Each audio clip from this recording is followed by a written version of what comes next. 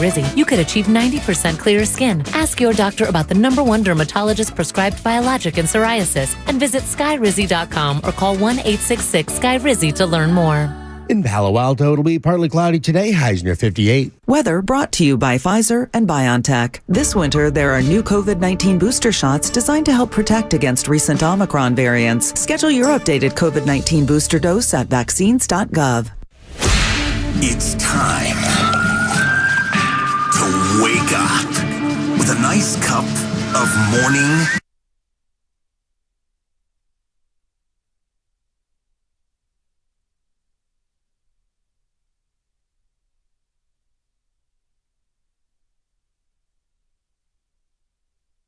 Pick in the 2020 NBA Draft, the Golden State Warriors select James Wiseman from the University of Memphis.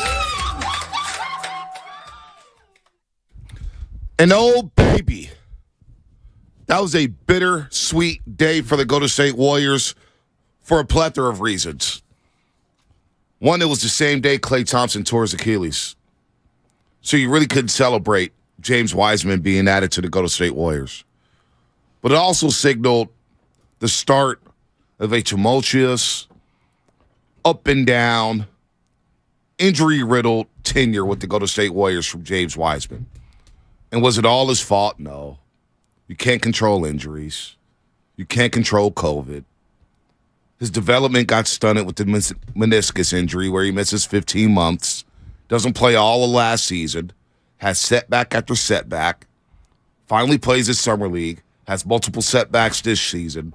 And you know what? Yesterday, the Warriors decided to pivot. They decided to pivot and say, you know what? It's just not working out.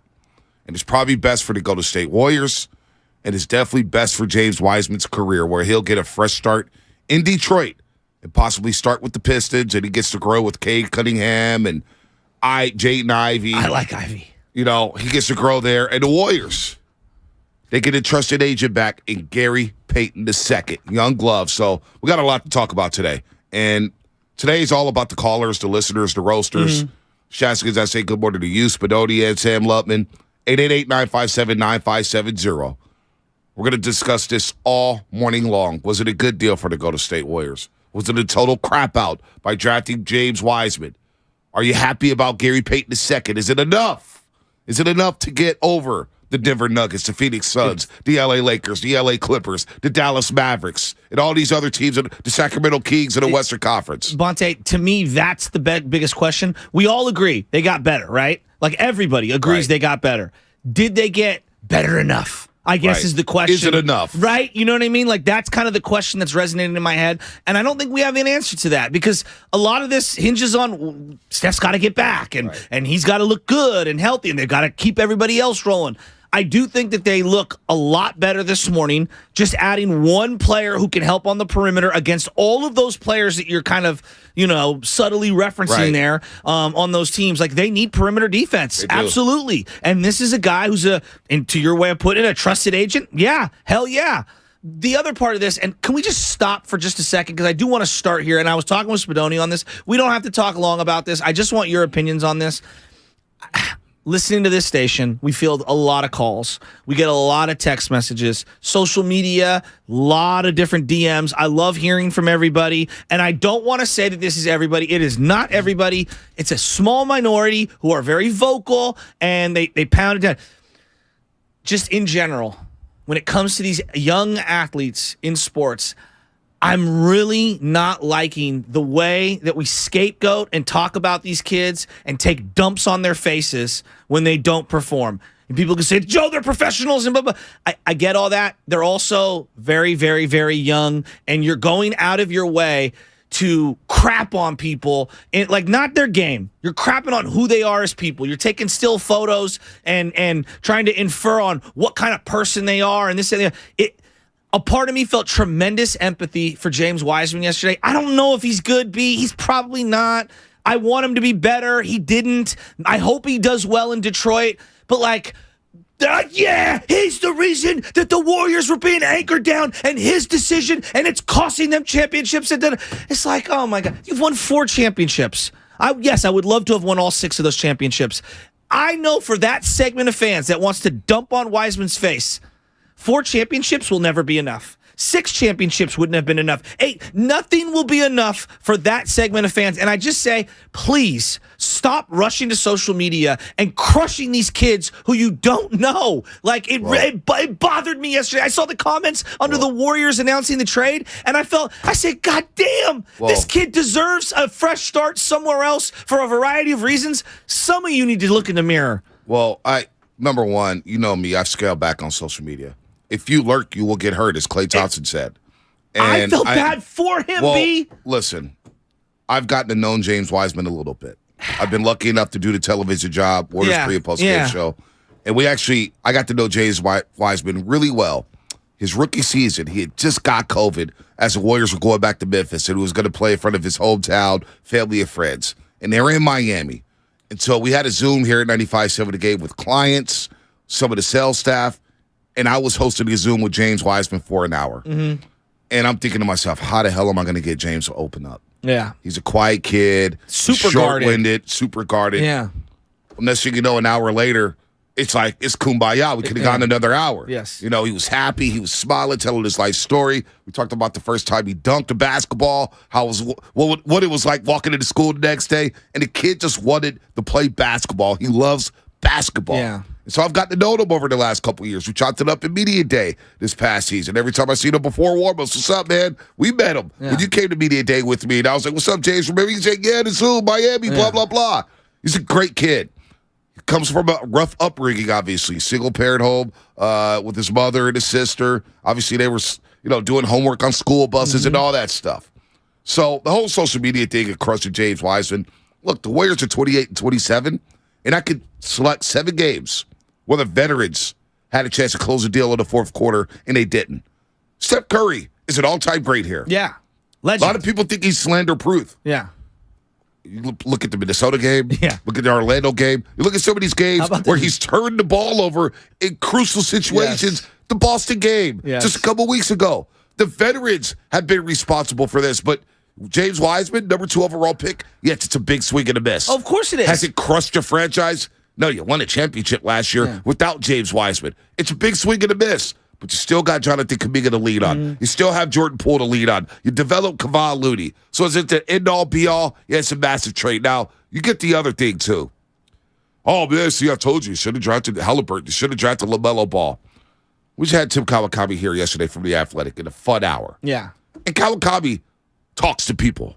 He knows people. He knows. He has sources. Everything that's going on, whether it's the player angle, the coach's angle, the front office angle. Why do people just think, oh, man, you drafted LaMelo Ball, all your problems go away? Is LaMelo Ball coming off the bench?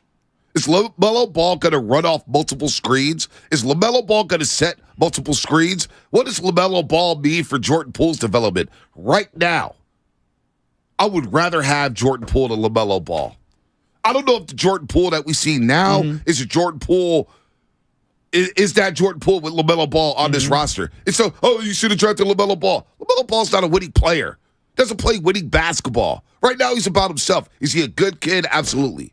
But on the court, is that going to help you win championships? Is LaMelo Ball having an impact on last season's playoffs? I don't know the answer to that.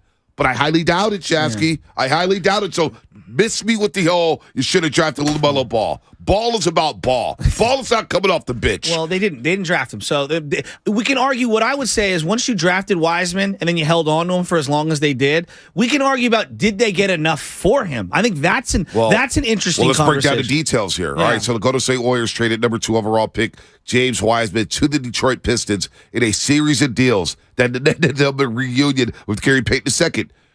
They trade James Wiseman to the Detroit Pistons for Sadiq Bey. They flipped Sadiq Bey to the Atlanta Hawks for 5 second-round picks. 5 second-round picks. Now, some people hit me up yesterday. It was like, why didn't they keep Sadiq Bey?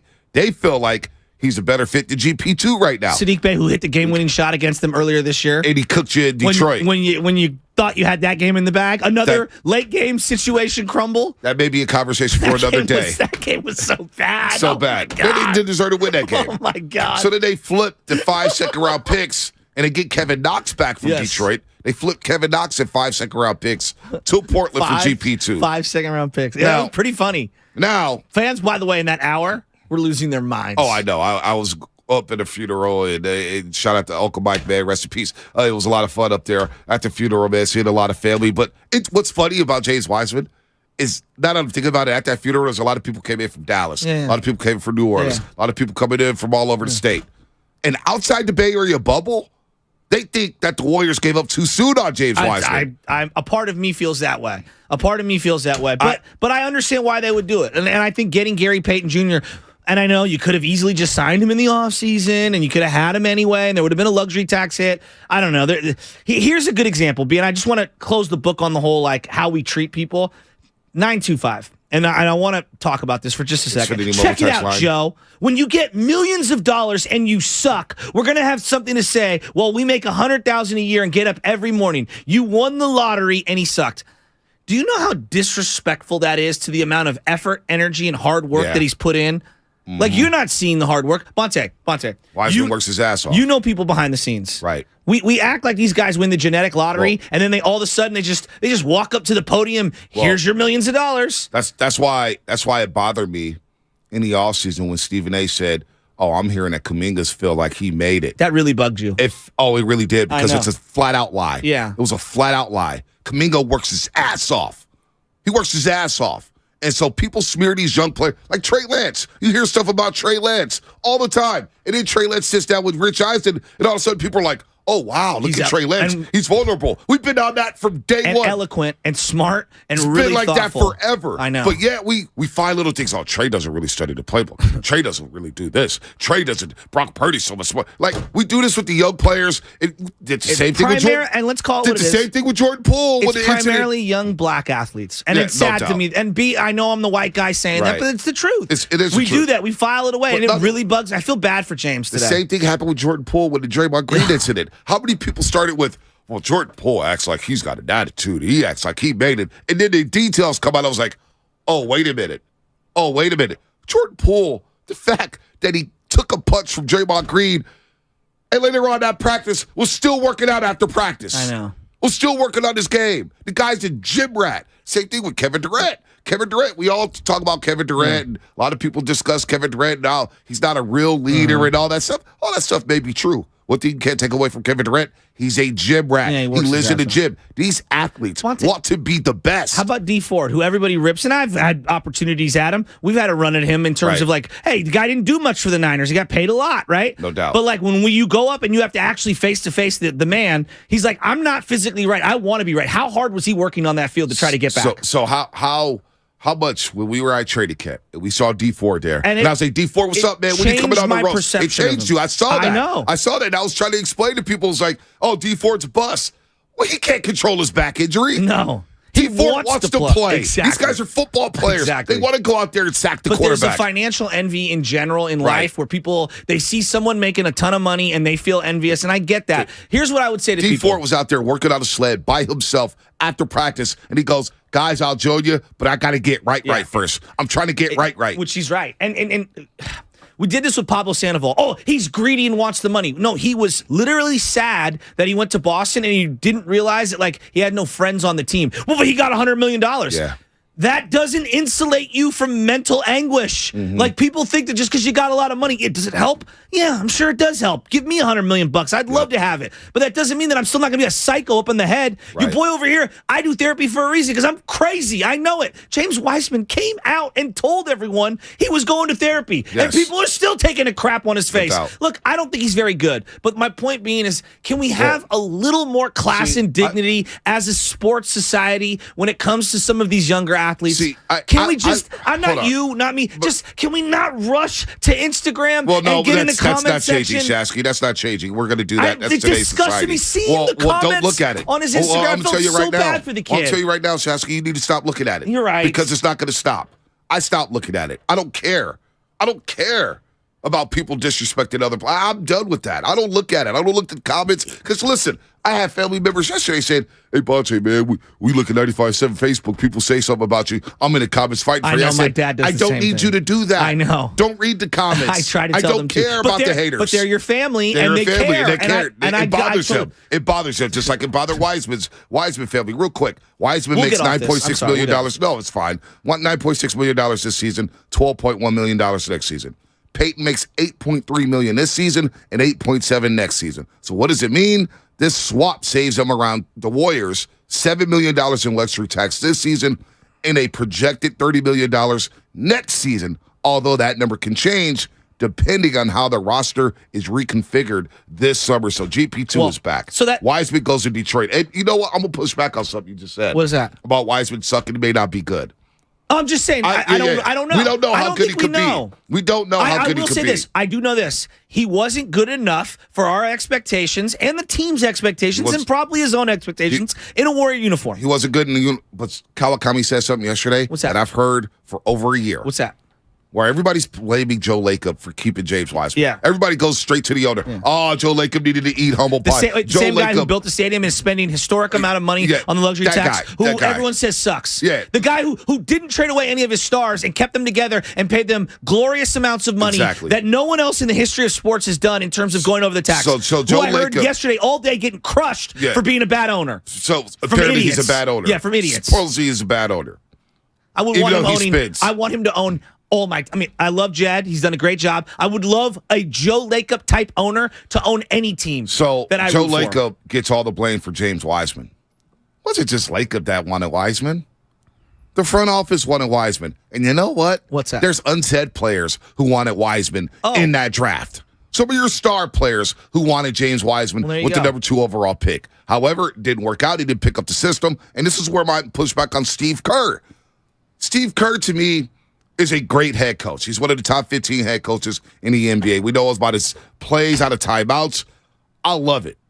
However, I think Steve Kerr did a poor job this season trying to develop these youngsters or having patience with these youngsters. Instead of focusing on what these youngsters can't do, how about we focus on what they can do? I agree with that. What I know what Wiseman can do is he can roll to the rim and he can flush it down the hole, right? He can flush it down the rim. Well, as we celebrate Andy Reid this weekend, the one thing that I've marveled with, he understands a player's strengths and weaknesses. Is McCole Hardman a possession receiver? No, absolutely not. But you know what? I'm going to get him on the edge and I'm going to use his speed. I'm just We're using going to that run as an jet example. sweeps, shovel passes, trick plays, all that stuff. And that's why he's a great coach. Keep going. Right. So, Wiseman, what happened with Jonathan Kuminga? Kerr is focused on what he can do, which is play in the dunker spot, which is guard 1 through 4, which is get on a perimeter. If he has an open shot, he can hit it. Yeah. Do what you can do. Focus on your strengths, not your weaknesses. Can Debo run every route on the football field? Absolutely not. But what does Kyle Shanahan do? He enhances power slants, jet sweeps, running back in the backfield, quick wheel screens. Routes. Let's play to your strengths. So true. Yes. And I thought Steve Kerr did a poor job in playing to Wiseman's strengths. Now, some people may say, why does Kerr need to change his entire system when he's got Steph and Draymond? He's what it's called maximizing a player's abilities on the maximizing court. a player. Yeah. Exactly. Yeah. If you got him on a roster, how can we get the most out of him? I thought Kerr did a poor job with that. Well, can we agree here, though? Their brand of basketball is so unique to the rest of the league. A lot of guys struggled to pick it up. I feel like JaMychal Green, for example, I'm using him. He took like 3 months to pick it up. Right. Wouldn't you agree? Absolutely. And now he's starting to look really good, right? Like, not, I wouldn't say great, but he's looking much, much better. Like, Kelly Oubre struggled to pick it up all year. Yep. Otto Porter Jr. Picked it up right away, right? Yep. GP2 kind of picked it up right away. Each player is different. Like, they're not going to. JaVale McGee struggled at first. Remember that? Oh, absolutely. And he only played 9 minutes a game. Everybody acts like he played 25 minutes a game. He played 9 minutes a game. And he got a couple of alley-oop dunks. He played in 4.5 minute stretch in the first half, 4.5 minute stretch in the second half. Yes. That was You're right. That was that. So all this stuff about, hey, Wiseman was a Laker pick. No, it was a Golden State Warriors pick. However, I can't fight everybody who says, well, Bonte, you're in Lacob's pocket. Of course you're going to say that. Oh, Lacob is responsible for this. How do you know that? We had Tim Kawakami who's as tapped in as anybody in this market. And yesterday, what did he say? Yeah. The same thing I've been saying for years.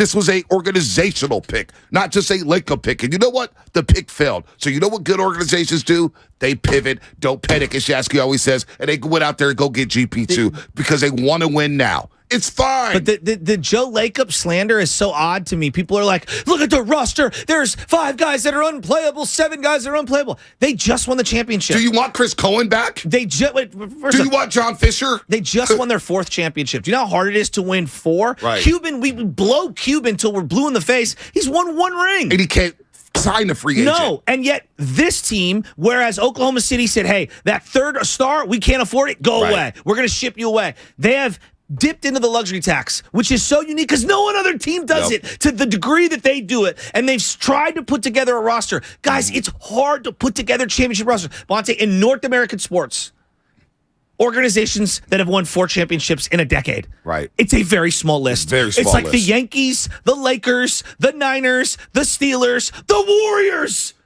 And you're going to miss on picks. Do you notice the outlier? And you're going to miss on picks. You're going to miss on picks. I tell you one thing the Warriors did do well yesterday was not give up Jonathan Kuminga. Yeah. The obsession of OG Anunoby, I get it, but I'd rather have Jonathan Kuminga. I don't even know. Like, I do believe OG is a very good player.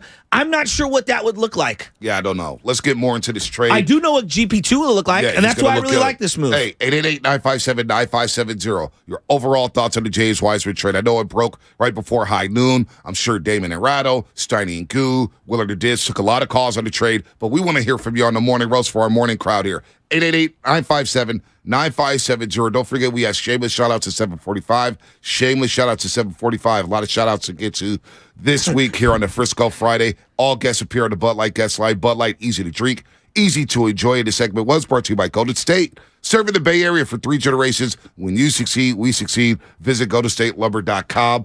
Andrew Bogut. Who do you join? Steiny and Guru or David Arado? It was David Arado? Steiny and Guru. Of course. I'm going to play to some sign. They get all the good guests. Well, no, we get great guests too. I'm teasing. Andrew Bogut joined Steiny and Guru, and he said something that I want to play for this audience about James Wiseman. Okay. It's a really good soundbite, and it could be true. And I believe it is true. I want to play that on the other side and react to that, plus take your phone calls. Nico in Oakland, we got you. We'll get to you right after the break here as that next segment will be sponsored by the San Francisco Gift and Jewelry Center.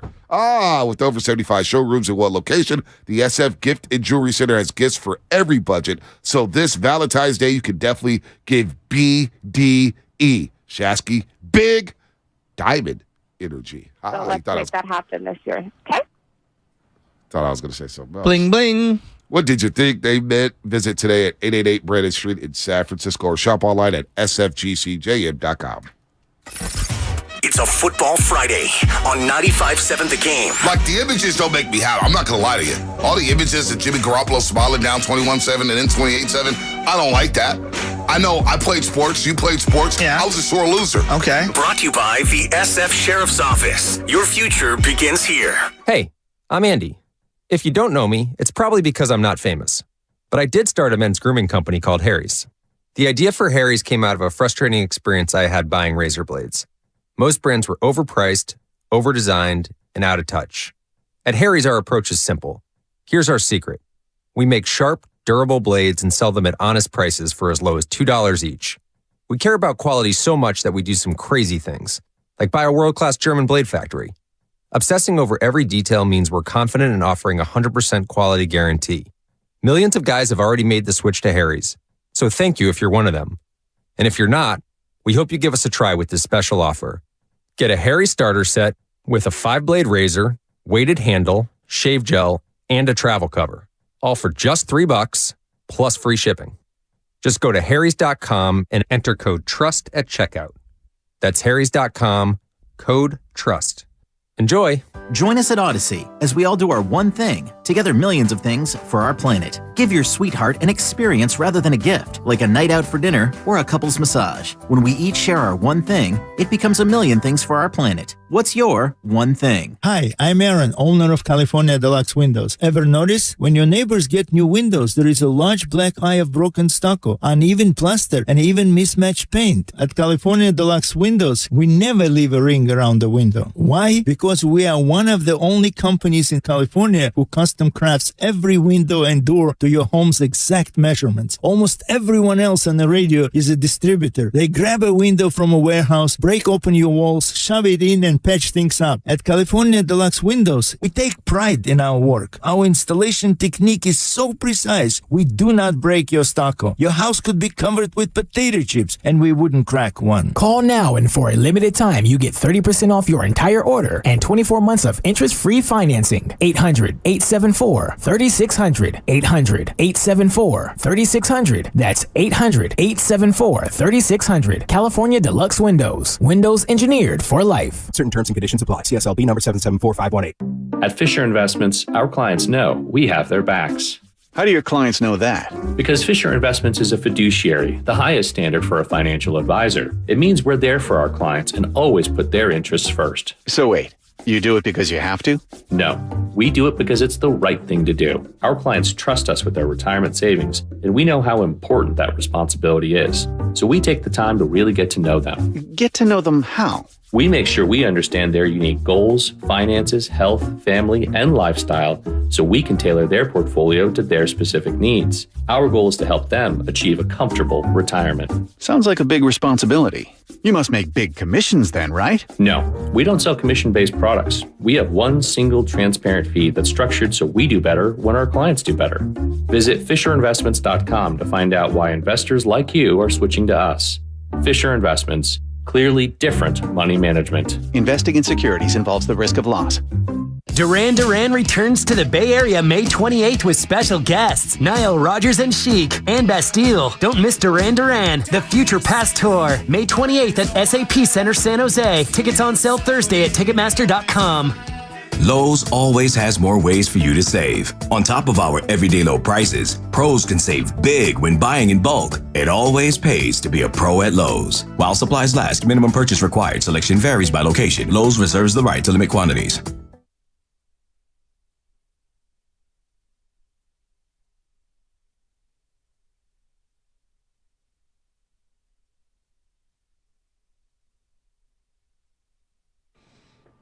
This is James Wiseman. Now back to the morning roast with Bonte Hill and Joe Shasky. Yeah. Wise, good luck in Detroit, man. Good luck in Detroit as you was traded yesterday. Recent number 2 overall pick.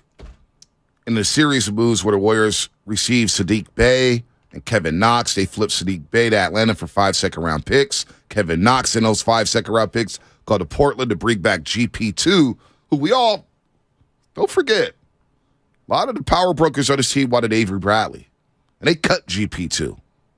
They were able to bring him back last season, and the rest is history. That's right. Remember that? I do. Big dogs wanted Avery Bradley. Well, and the other thing that I was thinking about was, let's just say, hypothetically, that they had signed GP2 in free agency instead of letting him go to Portland. Right. Would they have brought in Dante DiVincenzo? Probably not. Probably not. So in a roundabout weird way, not saying that it was the right move at the time because they obviously are trying to correct a wrong, but maybe you don't get Dante. I don't know. I was just something I was thinking about. And Dante right now has been very valuable with this team. Dante's been excellent. Point guard, defender, facilitator, 3-point shooter. He dunked on Eubank's head the other day. He's a beautiful off-ball defender. No doubt. He knows how to play the passing lanes and anticipate. He's perfect for this system. Let's get to Nico in Oakland. I want to play something from Steiny Guru. Andrew Bogut was on, the former champ with the Golden State Warriors. But let's get to Nico first. He'll be our first call of the day, which should be a fun show. Nico, what's happening, man? You're on the roast. Good morning, guys. Thanks for taking my call. Anytime. I just basically wanted to see how to answer your question, Bonte. I think, yes, GB2 does make the team better. However, I don't think it's enough in the front court, defensively, or so in the front court, and rebounding. So I was just looking at the possible buyout market and the players that are available. Kevin Love, I think his name is Dwayne Dedman, Nerlens Noel. Noel, that's what it is. Yep. And I think it's some other cat. But anyways, man, I was just trying to see which would you got first? I'll be for Kevin Love. Yeah. If you get Kevin Love, Kevin Love has had a nice career after he lost all the weight in Cleveland. He actually was a nice veteran presence. He knows where to be on the floor. I think he fit into the system. Now, can he play defense? Can he play the post? Can he defend at a high level? He's never really been able to defend at a high level. I do think he fits their scheme. He fits their scheme. You know, like of how they want to play offensive basketball. But how effective? There's series that he may not even play in. GP2, there were lots of games where he didn't play last year. Right. Like those are what I call specific roles, parts against specific teams. For example, when the Dallas Mavericks go 5 out, and they've got Kyrie Irving and Luka Doncic running pick and rolls. Yes. Where's Kevin Love going to fit there defensely? Maxi Kleba in the corner. Exactly. I mean, you know what I'm saying? He'll drive right by him. I'm just thinking. I know. You know what I'm saying? You're 100% correct. Nerlens Noel. Where's he going to defend? Dwayne Dedmon, I've heard his name for so long. He didn't work in Miami. He never. Did you hear what ended up happening in Miami? Where he threw the Theragun onto the thing? The Thera little gun, the little massage is that what it's called, the Theragun? Yeah, something like that. I got one at the hut. It works really well. So he fired it, hit something, and it went onto the court. And then they were like, Pat Riley was like, get him out of here. A couple weeks later, he's gone for a second-round pick to San Antonio. So I'm good off of that. But let's listen to what Andrew Bogut had to say about James Wiseman, because this could be true. And this is the disappointing aspect of the James Wiseman trade. Here's Andrew Bogut with Starty Igu. Know the game, you got to read the game, you got to read spacing, you got to kind of have a decent IQ, and he's still young and developing, and his skill set probably wasn't suited towards that. Now that he's gone to Detroit, and he's gonna get some touches, and maybe they'll allow him to play through 10 or 15 touches in the post, make or miss, and let him play through those mistakes. I think then we'll see where he's really at as a player. So I think it was the right move of Wiseman's career. I think the Warriors were good enough to let him move on and get on with life. So this is where the Warriors get blamed, in my opinion. You draft James Wiseman, and you know that he's a pick-and-pop guy. He's an offensive threat right away. He's got an offensive bag. And the scout told me this just last week, Warrior scout. Was like, man, this guy has things you can't teach offensively. So much potential. He can hit the three. He can hit the elbow jumper. He can go to the basket, drop set, boom, baby hook, dunk on your head. Defensively, there's a lot of work to be done. Defensive positioning. But if the Warriors knew that they wanted him to be Andrew Bogut, you never should have drafted him in the first place. No, Andrew Bogut types are what I would say. Even Andrew Bogut, as a number 1 overall pick, had to develop into the Andrew Bogut that he would eventually be. And as a player at Utah, he was so different than what Wiseman is. So you get Bogut, you got Zaza, you have Kevon Looney, obviously JaVale McGee, David West. James Wiseman's not that guy. No, he's not Brad Miller. No, he's not that guy. Yeah. So instead of trying to make him into something that you wanted, maybe you should have just gone another direction. Now you're trying to develop him, and he misses all this on-court playing time. The meniscus injury changed everything, because I thought he was coming along his rookie season. He was coming off a really good stretch. He was flashing. To say he's the worst Warriors draft pick in history is just asinine. Well, you don't know your time out. If you say that, you don't know your history. You don't know your history because at all. Patrick O'Brien, Todd Fuller, Joe barely cares. Like, I can go right down the list. Chris Washburn. I can name 1,000 bad draft picks. Washburn washed out. Yes. You know what I'm saying? Because of drugs. How about Mike? I mean, I love Mike Dunleavy, but Mike Dunleavy. He's a number 3 overall pick. I mean, come on. He's number 3 overall pick. Come on. Like, what are we doing? Joe Smith? Rookie of the year, and never heard from him ever again. I mean, so don't tell me that Wiseman is the worst pick in Warriors history. Yeah, that's ridiculous. That's not true. But if you wanted him to be Andrew Bogut, you probably should have went a different direction, because he's not that type of player. Yeah. And Bogut's right. The fit wasn't there. Does it make him a bust? It hurts. You swung and missed on a number 2 overall pick. That hurts. Well, it's not just will it have long-term ramifications on the Golden State Warriors? I don't believe it will. Well, it's not just that, because when you acquire GP2, what that also tells me is Moody's not as far along as he needs to be either, because I think we all anticipated that Moses Moody would be farther along as a perimeter defender and to be able to offset, not all of it, but some of what GP2 brought to the table. You know what? And I don't think he's anywhere close to that. Not even close. And that's why they tried to trade him. No. That's why Jason Dumas was right on the money. What do you mean? Con 4. What did he say? Saying people were trying to dunk on Jason Dumas like, well, he's like, sources say that the Warriors are trying to move Moses Moody.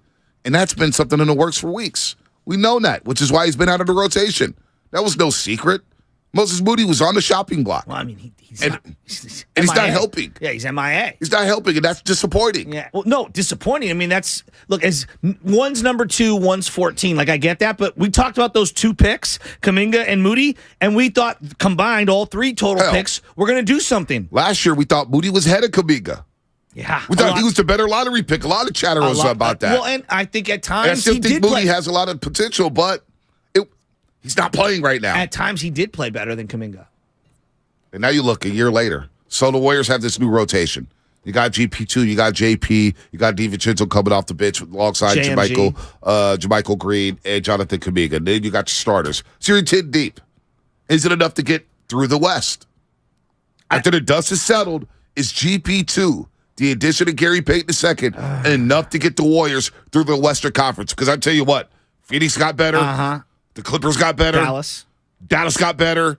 The Lakers got better. Denver shedded a player who apparently Bones Highland. I guess he was mad with playing time. Him and Mike Malone did not see eye to eye. Because you like Bones. I like Bones Highland. Yeah, I know you do. I think the Clippers came up. I do think you the like Clippers that came move for up. them? I love because that move for them. Apparently he's mad about playing time. Yeah, he wanted to play a lot more. He wanted to start. Is that what it was? Okay. So he's going to the Clippers. But the Nuggets pick up Thomas Bryant, who's a damn good low post player. Not bad at all. So everybody in the West got better. I know. Not just the Warriors. I know. Everybody. So is Gary Payton II enough? I don't know. I don't know. A couple people on YouTube. Yes, GPT is enough if he's healthy. Chris A. No, that's not enough. I would say, for me, it's to be determined because I have to see the form that this team's playing in, and I want to see maybe one extra player does shake things up and solidify some of their weaknesses. But it's hard because anything that you see during the regular season for this team uniquely doesn't matter at all to the playoffs. Right. Wouldn't you agree? Like, okay, for example, they're going to play the Lakers on Saturday. All right.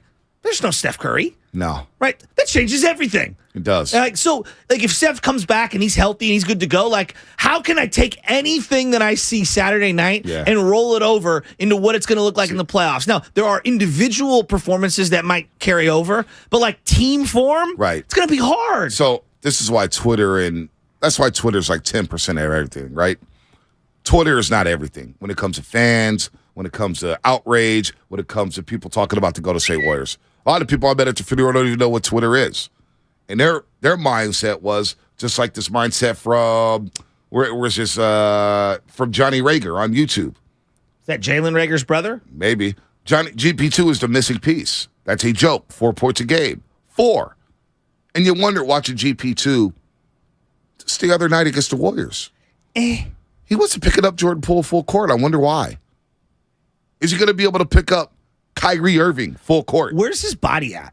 Don't know. Because he looked a little leaner. Well, you look at I agree with that. You look at the game logs, and it's like he hasn't played a lot. Because I just looked at it. I'm not pretending to watch Portland Trailblazer basketball, so I'm like, all right, how did GP2 look? What did he play, like 14 games? Yeah.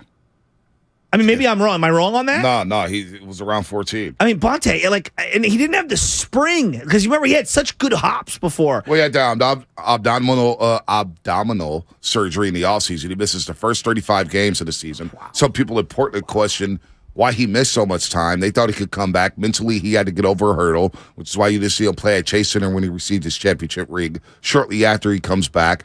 And it just wasn't a fit up there. They do different things in Portland. They play a different brand of basketball in Portland. That's the Ready React system. It's a lot of ISO ball up there in Portland. Well, he'll be in a dunker spot for the Warriors at times. But they also, I'm intrigued to see where he kind of fits in with this different Warrior team. Simple show today. And the 49ers are lucky that this trade went down. Why is that? Because the 49ers are acting like some straight-up whiners. I've been telling you, dude, they need to shut up. Robbie Gold talking.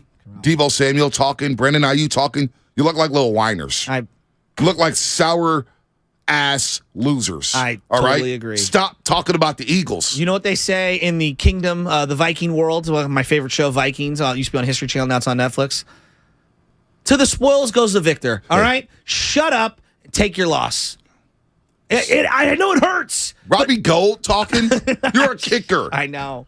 We would have exposed them. If you keep Jalen Hurts in the pocket and make him play quarterback, you have a great shot. What?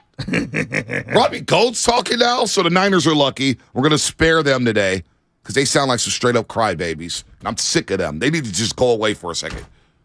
Everybody's got thoughts on the quarterback within the 49er locker room. Poor Trey Lance. He may need to ask out.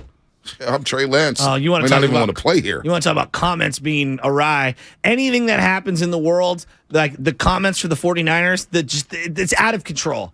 Bonte, it's out of control. Social media is insane. I know you're telling me, Joe, don't drink from its fountain. I try not to, but my goodness. All right, 888-957-9570. Hey, but it is simple. DPOY. Yeah, well, whatever. Nick Bosa. I don't even care. Individual Was he awards. DPOY in the playoffs? Yay. What happened in the playoffs? He was MIA, not DPOY. Yeah, he definitely wasn't. So I don't care about that regular season award. I care about Super Bowls. You know what? We'll skip the Niners. James Wiseman. Was it a good move for the Golden State Warriors? Is GP2 enough? A lot of questions. We need answers. 888-957-9570. Don't forget about Shameless Shoutouts. Shameless Shoutouts, 7:45 here in the Morning Roast on 95.7 The Game. It's a football Friday on 95.7 The Game. Like, the images don't make me happy. I'm not going to lie to you. All the images of Jimmy Garoppolo smiling down 21-7 and then 28-7, I don't like that. I know I played sports. You played sports. Yeah. I was a sore loser. Okay. Brought to you by the SF Sheriff's Office. Your future begins here.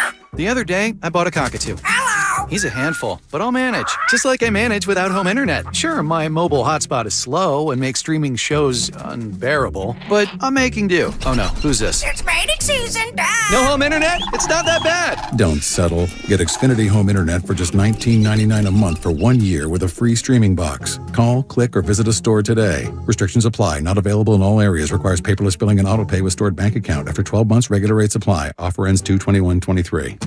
There's a reason Golden State has become the trusted partner for professional builders and contractors. The breadth of what they offer is remarkable. Their product knowledge can save you time. They're the largest distributor in NorCal of many of the brands they carry. Golden State's newly refreshed app offers installation guides, building codes, and much more. And the GSTV link on their homepage is a useful resource. Family owned for 3 generations. Golden State. When you succeed, we succeed. Boxer & Gerson, Northern California's premier workers' compensation law firm, helping injured workers get their lives back for over 40 years. The easy way to donate your car. Donate today and your car can be picked up tomorrow. Call 877-CARS-FOR-KIDS today or donate online at carsforkids.org. Remember, that's cars with a K. If you want to lose weight once and for all and have tried fad diets and dubious products with little success, listen up. The FDA recently approved the weight loss medication semaglutide, and it's helping millions of patients from Hollywood to Broadway lose weight for good. At Balanced Medical Solutions, we can determine if this breakthrough medication is right for you. Step 1 is to identify any underlying conditions that can thwart your efforts, such as a hormonal imbalance. Stop guessing and arm yourself with knowledge. Our medical evaluation with labs is only $99. Call now, 510-679-3300, or visit balancedmedicalsolutions.com. Every small business owner knows business happens everywhere. The office, the warehouse, or on the road. And no matter where it takes you, there's one solution to help your business thrive. Comcast Business Complete Connectivity. It's the largest, fastest, reliable network with advanced gig speed Wi-Fi and cyber threat protection in one solution. Get started for just $49.99 a month. Plus, add Comcast Business Mobile and you can save up to 60% a year on your wireless bill. And ask how to get up to a $750 prepaid card. Flight 291 is now boarding. Yep, you're going places. And when you get there, be ready to do business. The complete connectivity solution from the company that powers more small businesses than any other provider. Comcast Business, powering possibilities. Ends 2/21/2023. Restrictions apply. Requires EcoBill and AutoPay. New 50 megabits per second internet and Comcast Business Security Edge customers only. Equipment taxes and fees extra. After 12 months, regular rates apply. Gig internet required for gig Wi-Fi. Mobile Savings compares pricing of top 3 carriers. Wendy's home-style French toast sticks are so delicious, some are saying that they're better than their mom's breakfast. Excuse me, did you just say Wendy's French toast sticks are better than my breakfast? Mom, is that you? Answer the question. I said some people are saying that because they're so crispy on the outside and fluffy on the inside and perfect in every way. Uh-huh. And what do you think? I think it's time to tell people to choose wisely. Choose Wendy's sweet and crispy home-style French toast sticks. That's still not an answer. At participating U.S. Wendy's during breakfast hours. Lowe's always has more ways for you to save. On top of our everyday low prices, pros can save big when buying in bulk. Or if your purchase is over $1,500, ask about our volume savings program. A pro associate can provide a customized quote. Ask about our volume savings programs today. It always pays to be a pro at Lowe's. While supplies last, minimum purchase required. Selection varies by location. Lowe's reserves the right to limit quantities. Volume discount pricing quotes are valid up to 7 days. Visit your local pro desk to learn more and start saving. Offers subject to change and may not be available in all Lowe's stores. Hey, it's Boomer Esiason, and we all know the game isn't over till it's over. So next time you need parts for your car, don't call it quits. Go to eBay Motors. They have 122 million parts to take your car into overtime. Get the right parts at the right prices. ebaymotors.com. Let's ride.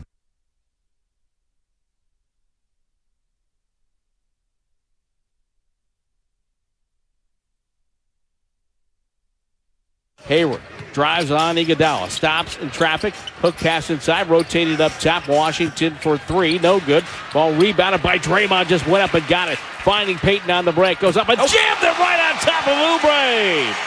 This is Gary Payton II, and you are listening to the Morning Roast on 95.7 The Game. Damn, that was last season. GP2. I got money. Welcome money back to the Bay Area. Gary Payton II. As this segment is sponsored by Golden State Lumber, serving the Bay Area for 3 generations. When you succeed, we succeed. Visit goldenstatelumber.com. Today, we are going guest-free because we want to hear from Dub Nation. What are your overall thoughts on the deal to trade away James Wiseman? The number 2 overall pick of the 2020 NBA draft is now gone. Short tenure. I think there's like a handful of guys who've played less games with their teams as a top 2 pick. Like Markelle Fultz is one of them, right? From Philadelphia. Who isn't playing bad. Who isn't playing bad. I mean, but a lot of people have destroyed him. And now he's in Orlando, but he's not playing bad. No. Probably shouldn't have been the number 1 overall pick anyway. Yeah. Played on a team that won like 9 games in college. Washington. Yeah, they didn't even make the tournament, correct? Yeah, they were terrible. Shouldn't have been, but, it is what it is. Did the Warriors get better yesterday? I think we all agree that they did.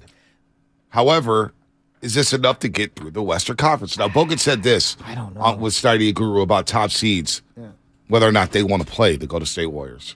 Still a dangerous team. I mean, look, you know, from the play-in makes it a bit harder where they're at now. They're in 9th in the West. They could potentially go to, 4th, 10th if they lose a game or two. Again, if they sneak into 5 or 6, I still, if I'm a 1, 2, 3, 4 seed, I don't want to play them. I think they really strategize playoff series as well. They really make good adjustments, and they've got some killers on that team that have been there. So that's the one team below maybe 5 or 6 that you do not want to see. But I think they do need to get a bit of consistency. But that comes down to injuries. It comes down to a bit of luck as well. So yeah, it's gonna be really interesting to see if they can switch that quickly post All-Star break. Top seeds don't want to face the Golden State Warriors. I could barely understand the end because of the thick accent. I love the Australian accent. Whenever I hear Bogut, I think of Greg Norman. I don't think of him. I know you don't, but I do. And Spadoni gets in my ear. Yeah, but Norman was a choker, and Norman Bogut is a choker. was not a choker. And Norman is a bad human being, or he has some bad. Let's just say some of the words he's spoken in the past. If you want to smile, you know what? I'm not even going to bring it up. Yeah, don't even do it. Let's go to the calls. Armand in San Jose. Armand, what's happening? You're on the roast. What's up, y'all? Hey, Shasta, you got to lay off that social media, man. Do not let that stuff drive you crazy, man. Yeah. I just honestly, you know what it is? Real quick, for just a second. I'm rewatching Sopranos and all the therapy and everything that's going on in there because, who hasn't talked to somebody in their own life who needs it or whatever? And the kid came out and admitted that he's going to therapy and he's had a lot of issues. And I'm just like, man, we can't even say, hey, you know what? I'm sorry it didn't work out here. Best of luck on the next spot. You got to think, Armand, real quick. A lot of people on social media are kids who are younger than 25. They're 30, 27, 28. They haven't gone through real world problems perspective, yet. You're saying? Yeah, absolutely. Yeah. I just think the anonymous part of social media makes it so easy to just type away a lot of hate, and I just feel bad for the kid. Hey, you know what? You're going to be online arguing with a 15-year-old like Kevin Durant. Don't go out like that. That's true. That's true.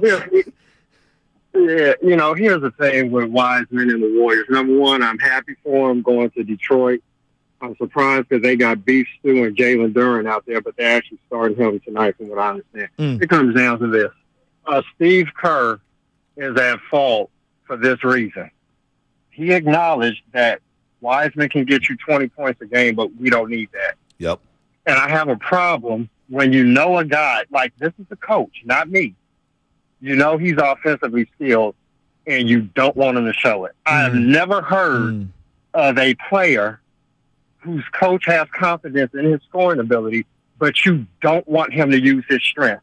That's stupid. Yeah. And the fact that you didn't let him do some of the things he did his rookie year, shoot the 3, pick and pop, one thing that you notice about this team, we've always had a stretch big. We had Mo Spates.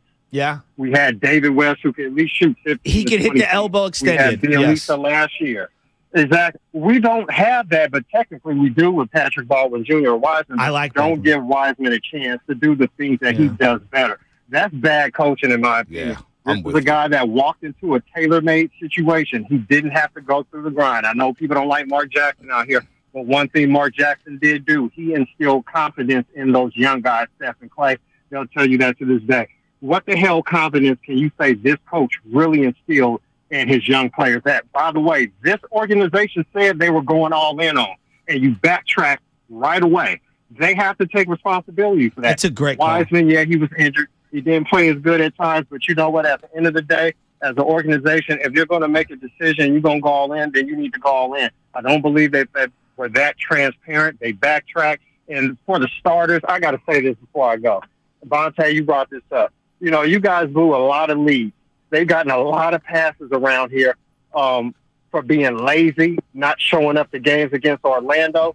You got what you wanted. There was no damn excuse the rest of the season not to show up and compete hard because you wanted GP2 back. You didn't want him. You wanted Avery Bradley, like you said, and that was wrong. But you got him back. So there's no more excuses for you. So I don't want to hear nothing about, oh, well, seeding doesn't matter. It does now. It does. Hey, Armand. As they sit in the 9 spot. Call back. That's one of the best calls I've heard here in months. Right on point. He's right on point.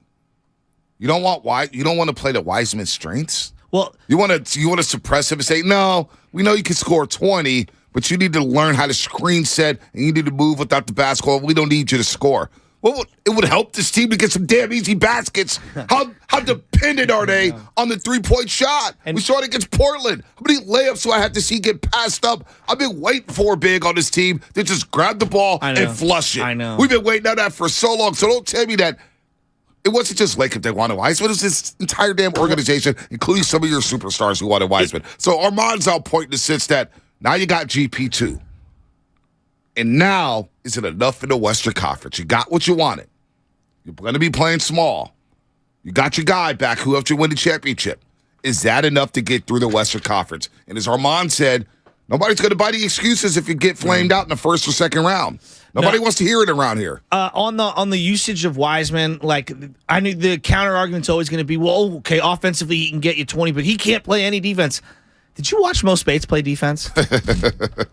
Now I understand Mo Spates is a 10th man on the bench, but like this is what the team wanted him to do is fill that 9th, 10th spot coming into a championship core. And you know what? The thing with Mo Spates, so many people fixated on his defense. You could have used Mo Spates in Game 7 in 2016 against the Cleveland Cavaliers. I'm not going to say the other guy's name because, Sideshow Bob drove me nuts. Henderson Varejao. Don't even start me. And that's another Kerr decision, but that's fine. Look, do I think Kerr's really good? Of course. What's his big weakness to me? The rigidity. His rigidity, I am obsessed with ball movement. I'm never going to adjust no matter who's out on the court. You can only play my way. I will not play young players. I would ask you this. Jordan Poole, I believe, has been developed. Has there been one other young player that they've developed to their fruition? So you got Jordan Poole, Kevon Looney. Jonathan Kuminga's developing.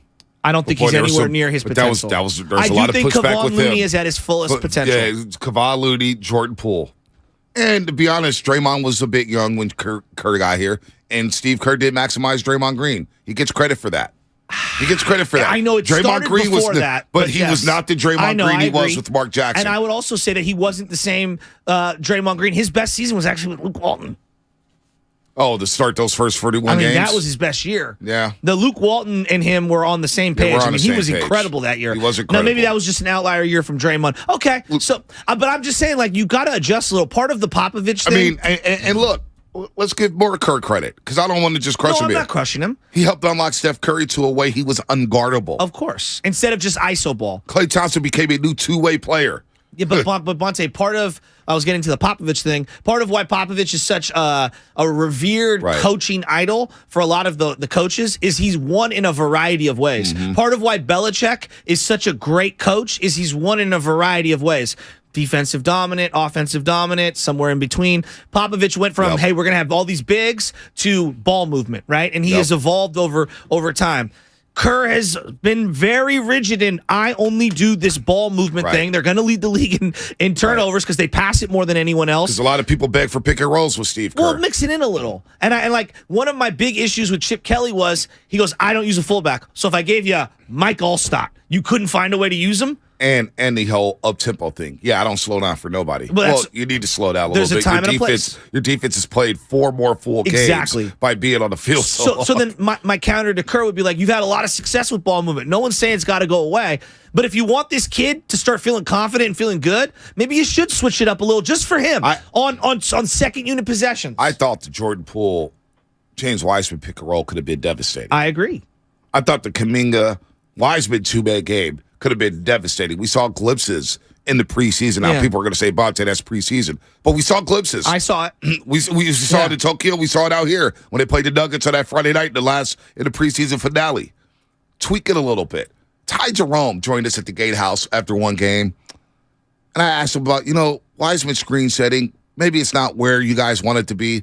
But how devastating is it when he does set that screen? He goes, dude, it opens up the entire lane for me. Why? Because people have to respect James Wiseman vertical spacing. You do. Ty Jerome hit like 3 floaters in that game, basically due to James Wiseman rolling to the basket. And teams are like, oh, man, we got to respect James Wiseman because he's going to go up there and get in this automatic bucket. We'll let Ty Jerome just drive the lane. He gets an easy floater. It's the game within the game. But it is what it is. He's now in Detroit. And now he gets to play. Now he has no expectations. Can I ask now you he just gets to go play. That's all he needs to do. Just go play. It just felt like to me Wiseman was such a scapegoat for so many people. Look at his demeanor. Look at him sulking. Look at him doing this. Of course he's going to sulk. Who's the player? Who's the player that the fan base is going to turn into next as the scapegoat? Oh no, it's not going to be. It's not going to be a player. Who is it? Oh well, no, it will be a player. Who? It'll be Jordan Poole. You think it'll be Jordan Poole? Not only will it be Jordan Poole, it's going to be Steve Kerr. For not maximizing Steph, for not playing GP2 enough. And it's going to be Joe Lacob as well, because they're going to say Joe Lacob waited too long to pivot off of James Wiseman. It was too late to trade him when you traded him. Well, was it too late? When I look at the Western Conference standings, I see a lot of teams in the middle of the pack. No, everyone. I see. I look at the Western Conference standings. If you go 2 games under, you're out of the playoffs. I look at the Western Conference standings. Dallas is in 4th place right now. They have 26 losses. The Warriors are in 9th place with 27 losses. Jeez. All right? Jeez. So don't tell me that it's too late to trade James Wiseman. Don't tell me that. But people are going to pivot to Joe Lacob, Jordan Poole, and then Steve Kerr's going to catch some slugs. Why do we do this? Because that's what people do. They're the reigning champs. But you want to scapegoat You're not James. entitled to win it every year. It's what so bothers hard me, to win. What bothers me, and I tweeted this after one game, and people got so angry with me. All the people who you're talking about disrespected James Wiseman. They lost a game. I forget who they lost to. And I said, boy, can't blame James Wiseman for that one. And they went off. Yes, you can. He's taking up a roster spot. Oh, you could have had GP2 back. Blah, blah, blah. Was it James Wiseman's fault that the starter scored 2 points in the last 5 minutes against the Miami Heat? Was it James Wiseman's fault that Jalen Suggs came up with a couple steals late against Orlando? Was it James Wiseman's fault that you blew a 13-point lead in the 4th quarter against Minnesota? Was it James Wiseman's fault that you blew a lead against Boston and lost in overtime? Was it James Wiseman's fault that you lost 3 straight home games after winning the first 5 on the 8-game homestand? Was it James Wiseman's fault you lost the other night in Portland?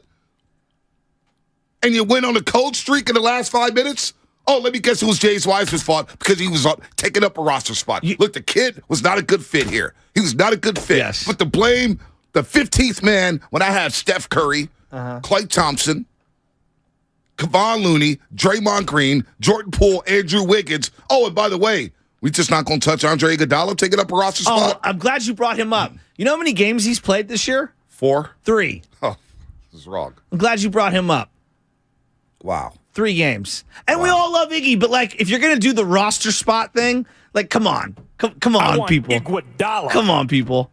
So, it is what it is. I think he has 8 points this year. In, like, maybe 20-something minutes. So, you know what? Total. As Armand said, everybody got what they wanted now. Wiseman's gone. GP2 is back. So, now let's play ball. Now I'm ready to go. I don't even want the All-Star break no more. I'm ready to tell Anthony to cancel Cabo. I'm ready to roll for the second half of the season. Time out. How many points for Iggy? You got in my ear there. Yeah, he's got 7 points. When you say he's got 8? 7. Yeah. He's got 7. In 42 minutes. 42 minutes! Taken 4 shots. 2 of them have been from 3. He's got a block, though, which is cool, and then 5 turnovers. So that's the best season ever from a coach in uniform. So, you know what? We're here now. Wiseman's gone. How many podcasts with what's his face? Evan Turner? Yeah, how many has he dropped? He's had a lot. Has he had more podcasts dropped than points scored this year? Oh, yeah. No doubt. Easily. How many episodes? He's probably 7. You're listening to 95.7 The Game. It's pretty funny. KGMZ, FM, and HG1 San Francisco. Always live on the free Odyssey app. Download the Odyssey app in favor of 95.7 The Game. So Wiseman was not a good fit. He gets traded to Detroit. I will admit that. Did not work out. It's best for both parties to just move on. Gary Payton II's back. And I just want to ask a question to everybody out there. 888-957-9570. That is the phone number. That is the Xfinity mobile text line. Is Gary Payton II enough to get back to the finals and win your 2nd consecutive championship? Is that enough to get your 2nd straight championship? I don't know. I mean, I keep coming back to I think it's got to be to be determined. B, I got to kind of see what this looks like. There's a lot of people. Looking at 925. There were some people who hit me up right away. Should have kept Sadiq Bey. Well, I think we need more length and more size. Obviously, I would love to have another big. Like I'm looking at it right now. So you're basically the rest of the year. It's Kevon Looney and Draymond Green and JaMychal Green as your bigs. Mm-hmm. So that means to me, what Clay's going to play some more 4? You think 4-3? They're going to be playing small. It's very positionless, but positionless. You're going to see a lot of lineups with a lot of small dudes. A lot of small dudes are going to be playing a lot of basketball. I mean, like right now, I'm trying to envision when they go up against, let's just say it's the Dallas Mavericks, right? And it's Kyrie and it's Luka in a 7-game series. They're going to have a couple of options defensively. So you're going to throw Wiseman. You're going to throw Wiggins on one of those guys. Yep. And then, yes, you could go GP2 on the other one. Yeah. Or DDV. DDV, right? I still don't know if that's I would love another big. What? I would love another buyout big. I'm here to see it. Why is that? It's go time. Because all the excuses are done. All the scapegoating, everything. The owner did what a lot of people wanted him to do, which is trade Wiseman. Since everybody wants to blame Joe Lacob for the James Wiseman pick. Which is asinine to me. Yeah. When you're in the know, you're in the know. It was the whole damn organization who wanted James Wiseman. It was unanimous. All right? Whatever. We moved on for Wiseman. Wiseman's gone. No more blame game on James Wiseman. Kuminga's still here. I'm happy about that. Yeah. Now you got Gary Payton II back. What does that mean for Jordan Poole, Gary Payton II? I think Jordan Poole gets to play freer. You think so? You think so? And also means this. We haven't seen a lot of Jordan Poole at crunch time recently. So now, when it comes to defensive stops, that makes sense. You can play offense for defense, defense for offense. So you don't have to worry about him. Can he stay healthy? Was that Gary Payton II? Yeah. We shall see. Let's go to Sean in Oakland. Sean, what's happening? You're on the roast. Yo, good morning, gentlemen. Hey, my call is similar to the sentiments expressed by the previous caller. But first off, before I go in on Wiseman, I just want to say that this organization gave us some hope for the last 10-plus years. Before that, there was no hope. So what they've been doing, 6 trips to the finals, 4 of those went in the last 10, 11 years. That's been great. But regarding Wiseman, it was I get tired of the narrative that we hear. We need a talented big man. We need a skill set big man.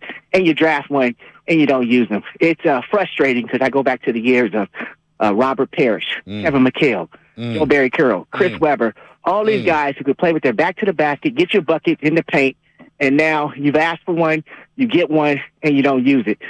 Somewhere Don Nelson is rolled over in his grave saying, small ball basketball lives on. So I just think that it was a wasted time of his talent. Happy that the young man will get an opportunity to play in Detroit. And I just want the Warriors to go on notice and just say, hey, we don't value big skill bigs. We just want defensive-minded bigs who can rebound. In our championship years, Zaza, Bogut, Looney, none of those guys average over 7 points. So this team isn't built to value an offensive skill set big man. And so we should either admit that and just move on. Well, So, I thought as we move forward, what? Let me just real quick. I'll let you finish. I think that they thought that they could evolve over time, but I think winning the championship and Clay coming back at what he's come back at, and Curry maintaining his excellence, I think that pushed it down the line farther. So they're sticking with what's working for them. Does that make sense? Yeah, it makes sense. So I just don't want to get myself my emotions up high, looking for this talented 7'1" big man who can finish at the rim, lob threat, and then you tell me that we're going small ball. Let's just be honest with the fans and say, hey, anybody over 6'9", we just want you to rebound, and that's all you can do for us. And that's a great call. That's a good call. That's a really good call. Especially when he talks about the low post, and there's this false narrative, bigs don't matter. Right. Jokic and Embiid are dominating the league right now. No doubt. Giannis is a big. I know people don't want to call it that. What is he, B? He's a big. He's a big. I mean, if Giannis came here, you don't think they try to maximize his strengths? Not only that, but just think about the NBA Finals. Incredible. Just think about the NBA Finals with the Boston Celtics. Robert Williams not being healthy changed that series. Oh, it was everything. When his knee was so messed up. Right. Every time he got off the floor, I was like, thank God. Right. He was totally agree. Bigs matter. Time Lord? Time Lord. I love that nickname. Bam Adebayo, Miami. Hey, Bam's a freak. Yeah. He's having a monster year. Bigs matter. Let's go to Rob and San Bruno. Rob, what's happening? You're on the roast. What's going on, fellas? Good morning. I miss you, Rob. What's going on? I miss y'all too, man. But look, man, Curry and Coach. Well, I'm gonna say Kerr because he called the shots with the roster in terms of playing guys. He didn't even give Wiseman the chance, man. If you got a 7-foot guy with touch, it wasn't like this guy couldn't. They had no touch. He can shoot the 18-footer. He was his best game this year. He made 12 out of 3 threes and scored 34 points and missed 2 shots. So I don't understand, how can you put that in your offense and utilize that to some point? I'm going to say this about Kerr. I think that, to me, that just showed Kerr, he's good at playing this system, but great coaches evolve. You look at the Spurs. They was in and out, too big. Okay, fast forward, they started playing ball-moving offense, and they won a championship doing that. So even look at Phil Jackson, the first 3 with the Bulls. They played the same style, but it was different. They added different pieces. I think Kerr just stuck on his style. We need to be honest with ourselves. There's no Iguodala's walking through that door no more. There's no Livingstons walking through that door, even though they're not appreciated for the skill set. There's 6'7", 6'8" point guards. You're not getting that no real like that in the NBA. So I just felt like, man, they didn't give Wiseman a chance. And I think you're stressing everybody else out going small. That's why Curry keep getting all these injuries. They're going small. They're running around like chicken with their head cut off, trying to overcompensate from being undersized. And at the end of the day, they tired because you're putting stress on their body. You had a big that can score at least 10 to 12 points, easy dunks. You can utilize that. Right, Rob. Let me ask you this real quick before we let you go. Would you have rather kept Sadiq Bey over GP2? Say it again. Would you rather keep Sadiq Bey over Gary Payton II? I need size. I mean, how you gonna play GP? I like GP too, but how you gonna play him and with all the permanent players you got? I know. I'm kind of with him. I like DiVincenzo. Right. So it don't really matter to me. Yeah, and I think DiVincenzo does more offensively, clearly, than GP2. And you're going to be really short. Like, if you go out there with a lineup of Curry, GP2, let's just say maybe it's Poole, maybe it's DDV, that's a short lineup. Yeah, it's small. That's a really short lineup. Small. Sadiq Bey, man, former first-round pick, 2020 draft. He's a big, strong dude. 6'7", 215, 220, physical, averaging about 15 a game, can hit the 3. Can we, on the other side, I would like to talk about the actual value that you got for Wiseman, because I think there's an argument to be made. That you didn't get enough? Well, not only did they not get enough, but the timing's all screwed up. Wouldn't you get more in a package in the offseason? Maybe, maybe not. Wouldn't you have gotten more at the beginning of the year? Yeah, but he was coming off a torn meniscus. Yeah. You know what I'm saying? He's coming off a torn meniscus. 5 second-rounders? Hey, by the way, let's break here. Gene, Anthony, Robert, Richie, Rich, we're going to get to you all coming up on the other side. We're going to get to all the calls because there's a lot to talk about with the Golden State Warriors. Sid in Oakland, we'll get to you as well. But I want to let everybody know that we need to be I guess, told about what's going on in the high school scene. Yeah. The biggest games, the stories in the Bay Area prep scene. We need to know. Yeah, you got to hit us up. So you got to hit us up. Email us at hss@957thegame.com. hss@957thegame.com. It's a lot to keep up with. We got the Warriors, we got the Niners, we got the Giants. We need your help. So email us at hss@957thegame.com. Especially with all the playoffs that are coming on right now and all the different things that are coming up, CCS, NCS, it's all coming up. Tell us if your boys or girls team in soccer or basketball, baseball coming up, let us know who's doing what where. Yep. Who's winning, who's not.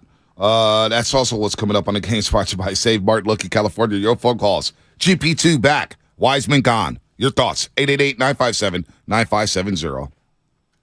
It's a football Friday on 95.7 The Game. Jimmy Garoppolo's been one of the more polarizing figures in the Bay Area for the last 15 years. And I feel like at times there's been warranted criticism, and at other times it's been ridiculous, disproportionate amount of scapegoating. Brought to you by the SF Sheriff's Office. Your future begins here. Lucky has amazing deals to help you score huge at your big game party. Select variety of pizza, soda, or party-size Frito-Lay chips are buy two, get three free of equal or lesser value. Mix and match, limit 2 offers. Grab the savings this week at Lucky. Bud Light was brewed to be a delicious and easy-to-drink beer, even when the little things in life are hard. Like when the game is going into overtime, but you have even more time to enjoy it, and a fresh Bud Light.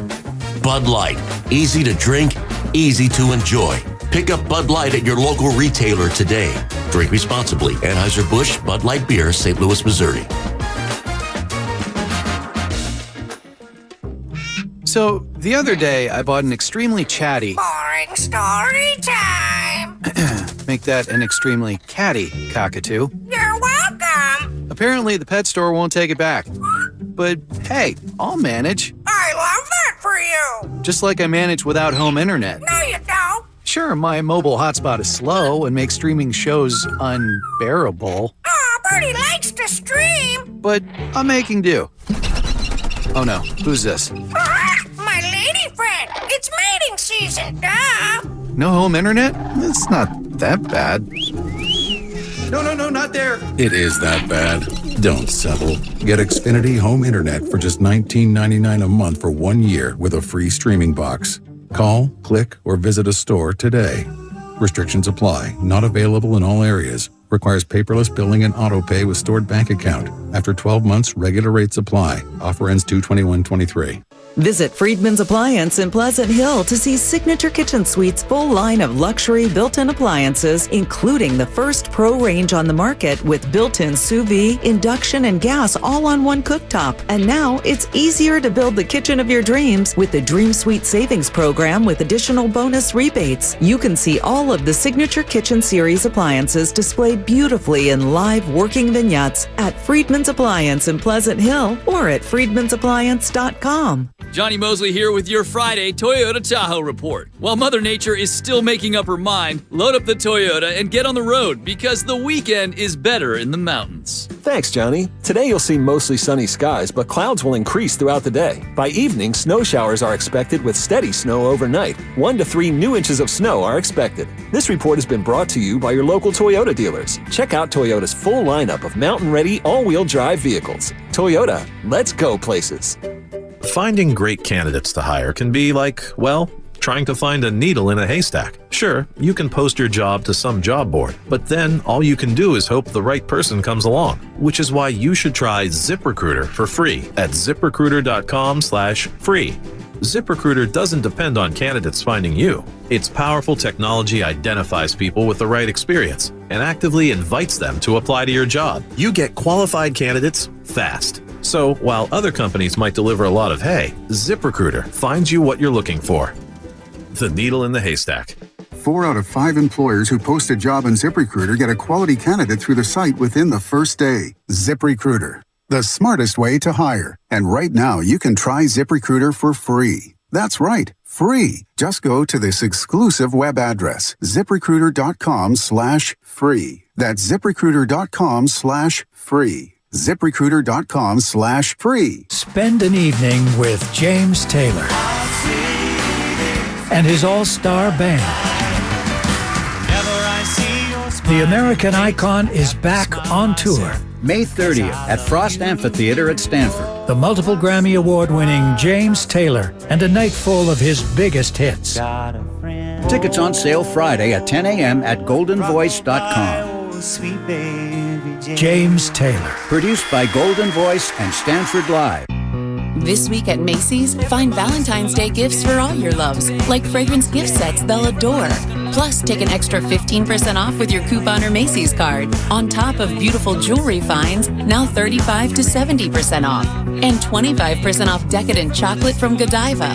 Macy's Star Rewards members earn on every purchase except gift card services and fees. More at Macys.com/Star Rewards. Savings off sale and clearance prices. Exclusions apply. Every piece of land has a story. The Upshaw's right theirs with a John Deere 1 Series tractor they call Penny. And this is Shaw.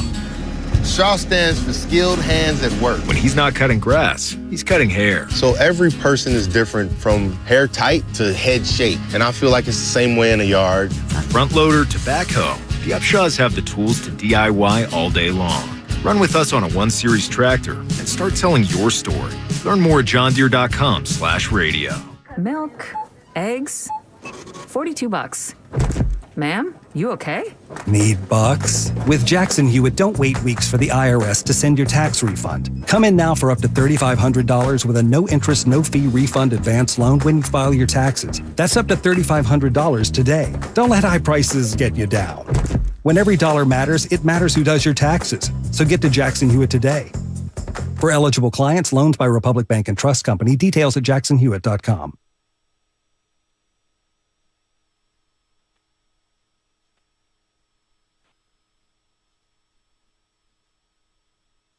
Come on, man. You got Larry June in the building. You listen to the Morning Roast, and we're doing numbers, man. Good job, Morning Roast. Sock it to me. Hey. Yee! Bonte, speaking of numbers. What's up? Andre Iguodala, 2022-2023 season. Since the season started in the NBA, 15 podcasts, 7 points. Oh, Nick Riddell. He made an appearance. Well, if Iguodala can come back, though, and he could give anything to the Warriors, it will be a boost. What? They need his length and athleticism. Look me in the eye. What is Andre Iguodala going to give them? I don't. A towel wave? A hand clap? I'm not going to disrespect Iguodala like that. I'm not disrespecting him, but come on, he hasn't played. I'm not disrespecting him. I know. He hasn't played. I know. How can I know. How can I with a straight face say, yeah, they've got, this guy and that guy and that guy and Iggy. It's like, dude, he hasn't played almost a year, it feels like. Yeah, hasn't played for a while. I mean, it is what it is. It is what it is. But I never equated him to helping the Warriors winning the championship. He's a bonus. Break glass in case of emergency. And right now there hasn't been any emergencies. Well, I thought when they threw him out there at game 6 or whatever at the very, very end, I thought that was it. Yeah, I did too. Don't forget to download the Odyssey app, 95.7 The Game. Thousands of other stations and millions of podcasts are free on the Odyssey app. Sports talk, music, news, podcasts are all available completely free. You can catch every Warriors game live on the app, along with all the music and news the Bay Area needs. Follow your favorite team, station, radio shows, and podcasts now by downloading the free Odyssey app. James Wiseman traded to Detroit. Sadiq Bey comes to the Warriors for a cup of coffee, gets shipped to Atlanta for 5 second-round picks. The Warriors take those 5 second-round picks plus Kevin Knox, who they receive. Second-round picks. 5 second-round picks. I've never seen so many second-round picks in my life. Me either. And they flipped that for Gary Payton II. So what does it mean for the salary cap? What'd you have? A truly? Wiseman makes $9.6 million this season, and he makes $12.1 million next season. Gary Payton II makes $8.3 this season and $8.7 next season. So you save a little bit in luxury tax. So you save $7 million in luxury tax this season and a projected $30 million next season, though that number can change depending on how the roster is reconfigured this summer. Yes. And they're going to probably make some moves this summer. Because that was one of the things that I was trying to insinuate yesterday when everyone was like, James Wiseman cost you $130 million. No, anybody who is over any team that's over the cap, every single player on their roster, there is a tax Repeater hit. tax. Yeah, and depending on what bracket you fall in for how far you go over, it's 1X, 2X, 3X, 5X, whatever it is. Look, Steve Kerr's a great coach. Of course. He's a great coach. But all great coaches have a couple flaws. Yeah, I don't believe this has been Steve Kerr's best job. And you know what? And he may be rich and saying, look, I want to win. Forget these kids. I want to win. I don't have time to wait. And when they got off to a 3-7 start, a lot of people panicked, including Kerr. We said, dude, I got to win games. I got to win games. So this is not the start we needed, which we all suspected that a slow start may happen. You just won a championship in late June. You had to go to Tokyo, Japan, which broke up training camp. Then another incident broke up training camp. We don't need to revisit that. And the vibes are all bad. And all of a sudden, you got to play ball right away. So, well, then let me ask you this. Like, in terms of, like, philosophy for the organization, I do believe when they drafted James Wiseman, they were trying to go for highest potential possible. Right. And they didn't think they were going to draft in the top 5. At least that's what I think a lot of people thought. And I don't know if they knew that Steph Curry had this extra run in them. No, we didn't. Maybe they thought there were going to be slippage. I think there were people outside of the Bay Area who thought that Steph Curry couldn't carry his own team the way that maybe they had in years past because the Durant thing kind of blurred everything for the national media. But B, also, like, now looking at this, and I guess my organizational question is, okay, so you've kind of put your foot in the sand and you've told me this is our philosophy. We are trying to win now. So let me ask you, why keep Kuminga? Kuminga's going to help you win now. You think so? Absolutely. All right. I do believe he's going to help you. I don't want to, me personally, I'm telling you this, I don't want to get rid of Kuminga. Right. I'm asking you if it's an organizational philosophy where you're going to be more like the LeBron James kind of teams where we're all in for the now, then why have any young guys on the team? It's a good point. I mean, I'm just asking I think philosophically. Kuminga can help you. And I think he's proven that over the course of this regular season. And I also think there's going to be mistakes, but his size and athleticism on a team that's not athletic, you got to keep Kuminga. But if you're going to doghouse him when he makes a mistake here and there, you're only hurting yourself. Yeah. Because you don't have any other backup athletes that can mimic what he does on the floor. Like, I'm looking at them. People could say perimeter defense was an issue that they needed to upgrade. I agree with that. Attacking the rim is another one. They needed someone who can get the free throw line. Well, my family here on YouTube disagrees with me, and I get it. What's that? He believes JK's minutes will be decreased. I kind of do, If his minutes get decreased, then that's a problem for me. Well, I want to see him play 20 to 25 minutes a game. Kuminga needs to be playing at least 25 minutes. Even when he makes mistakes. Like the other night against the Blazers, he played bad. Right. You know what? I could go right down the list and point it at the stars who are proven made men who have had horrible games. And played poorly down the stretch. But you got to give JK a little runway. All right, I get GP2's here. He needs to play at least 20 minutes a night. I don't know if his minutes get decreased and he gets yanked for quick hooks. That's a problem to me. Because this guy can help Kuminga. Because he can help you. Yes. How many times have we seen him guard Luka this year? How many times have we seen him defend point guards, twos, threes, wings? It doesn't matter. But against Portland in particular, he looked like a fish out of water in that game. He's struggling a bit. He tried too hard. So I'm telling you, I know what Kerr's going to do. Yeah, he's going to give him a quick hook. Exactly. And it's going to frustrate the hell out of me. Yeah, I know it is. And it's going to frustrate the hell out of Kuminga. All right, let's go to the lines. 888-957-9570. You know it's coming. I guess that bothers me. The caller who called in before the break made such a great point. He was basically saying, if your organizational philosophy is we're never going to play anybody who's not a ball movement, skilled, defensive type of, IQ first type of a dude, why draft any of these high upside athlete dudes who are ball dominant? Drafting a big at this point, that's not a Kevon Looney or not a Zaza or not a Bogut. Makes no sense for this organization as long as it has Steph, Clay, Draymond Green, and Andrew Wiggins. It just doesn't make any sense anymore. It's a bad fit. James Wiseman was a bad fit. Now, is he a bust? Is he going to suck throughout his career? I think it's a lot better than Anthony Bennett. I think he's a lot better than Michael Olowokandi. I think he's a lot better than what Evan Turner was when he came out of the draft. And the other thing, I was listening to David Sampson, and I know you hate him, Bonte. I know. I don't hate him. But he ran the Marlins, and he was talking about the anxiety in a locker room in baseball and in basketball before the deadline, where everybody hears, you were talking about everyone sees and hears everything. So I'm thinking about Kuminga the other night in Portland, and I just don't think that me, the casual fan, understands, like, your name is being dangled. You know what? And you probably hear and see everything, and you're 20 years old, and you're not even from this country, and you're supposed to go out and ball your bet. And every fan's sitting there going, you got to play. Dog, he's 20. Well, you know what? That's an excellent point.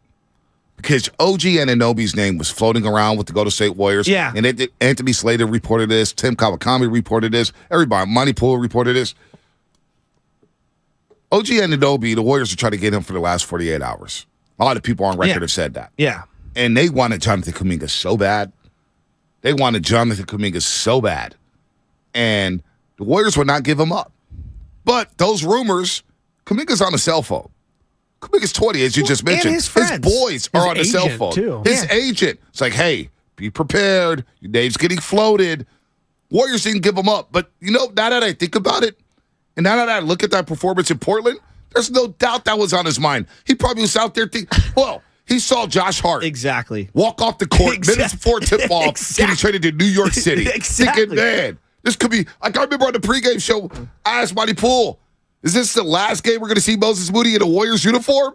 And the realization of that – but that's what I'm saying. It's like, damn. Now put yourself in his shoes. Like we always talk about, the guy with the family who's got 3 kids at home. Well, what about the 20-year-old who's here – out of the country of his origin with his little brother at a high school in the area. Hasn't seen his parents yet. Hasn't seen his parents like 6 years. So again, fans, I know they're like, well, they get millions. That doesn't mean you're not a human. Right. That doesn't mean that you don't have mental anguish about where you're going to live 24 hours from now. So I was just thinking, and he played so bad in that game. I'm thinking, David Sampson says that every team in baseball and in basketball, once the deadline passes, the organization comes in and they either have a open door or closed door meeting, and just to kind of get everyone on the same page. Hey, it's come and gone. Right. This is the team that we have. It's blah blah blah, and it puts everybody at ease. Dude. And I'm like, man, I didn't even know that that's what they have to do. I remember talking to Javi Lopez. First time I ever talked to Javi Lopez, a former reliever of the Giants. And we were talking, he because he listens. And I was like, oh, man, I got to watch what I say. He's like, oh, no. It's all good. But we're discussing the trade deadline, what it's like to be a player during the trade deadline. And he's like, look, man, there's a lot more stress on the family. That's what I'm saying. Because you got to pull your kid out of school. Now, Kuminga's not there yet. No, but he's got for his a lot of these players, they're watching. like, damn, I got my kids in school, my wife. All of a sudden, we got to get up and move. She's got to deal with moving companies. We got to find a new house. We got to find an apartment. There's all these little things that we think it's just easy because they're millionaires. No. This is hard. So you're a 20-year-old. You're thinking, man, I just won a championship. I'm playing with Steph Curry. Here I am in a Moto Center. This could be it. This could be it. And Bob in Sunnyvale is calling up 957 the game like, Kuminga looked terrible last night. He's unplayable. Right. Unbelievable. You're right, though. Is that right, Palo Alto? Is that give it to me one more time. I mean, Brian and Palo Alto called this. I'm listening to Willard and Dibbs yesterday, for just a split second. And I really do. I like Brian and Palo Alto because I do think he's very thoughtful and he thinks out. I heard him talking about this, and I just want to throw this at you. Okay, I heard him say, they've got 7 unplayable players on the roster, and they're doing a disservice to Steph Curry and blah, blah, blah. I just watched the Oklahoma City Thunder roll into town, who have been trading away players since the beginning of time. They got to the finals. They sniffed a taste of the finals and said, we can't even get near the luxury tax. We have to trade James Harden away. $6 million apart, and they could have done it by amnestying Kendrick Perkins, and they refused to do it. Do you know how many organizations in sports refuse to spend money the way the Warriors have spent money, which they don't have to, but they do, to try to win, to try to maximize it now? Second part of this is where I'm going. I'm not trying to come down Brian's road here. No, but it's stupid because we want to come down Joe Lake. I'm hearing a lot of people come down Joe Lacob's road. Saving money. And this year, for the first time ever, apparently I'm in Joe Lacob's pockets. You're not. But no. But hear me out here. It bothers me when we grew up in this market. And we know what terrible ownership is. Cohan? The Yorks early on were terrible. Denise and Dr. John York were terrible owners. Go back to the... Jed has fixed everything. Yes, I agree. Jed has fixed a lot. John Fisher with the Oakland A's. I mean, he's terrible. They've been trying to get a stadium for 30 years. It's true. And he doesn't even speak. He don't even give a damn. He could walk right down the road. I wouldn't even know who he was. We watched Chris Cohen not care about the Golden State Warriors for many years. I know. This organization missed the playoffs 14 straight seasons. We were begging... Man, can I see the Warriors on TNT? Can I see the Warriors on the NBA on NBC? Nothing. But never, ever. But Chris Woolen and company helped fix this thing, and now you get an owner who's saying money will not be a problem. Well, he built a stadium. He built the stadium that they needed that revenue, and that revenue has helped them pour money back into the team where they otherwise wouldn't be able to and afford all of these players and keep the core together. But here's the thing the bigger point, B, you have to maximize Steph Curry's window. We all agree. Yeah, of course you got to maximize. You got to maximize Buster Posey's window and Nick Bosa's window and all these guys' windows. That being said, do you really think that they're going to rattle off 7 or 8 championships in a row, Warrior fans? Like, it would be one thing if they had the one ring. I'd say, you know what, you're probably right. It'd be another if they said, hey, they only got 2. I'd be like, yeah, God, I'd love to have had more. They've been to 6 finals. So, like, at the end, let's say they only have 4 championships, and we look back on this era. Are we really going to say, boy, they didn't maximize Steph Curry's championship? There's going to be some people who do that. 4? And it's ignorant. Bonte, it's ignorant. Do you know Larry Bird is looking at Steph Curry saying, damn, I wish I had that extra championship. Well, you know what's funny? The Warriors are now 3rd in the NBA when it comes to championships. All time. It's the Lakers, Celtics tied, and then the Warriors. That's crazy. They just surpassed the Bulls for all-time championships. And I get what people are saying. Like, I want to maximize Steph's, prime too. I want to win championships. Haven't they? No, of course they have. They're put themselves in a position to win for 8 straight years and win at a high clip. Level. All right, the 1 year notwithstanding when they lost in the playing game. And I would argue Curry didn't even have a great game in that game. You know what I mean? But point being is that they have maximized them. Now, of course, we want more, but have a little perspective. Like, that's Warrior fans. I remember when we beat LeBron James in 2015, and I sat on the couch. I didn't even celebrate. You know what? I was like, I cannot believe my Golden State Warriors just beat LeBron James in the finals. I was shell-shocked. Well, I remember watching that game, and a lot of people, Mo Money and company, was like, yo, we're going to go downtown. We're going to go party. And I sat there, and I said, I just want to see them pop champagne. And then watch Steph Curry, Klay Thompson. They didn't even know how to pop champagne. I'm like, go to St. Louis this way. Same thing I did with the Giants. I waited for a while before going out to Market Street and going downtown. Yeah. But I sat there for like 40 minutes watching the Giants celebrate, thinking, I can't believe they just won a World Series. That's what I'm saying. And then watching the Warriors, the Golden State Warriors, who, ask Matt Steinmetz, they would stop sending him on the road. That's how bad they were for many years. I remember the Chronicle. By January 1st, the Warriors are on like page D5. Was it David Steele? Who was the David Steele, the NBA writer. But he would do NBA. NBA this week on Sundays. Not Warrior Talk. Not Warrior Talk because they were so bad. All right, let's bang out some calls Anyway, here. my point being is that can we, just as a fan base, can we just take a deep breath and have a little bit of perspective? Yes, they're putting themselves in a position to win a championship. But listen, Chasky, not everybody's going to do that. I know. For many, many years, you're going to have a lot of people who are saying the Warriors did not maximize Steph Curry's prime. You did not maximize Draymond Green. They got him the greatest free agent basketball Kevin Durant. And we couldn't even. And then they won one post Kevin Durant. Just think about that. There's a segment of fans who can't even appreciate what Kevin Durant did here with the Golden State Warriors. And they still call him a crybaby. I know. And they root for him. They root for his downfall. Kevin Durant is one of the 10 best basketball players I've ever seen in my life. He's my favorite player coming out in that draft. And I argue with Big Dog City every single day on why the Portland Trailblazers should have selected him number 1 overall. With the way the NBA was shifting towards smaller lineups, and big So wings. sick of and Texas. he was so sick of Texas. So sick. Was it him and DJ Augustine? Him and DJ Augustine going at it against AC Law, that classic game against Texas A&M. And then he played Kansas in the Big 12 championship. And I said, oh, my God, this guy Kevin Durant is going at the number 1 team in the nation. Who is this Kevin Durant guy? 14 pounds. And the Warriors were able to sign him. And there's Warrior fans to this day who can't appreciate Kevin freaking Durant. Kevin Durant! But Bonte, okay, you're a Niner fan simultaneously as a Warrior fan. They've been to 6 NFC championship games in a decade. I just want 1 Super Bowl. Just 1. I want 1, all right? I want 1. And they've been so wildly successful. And then I look at the Warriors. They've won 4 championships and been to 6 finals. Now, of course, I want to get greedy and win more. But, can we just have at least a little appropriate perspective sometimes when we're losing our minds about, I can't believe they would keep Moody on the bench who's unplayable. Come on, guys. Here, let's move this forward, though. I know. Let's move this forward. It's all good. Let's move this forward. So Wiseman's gone. It's been the biggest scapegoat this season. He's gone now. Got Gary Payton II back. I think they're better. But is it enough to get through the Western Conference? Because as Armand in San Jose is going to stick with me the rest of the season. There's no more excuses now. You got your guys. You got the guy you wanted out. You got your guy who you wanted to sign in the offseason. Now you have him back. Steph's going to be back shortly after the All-Star break. Hopefully. I'm crossing my fingers. Yeah, we all hope that. Is that enough? Gary Payton II enough to get through the Western Conference? Look, man, I don't even want to go on vacation. I'm going on vacation through the All-Star break, taking a couple days off. I don't even want to take a vacation no more because I'm so excited about what's going to happen in the Western Conference. Phoenix, Dallas, the Clippers, the Lakers, the Kings, the Nuggets. You got the Kings hanging on in the 3 spot.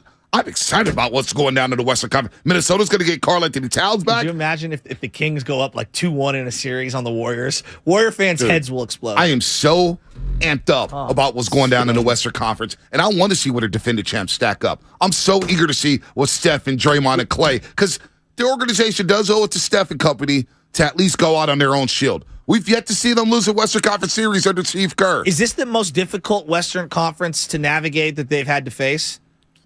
I think so. You know what? It feels like it. To me, it feels like it. Because they're more vulnerable. Yep. And then simultaneously, everyone else is more competitive. Yep. Wouldn't you agree? Absolutely. And you know what? The weak link in the West, I bet you there's going to be a team that's not going to mind being the 7th seed. You get the Memphis Grizzlies in the first round. They're like the 2nd seed right now. Yeah, I know. Those frauds, nobody's even thinking about them. Are they still good in the West? I could totally see the Clippers matching up against them in the first round and beating their ass. Beat them in like 5. Not with Red Dot Ja. Red Dot Ja. All right, let's go to the calls, man. We've been on hold for a long time. Let's rat-a-tat-tat. A lot of calls been on hold. Let's start with Uncle Gene in Oakland. Uncle Gene, what's happening? You're on the roast here on 95.7 The Game. Oh, real quick, Gene, hold on. Fellas. Hold on 1 second, Gene. We're going to do shameless shout-outs to 745. The hell with that. Ain't no shout-outs today. It's all Warriors talk. Shout out. You want to shout somebody out? Maybe we'll read somebody text line. The hell with the shout-outs today.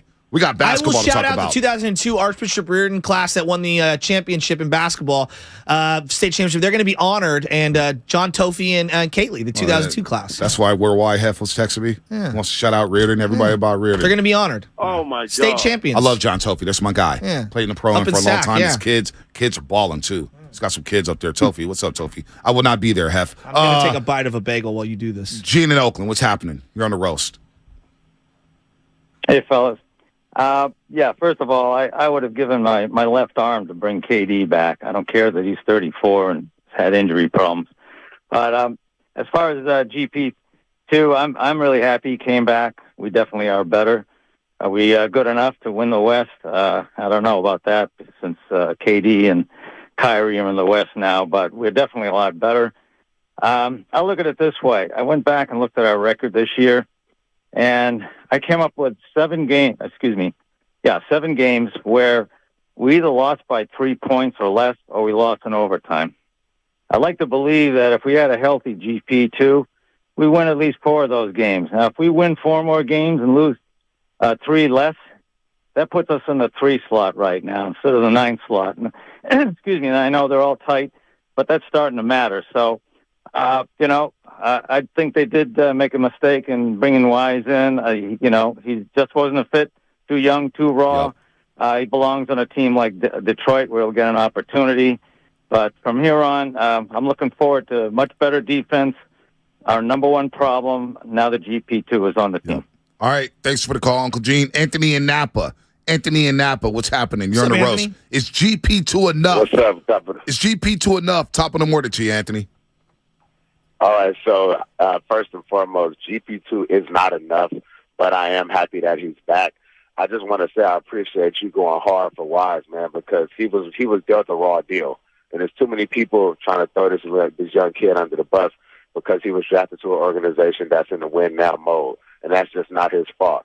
But I definitely do not believe that GP2 is enough, but I am happy that we have him back because we did need more perimeter defense, but I would like to have seen them pull a deal on someone that just had a little bit more size. But I just think it's messed up that so many folks they're so quick to just bring out the pitchforks and stuff for people because they get drafted in a situation that they can't even help, right? Like, I'm glad that he went to Detroit because it at least gave him an opportunity to finally start playing basketball, and we'll see what happens to him later. But, I don't think GP's enough, but I am happy that he's back. I'm with you. I'm in the same camp. I do feel like they've improved themselves. GP2 last year, you would have thought he played 25-plus minutes. He only averaged 17 minutes a game last year. Yeah. I didn't know that. For some reason in my mind it was more. They're also able to get by Memphis and Dallas without GP2. Yeah, I forgot about that because of the injury. Such a horrible injury. But they need another big, and I've seen that Serge Ibaka looks like he's going to be waived, correct? Yep. He's a classic, boy, I'd love to have had him 5 years ago kind of a player, but I still think he would fit. He'd be a really nice, if he gets bought out, he's the kind of guy, I think, positionally versatile. He'd be nice. He would. But I feel like he's going to Phoenix. Well, they're also talking about Miami wants him. Yeah, I feel like he's going to go back with his old boy, Kevin Durant. Him and Kevin Durant are boys. That gives them a lot of size. Kevin Durant are boys with KD. I don't see Ibaka being a Warrior. He's had so much against the Golden State Warriors rivalries. He would be perfect, but I feel like he's going to Phoenix. God. I feel like he's set. I was reading reports that they basically are pointing him to Phoenix. Gotcha. Okay, because maybe I Miami. But I would love him. I like Pat Serge Riley's Ibaka. in on all those guys. Oh yeah, so no that's doubt. why I I don't know.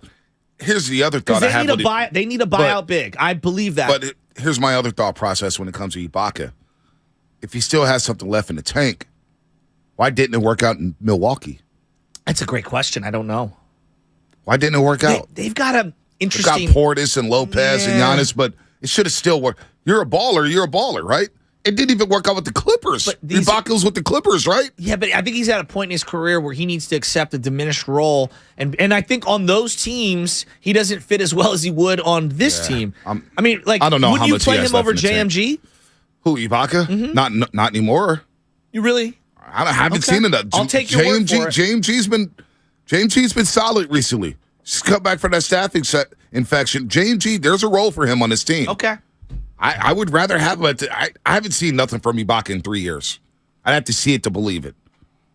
I just don't. I don't know if he has anything left in the tank. It's got a Steve Finley kind of a feel to it. Remember when the Giants got Steve Finley? Oh, yeah, and he was way over the hill. That was a bad deal. Robert and Joe Carter, when they traded for him, he was basically washed up. Robert in Long Beach, what's happening? You're on the roast.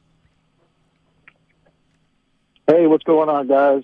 Hey, I appreciate you guys taking my call. I'm actually from the Bay Area, just down here with work. But nice. I think what people don't realize is what you get with GP is you get cohesion, and people really don't emphasize how important that is.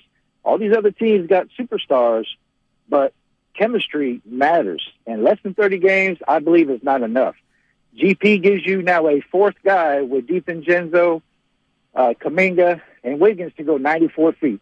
And his 17 to 20 minutes is going to take a huge emphasis off of the energy levels for Draymond, Clay, and Steph. We're the best offense. I think this defense does put us over the top. I think the trade deadline going away gives Kuminga a sense of purpose and that they did want him, and he's going to play really well. And I still don't see any team beating the Warriors in the 7-game series, period. I love that.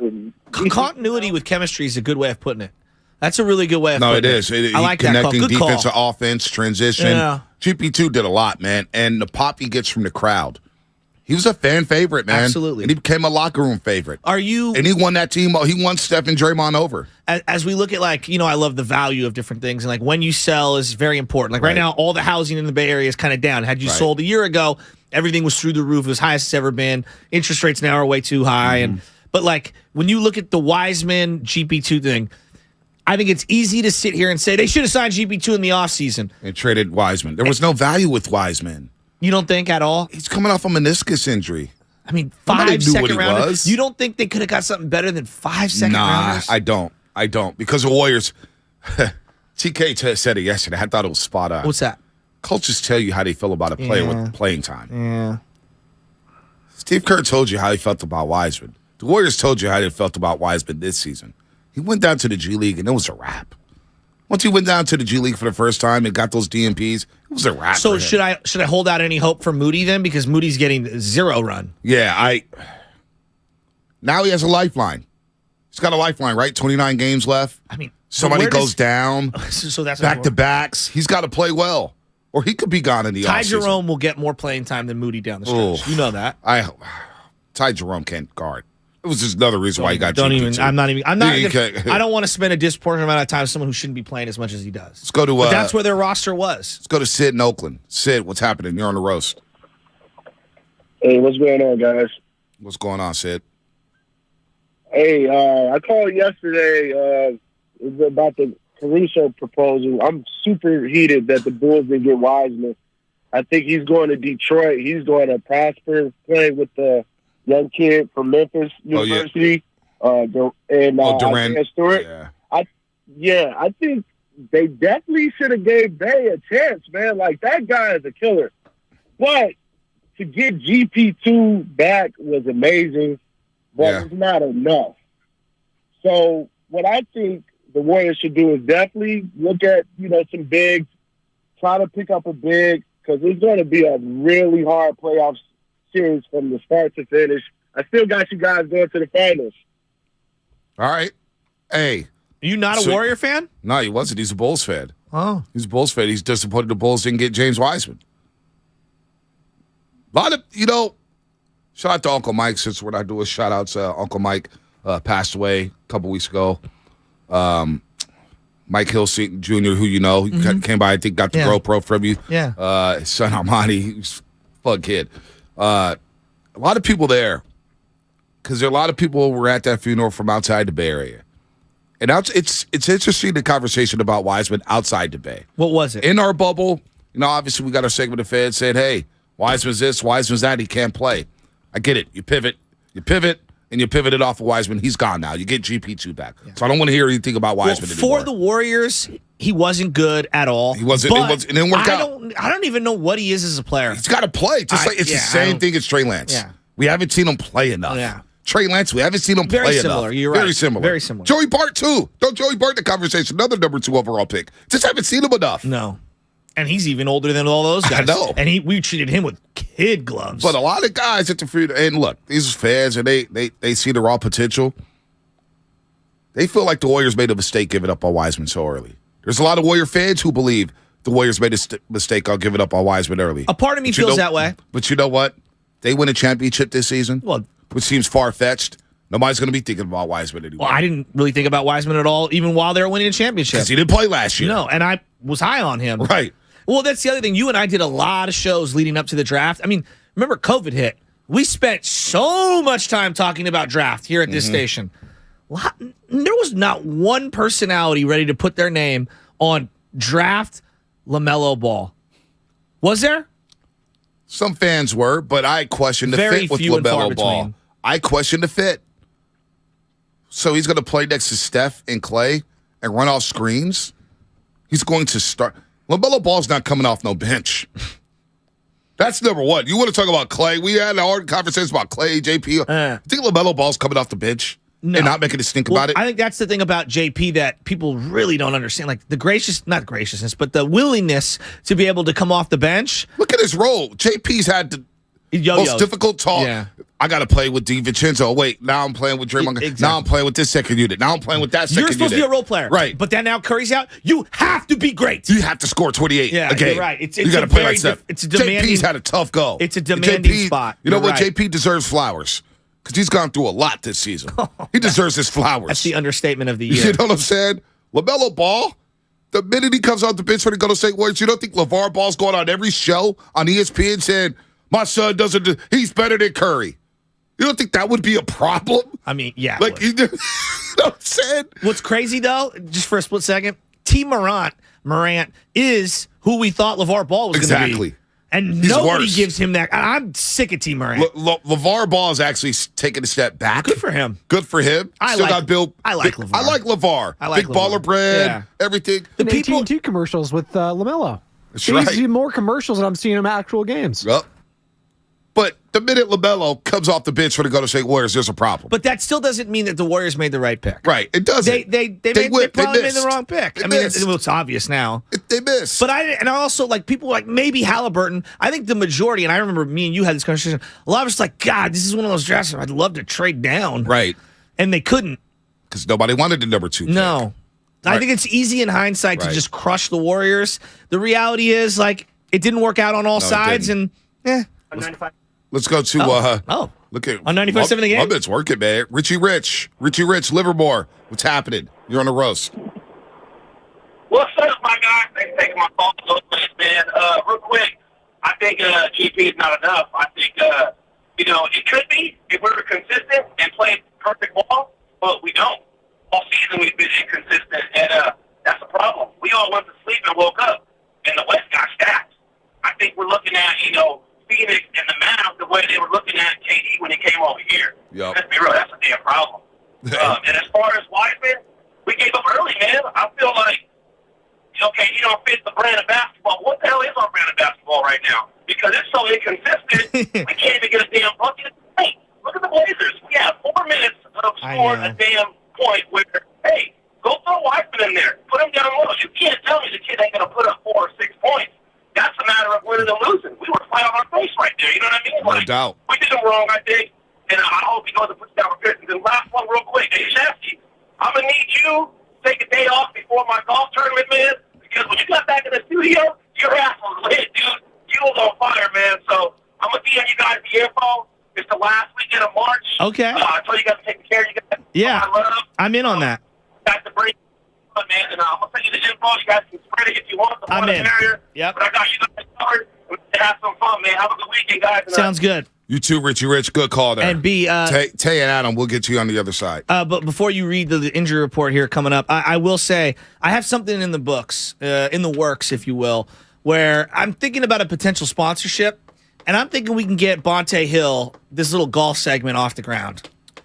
Bonte gets fitted for clubs. Bonte takes lessons. Well, it could be a video series. Oh, no. Bonte golfing. Exactly. My dad gives you tips. I caddy for you. I don't know if I want you guys around. I don't know. I'm thinking of heavy hitters. I'm thinking of just having Darrell and Mully and all those guys. JP Money. A.K.A. Bryson DeChambeau? Yeah, JP Money could take a lap. So are you going to sign an official sponsorship deal with a particular brand when you become a golfer? I don't know. Team Jordan? I don't know. Like Harold Varner III? Polo's got some good stuff. Polo does have some good stuff. But then you'd be in the Justin Thomas territory. Look at this text. Young Daw. I get Bonte and Shasky are fans and passionate, but their opinions are purely based on emotion. No, it's not. It's based on data. What have you been listening to? What have you been listening to? Steve Kerr. The data tells you he doesn't have a lot of patience with youngsters. I believe Steve Kerr mismanaged the youngsters this season. He's still a great coach. Yeah. But he hasn't been perfect this season. Also, the data that you're reading about Joe Lacob, this is solely a Lacob pick. Lacob wanted, the whole damn organization wanted this to work. This was a organizational pick in James Wiseman. Just not Joe Lacob. Joe Lacob's not making a final say. Yes, he's in on all the meetings. He's in on all the decisions, but it wasn't just Joe Lacob. So now we're turning him into Jerry Jones? We're turning yeah. That's not fair. That's Joe. You believe some of these people? Their opinions are based on emotion. You know what you're talking about. You'll never be happy. Never be happy with championships. They just won in June. They act like they've been in a 25-year title drought. I know a team that hasn't won a Super Bowl in 20-plus years. And they've been to 6 NFC Championship games in a decade. And that team right now got players, star players, prominent players, bitching and moaning about what they couldn't do against the Eagles. We sound like the Memphis Grizzlies a lot. Sounds sad. It really bugs me. The Niners sound sad right now. That really bugs me. They better be lucky the trade deadline hit today. It really bugs me. Because I had something for their ass driving. I swear to God. The Niners, Debo, Robbie Gold. How about Kittle singing last night? I don't want to hear from the 49ers for another month and a half. I swear to God. I know. I'd rather talk Giants baseball right now. I love George Kittle. Great football player. Dog, take a month off in Nashville. I don't want to see you on social. Robbie Gold taking shots at Jalen Hurts? What the hell is Robbie Gold? The Niners. Somewhere Peyton Manning. They're embarrassing in the Bay. They make us look soft. Well, Philadelphia's laughing at us. And if Philadelphia wins the Super Bowl, they're going to laugh more about it. Well, we look soft, man. Hey, look. I'm injured. My ego is bruised. Oh, man.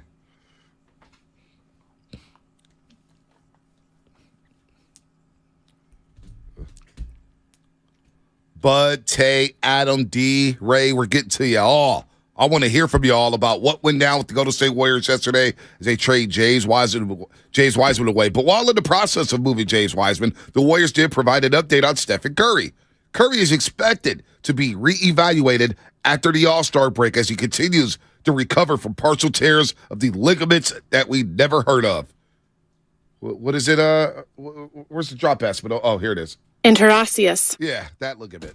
And the other ligament. Anyway, he's going to be reevaluated after the All-Star break. The Warriors hope to provide a more concrete timeline of Curry's return after the evaluation. The injury report brought to you by Boxer & Curzon, Northern California's premier workers' compensation law firm, helping injured workers get their lives back for over 40 years. If you're on hold, stay on hold. We'll get you on the other side here on the Morning Roast. Every small business owner knows business happens everywhere. The office, the warehouse, or on the road. And no matter where it takes you, there's one solution to help your business thrive. Comcast Business Complete Connectivity. It's the largest, fastest, reliable network with advanced gig speed Wi-Fi and cyber threat protection in one solution. Get started for just $49.99 a month. Plus, add Comcast Business Mobile and you can save up to 60% a year on your wireless bill. And ask how to get up to a $750 prepaid card. Flight 291 is now boarding. Yep, you're going places. And When you get there, be ready to do business. The complete connectivity solution from the company that powers more small businesses than any other provider. Comcast Business, powering possibilities. Ends 2/21/2023. Restrictions apply. Requires EcoBill and AutoPay. New 50 megabits per second internet and Comcast Business Security Edge customers only. Equipment taxes and fees extra. After 12 months, regular rates apply. Gig internet required for gig Wi-Fi. Mobile Savings compares pricing of top 3 carriers.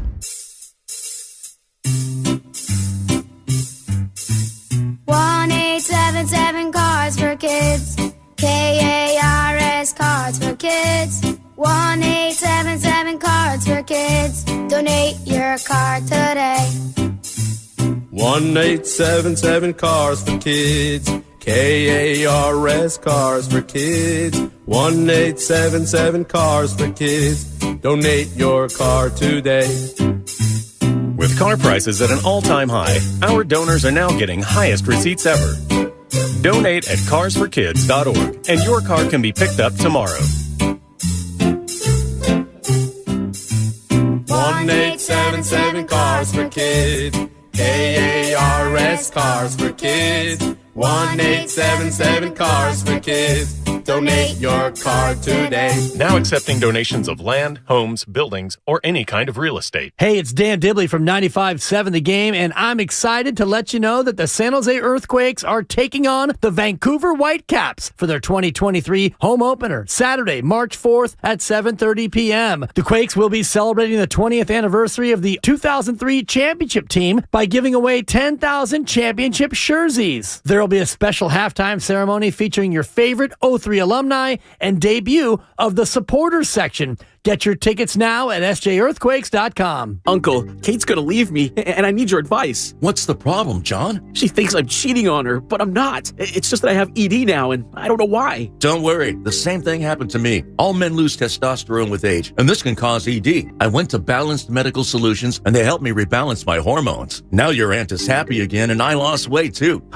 Thank you. I'm gonna call them today. Guys, stop suffering. Call Balanced Medical Solutions now at 510-679-3300 or visit balancedmedicalsolutions.com. When people have a craving to explore new and traditional Asian cuisines, they head to P.F. Chang's, where scratch-made dishes come from the 2,000-year-old tradition of wok cooking. P.F. Chang's wanted to explore new possibilities for their website. They turned to AmericanEagle.com. AmericanEagle.com re-architected P.F. Chang's website, integrating multiple third-party systems to create a unified digital experience. The results? Improved page speed and performance, personalized content based on users' location, intuitive online ordering, an increase in organic search visibility, and a 40% increase in new users. For scratch-made Asian cuisine, visit your local P.F. Chang's or go to pfchangs.com for website design, development, digital marketing, and hosting that produce efficiency, revenue, and results. Visit AmericanEagle.com. P.F. Chang's and AmericanEagle.com. Another example of the best businesses in the world, turning to the best in the business for websites. Go to AmericanEagle.com or call 877-WEB-NOW1. That's 877-WEB-NOW1. The Super Bowl is on Odyssey, and Westwood One brings it to you, streaming live for free Sunday on the Odyssey app. Sponsored by AutoZone. Get in the zone. AutoZone. The Eagles have been the NFC's best team. Touchdown! Travis Kelce! It's the Eagles versus the Chiefs. The Kansas City Chiefs. The Philadelphia Eagles are going to the Super Bowl again. Catch all the action from Westwood One. Your Super Bowl, your Odyssey. Get in the game and download the free Odyssey app today. It's not easy being the one everyone counts on to keep your operation running, no matter the weather or supply chain hiccup. But we get you, Raymond in Buffalo, Maria in Miami, and Jules in Troy, taking control of everything that's under your control. At Grainger, we're here for you with high-quality supplies for every industry, plus real-time product availability and access to experts ready to help. Call, click Grainger.com, or just stop by. Grainger, for the ones who get it done. At Fisher Investments, we do things differently, and other money managers don't understand why. Because our way works great for us. But it may not work for your clients. That's why Fisher Investments is a fiduciary, obligated to put clients first. It's the highest standard for a financial advisor. So, what do you provide? Cookie-cutter portfolios like the rest of us? No cookie-cutter portfolios here. Fisher Investments tailors portfolios to meet each client's goals and needs. But you do sell investments that earn you high commissions, right? And make commissions when you make trades for your clients? No, Fisher Investments doesn't sell any commission investment products, and we never earn commissions on trades. So what's in it for you? Fisher Investments fees are structured so we do better when our clients do better. When it comes to helping clients achieve a comfortable retirement, we're clearly different.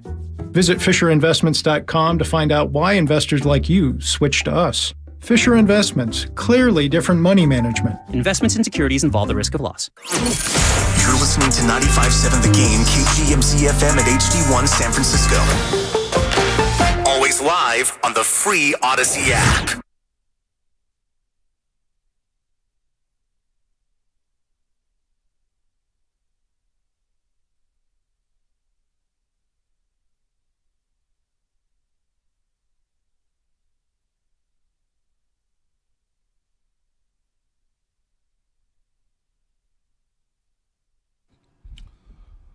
Oh, baby. What a Friday here on the roast. Good morning to everybody out there getting off their graveyard shift. If you're at work, what is happening? If you're getting ready for work, what is happening?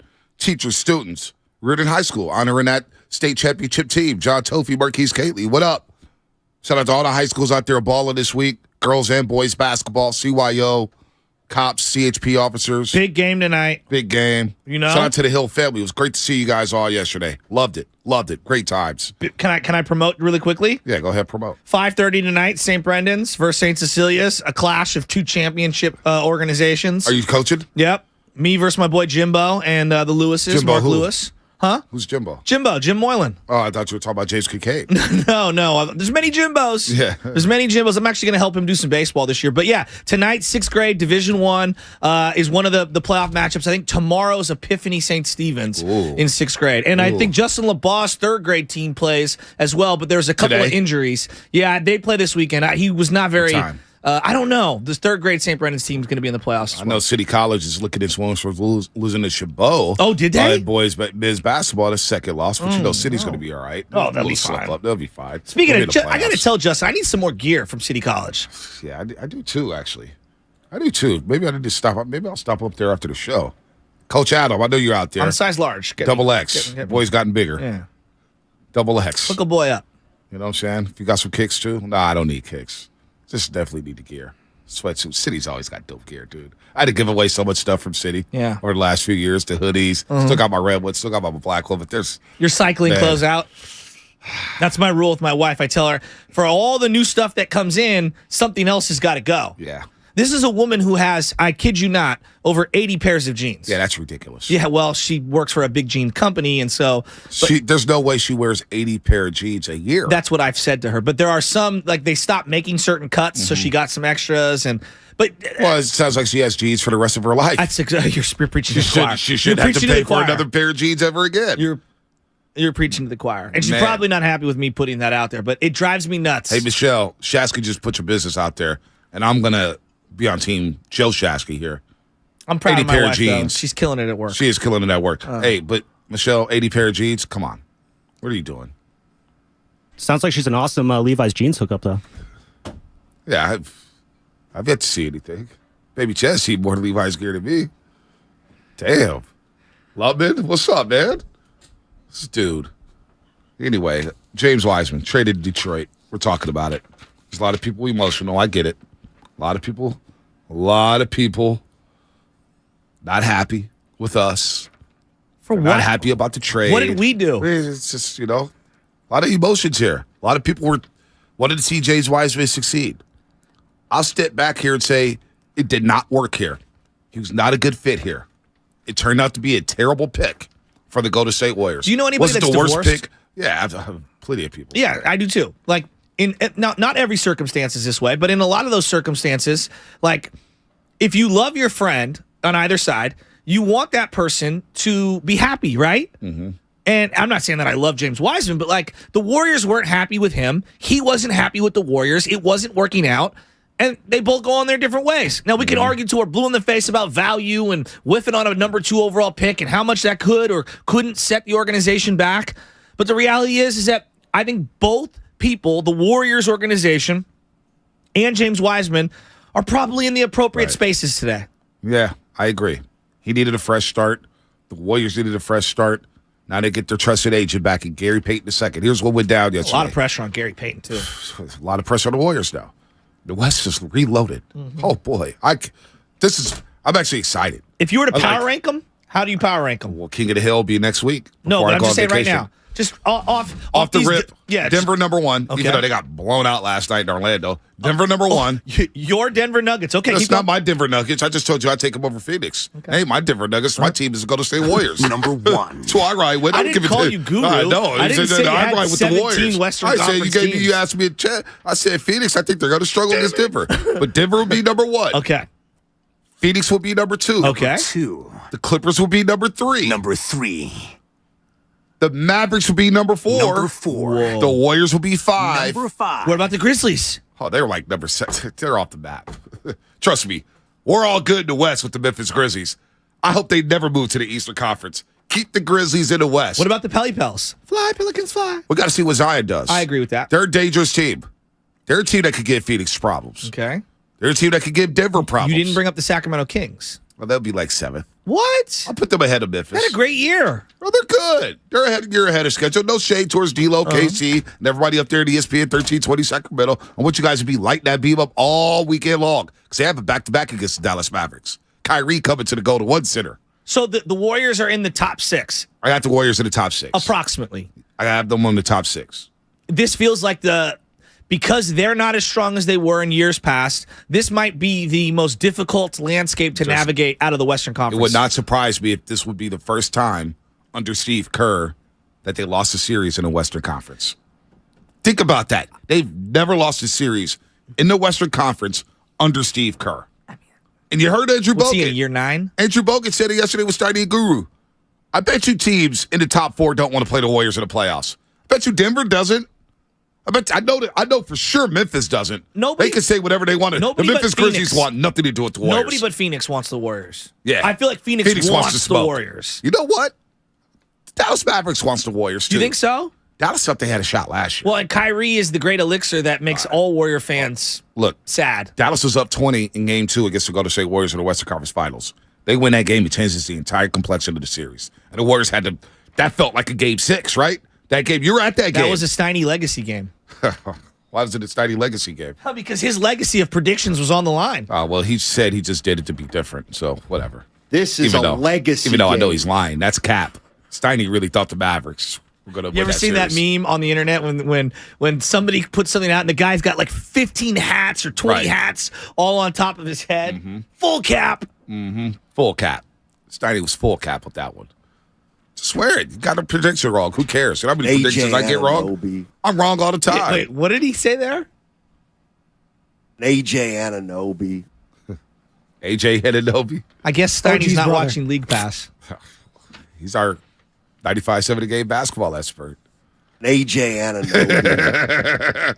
Hey, but Dallas, they want to smoke with the Golden State Warriors.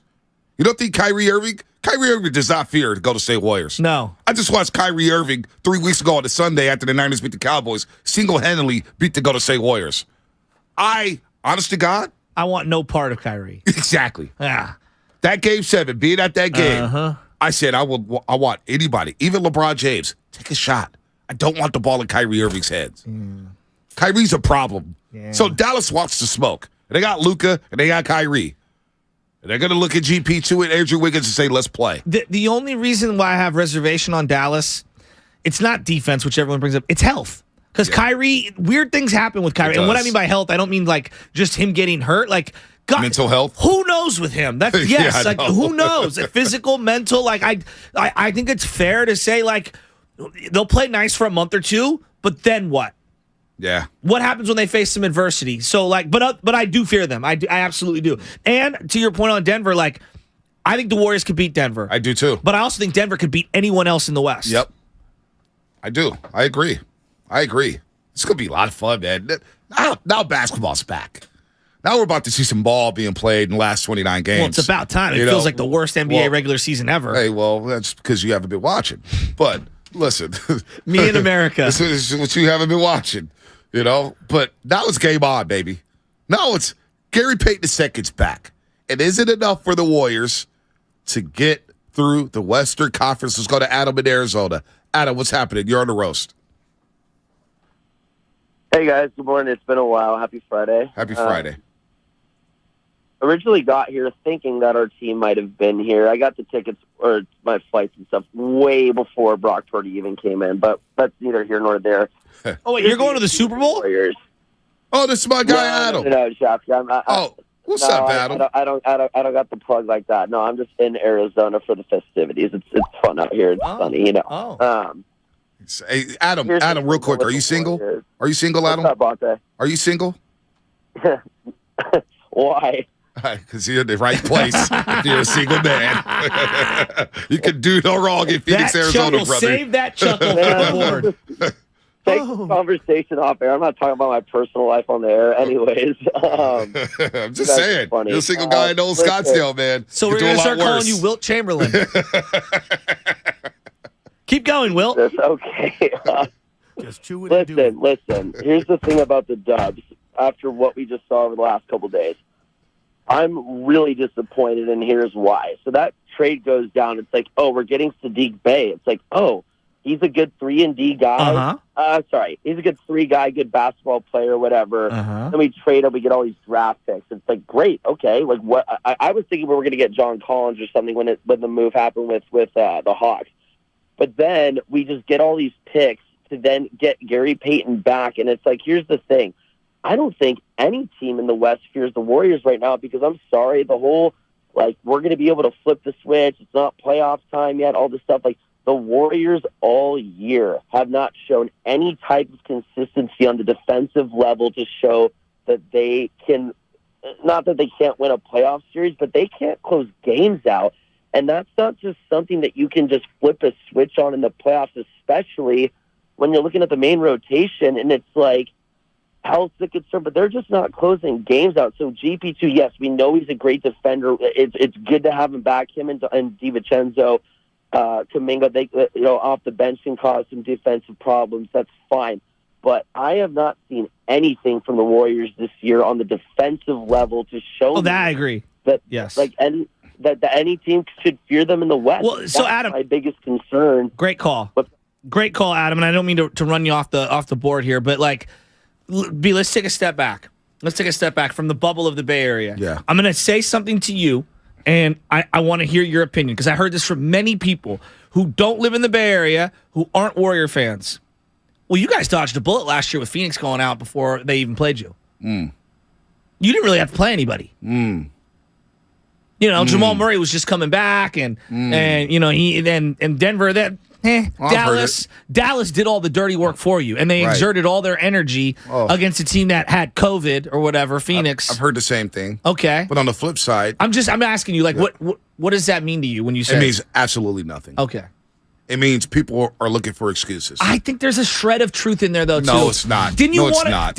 No, it's not because the same people who are saying that are the same people who said, "Oh, you don't want to see Memphis." Oh, they have home court. I said that. You don't want to see Memphis. I said and that. What happened against Memphis? Yeah, but Ja got hurt. Oh, but no, hold on. Stop right there. What? Because when Ja got hurt, Watch Party Willard and many others around this country, well, the Memphis Grizzlies may actually be better without Ja. I didn't subscribe to that. Spinoni? No, people said that, but I didn't subscribe to that. A lot of people said that, though. I know, I hear you. Experts, people who we listen to. So I don't want to hear anything about, yes, you need a little bit of luck. You need a little bit of luck. I agree with that. 2016, Kiki Vandeweghe gave the Cleveland Cavaliers a lifeline by suspending Draymond Green. You know what? I'm not going to complain because 2 weeks later, we got one of the greatest basketball players ever in Kevin Durant. Yeah, and I'm not going to complain about anything. Kawhi getting hurt in the Western Conference Finals? Oh, well, you think Toronto's complaining about the Warriors? No. What happened to Klay Thompson? No. What happened to Kevin Durant? What happened to Kevon Looney? We forget Kevon Looney suffered an injury in that series. Dude had all kind of pads on playing in that series. I'm not going to hear there's a little bit of truth in that sentence because I do think that Phoenix, just 1 second, I do think last year, not this year, last year, Phoenix was comprehensively the best team in the West. Throughout the year, the regular season. Doesn't mean they're the best team in the whole league or any of that. I thought that their body of work last year was the best, and a part of me did feel like, man, the Warriors did kind of dodge a bullet not having to face Phoenix. That doesn't mean they wouldn't have beaten them. They beat the Suns on Christmas Day without Jordan Poole and Andrew Wiggins, and the rest was history. Is there a shred of truth? But It's not my fault Phoenix didn't handle their business. I didn't say that. They blew a 2-0 lead. You're right. They blew a 2-0 lead. But they if you're had Game Phoenix 7 right now, you're thinking to yourself, oh, last year we didn't get the opportunity to face you. Now we got Kevin Durant, and now we're going to go up against you, and we don't think you're as good as you were last year. I want the Phoenix Suns now. Okay. With that said, I want everybody. I want all the smoke now. I want all the smoke from all these teams because I'm sick of the excuses. I've heard that all year long. Oh, Phoenix, man, you guys really dodged a bullet. Phoenix, we'll tell Phoenix I to get blown out by 40 in Game 7 at home. I agree with you. That's not the Warriors' problem. I didn't say and it you was know this. What? The Warriors would have beat them in 6 games anyway. I truly believe that. I don't know. I know that. I wanted to see it. Oh, I truly believe. I think I feared them. I'm not saying who would have won or whatever. I think I feared them more than any other Western Conference opponent. Phoenix. Oh, there's all these excuses. We want to go down every single championship in NBA history. I guarantee you I can find an excuse for everybody. I'm sure. For everybody. I'm just trying to put some voice behind what Adam was saying. That's what national people say. They say the same thing. Oh, man, Kyrie and Kevin Love got hurt. That's why you won in 2015. Did you think when the playoffs started that the Warriors were the favorite to win it all? When the playoffs started last year? No, they weren't. But what did I say? Listen, I don't care. Yeah. You know me long enough, Shasky. You know how I feel. You don't care what Stephen A. I don't care about what Colin Cowherd says. I don't care about what Nick Gronk says. I told you. At the All-Star break, I said, no, I care about you get worried sometimes. As a big-time fan, you get a little too worried for me. And I'm like, you know what? I want all the smoke.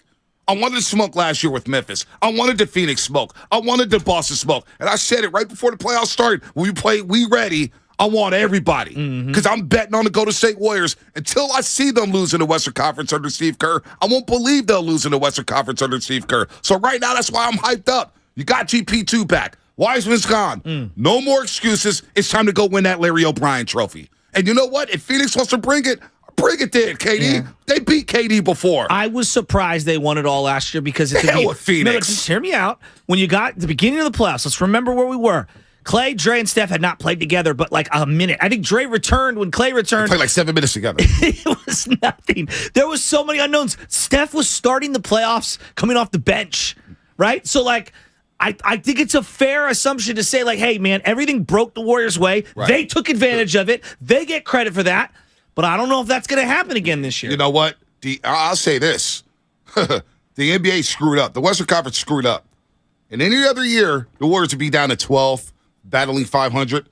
Warriors are one game out of the fourth spot. It's one of the worst regular seasons in terms of just lacklusterness. You got some dudes with 4 rings who's been there before. Denver hasn't won at that level yet. Denver hasn't been to a Western Conference. They've been to a Western Conference final in the bubble. But Bonte, I don't believe Denver can win 3 straight series. How many times has Chris Paul? 1 or 2 against teams. How many times has Chris Paul flamed out? Every time. But he did get them to the finals. I don't want to dismiss that. I want to give him his credit. Devin Booker. I mean, it was bubbly, but you know. Kyrie's a problem. Kyrie and Luka Doncic, they would stress me the hell out. I'm not gonna lie to the masses. You play the Dallas Mavericks in the playoff series, I will be stressed the hell out because Kyrie Irving is a cold-blooded killer. He is. They just got no answer for him. Is it GP2? Is it Wiggins? I pray to God that he could slow him down. But Kyrie, I get nightmares about him in the playoffs because he's a baller. Of course. And then Luka gets to the free throw line. You get your whole damn team in foul trouble. All of a sudden the game is wrecked and the game is playing at their pace. All of a sudden it's all bad. The Clippers, I don't believe in them either. But Phoenix, these excuses made for the Phoenix Suns. People ask, oh man, the Warriors lucky they avoided Phoenix. Well, they were the number 1 seed.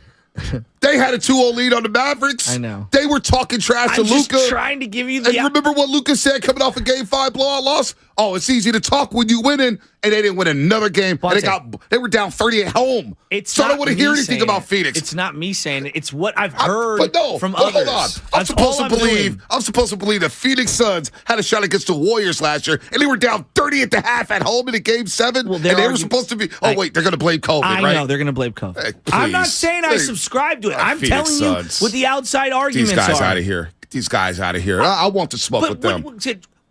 If we took the temperature of Warrior fans, last year was a surprise in terms of the final, like winning it all was surprising. I think it's a sentence that you can accept. I'm not saying that I doubted them. I didn't think they could ever win. I'm just saying it was surprising. When you win a championship the way they did, it's a little surprising. Your best players coming off the bench to start. The 3 most expensive players on the team had never played a playoff minute together because you throw in Wiggins in there. Like, I don't know, man. There was a lot of surprise baked into last year. It's like the Giants when they won 107 games. They went 32-6 against Colorado and Arizona. Are we going to apologize for that? No. Dems the breaks, right? No. As they say, Dems is the breaks. But I also wasn't surprised when they lost to the Dodgers. Right. I wasn't surprised. Warriors got off to an 18-2 start. Steph was playing at an MVP level. True. Clay was coming back. Jordan Poole took that next step. And a lot of people who didn't like Andrew Wiggins, two-way player who balled out in the postseason, and Draymond was Draymond in the playoffs, and you got something from Loon. Who had a back injury where he missed 2 months. And I was like, I don't know. He did. I was wrong.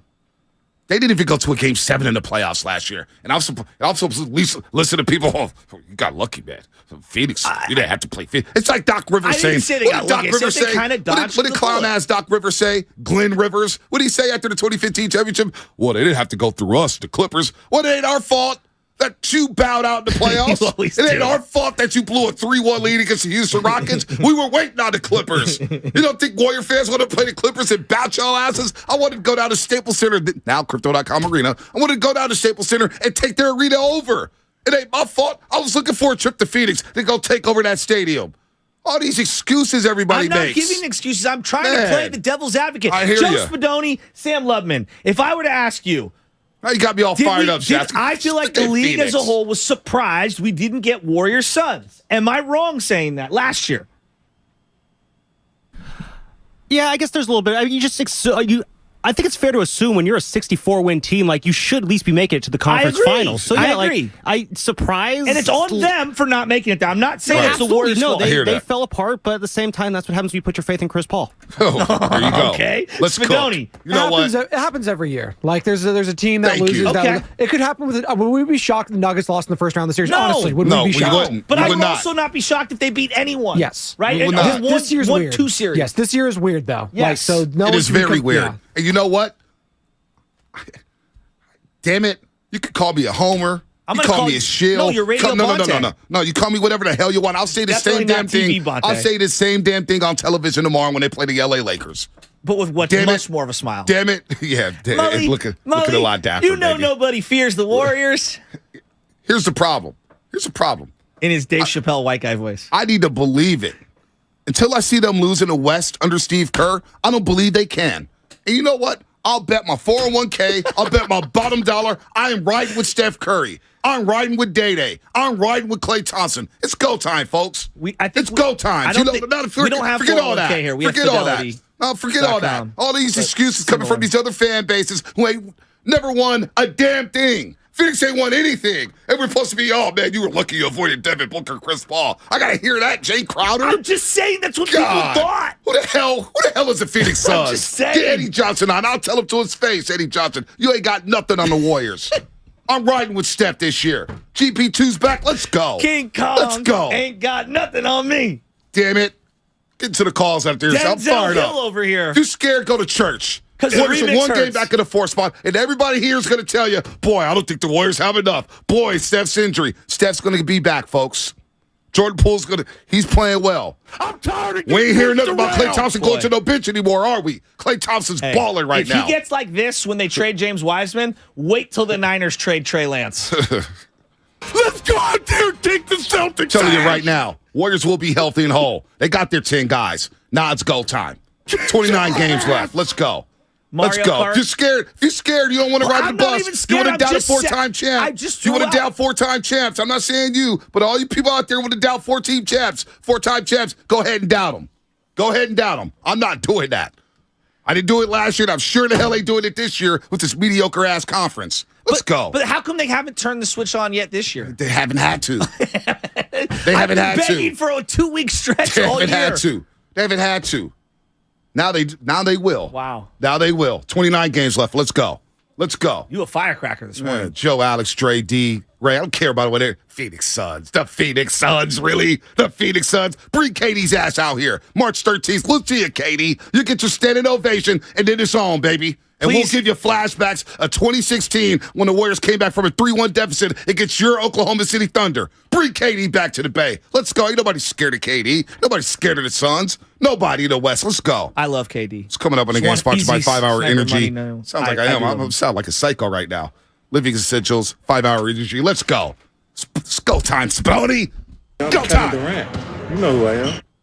It's a football Friday on 95.7 The Game. I could go out there and make $100 million if I win this game and get to see it to the Super Bowl. All of a sudden, the narrative, it's like, oh my God, Jimmy Garoppolo came back from a broken foot injury to save the 49ers. All of a sudden, I'm eating for free in the Bay Area again. Brought to you by the SF Sheriff's Office. Your future begins here.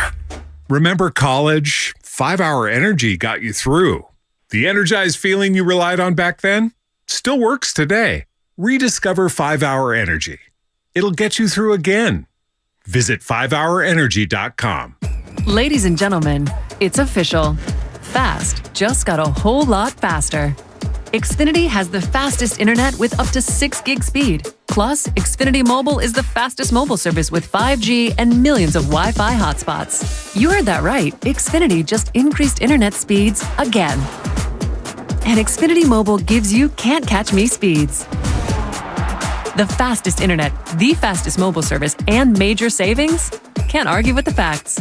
Now through March 21st, new customers can get started with 1.2 gig internet with unlimited data included. It's all just $50 a month for 2 full years with no annual contract when you add Xfinity Mobile with unlimited data at regular rates. Go to Xfinity.com/faster, call 1-800-XFINITY, or visit a store today. Requires paperless billing and autopay with stored bank account. Restrictions apply. Taxes and fees extra. Xfinity Mobile requires Xfinity Internet. After 24 months, regular internet rates apply. Actual speeds vary. If you're considering remodeling your home in 2023, talk with your architect or designer about utilizing Golden State Window and Door for your upcoming project. Each location across the Bay Area features beautifully planned displays. You'll be surprised by the variety of styles. Their respected partners include Anderson, Milgard, Marvin, and many other top brands. For locations, images, and more, visit goldenstatelumber.com.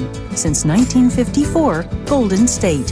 When you succeed, we succeed. Johnny Mosley here with your Friday Toyota Tahoe report. While Mother Nature is still making up her mind, load up the Toyota and get on the road because the weekend is better in the mountains. Thanks, Johnny. Today you'll see mostly sunny skies, but clouds will increase throughout the day. By evening, snow showers are expected with steady snow overnight. 1 to 3 new inches of snow are expected. This report has been brought to you by your local Toyota dealers. Check out Toyota's full lineup of mountain-ready all-wheel drive vehicles. Toyota, let's go places.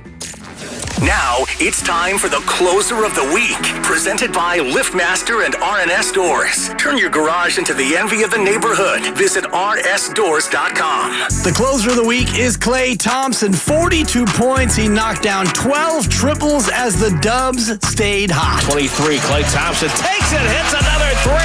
That's his 12th. Recently, my garage door opener was not working. I was in need of a closer. I was put in touch with RNS Doors, and they hooked me up with a brand new garage door opener from LiftMaster. With LiftMaster's MyQ connectivity, my garage door opener can be controlled right from my smartphone. You'll know when a door or gate has been left open and can close it with a tap, no matter where I am. Be one of the first 10 callers and receive 20% off a LiftMaster garage door opener. Call 1-800-FIX-A-DOOR. That's 800-FIX-A-DOOR. Or visit rsdoors.com. R&S Doors. Look for the red truck. The following is an attorney advertisement. If you get sidelined by a workplace injury, the workers' compensation attorneys at Boxer & Gerson can help get you back in the game. Our team of skilled attorneys will fight by your side for the treatment and compensation you deserve. We care about justice for injured workers. That's what makes us Northern California's premier workers' comp law firm. Call Boxer & Gerson at 510-345-2341 or visit boxerlaw.com for a free consultation. Boxer & Gerson, your life is worth the fight. Progressive presents Adjusting to the Suburbs. I never really thought about tools until I bought a house in the suburbs. It's like this weird homeowner test if I need a tool for a project and don't have it. And my neighbor Ted loves to give me that look when I ask to borrow a pole saw. A year ago, I didn't even know pole saws existed. And now I gotta borrow one from Ted? What is happening? Anyway, when you save with Progressive by bundling your home and auto, that's the easy part of adjusting to the suburbs. Progressive Casualty Insurance Company coverage provided in service by affiliates and third-party insurers. Jackson Hewitt gets you your biggest tax refund guaranteed. Plus, get a chance to double your refund or win other weekly prizes with our Double Your Refund sweepstakes. File your taxes on the double at Jackson Hewitt. No purchase necessary. U.S. residents 18 or older who file a 2022 federal tax return ends 4/2/23. In Palo Alto, it'll be partly cloudy today. Highs near 58. Weather brought to you by Auto Trader. Shop millions of new cars, used cars, and electric cars on AutoTrader and find your 1 in a million car. Finally, it's easy. AutoTrader. The other day, I bought a cockatoo. Hello! He's a handful, but I'll manage. Just like I manage without home internet. Sure, my mobile hotspot is slow and makes streaming shows unbearable, but I'm making do. Oh no, who's this? It's mating season, Dad! No home internet? It's not that bad! Don't settle. Get Xfinity Home Internet for just $19.99 a month for 1 year with a free streaming box. Call, click, or visit a store today. Restrictions apply. Not available in all areas. Requires paperless billing and autopay with stored bank account. After 12 months, regular rates apply. Offer ends 2/21/23. Duran Duran returns to the Bay Area May 28th with special guests Nile Rodgers and Chic and Bastille. Don't miss Duran Duran, the Future Past Tour, May 28th at SAP Center San Jose. Tickets on sale Thursday at Ticketmaster.com.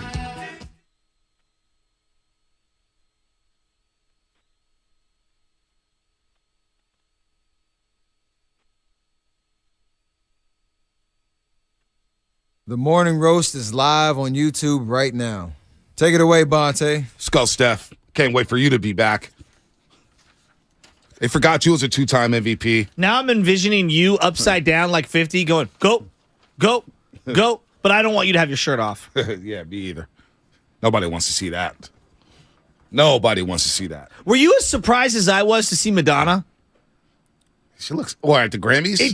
She looked unrecognizable. I expect people to age, but she looked like she had a lot of work done. Yeah, Weird. She needs to take a lap. What she needs to do. It's time to sit this one out, Chief. This segment is sponsored by Nobody. 888-957-9570. Insert your ad here. If you, honestly, God, right here, you hear like Boxer and Gerson. We talk about them all the time. You hear me do Kirby reads. You hear me do Golden State Lumber, reads. If you want to be associated with this station and have your brand pumped out to hundreds of thousands of diehard listeners and have it splattered the images, whatever your corporate logo, whatever your business is, a tax guy, you're a financial advisor, maybe you own a mechanic shop or something like that. We're in front of 2 million faces every month on YouTube. Marcel, what's up? Moran Auto Works. All right.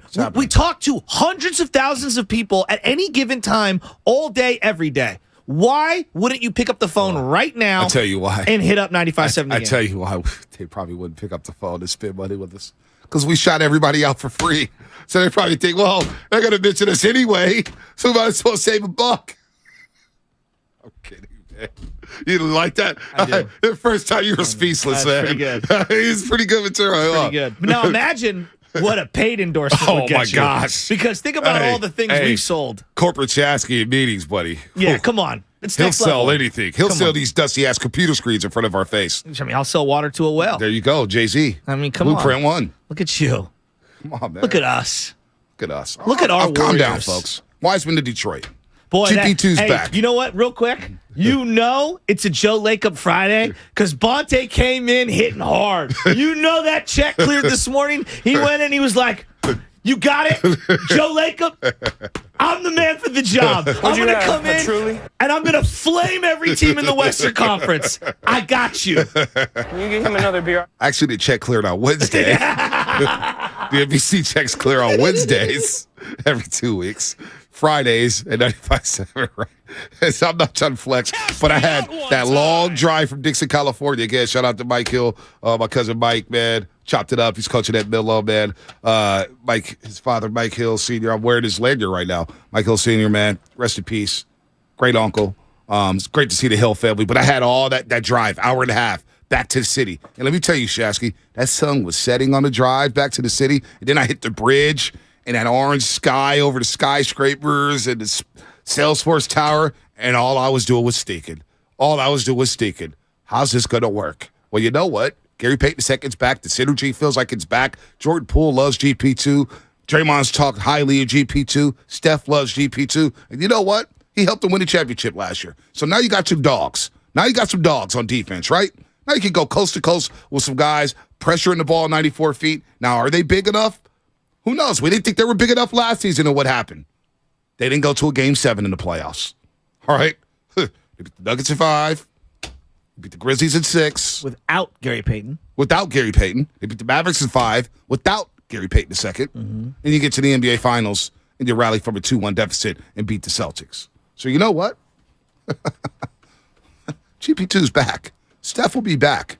And I will bet on the Warriors to win series in the Western Conference until I don't see it.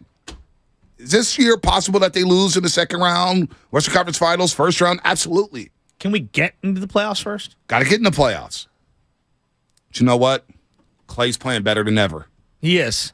Offensively. Defensively, you got some work to do. But Clay's playing some great basketball right now. I think defensively, they've picked and choose their spots on where to put him out, on who to get him up against, and then mixing it up. They've done a much better job defensively in terms of switching it up. So Clay's playing great basketball. Clay. Wiggins seems like he's starting to get his legs back. Slowly but surely. I need you two-way Wiggs, all-star Wiggs. Need you. I think he'll be there. Draymond Green's playing great basketball. We don't know what the future holds for him with the Golden State Warriors. Is he going to opt in, opt out? What's going to happen? I don't know. But Draymond Green's playing his ass off. Kevon Looney's never played better. He's averaging 10 rebounds a game since the calendar flipped to 2023. Yeah, but he needs reinforcements. They need another big in the buyout market to give him a couple of minutes of breathing room. Or maybe it's JaMychal Green. Maybe. DiVincenzo playing well. Wouldn't you like a bigger body than JaMychal Green? I would love that. I mean, I'm not saying that he can't be thought it was a James helpful Wiseman. piece. I'm not saying he can't be a helpful piece. I'm saying, when we want someone a little bigger, longer. Yeah. Yeah. I mean, I thought it was James Wiseman. Didn't work out. So how we feeling, Dub Nation, today on a Friday? Are we going to track James Wiseman's success as a fan base? Absolutely. You think so? Or maybe if he doesn't have any? If we could track Dante Pettis in his career, we could track him all over the place, New York, Chicago. Then we're definitely going to track James Wiseman. Touchdown against the Niners. We're always. Didn't you track Chris Webber when he got traded? Oh, I hated Chris Webber. What are you talking about? I was mad when they brought him back after he had microfracture surgery, and then they started him, and then lost a couple games with him in the starting lineup. The year they won 48 games and didn't make the playoffs. There you go. Talk to Steiny. Me and him have actually had this conversation. I'm like, they sabotaged their own season by trying to enforce him into the starting lineup. Yeah, it didn't work out. He didn't play many games. All right, let's go to the lines. 888-957-9570. I need to take a breath. She got me fired up. Talking about the damn Phoenix Suns. I'm just saying that people on the outside thought that maybe the Warriors dodged a bullet. They've been saying that about the Warriors ever since they won 4 championships. For sure. I mean, haters gonna hate. Yeah, that's what they're going to do. But there is sometimes, especially when there's like a haterade comment or whatever, there is little bits of truth inside. You really fear Chris Paul? Honestly. No, I fear Kevin Durant. It's Kevin Durant changes everything. Like Monte, I think Kevin Durant's one of the greatest basketball players I've ever Kevin seen. Durant's a problem. A problem? Let's say Kevin Durant's a problem. That's an understatement. He's a problem. I respect him. Kevin Durant going to Phoenix shook me up a bit. Monte, we were giving him the benefit of the doubt with a hollowed out Brooklyn team because he's Kevin Durant. I know. Kevin Durant's a problem. There's no doubt. We'll see him when we see him, though. We'll see him when we see him. Joe in Burbank, what's happening? You're on the roast. Sound like Drake. Like that? Yeah. Somebody called me Drake. One of my little cousins yesterday. I was like, you look like Drake. I was like, all right. Yeah, we got you, Joe. Sorry, Sandra's Rose over here is talking. Hope you guys give me about 45 seconds before you cut me off. No, you get him. Hey, Joe, real quick. 45 seconds plus another 30 seconds. And it starts. Got 75 seconds. Now. Let's go. You guys are great. Well, anyway, that Arizona caller had some good points. But the Warriors have enough talent, especially with GP2 coming back to win, but they continue to play bad percentage basketball. The other night they had, as soon as the threes stopped falling, they missed 11 straight. After 3 or 4 misses, you got to go to the basket. Curry, Poole, Wiggins can go to the basket. That's bad percentage basketball. If you're going to keep shooting threes and miss 11 straight, you're going to have problems. The other thing is, and everybody knows this, there are fouls. The guys go to the basket and they just give them enough of a push or whatever to pick up a foul. And so I think the other night it was like 31-9 in favor of the other team. Plus 22 for Portland. Yep. Yeah, and then the last couple of things, and thanks for the time. The turnovers. Curry and Poole, unbelievable on turnovers. Yeah. Like Curry had an 8 and a 6 and a 5. Poole keeps dribbling off his foot. So all I'm saying is, I wrap that up, is they have the talent.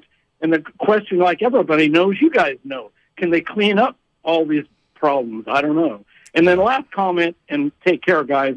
James Wiseman, that's a sad situation. Sorry to see him go. Me too. He was like drafting a high school player. You can't count the short college time. Yeah, I'm with with you. whatever. He needed time to play and learn. No doubt. And so, the kid has talent. They go, can he shoot? It shows that he can shoot. Different times it shows that he probably has a shot. But that's a sad situation. But anyway, hey, thanks for allowing me to talk this long. Joe, you got 3 minutes, Joe. Who loves you? The Morning Roast does. Yeah, like that's Spadone. I thought you were going to go Biggie. Who shot you? No, we're not shooting nobody. I'm not a shooter. I'm not a killer. I'm a lover. I'm just saying. By the way, Draymond Green, real quick, before we go back out to the lines. Who do you love? Golden State Warriors for Draymond Green recorded a podcast, the Draymond Green Show, the latest episode. Oh, boy. And Draymond Green said, look, he couldn't contain his excitement about Payton's return to the Bay. Well, Green said this. I want to say James Wiseman, man, Jimmy Wise, not an ideal start to your NBA career. I mean, not ideal at all. Being moved to the Detroit Pistons gives James an opportunity to restart that. And I think that's such a beautiful thing.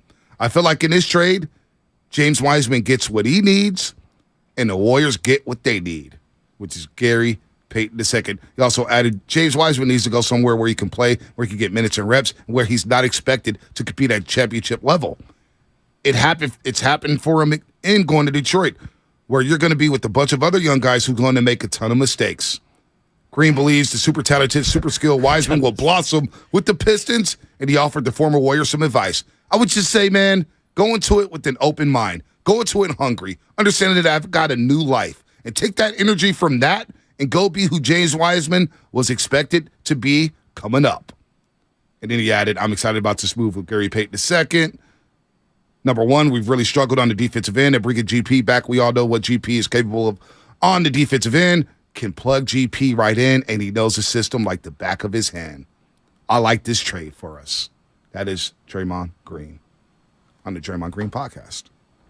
Courtesy of The Volume. Somewhere like Kyrie saying to LeBron James, thanks, Dad. Like, what is Draymond doing? Draymond, you screamed at this man so bad in an empty arena. He said that they called it technical on you. What was wrong about what Draymond Green just said? I just don't want to hear Draymond's. Like, Draymond didn't.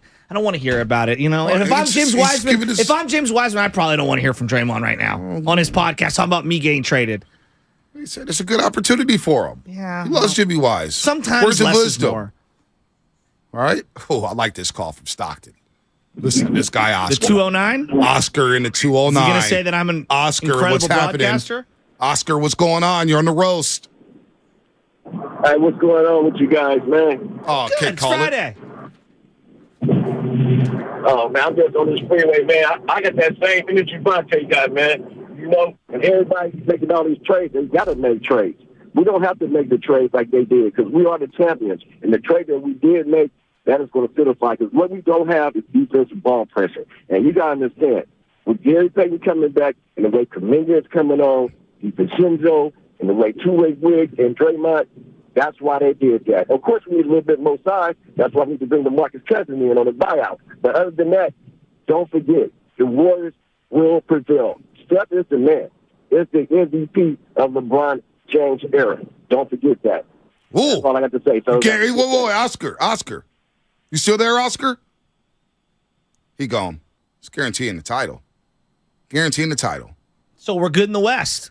I think so. And the East? I tell you who's not good in the West. Who's that? The Memphis Grizzlies. So we got. They're not good in the West. It's a new Oakland thing going. Got the North, got the East, got the West with me. Remember that song came out of SoFi in the parking lot? Great moments. Got to that mosh pit of our career.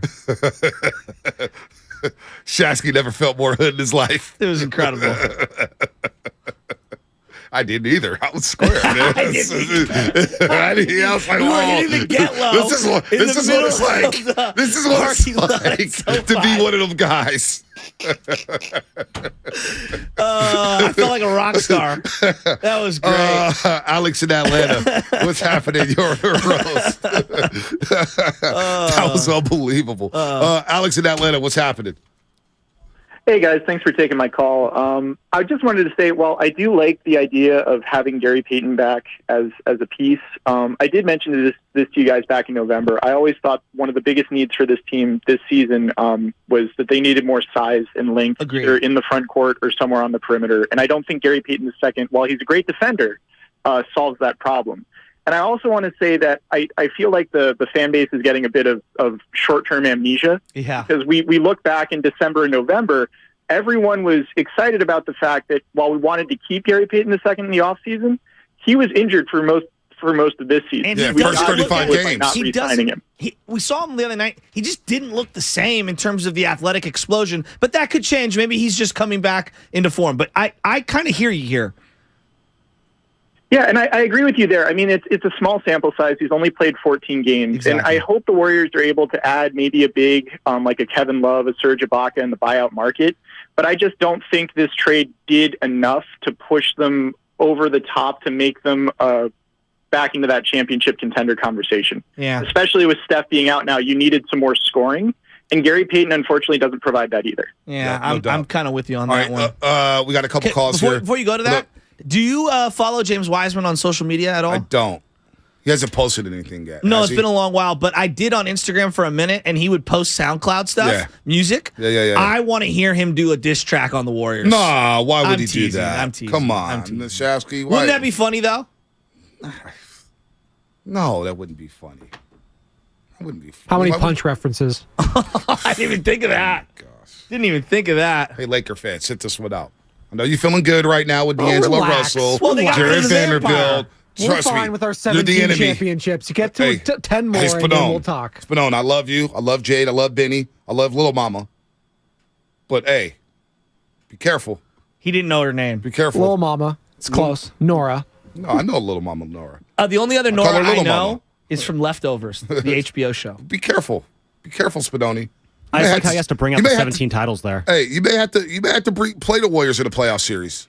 You don't want those problems. Relax. We're not even making the plan. We stink. All right, okay? good. They But the stink. vampire's gone. That helps. Thank God. What was that article? Dave Westbrook McMenamin? Dave McMenamin. No, he was on NBA Today. Okay.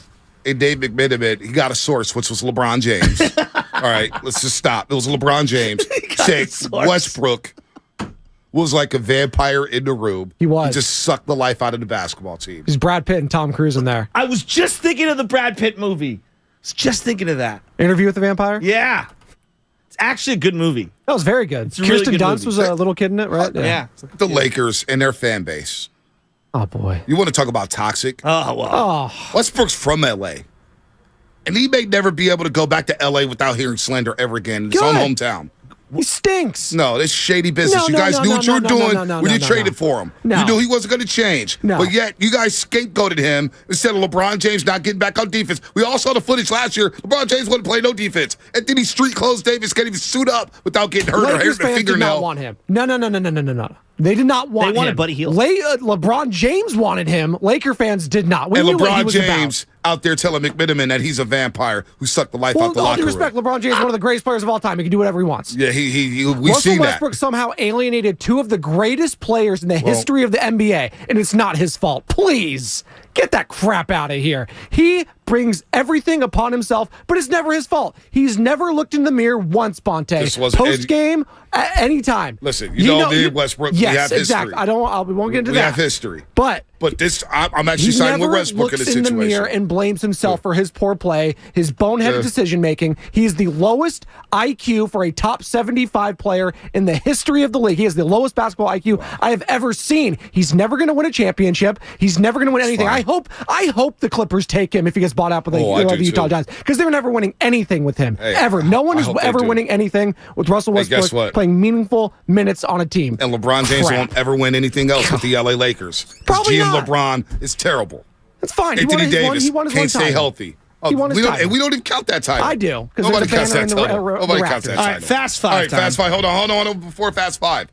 Lutman's been waiting to get this in. You got him. No, you didn't. They just let him talk. We just ran out of time. But it's okay. Get it off your chest. Lakers still ain't doing nothing. Hey, that was like a flex I don't moment care of if the day they're not doing rant right anything. there. No, they're not doing nothing. And I'm glad That was a Russell flex. Westbrook is off the team. See, all but right? that's how delusional Laker fans are. They're blaming Westbrook for everything. I'm not blaming for That's everything. Laker fans in a nutshell. How can you say his tenure with the Lakers was good, though? It wasn't good. It wasn't. It wasn't good. But you guys know what you signed up for. He was trying to fight Darvin Ham a couple days ago. This is what happens when they let LeBron James be the GM of the basketball team. You brought in a dude who's making $47 million, knowing damn well he can't shoot, knowing damn well he's not going to be able to play off the ball, knowing damn well he plays no defense. It's your own fault. It's LeBron James. And for LeBron James to sit there and squeal to Dave McMenamin of ESPN and call him a vampire, it's why I don't respect LeBron as a GOAT. And he dates Kendra Andrews? I don't know who he dates. Or is it Malika? I don't know who he dates. I don't know anything about He dates Malika, excuse me. I don't know anything about that. Well, no, I saw it on one of their Instagrams. I don't know. I don't know anything about Dave McMenamin's personal life. I just know he's a trusted agent. He covered OKC? No, he covered LeBron James in Cleveland. But prior to that, he covered the Kobe Lakers and Powell Lakers. Yeah. So he's kind of got a little windhorse thing where he follows LeBron. A little bit. Yeah. A little. Okay. He's a new windhorse. I'm just trying to keep up. Quarterback rankings, playoff fantasy quarterback rankings. Sam Lubman. Yeah, let's get a really quick update here. So going from the bottom up, we got Jesus in SF. He had Tom Brady in the Baltimore quarterback situation. He's at the bottom with 46 points. Coming in sixth place, we got Bonte. He had Josh Allen and Justin Herbert. Dog, sixth? Yep, he's got 55.4 points. Oof. And then above that, number 5 is Joe Spadoni, who's still alive with Patrick Mahomes. Oh, my He's got 57.54 points. And coming in at fourth place is myself. I got 66.62 points thanks to Kirk Cousins and Trevor Lawrence. Our top 3. Let's go. Bronze. We got Simon in San Francisco. He had Brock Purdy and Daniel Jones. He is at 84.4 points. Shasky, you're coming at 84.76 points with Joe Burrow and Geno Smith. And let's go. It's his Silver contest medalist to lose right now. Tyler and SF. Tyler! With 99.34 points, rocking with Jalen Hurts and Dak Prescott. Why are you so fired? You're not winning. What are you talking about? Tyler Miller's in number 1. He's in first place. First off, I will take a silver place. Why are you pumping fists? I'll take a silver place. Spadoni Can't may win this thing, year. and then Tyler may be in second. I mean, you need probably the greatest Super Bowl performance in history from Patrick Mahomes, and then just an absolute egg from Jalen Hurts. It's a good thing I picked Joe Burrow. But you're not winning the contest. Doesn't matter. I beat you. Oh, great. Awesome. I moral victories. I sacrificed. Yeah, moral victories. Took Josh Allen. It's fine. It's not moral victories. These are called personal grudges. Oh. It's like when the Niners lost to the I'm Eagles. I'm fired up for Tyler. Tyler's whooping your ass in this contest. Part of me was happy they took out the Cowboys and the Seahawks. Nah, well, it's a disappointment, especially what the Niners are talking. And the disrespecting of Trey Lance. It's my 49ers, dude. What the I'm happy for Tyler Miller, though. Yeah, I am, too. You're out here acting like you won. You're done. When you're cooked. Me and the Roasters unite as one, like me and Tyler have over the years, of course I'm going to celebrate their victories. Fast 5.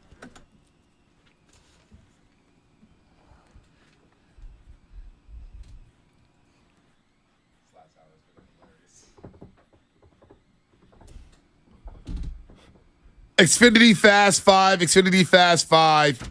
Look, we got a lot of Warrior calls on the line. A lot of Warrior calls. So we'll let you get your Warrior take off, and then I want a Super Bowl prediction. So you got 25 seconds. Just say who's going to win. No, hold on.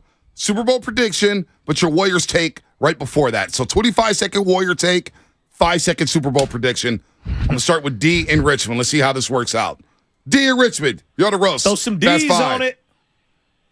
Hey, what's up? Good morning. What up? Yeah, I like the Wiseman trade, and I don't really care for Sadiq Bey getting traded because that he would have ate up Kuminga's minutes anyways.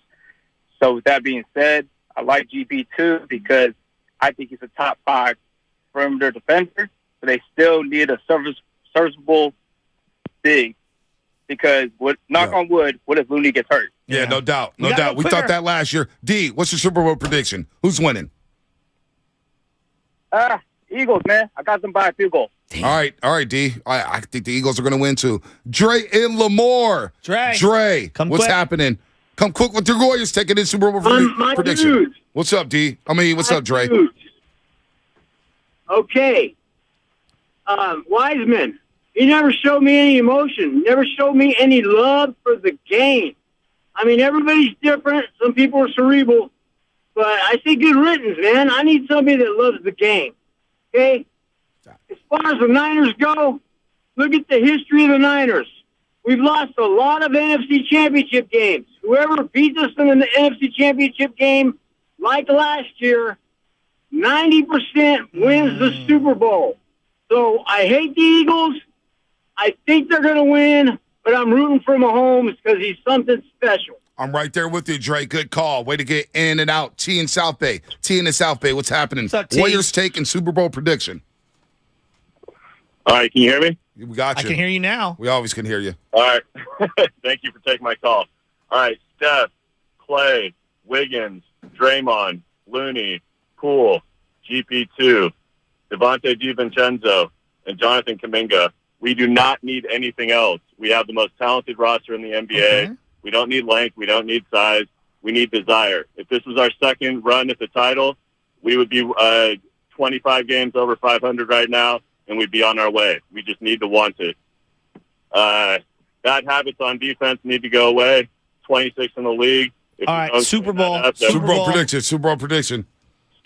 Super Bowl commercials and nachos. Let's go. That's my man. Commercials. There we go. And Rihanna at halftime.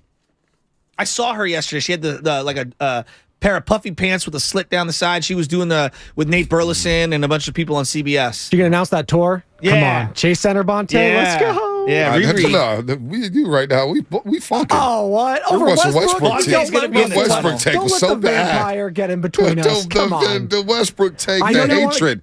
For some reason, you're defending Russell Westbrook still. And you know, Come listen, on. because I know LeBron James is petty, and LeBron James brought him to L.A., and right away he scapegoated him. And we saw what LeBron has done over the last 2 years. Melted in, not play defense, trade away everybody. Oh, he's having a historic year at 38 years old. Come on now. Yeah, it is an incredible year.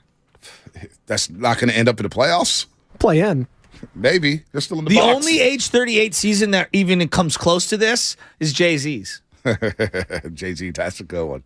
That's probably your best work. That was Fast Five, brought to you by Xfinity. Supercharge your home with supersonic Wi-Fi. Unbeatable internet only from Xfinity. We got Dan Dibley in the captain seat. We got Kyle Madsen with the D-Lo at KC hoodie looking dapper. ESP at 1320. Shout out to D-Lo at KC. They're lighting beams up. Hey, Sacramento feeling good. They didn't make any moves. Oh, wait. Is Ja going to join the Kings so he could light that beam up too? That's a solid 4 right there. Solid 4. Honestly, we should be crushing him more because it's ridiculous what he's doing. Right? Just the whole family, the antics, everything. Like, it is ridiculous what they're doing. Well, what I said was, and this is what I firmly believe, because we don't know for sure that it was a laser connected to a gun, so put that aside. But there's enough stuff. But what happened before that, when they are menacing and intimidating the traveling party of an opposing team, that's a classic. What are you doing? And I got a what are you doing at 9:45 today. Hopefully we can squeeze it in. Can't wait. It's not me shushing people. It does. No, that was, Shushgate yesterday. It does involve an on-air person at this station. And it's nobody in this room. Thank God. And it's nobody with whom I do radio 3 days a week. 4 days some weeks, depending. But I'll get Load to that. management, Mark? At 9:45. Watch Party Willard? Watch Party Willard. Is he setting up for the party right now? He is setting up for the party. I broke that out on him. And, I told him I'm a Super Bowl free agent, but I'm not sure if I'm going to make it back out. I'm doing 9 games tomorrow, Butch. So Is it playoffs yet? No, we got 2 or 3 more weeks of regular season, but I'm on pace to set a record for most games personally in the year. Wow. This will be my 5th straight week of doing 9. You're the Cal Ripken Jr. Dude, 9 games is a lot. LeBron has nothing 9 games is a lot. That's so you're starting at 8 a.m. 9 o'clock There's first a tip. boss man son is playing, right? Yeah, I don't have him this week. I got all girls, thank God. Do you call travels on him? How are you with the whistle when it comes to little Huddy? I have to crack the foul on 2-9, here. Do you give him one of these? He plays physical with an F. So he does. 2-9 gets his. 2-9. I think I've reffed 3 of his games, and he's averaging, I think, 3.3 fouls a game. A couple no calls too. It's like, that's the boss's kid. Is the boss watching? Is he sitting there? I'll say this about the boss. All he does is look. Doesn't scream.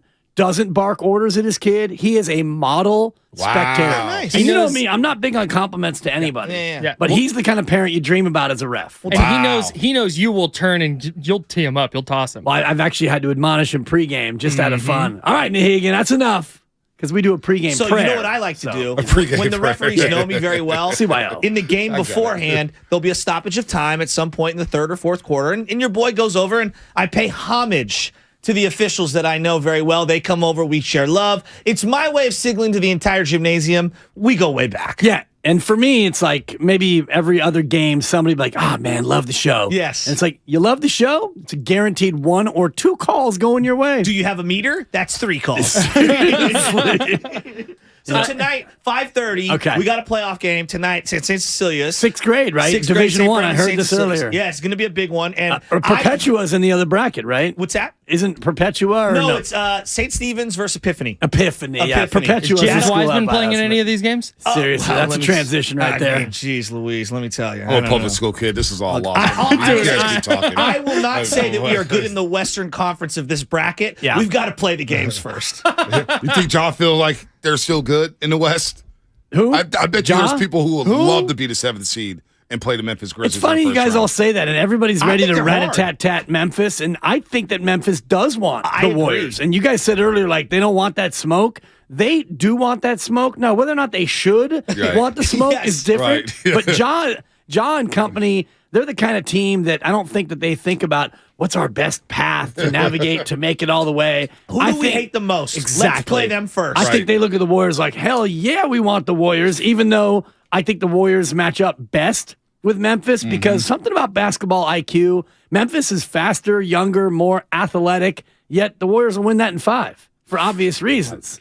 You know, and I look at Memphis and the way they play most times because I'm a big League Pass guy now. Shout out Bonte. I do need to get that password because I'm a big League Pass guy. Why you got to do and this? normally this is when I pull a random NBA player out of my pocket and throw him out there, and Bonte's like, League Pass, I love him. I mean, just watching Jalen Brunson on a nightly basis really makes me appreciate Nick basketball. I haven't watched a lot of Knicks basketball, I'll be honest with you there. Jalen Brunson they is have playing face well. recognition system in there. As you walk through Madison Square Garden, James Dolan has illegal face recognition software of some sort. Allegedly. Right. And he claims he will take out all the alcohol because they're going to take away his alcohol permit for Madison Square Garden if he doesn't get rid of the technology. And he's like, fine, we just want to sell alcohol. That'll go great. Hilarious. It's insane. Have you been to MSG? No. Have you been there? Oh, yeah. I went there like 15 years ago because my ex-wife was a huge Reggie Miller fan. Oh, cool. So I said, hey, we'll go to New York. It was a trip, and we'll go when the Pacers are there. We were up in like the 500 level because there's like 7 or 8 levels. It's unbelievable. Great seats though, and good sight lines, and it's cool because you walk out of the subway and you're basically Penn Station. Thank you, Bonte. And you walk right out, and boom, you are in Madison Square Garden. It is pretty special. Nice. When I was in New York, Madison Square Garden was undergoing like renovation. Thank you. It's a renovation sensation, Kyle. Sure you was. can say it. Yeah, no. So they were undergoing renovations. You couldn't get Mount Dolan was being built. You could not get into the building. They were like, yeah, hey, here's MSG. Feel free to walk around. Literally walk around. You don't get to walk like through and get to see the car. No. None of that. So it looks like Market Street then. You know, everything's boarded up and you walk around. Yeah, seriously. Now. Just a lot more New York Rangers on the walls down at MSG. What's the one pro venue that you haven't been to that you want to go to the most of all? Lambeau. Yeah, Lambeau. Lambeau's up there. And then I've been to Fenway, and I thought that was just... See, Fenway's the one for me. Fenway's it for me. So when you go to Fenway, what's crazy is like you feel like you're in an actual cathedral. You know, people, the cathedral. No. Right. You literally feel the ghosts. I'll grant these Bostonians that there's something very special and magical about Fenway, and the seats are so narrow. Totally. So freaking narrow. It's not fun. Bonte, double X Bonte, not loving that. It was not a good experience. I But love Fenway. I got to see a Red Sox game against the Yankees and Jeter's last year. It was awesome. Okay. It was actually Yoenis Cespedes' first game as a Red Sox. Wow. Nice. Strong. See, I Crazy. saw Bring up old Daisuke stuff. Matsuzaka against Matt Cain on a Saturday, and then Friday night was Zito versus somebody, and then Wakefield on Sunday. Oh, the knuckleballer. And Bonds hit a home run off of him. That's so great. Yeah, it was pretty cool. So PNC Park, because I'm looking at all the baseball PNC's teams. cool. PNC I want to go to. I have a few friends who have been to all the parks, and to a person, they're like, PNC's the best park. Did they PNC. walk around the park? Yeah. No, they've gone through it. They've gone in it. Totally. PNC and Kauffman Stadium in Kansas City. I always love the waterfalls. The waterfall, The waterfall. Exactly. And Kauffman looks dope, man. Kaufman's cool. No, I hadn't thought of them. Yeah, so that's two. I've been to Camden, been to Fenway. Yeah, I've been to Camden. New I went to not old Yankee Stadium, but Yankee Stadium Pot Deux. I was actually there Palm Sunday. Shout out Catholicism again. And the day Phil Mickelson won the Masters, his first Masters. Wow. So that's kind of a fun, exactly, the big leap, the Mickelsonian leap. The worst stadium probably is Chicago White Sox Stadium. Gary T. Ray Comiskey, Field. a.k.a. Cellular, whatever it's called now. It's so sterile. It doesn't even feel like you're in Chicago. Yeah. I have not been to old New Comiskey or whatever they call it now. How's Detroit going to treat James Wiseman? What's the name of their standing stadium ovation? Now? Little Caesars Little Arena. I knew it was Arena. That was Pizza. Yeah. Yeah, that's good. America Park, Ford Field, Little Caesars I'm Arena. really happy for James Wiseman. too. And it's taken me almost 24 hours because the news broke on our show, 11 o'clock, and man, the YouTube went bananas because you guys always have strong numbers in the morning. Usually dips about 10 to 15% when we come on, you know. People are at work. And no hard feelings. I don't take it personally. But by the time the trade got announced and we went up, and then the talk started happening. Yeah. And Dude, my Sadiq, I heard that call, by the Sadiq Bey take, I think, was the best take on the show yesterday. Well, they get Sadiq Bey, and I immediately am praising him for his ability to play in this system. You were going to say, hey, Bay, huh? Seconds later, the word comes in that Bay is gone, and I pivoted so fast. I never thought he would fit here. It was an unbelievable pivot. There was a good hour where it's like 5 draft picks for James, and then like people were just losing their minds and being angry. I was telling him I felt tremendous empathy, obviously, for James Wiseman, but we just do this thing in sports. Team announces transaction. And underneath the comments, Twitter and Instagram, it's just not everyone. It's a small percentage, and it's a lot of anonymous. The level of pure hatred for a 21-year-old, it's like, dude, like, okay, it didn't work out. Like, do we really have to flood this guy with just some of the worst comments I've ever seen? Whether it's Jordan Poole, Trey Lance, we've done this a lot with these young athletes, and it's like, man, can we just temper our social media reactions a little? I mean, maybe I'm too in the weeds on it, but it really Look at you talking him. for people to temper their reactions. You've come a long way, Joe. In the comment section, yes. Captain all caps. Well, now people he's to San temper their Franceschi now. I mean, he's getting soft on me. Asking Or his anybody to butcher. temper their reactions on social media is ridiculous. Like, there's that's what social media is for. Right. I think the issue with James Wiseman is he was this avatar for like the post Steph era, and it was seen as with Steph kind of playing as well as he did, especially last season. It was like, well, he's not needed. He's holding back this last gasp of the Steph Curry, Klay Thompson, Draymond Green era, and I think he was just a symbol for ownership, like trying to move on from this golden age of Warriors basketball. And I think that's where a lot of the vitriol comes from. Well, and I also think there's an unrealistic expectation that this thing's just going to go on forever. And I've heard Steiny kind of talk about this, and it's like, well, A, that's not how life works, nor is that how sports works. And Bob Myers told Mark and I when we did our show from Chase Center to start the year, just enjoy this year. And it seemed to be more prescient than ever in terms of after this year, who knows who's coming back. Draymond may opt out. Bob may decide to not re-sign. And this really may be the last hurrah, Bonte. Couple things. Talk to me, One, Bonte. Klay Thompson, he said the best thing ever. Talk to him, he'll talk back. If you lurk, you will get hurt on social media. So don't lurk. Don't look at the comments. I stopped doing that, and I've been happily ever That after. is such a lie. I don't look at the comments. I don't. He's knee-deep in Philadelphia blogs, reading all the blogs, No. commenting on Facebook. Facebook, I got tagged. No. Also, number two, the Warriors have been saying this since like 2018. This could be our last year together. We don't know what the future holds. I've been here the same It's like the Rolling rhetoric Stones for 5 years when it comes to the Golden State Warriors. This is the last Elton John concert. Right. Like I'll say this about James Wiseman. It's never going to last forever. Just said it since 2018. This is a legacy game. Last year was found money because last year was the one where you weren't supposed to win the chip, which is great. And I loved what you guys were saying earlier about looking back because they can not make the playoffs ever again with Steph, Klay, and Dre. They could be the 10 seed this year and be a play-in, bow out, and the same thing next year and the next 3 years. Maybe they never play another playoff game. We don't look back on this era as anything other than an unmitigated smash, grand slam success. Unprecedented. Yeah. It's not only because where we all have been as Warrior fans, and some of us have been around longer than others, and some of us barely remember the Rick Barry chip. I think I was 7 years old, not aware enough to really understand what was going on. My dad said it was tape delayed. But I remember being a kid in Marin in the early 80s. I would go with my brother Mikey 1.0, and I may or may not have been in a big down jacket smuggling Bacardi That's the old into school the way. arena. And I was 12 years old, and I looked like I was 6. And so no one's ever going to frisk your boy. No doubt. But I went to a bunch of Warrior games because you would show up to the Collie, $5 for parking, scalp a ticket for usually about $5 or $7. You'd go to Warrior games. So I was raised on this team, but, Rod Higgins, can you hit a free throw? And Joe Barry Carroll, they were terrible. Thank Terrible. you. Chris Washburn? When I see people say he's the worst draft pick in Warrior history, I'm like, okay. Guys, do you know how many bad draft picks the Warriors had for like a 27 straight year period? Mm-hmm. Like he's already better than Patrick O'Brien. He's already better than Ike Diagu. Thank you. Todd Fuller, Mikal Petrus. Andrew DeClerc. We can debate Anthony Randolph. Mikal Petrus had a nice little career. Yuri Welsh. How about what's Bellinelli in a Warrior uniform? He's so smart. here's okay. Spadoni's offended back there. I get what you're saying, but on Joe the other Smith hand, was number 1 overall. No doubt. One. Joe Smith had a long career though. Yeah, Rookie of the year. No, understood. No, Rookie understood. of the year, and he's just never. But it went from this guy is a combination of Tim Duncan and David Robinson, and he's Kevin Garnett, and he's this and that, and it was like great.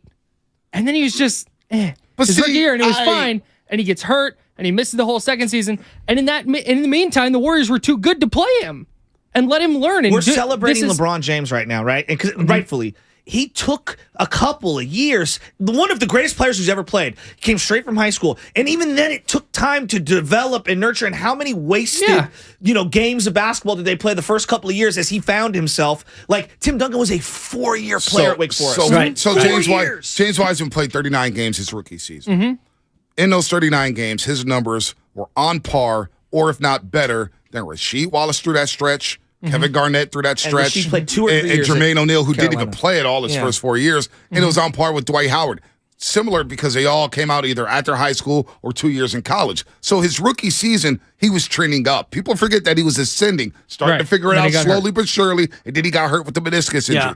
Bums to me is Anthony Davis, where you can't even average 8 points a game. Right, Michael Olowokandi couldn't play on the court. Out of the league in a year. So quick. Jermaine O'Neal is a great comp, and it took him 210 games in Portland before he went to Indiana. Yeah. The thing that I'm fascinating by in this whole saga, and we'll get to the GP2 end of it, because the Warriors did get better yesterday, but now we get to see, is James Wiseman a bust?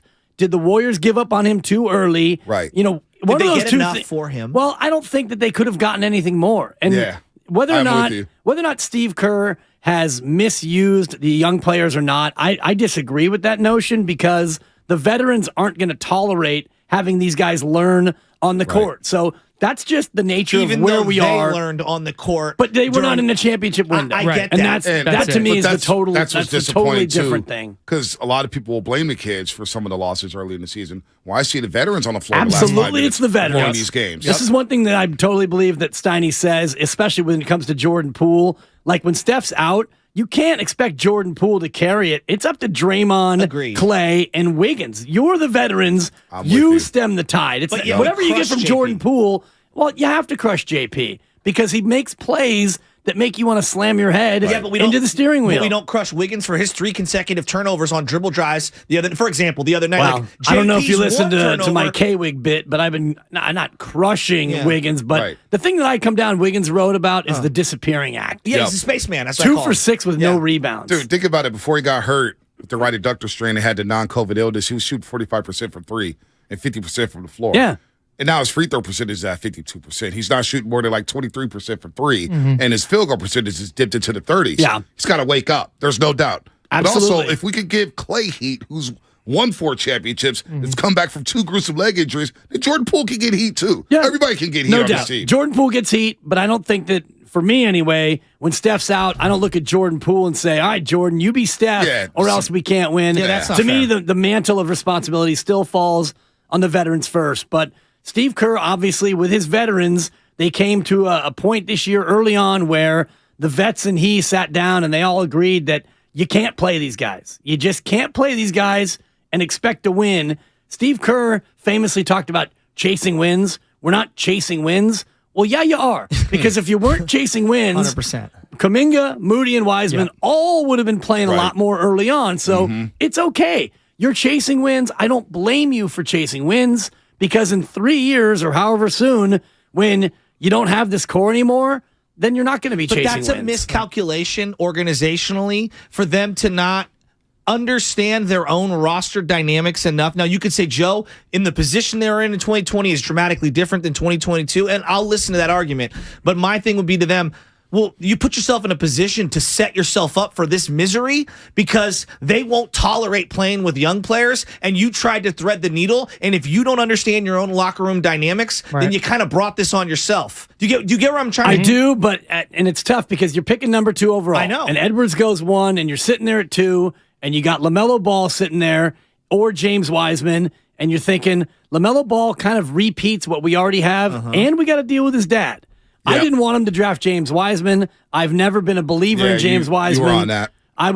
You're on that. And I pretend that I wanted Halliburton, but I thought Halliburton was a Texas oil company. It is. I wanted Obi Toppin, and I have to readily admit that. 2-foot Boy, jumper. could he jump, Look, though. Oh, my God. There's one legit player. Thank you. Every time. Anthony Obi Edwards, Toppin. I'm sure that Warriors would have loved for Anthony Edwards to slip down to the Sure. 2 spot. He didn't. So LaMelo Ball, to your point, LaMelo Ball going to be happy coming off the bench?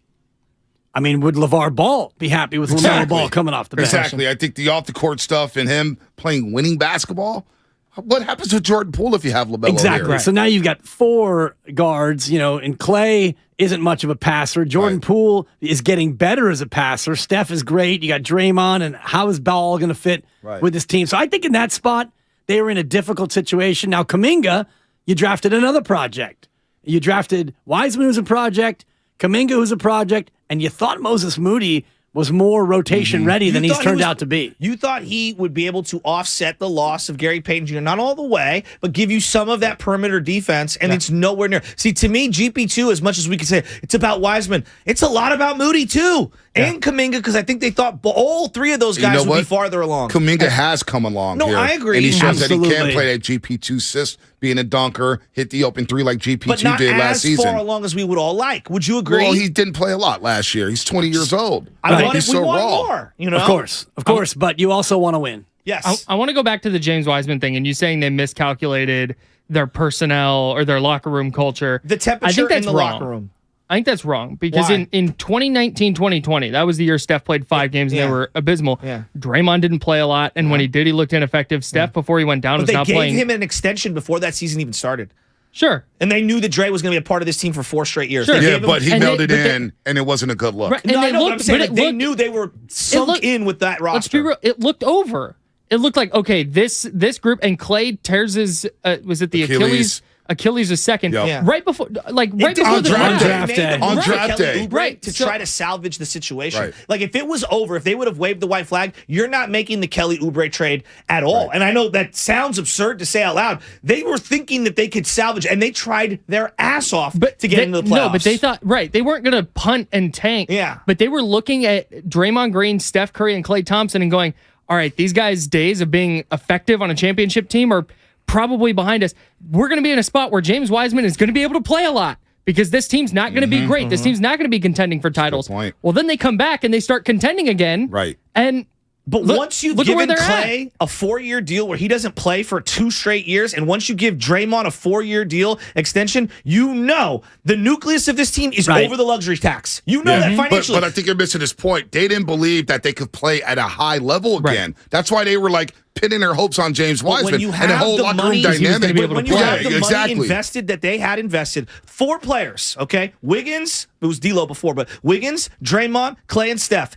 Automatically, you're in the tax bracket. You're paying through the roof on every other acquisition. Right there is your line of demarcation. If you're going from a financial standpoint of where are we in? Are we all in on the nostalgia and trying to win now, or are we all in on the future? When you make that financial commitment, if you are hovering around the luxury tax, I would agree with you. Once you're over it with just 4 players, to me, you're all in. That's the way I view it. And they were all in, and they had the number 2 pick. And to Exactly. your point about James early in his career, he was starting to show some progress, and he got hurt. If Wiseman never got hurt, then maybe the next year, the championship year, he knows? actually is Who knows? he's a rotational Yeah. player, and maybe he shows the improvement that we've seen now from Kuminga. Or maybe to he Kyle's would've just point, stunk. though, look, That's another Maybe, point. yeah, He but might have just stunk. But to Kyle's point, look, I get all the max contract stuff and the luxury tax, but you could still have these guys locked in and still be thinking, boy, their better days are behind them. I don't know if we could get back to a championship with just the nucleus of Clay, Steph, and Draymond. So now we got this young thoroughbred of James Wiseman. Let him play. That got derailed, obviously, with the injury. Right. You skipped a beat. Now, as far as the locker room dynamic about wanting James Wiseman, Lakers getting all the heat for the James Wiseman stuff. Everybody's saying this is James. The whole damn organization wanted James Wiseman, including players wanted James Wiseman with the number 2 overall pick. Yeah, didn't Draymond call him from Japan? He or was China? a part of the draft process. And Draymond's texted always Bob Myers. Steph Curry. Wiseman went to Steph Curry camps. They were all on board with James Wiseman. So there's this misnomer that, Joe Lacob's all on him. This is a pet project. that's not fair. Joe Lacob. The whole damn organization wanted James Wiseman. And it failed. Yeah, it's a bad pick. There is the sense of him being light years ahead of the league. And the 2 timelines thing was nothing that they created, but you could look at what they've been trying to do, and it feels like a 2 timelines thing. And the fact that they moved off Wiseman yesterday, to me, is a dramatic move, because whether it was Lacob or one of the various Lacobs or Myers or everybody who was in on Wiseman, now they're all out on Wiseman, which tells me all I need to know about how they thought he was going to develop. Now, can James Wiseman... I also think it speaks to the West in general. Let's say Kyrie doesn't get dealt. Let's say KD doesn't get dealt. I'm not sure. I'm just throwing this out. I think that because of all the movement in the West, I do think that ramps up the need to acquire something to be able to offset defensively with some of these great teams. I think they trade him anyway. You think he was gone no matter what? Gone, and I'll get into it here at 9:30 with Kyle. I think you're right, Dibs. We're going to look at another misnomer, which is you need to be an elite defensive team to win the NBA championship. I ran down the last 10 champions based on where they are on points per game allowed. And you don't necessarily have to be elite. Now, you can't be terrible. Right. Because the Warriors are 26. And you can't be a fouling team. You can't be terrible. Yes. So can the Warriors, right now they're 26th in the league, I'm sorry, in the association, in points per game allowed. How can They're 26. Can they get from 26? Every single time. You have to. Yeah, but Dibs, here's the Joe, thing. I steal that from the TV. Can you get from 26th to 15th in points allowed? But here's what I would say. This version of the Warriors, and because this guy doesn't play this night and back-to-backs, this guy's not going to play, it's so hard for me to extrapolate regular season data and say this is what they're going to do come playoff time. Like, I think they're uniquely... The data doesn't fit for them because of how they play in the postseason is so different with the roster construction from the regular season. But if that makes any sense. Last year they did the same thing. Exactly. They barely played. And they were 15th in the association. But they were also off to a much better 2-month start. Yeah, but you know what, though? Yeah. The game is about getting buckets. It's what you're getting to. They have the number 1, number 2 offense in the league. Correct. Number 1 in three-point makes, number 1 in three-point attempts, top 5 in three-point percentage. Offensively, they could score on anybody. But is there and all you have to do is play defense in spurts. And I'm sorry, defense in 4-minute I stretches. misread my own notes. Last year they were 3rd in defense in points per game allowed. But they did it the same way they did this year. Almost the same personnel. Draymond sat. Clay was out for 50 games. Yeah. Steph sat. Yet you were 3rd in defense. So can you take this team, 26 currently in the association, can you get up to the middle of the pack by the end of the year? Because I do believe with GP2, you could be good enough defensively, and you're as good offensively. You're better today offensively than you were yesterday. Better than yes, I agree with that. Clay's better version of himself today than he was last year. Jordan's a better version of himself. Here's the thing, though. Their sloppiness, like I know all the data of the full game stuff. It's the same thing. Their sloppiness in the final 5 minutes, I don't know what the data is. It's unbelievable. My eyeballs tell me they cannot execute with 5 minutes to go on both ends consistently enough. Maybe that changes. That's my biggest problem. I think that changes. 5 minutes to go. They've proved in the playoffs. And I can't believe I'm going to do this, but I'm going to borrow from Gene in Oakland, Uncle Gene, who said 7 games they've lost by 2 points or fewer or overtime. If they win just half of those, then they're the 3 seed. The Detroit game this is Gene in Oakland. They They beat Portland if Gary Payton II is playing for the Warriors the other night. Okay. Because Dame's not shooting 20 I mean, I don't even know. Like Wiggins dribbled off his foot twice, and then Poole dribbled into no man's land, and then they passed up layups. A lot of these games, at least 4 games, just in the last 3 weeks, Steph Curry has been awful in crunch time. Agreed. Yeah. Agreed. You bet on him being awful in crunch time in the playoffs? No, but he has been this Joe year. Gardist. Yeah, Steph Curry. I'm a ride with the MVP in the playoffs in the last 5 minutes of the game. Who's going to sit here and criticize Steph Joe, Curry? are you saying that they should have traded Steph?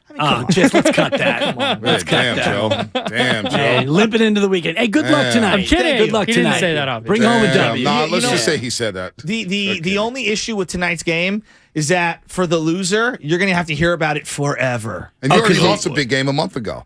I did lose a big game to them. So you're hearing about that, and if you lose but another this is one, playoffs. This is different.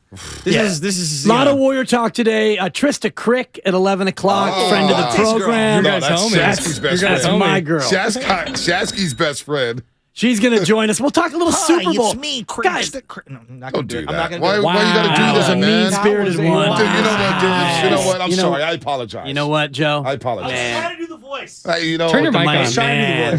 Tough end of the week for Shasky. Dude, that'd be unbelievable. San Fran Shasky. Making excuses for the Phoenix Suns last year. Like, what the hell has happened to this guy? Philadelphia took a lot out of you. People are saying Philadelphia taking a lot out of you. Steiny and Guru Why next. do we say? Boy, yeah. Stay Mart, Lucky, California. That's what the next segment and the next show is sponsored by. Dibs, Matson. You don't want to go anywhere. Trista Crick, 11 o'clock.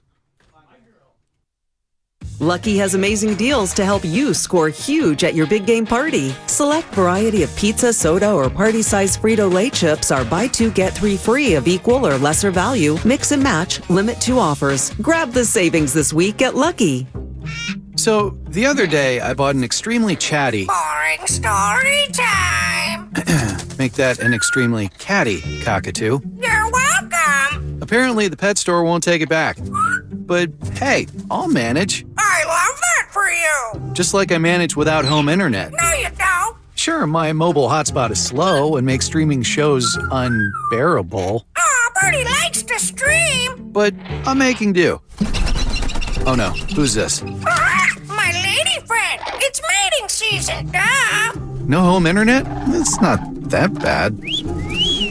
No, not there. It is that bad. Don't settle. Get Xfinity Home Internet for just $19.99 a month for 1 year with a free streaming box. Call, click, or visit a store today. Restrictions apply. Not available in all areas. Requires paperless billing and auto pay with stored bank account. After 12 months, regular rates apply. Offer ends 2/21/23. Johnny Mosley here with your Friday Toyota Tahoe report. While Mother Nature is still making up her mind, load up the Toyota and get on the road because the weekend is better in the mountains. Thanks, Johnny. Today you'll see mostly sunny skies, but clouds will increase throughout the day. By evening, snow showers are expected with steady snow overnight. 1 to 3 new inches of snow are expected. This report has been brought to you by your local Toyota dealers. Check out Toyota's full lineup of mountain-ready all-wheel drive vehicles. Toyota, let's go places. Hey, let's throw a party this year for the big game. Oh, great idea. But first, we should get a new TV. One of the top-rated brands. Samsung, LG, or Sony. Okay, I'll start shopping on the internet and then head over to the Warehouse Club. Well, but if that's all we do, we'll be sorry. Why? Because the best deals on those top-rated TVs are at video only, not online or at the club. Video only? Yep. We can save up to $500 if we shop smart. Or we'll be sorry. Paid for by Bottom Line Capital. Attention all U.S. business owners. Was your company impacted during COVID? If you had over 5 full-time W-2 employees during the pandemic, you may be entitled to up to $26,000 per employee. That's right. If your business employed more than 5 full-time employees in 2020 or 2021, and your business was affected by the COVID pandemic, you may be eligible for up to $26,000 per employee. To check your company's eligibility to receive $26,000 per employee, call 800-793-0135 right now. We have already secured millions of dollars for businesses just like yours. There is no upfront cost to see if your company is eligible. Just call 800-793-0135 and find out for free how much your company can claim. This approved payroll tax refund program from the United States Treasury Department is for any business who kept employees on payroll during the pandemic. Best of all, these funds do not have to be paid back. Do not miss this opportunity to claim your company's refund. Call 800-793-0135. 800-793-0135. The following is an attorney advertisement. If you get sidelined by a workplace injury, the workers' compensation attorneys at Boxer & Gerson can help get you back in the game. Our team of skilled attorneys will fight by your side for the treatment and compensation you deserve. We care about justice for injured workers. That's what makes us Northern California's premier workers' comp law firm. Call Boxer & Gerson at 510-345-2341 or visit boxerlaw.com for a free consultation. Boxer & Gerson, your life is worth the fight. Without the ones like you, who work tirelessly to keep things running, everything would suddenly stop. Hospitals, factories, schools, and power plants, they all depend on you. No matter the weather, emergency, or time of day, you're the ones who get it done. At Grainger, we're here for you with professional-grade industrial supplies. Count on real-time product availability and fast delivery. Call, clickgrainger.com, or just stop by. Grainger, for the ones who get it done. Get in zone, AutoZone. Welcome to AutoZone. Thinking about gas mileage?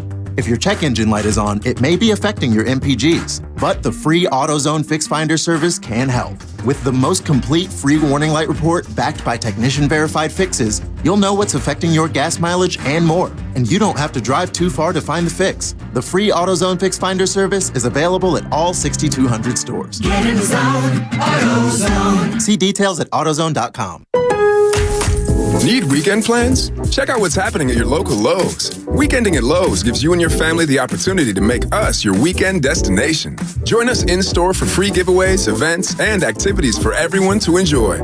This month, stop by for fun events like our 2-day Super Bowl prep party and our Valentine's-themed kids workshop. Visit Lowe's.com/events for this month's full lineup. Count on Lowe's for all your home improvement needs. And now, activities in your community with Weekending at Lowe's. At Staples, you can count on every project being print perfect, guaranteed. I need presentations and brochures printed, and they have to be perfect. Your bounded presentations, brochures with the finest folds, and more will be done right every time. That's our Print Big promise. Now at Staples, get $10 off your document printing and marketing materials order of $50 or more, plus 20% back via store bonus. Try Staples and see the difference. Ends 2/25. Rewards members only. Bonus must be redeemed in store. See staples.com/stores/printbig for details.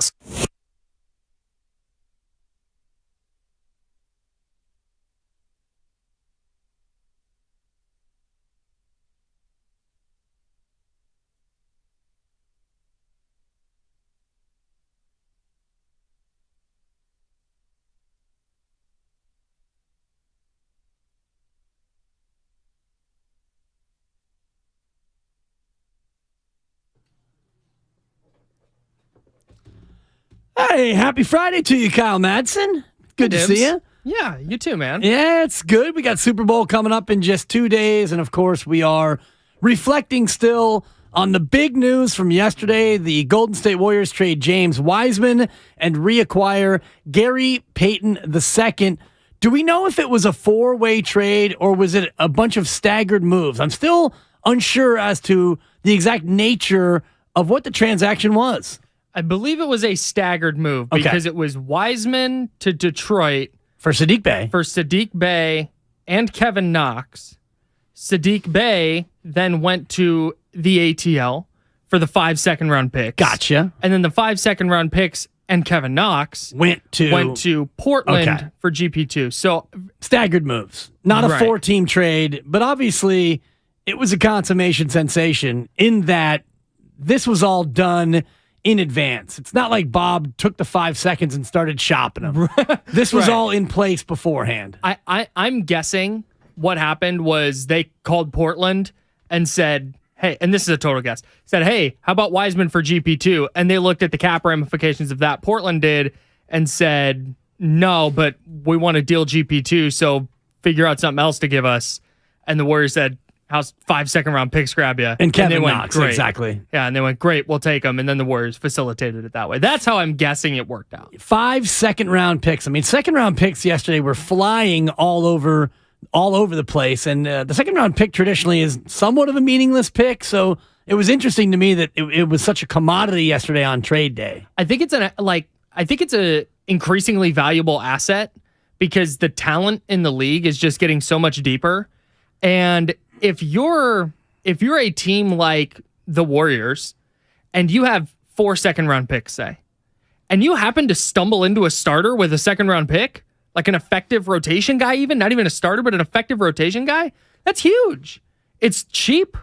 It didn't take a lot of assets to acquire those picks. Like I think that's why teams are Like, yeah, we'll throw a couple second-round picks at the wall and see what works. If it doesn't, no harm, no foul. 888-957-9570. Love to hear your comments on the Wiseman trade. Do you think the Warriors gave up on James Wiseman too early? What do you think is going to happen with James Wiseman when he goes to Detroit? He's actually going to get minutes, and I'm excited to see James Wiseman be able to play basketball, be able to learn basically on the fly, on the floor, and to be able to go out there in a low-pressurized environment and play the rest of the season. He'll get 25 to 30 games with Detroit, be able to go out there and just play basketball, get comfortable, and then come back next year, and we'll see where he is on the rotation, in the rotation. 888-957-9570. Love to hear your thoughts on the deal. It broke yesterday at about 11 o'clock during our show, and most of the commentary came from Mark and I, and then Steiny and Guru in the changeover.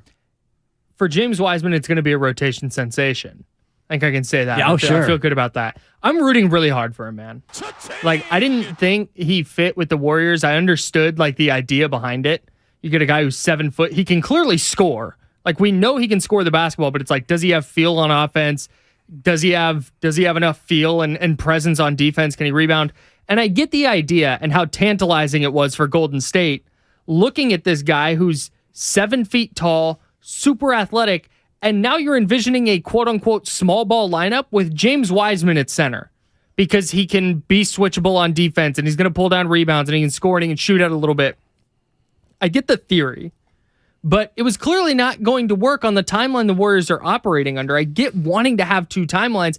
It just wasn't realistic, at least not for the development that James Wiseman needs. I think it's a little bit, I don't want to derail this conversation, but I think it's a little bit what the Niners are finding themselves running into with Trey Lance.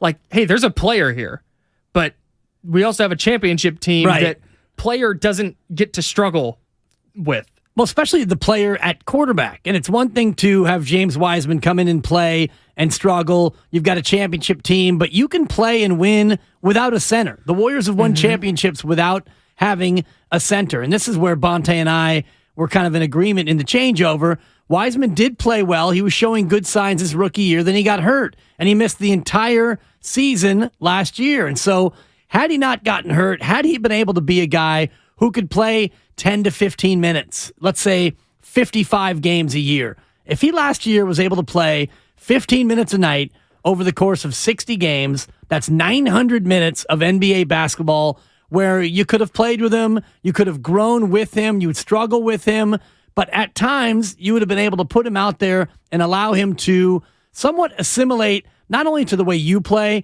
but to the NBA itself. And because he got hurt and you went out and you won the championship, now you get to this season where James Wiseman, he was still back at square one in his third year, and you were struggling as a team. And Shasky was right. Last year you started 18-2. So you would have had a luxury last year to play him, struggle with him, and endure some of his lapses. But this year, you were 3-7. Yeah. You didn't have that same luxury. And even right now, to borrow from Guru, I'm fighting for my life. If I'm the Golden State Warriors, you're the 9 seed, and you're a game and a half up on Utah, who is on the outside looking in right now. And that's the thing is Wiseman, it's not, the issue is like 8 minutes a game was not probably going to help him that much. And he was so raw still that those 8 minutes a game could be killer. Like, we've seen how many close games the Warriors have won and lost this year. So you see why he fell out of the rotation. And it makes sense if you're Golden State and you're looking at, I don't think this was a salary dump necessarily. I think it was a cost benefit dump. Like, okay, you can keep James Wiseman for $133 million, I think it is, over the next 2 years. With the luxury tax, what it's going to cost with the luxury tax.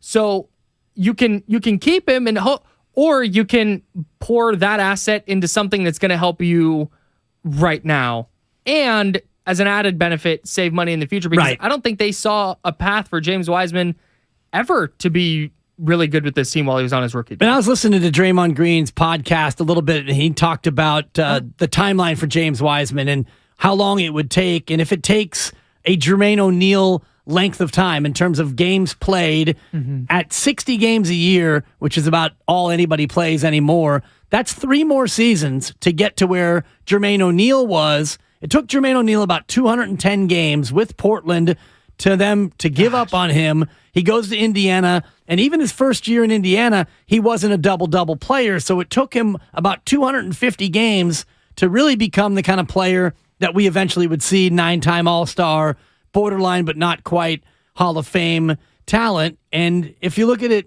timeline-wise for James Wiseman, you're looking at 3 more seasons. So you're looking at this year where he didn't really play, and now if he goes to Detroit and he starts to really play, he gets 25 games this year, let's say. At the end of that, he will have 1 full season worth of play over 3 years. So is it going to take 2 more years for him to become a 16 and 10 kind of guy, 16 points, 10 rebounds a night? If that's the case, well, then you can't have him do that here. Right. Even if you commit to playing him, you cannot have him struggle and grow here if you're in a championship window.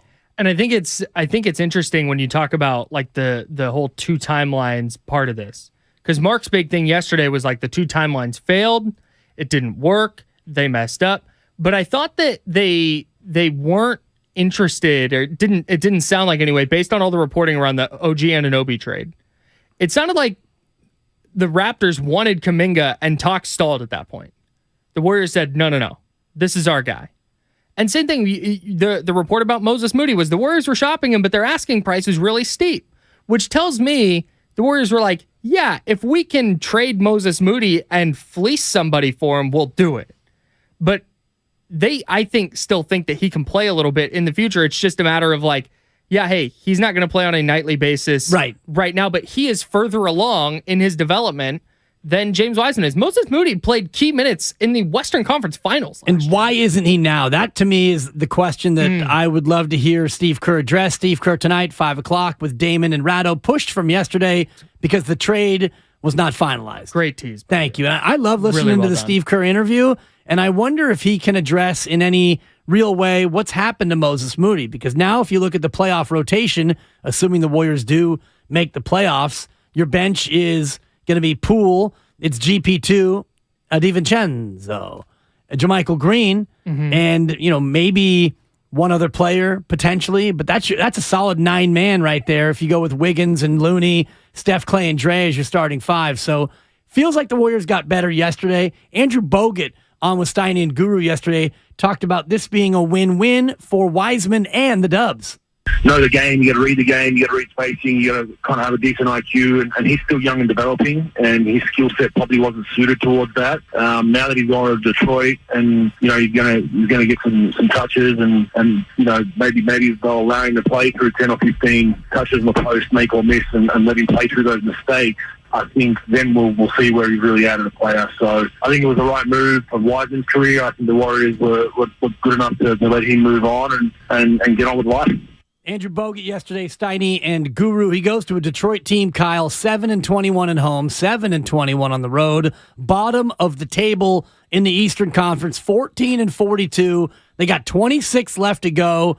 James Wiseman gets a chance to go out there and play a couple dozen games and just go play. Yeah. And that's what he needs to do, man. Exactly. He just has to play basketball. He's going to stink for at least part of those games because he just hasn't played. Right. It's like, hey, you high school freshman that wants to be on the radio, jump on and host a show. Like, that's probably not going to go great for them. I'm in for Mark Willard. Is this thing on? That sounds like me. Sorry. You and I both. Right. So that's just it wouldn't go great. But I think that this was good for him. I think it's good for the Warriors because Gary Payton II solidifies, to me, a playoff rotation and gives them something they were missing on the defensive end. Like just a legit, like, hey, he can go guard, maybe not for a whole game, but he's going to give Jason Tatum and Jaylen Brown and John Morant and Devin Booker. He's going to give those guys problems when he defends them. Like I said, can he guard a Jason Tatum for a whole game? Probably not. But if he gets switched onto him, it's like, okay, this is fine. So now the rotation's 10 guys deep. Can JaMychal Green and Jonathan Kuminga give you what you're missing with Otto Porter from last year? Because if they can, you're looking at largely the same rotation going into the playoffs that you had last year. And to your point, I mean, now you have an additional body to guard the other team's best player, the best wing, or the best two guard. Kuminga can play at times. I don't think Klay Thompson is as good on the ball as he's been.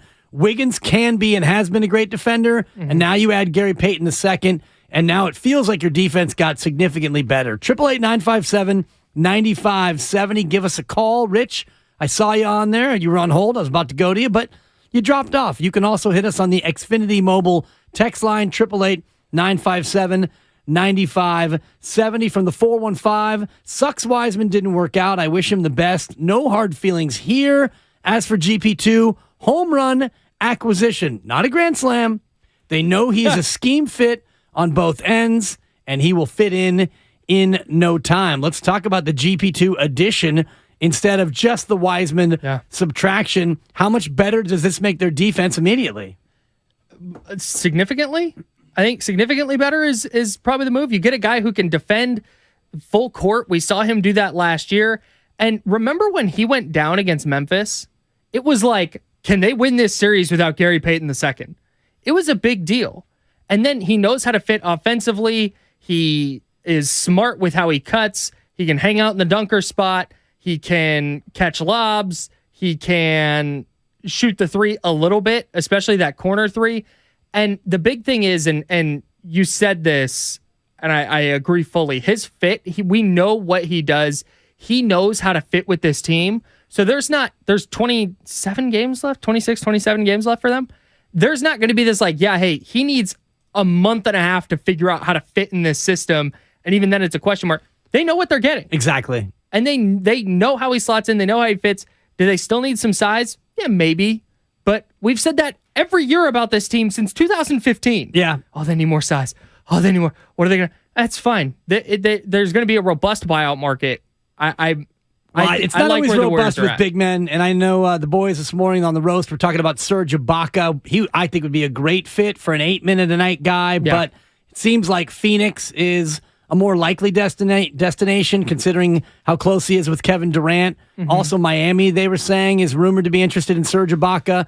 For me, if you're looking for a 10th, 11th man, an additional body, a specialized big who you can throw in there and play up against DeAndre Ayton and some of the other bigs that you might face down the road in the playoffs, Serge Ibaka would be great. We'll have to see what the buyout market holds. 888-957-9570. We will get your calls up in moments. Anthony Slater on yesterday with Damon and Ratto talked about the Wiseman for Payton trade, and he talked about it in a vacuum. They were searching for a veteran who could help now, and it was not easy to get with James Wiseman on the market, and they were pretty creative in the way they got it to this point that gets Gary Payton II back. And I mean, the simplest argument is they found a veteran they know fits. I mean, he helps. I think if you take two steps back and look at the whole string of moves over the last couple of years, it's not a fantastic look, but you can credit them for accepting mistakes and like you said, kind of leaning into it.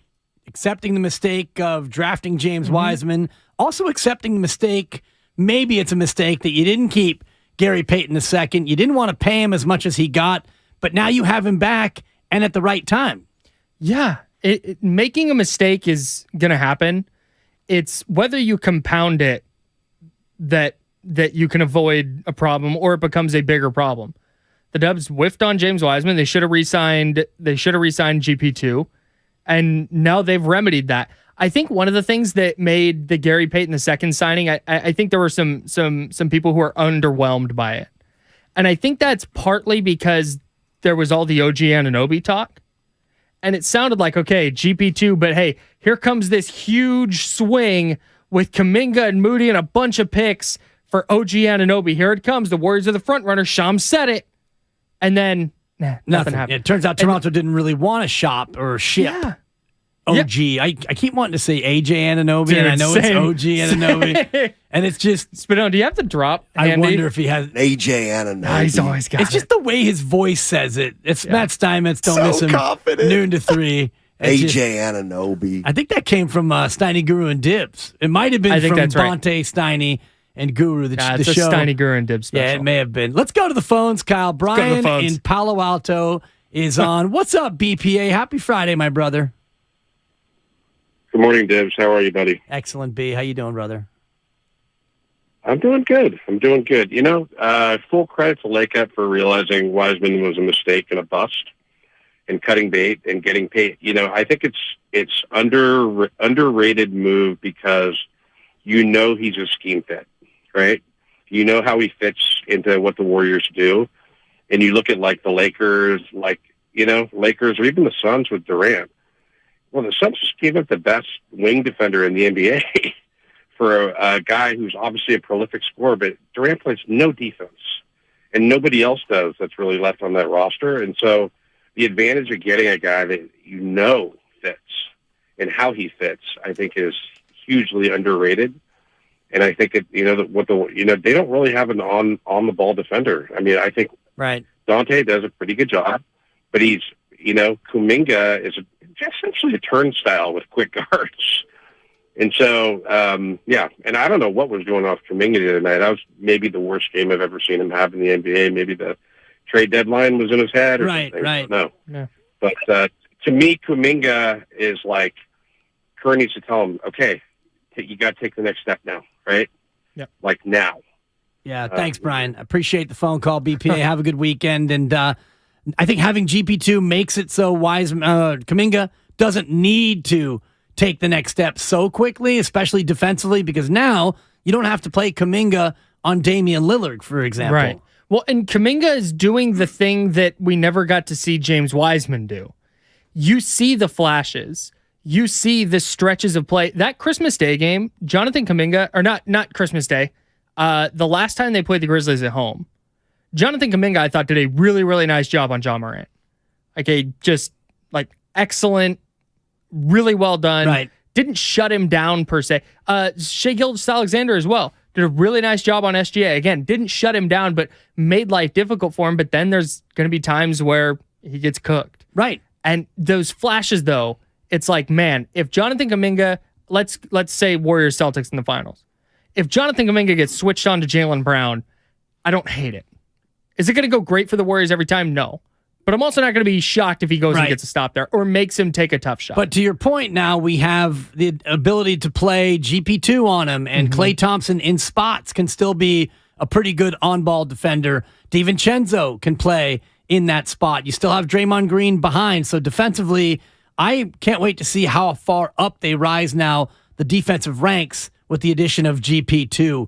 Eric's in San Francisco, and he wants to talk about Wiseman. What's going on, Eric? What are you doing? Yeah, good morning, guys. I wanted to talk about how this is probably the worst management of an asset that the Warriors have had in the past, I don't know, since Joe Smith over Kevin Garnett. Because, if you're going to take a guy who has upside but played 3 games in college and you're going to bail on him after 2.5 years and trade him for basically what's a 7th man, that's like the worst management of a number 2 pick overall. Either trade the pick and get veteran help, or take the Bulls offer, which was number 4 in Wendell Carter, and take Halliburton, who was a college player who would fit in our system, or stick with Wiseman, develop him, and know that he's going to take 5 or 6 years. I've just never seen such a horrible mismanagement of assets that this really is going to set back our franchise at least 5 or 10 years. And people are happy that Gary Payton's coming back. And it's great. Gary Payton's a nice bench player. But when you have the number 2 pick, and you could have traded it for Bradley Beal, you could have drafted or taken a trade with Wendell Carter and Halliburton. I just don't see how people don't see this as an unmitigated disaster. Thanks, Eric. I think one reason why you don't is because they won a championship last year. So, right. And I think that James Wiseman's play over the next 3 years will tell you if they mismanaged James Wiseman. I don't think you can yet say the Warriors mismanaged James Wiseman. He came out, Bonte talked about it, he played 39 games in 2020, 2021, the non-playoff year, the we lose in the play-in game year. He averaged 11.5, 6 rebounds. He was starting to show signs, and he got hurt. And then he sat out all last year. So I don't know how you can manage an asset when that asset is not able to even get on the court. Well, and this goes back to what we were talking about in the changeover. The Warriors were ready for him to take 5 or 6 years, but they were too good. I don't think the Joe Lacob and the Warriors front office with Bob Myers and Steve Kerr, that brain trust, I don't think that they looked at this roster and said, hey, in the 2022-23 season, we're going to be coming off a championship. And I genuinely think that they thought James Wiseman was just going to get to play and get to run around and be on a team that was maybe on the fringe of a playoff spot, maybe in the play-in, but he was just going to get to play. And they were better than that. Right, they won the championship. And yeah. The fact that he wasn't able to even play, as I mentioned before, you play 60 of the 82 games, you play 10 minutes a night, and you spend some time in the G League, you at least get a chance to run up and down and play. But because of the knee injury, he couldn't play at all, which really retarded his development to where this year he was back at square one. And this is a year where you actually need him. You need that person to be able to play, and he's been unplayable this year. Even when he got healthy, you still didn't find a way to put him on the court. So now he gets a fresh start in Detroit. Pistons in action tonight. Don't know if Wiseman will be ready to go. I'm locked in this quickly, but I am locked in on Pistons basketball. 888-957-9570. Couple of phone lines available. Love to hear from you. We got Super Bowl talk coming up at 11 o'clock as well. Kyle Madsen in for Mark Willard. It's Willard and Dibs on 95.7 The Game. It's a football Friday on 95.7 The Game. Like, the images don't make me happy. I'm not going to lie to you. All the images of Jimmy Garoppolo smiling down 21-7 and then 28-7, I don't like that. I know I played sports. You played sports. Yeah. I was a sore loser. Okay. Brought to you by the SF Sheriff's Office. Your future begins here. Every small business owner knows business happens everywhere. The office, the warehouse, or on the road. And no matter where it takes you, there's one solution to help your business thrive. Comcast Business Complete Connectivity. It's the largest, fastest, reliable network with advanced gig speed Wi-Fi and cyber threat protection in one solution. Get started for just $49.99 a month. Plus, add Comcast Business Mobile and you can save up to 60% a year on your wireless bill. And ask how to get up to a $750 prepaid card. Flight 291 is now reporting. Yep, you're going places. And when you get there, be ready to do business. The complete connectivity solution from the company that powers more small businesses than any other provider. Comcast Business, powering possibilities.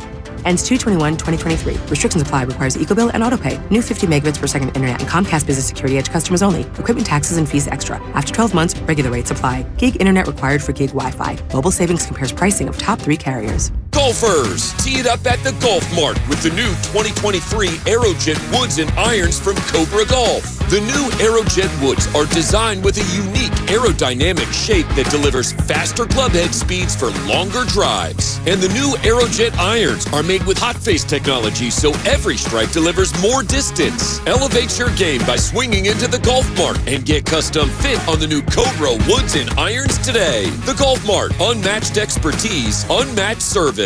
Have you considered walking through another door? I don't mean to pursue another opportunity, but upgrading a door in your home. Now, if you are in fact looking for another opportunity, Golden State Window and Door can provide you with plenty.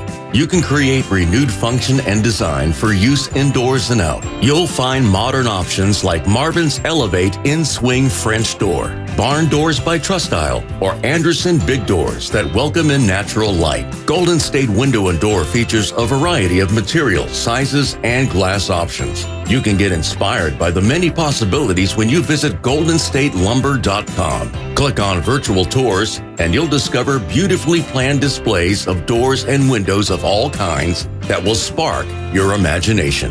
Then, talk with our builder or designer to see what might be a good fit for your home. Serving the Bay Area for 3 generations. Golden State. When you succeed, we succeed.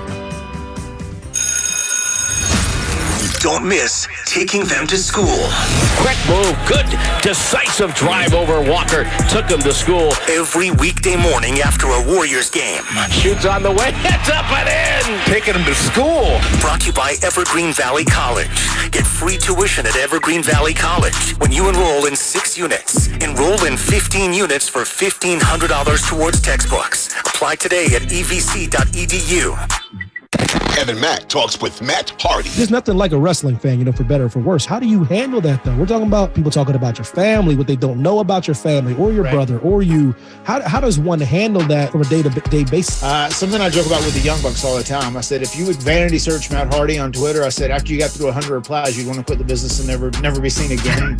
It's just, you just learn to deal with it. You know what I mean? It's the Kick Rocks Wrestling Podcast with Evan T. Mack. Subscribe now on the Odyssey app or wherever you get your podcasts. Kansas City Steak Company, another AmericanEagle.com success story. Started in 1932 as a family-owned butcher shop, today they're a leading distributor of superior all-American steaks delivered right to your door, ready for the grill and your taste buds. When it came to their website, an average site wouldn't do. They chose AmericanEagle.com to take their website to the next level. With a dramatic increase in competition and a softening market demand, they had two challenges: improve their brand presence and message, and produce a positive return. AmericanEagle.com got to work and executed usability studies and detailed audits of site experience, digital assets, and marketing. The result? An integrated digital marketing and customer experience plan, organic traffic increase of 20%, and a long-term roadmap for success. If you love great steaks, go to kansascitysteaks.com for website design, development, and online solutions that bring efficiency and results. Visit AmericanEagle.com. If you need a results-driven website, call the team at AmericanEagle.com at 877-WEBNOW1. That's 877-WEBNOW1.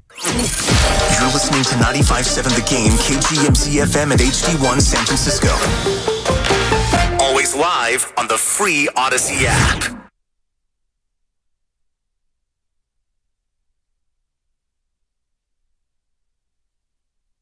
Now, back to Willard and Dibbs on 95.7 The Game. Ooh. Yeah.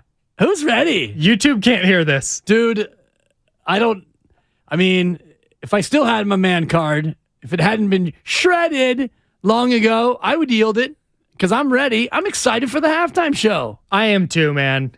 Can I predict something? Man card gone. Can I? I never Please. had one. Can I? There was one? Let's be real.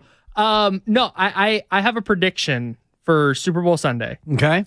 People that like Rihanna or pop music are going to enjoy the halftime show. Of course. People that do not like Rihanna nor pop music are going to hate the halftime show. Yeah, that's... lock that in. Well, and I think the line of demarcation age-wise is probably about 50. If you're north of 50, and I'm north of 50. Right. But I'm a young soul when it comes to music. I love pop music still. Right. But older folks will be like, what's a Rihanna? Right. Last year Give I me watched Springsteen. Totally. Last year I watched the Super Bowl with my father-in-law, and he's north of 70, and so there was a lot of with the QR code and the commercial Dre. and all that other stuff. Yeah.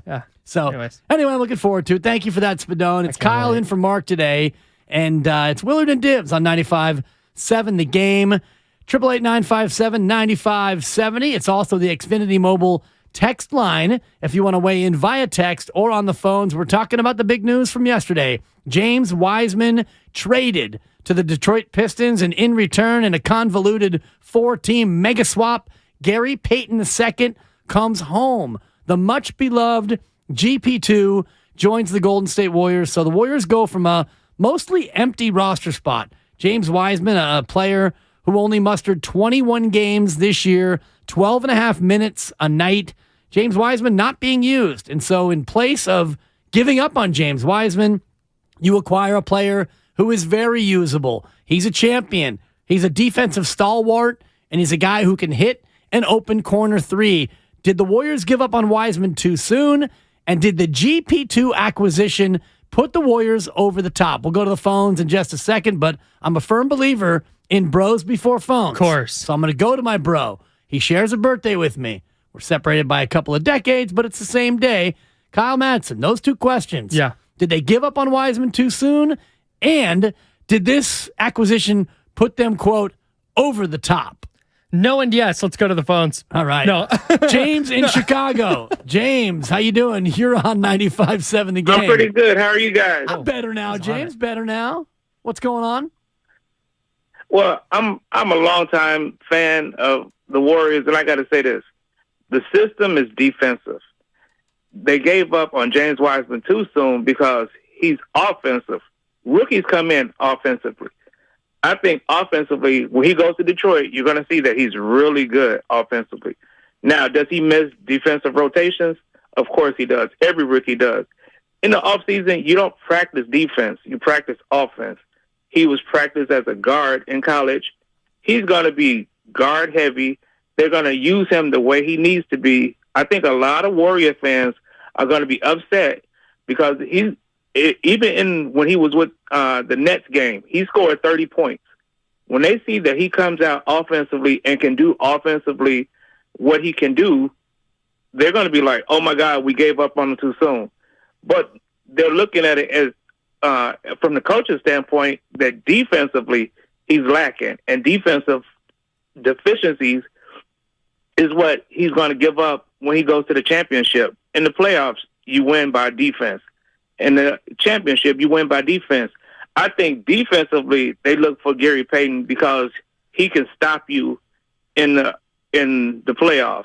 He can help you win a championship. But I think offensively, you're going to see that James Wiseman, when he goes to the Pistons, is a great offensive player. Now, defensively, he's going to lack a little bit. Right. But you gave the exchange for defensive right now for offensive later. The one thing that drives me crazy, because I listen to your show all the time, is people always like, we can't waste we can't waste Steph Curry right now. Yeah, but basketball is a team sport. So what happens to the rest of the team? Are you just going to give up on them because you don't want to waste Steph Curry? No, and thank you for that, James. I'm glad you asked that question because you're not wasting anybody's peak years, but you look at James Wiseman, and Draymond Green said this very well on his podcast, that it might be 3 years until James Wiseman becomes that player. He mentioned the game where James Wiseman had 30 points. He was 12 of 14 from the floor in a game against Brooklyn that they lost by 30 points. And it wasn't even that close. James Wiseman played 27 minutes and 48 seconds. It was a game where the Warriors got blown out early. They got blown out often. That's the kind of games that he can have in Detroit. And if he does that, that's great. He's going to grow. He is a player offensively who can do a lot of things. But right now, this Warriors team needs more than that. They don't need James to go out and score 30 for them. What they needed was for him to go out there and score 8 to 10 and play sturdy defense, get rebounds, and block shots. None of those things he was doing. And to that last caller's point, those are things that you kind of develop and pick up over playing for sure. But there's also like a level of instinct and feel to it that I just don't think James Wiseman had, which is why that development curve might be so much steeper than it would have been for Kevin Durant or not Kevin Durant, but Kevin Garnett or somebody that he got compared to. So I think it's going to be great for him to be in a spot where he can play. That time was never going to match up with the Warriors where it was going to be worth it for them to pay him what he was going to cost to keep him. So maybe he develops into an all-star, right, and I'm rooting for him for that. Like, I want that for him. But I think the Warriors did the right thing for this year because is Gary Payton II a Kevin Durant-level move? No. But we know that he helps this team win a championship. He did it, checking, less than a year ago. Exactly, June. In June. Like 8 months ago. Exactly. So I thought they should have never let GP2 walk to begin with. And this was, to me, the right kind of move. He's going to help them on both ends of the floor. He doesn't need 30 minutes a night. You can slot him in. He can defend multiple spots. He can shoot it a little bit. He's gonna catch lobs. He's gonna create points off of steals. The Warriors posted a 8-minute Gary Payton II highlight video, and there were a bunch of plays in there where it's like, hey, GP2 playing great defense, easy layup or dunk on the other end. And you look at what Gary Payton did last year. Gary Payton II didn't play a lot in terms of minutes a night. He played about 16 minutes a night, and you're going to expect about the same sort of output. And again, if you get into the playoffs, you get into a series where defense does start to matter more, that's where Gary Payton II's impact will truly be felt. We all talk about how you got to have an elite defensive team to win the NBA championship. Well, I ran the numbers, Kyle, of the last 10 years of NBA champs. And you go back to 2014, the Spurs won the title. They were 6th in the league in defense. That's an elite defensive team. And again, this is based on points per game allowed in the regular season. The Warriors' first championship year, they were 15th in defense, first in offense. The Warriors in 2017, 11th in defense, first in offense. The next year, the second year of KD, 18th in defense, first in offense. Milwaukee in 2021, 22nd in defense, first in offense. Last year, the Warriors were a team that was elite defensively, third in the regular season in points per game allowed, 15th in offense. So last year's Warriors team, a little bit of a trend breaker in terms of the fact that their offense wasn't as good as their defense last year in the regular season, and yet they won the championship. So this year's Warriors team, as you look right now, they are number 2 in points per game scoring offensively. Defensively, they're 26th. So can they get to that middle of the road spot where the first time they won the chip when they were 15th in defense?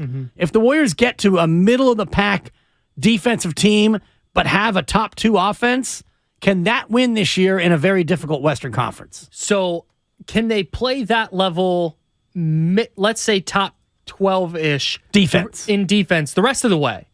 Because I don't know if there's enough time for them to get there in a year-long statistical sample. But can they just do that the rest of the way? And the big deal about the teams in you mentioned their first year with Kevin Durant, I think it was, they were 18th, and then the 2015 year they were middle of the pack. Yeah. But what those teams could do was, hey, winning time, faucet shutting off. Like that 17-0. A lot of those third quarters, Dubcon 3, we talked about when we were doing Jolo and Dibs, those third quarters where they would win 35-16 and completely, like you're saying, turn their water off. Yeah, and that's can this team do that? It has to start at some point. I think the switch flipping happens over a course of time. It's not like they're going to hit the playoffs and go, okay, we're good defensively now. Can you start that now?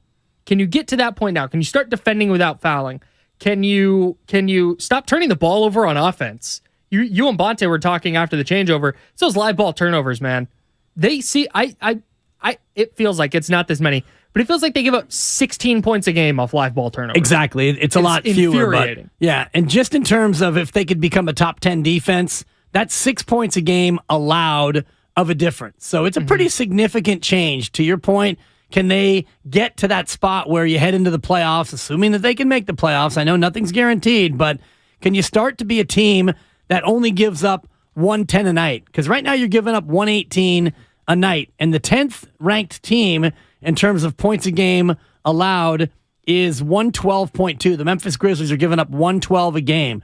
So you'd have to give up only about 108 a game the rest of the way to get your team into that spot. Does Gary Payton II provide that sort of a lift defensively? SF Bay Drummer is on the phones, and he wants to talk about the Wiseman trade. What are you doing, Drummer? What's up, man? Just taking a break at work. What's up, Diz? What's up, Kyle? What's up, bro? I'm kind of happy that GP2 is back, like with Kuminga and Draymond and GP2. And we have game records where I believe they can lock stuff up now. And we won't see these teams going on these crazy runs. We'll be able to stop it, like very expeditiously. And then also, I'm happy that Wiseman got to move on. I'm kind of mad that he's gone. I really wanted to see like a big man really get utilized in Golden State, but it's not the time now. But hopefully he does grow, and then it'll be really funny if he becomes a free agent, and Curry is older now, and now the Warriors really need a big man. And to borrow from you, Dibs, I can totally see Wiseman going at that contract. But that's a 4 for that Drummer. That was great. That was I very appreciate good. it. We're going to have you just leave on that note, because that's a solid 4 for your dibber snicker is what that is. And Wiseman, I don't know if he'll play tonight, but I know I'll be all in on Detroit Pistons game. They're hosting San Antonio tonight. Then they go to Toronto, Boston, and Orlando. The Orlando game, of course, after the All-Star break. So 3 more games for Detroit into the All-Star break. And then Wiseman will have about 24 games coming out on the other side, a chance for him to make a real impact and, get comfortable as a Pistons, and then coming back next year with Detroit. 888-957-9570. Also the Xfinity mobile text line, 888-957-9570. I want to touch on that 6 points thing you were talking about. It's 6 points difference between where they're at and 15th? Right. Right now they're 26th in PPG allowed. They're allowing 118.3. The Toronto Raptors and Memphis Grizzlies are tied for 9th, and they're allowing 112.2. 6.1 points a game difference in what you're allowing. And I know there's a lot of factors. The Warriors play the fastest pace of any team in the league, and they're, I think, 13th. Someone on the YouTube feed pointing out that they're 13th in field goal percentage allowed defensively. So that's a different metric than just the raw points per game, because you mentioned it, Kyle. The points per game allowed is skewed in part by the fact that you turn the ball over more than any team in basketball, and you commit as many fouls. You're second in turnovers, and you're second in fouls committed. So those 6 points. So since January 1st, the Warriors are 9-9. They've lost 5 games by 5 or fewer points. If they go 4-1, they're the 3 seed. Right. If they just flip that, if they take that, I know it doesn't work, point for point.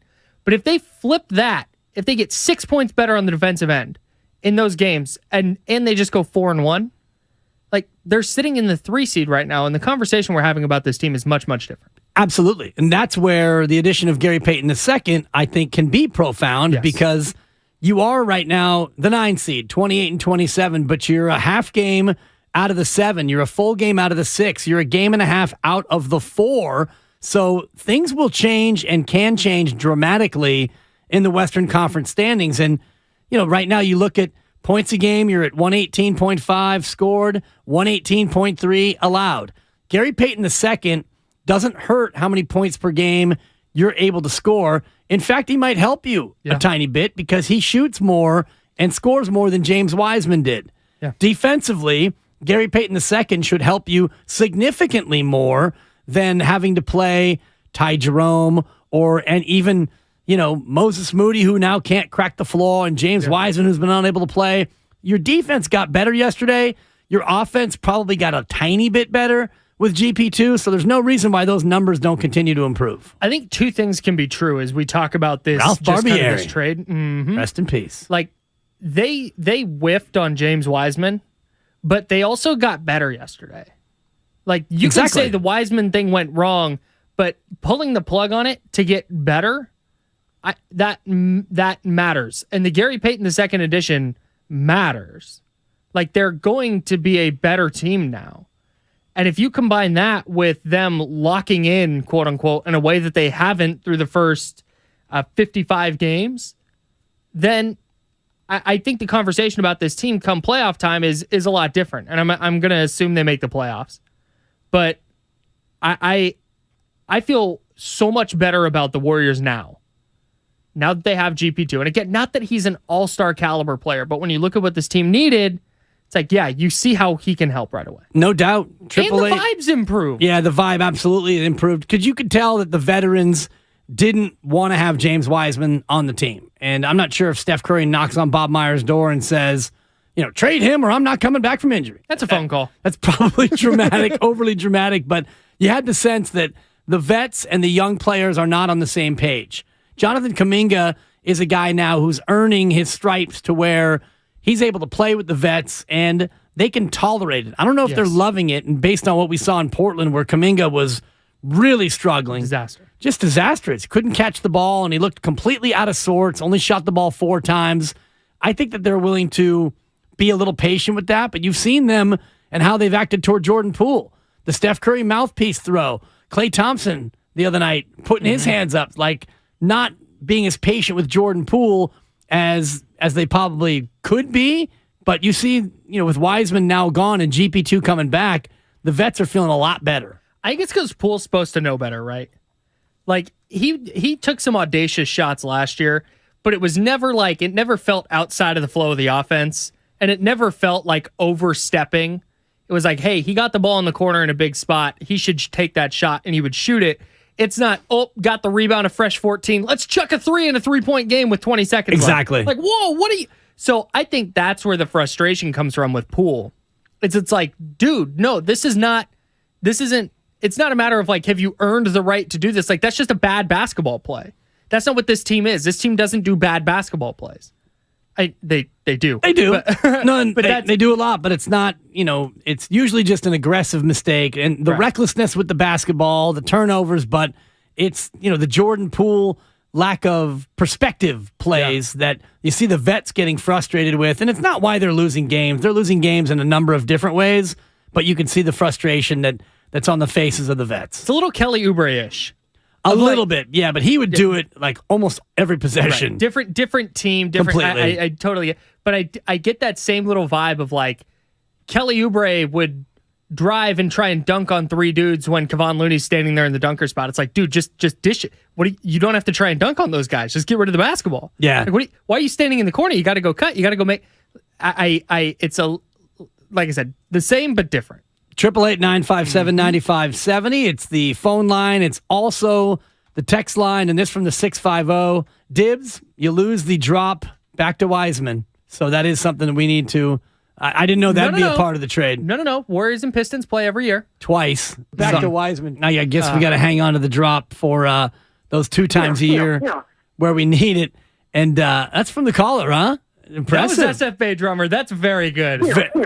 He got a solid. That's an elite drop. Little bit of Three Stooges in his. A little bit of Curly from the Stooges, but he got a solid 4. But in a vacuum, to me, that's a great drop. Next time the Warriors get the number 2 pick overall, you got to trade out of that spot, Kyle, because the curse of the number 2 pick, it's a real thing. Let's just run through some of these names since the year 2000, and I'll give you Stromile Swift. In 2000, Jay Williams, victimized by a motorcycle accident.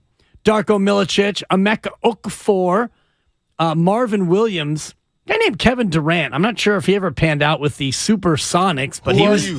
LaMarcus Aldridge and KD go back-to-back number 2s. Okay, curse is broken. Michael Beasley, Hasheem Thabit, Evan Turner. He's a jackass. It's a classic, Steiny. Miles Turner. Oh, Miles. He's a jackass. It's Miles Turner. Sorry, Evan. Michael Kidd-Gilchrist, Jabari Parker, never panned out to be a number 2. Number 2. Marvin Bagley III, James Wiseman, and now, I hate to say it, but Chet Holmgren. I mean, out for the year with a foot issue. TBD. Still TBD. Well, James Wiseman's still TBD. Totally. And I think sophomore in Pacifica wants to chime in and say that he's TBD because the Warriors botched it. What's going on, sophomore? You got me. You guys were you came back to it. I'm proud of you, but you were verging on an ovation sensation here. That's a buck. If you buy a house for $2 million and you sell it for $500,000, you made a mistake. It doesn't matter what happens with that house later. It doesn't matter. Nothing matters. The style of the house, you didn't like it. $2 million out, $500,000 back, and that's about what we've done. And the Warriors had a chance to be the next Spurs. The 2 timelines was about maintaining excellence, like the 2 peaks of the Golden Gate Bridge. Holding up the whole thing and go over a couple decades of success. And now we don't have that. We're going to be a lot like the Bulls, where as long as MJ's there and strong, we're really good. As long as Steph is here and strong, we're really good. And we don't have a great bridge. After that, I'm very glad Kuminga's still with us. I think he's going to improve with GP2 on the floor. The next couple of years look real good. I just think we had a shot at something amazing down the road as well, and that's very cloudy now. Thank you. I appreciate it, sophomore. And your home analogy is a little flawed because you bought it for $2 million, you sold it for $500,000, but you might know that house has got dry rot and a bad foundation, and you might realize that house won't be worth $100,000 in a year. So yes, you bought high with the number 2 overall pick, and you didn't sell necessarily low. Now, that house could turn into a $5 million mega mansion. We're going to have to wait and see in Detroit. But right now, you were at a spot where you had to cut bait with James Wiseman because he wasn't going to be good enough to help you soon enough to help you. You also got 5 second-round picks for that house. Don't forget that. Yeah, 5 seconds. Seriously. So a couple things. One, I think it was Bobby Hurley was in the motorcycle accident. No, Jay Williams. It was Jason Williams. Yes, absolutely. motorcycle. Bobby Hurley was a car crash. Oh, Jason Williams was in a motorcycle accident that happened between the draft and his first year, I believe. Right outside Arco Arena, right? And he was unable to ever really be an NBA player. You got to Google it. So I was going to, and then I actually gave you the answer. Yeah, no, thanks. I did Google it. I asked Dibs. So, Ask Jeeves over here. I want to push back on what Sophomore said about the Warriors don't have 2 timelines anymore, because they still have Jonathan Kuminga. Jonathan Kuminga was part of that. If you're trying to compare the Warriors to the Spurs had Kawhi Leonard. Kawhi Leonard was the star of that second timeline, second generation, and obviously things went sour there. So that's not off the table. I'm not saying Jonathan Kuminga is going to be Kawhi, but if you're saying because they traded Wiseman, it's over, the run is done, they're the Jordan-era Bulls, when it's done, it's done. I don't think that's necessarily the case, and I don't think the Warriors think that's the case, and I think that's why OG Anunoby isn't in a Warriors uniform. Well, I don't think that the Warriors ever thought about 2 timelines like we all talked about 2 timelines. They looked at James Wiseman and thought, young player, big upside, let's see how quickly we can get him into the fold and have him help us now, because if he helps you now, Kyle, he's good enough to help you later. That's the way it works with NBA players. It's not like he's an NFL running back where he gets 3 to 4 good seasons and then he goes the way of Ezekiel Elliott. If James Wiseman got good enough soon enough to be a part of your core, he's good enough in 5 years to be a star player. And this is what you like about Jonathan Kuminga, and this is why they ultimately didn't trade Jonathan Kuminga. The San Francisco Gift and Jewelry Center, you know when you ask your partner what's wrong and they say nothing, the Valentine's Day gift you got last year is what's wrong. With 75 showrooms in one location, this Valentine's Day, let the San Francisco Gift and Jewelry Center help you right some wrongs. Visit 888 Brannan Street or shop online at sfgcjm.com. Kyle's in for Mark Willard today. Your phone calls next, and we'll talk Super Bowl with Trista Crick at the top of the hour. It's Willard and Dibs on 95.7 The Game. So, the other day, I bought an extremely chatty... Boring story time! Make that an extremely catty cockatoo. You're welcome! Apparently, the pet store won't take it back. But, hey, I'll manage. I love that for you! Just like I manage without home internet. No, you don't! Sure, my mobile hotspot is slow and makes streaming shows unbearable. Aw, Birdie likes to stream! But I'm making do. Oh no, who's this? My lady friend! It's mating season, duh! No home internet? It's not that bad. No, not there! It is that bad. Don't settle. Get Xfinity Home Internet for just $19.99 a month for 1 year with a free streaming box. Call, click, or visit a store today.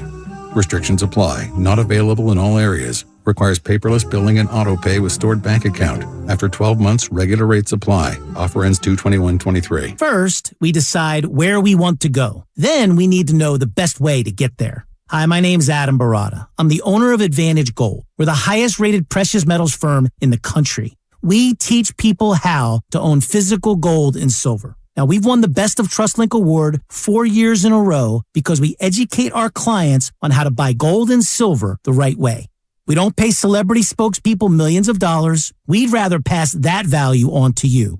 Call 800-900-8000 and speak with one of our experts. We'll send you a free gold kit along with my latest #1 national best-selling book, The Great Devaluation. Call 800-900-8000. That's 800-900-8000. Get the best information, the best process, the best service, the best value. Call Advantage Gold at 800-900-8000. Call 800-900-8000. Advantage Gold is not an investment advisor or a tax advisor. Consult with your financial advisor before investing. Paid for by Bottom Line Capital. Attention all U.S. business owners. Was your company impacted during COVID? If you had over 5 full-time W-2 employees during the pandemic, you may be entitled to up to $26,000 per employee. That's right. If your business employed more than 5 full-time employees in 2020 or 2021, and your business was affected by the COVID pandemic, you may be eligible for up to $26,000 per employee. To check your your company's eligibility to receive $26,000 per employee, call 800-793-0135 right now. We have already secured millions of dollars for businesses just like yours. There is no upfront cost to see if your company is eligible. Just call 800-793-0135 and find out for free how much your company can claim. This approved payroll tax refund program from the United States Treasury Department is for any business who kept employees on payroll during the pandemic. Best of all, these funds do not have to be paid back. Do not miss this opportunity to claim your company's refund. Call 800-793-0135. 800-793-0135. Is your tub worn out, but you're not sure who to trust to replace it?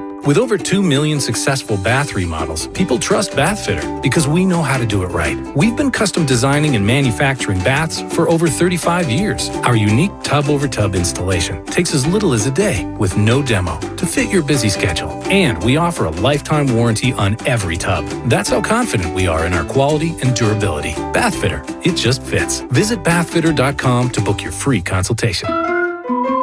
For the ones finding new ways to ensure the job always gets done. For the ones wearing many hats. For the ones who are hands-on, even from far away. And the ones keeping business moving forward. We are Grainger, offering professional-grade industrial supplies, plus real-time product availability and access to experts ready to answer your toughest questions. Call, clickgrainger.com, or just stop by. Grainger, for the ones who get it done.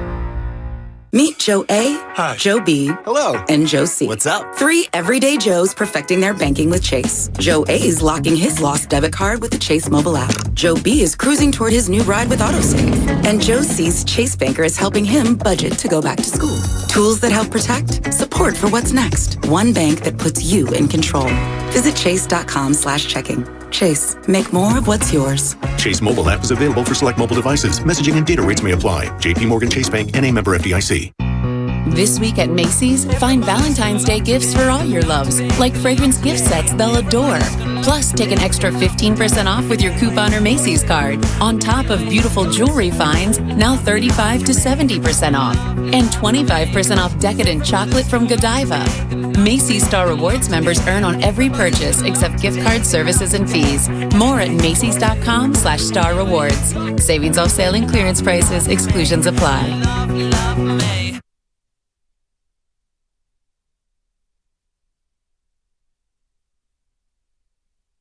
Now, back to Will and Dibby on 95.7 The Game.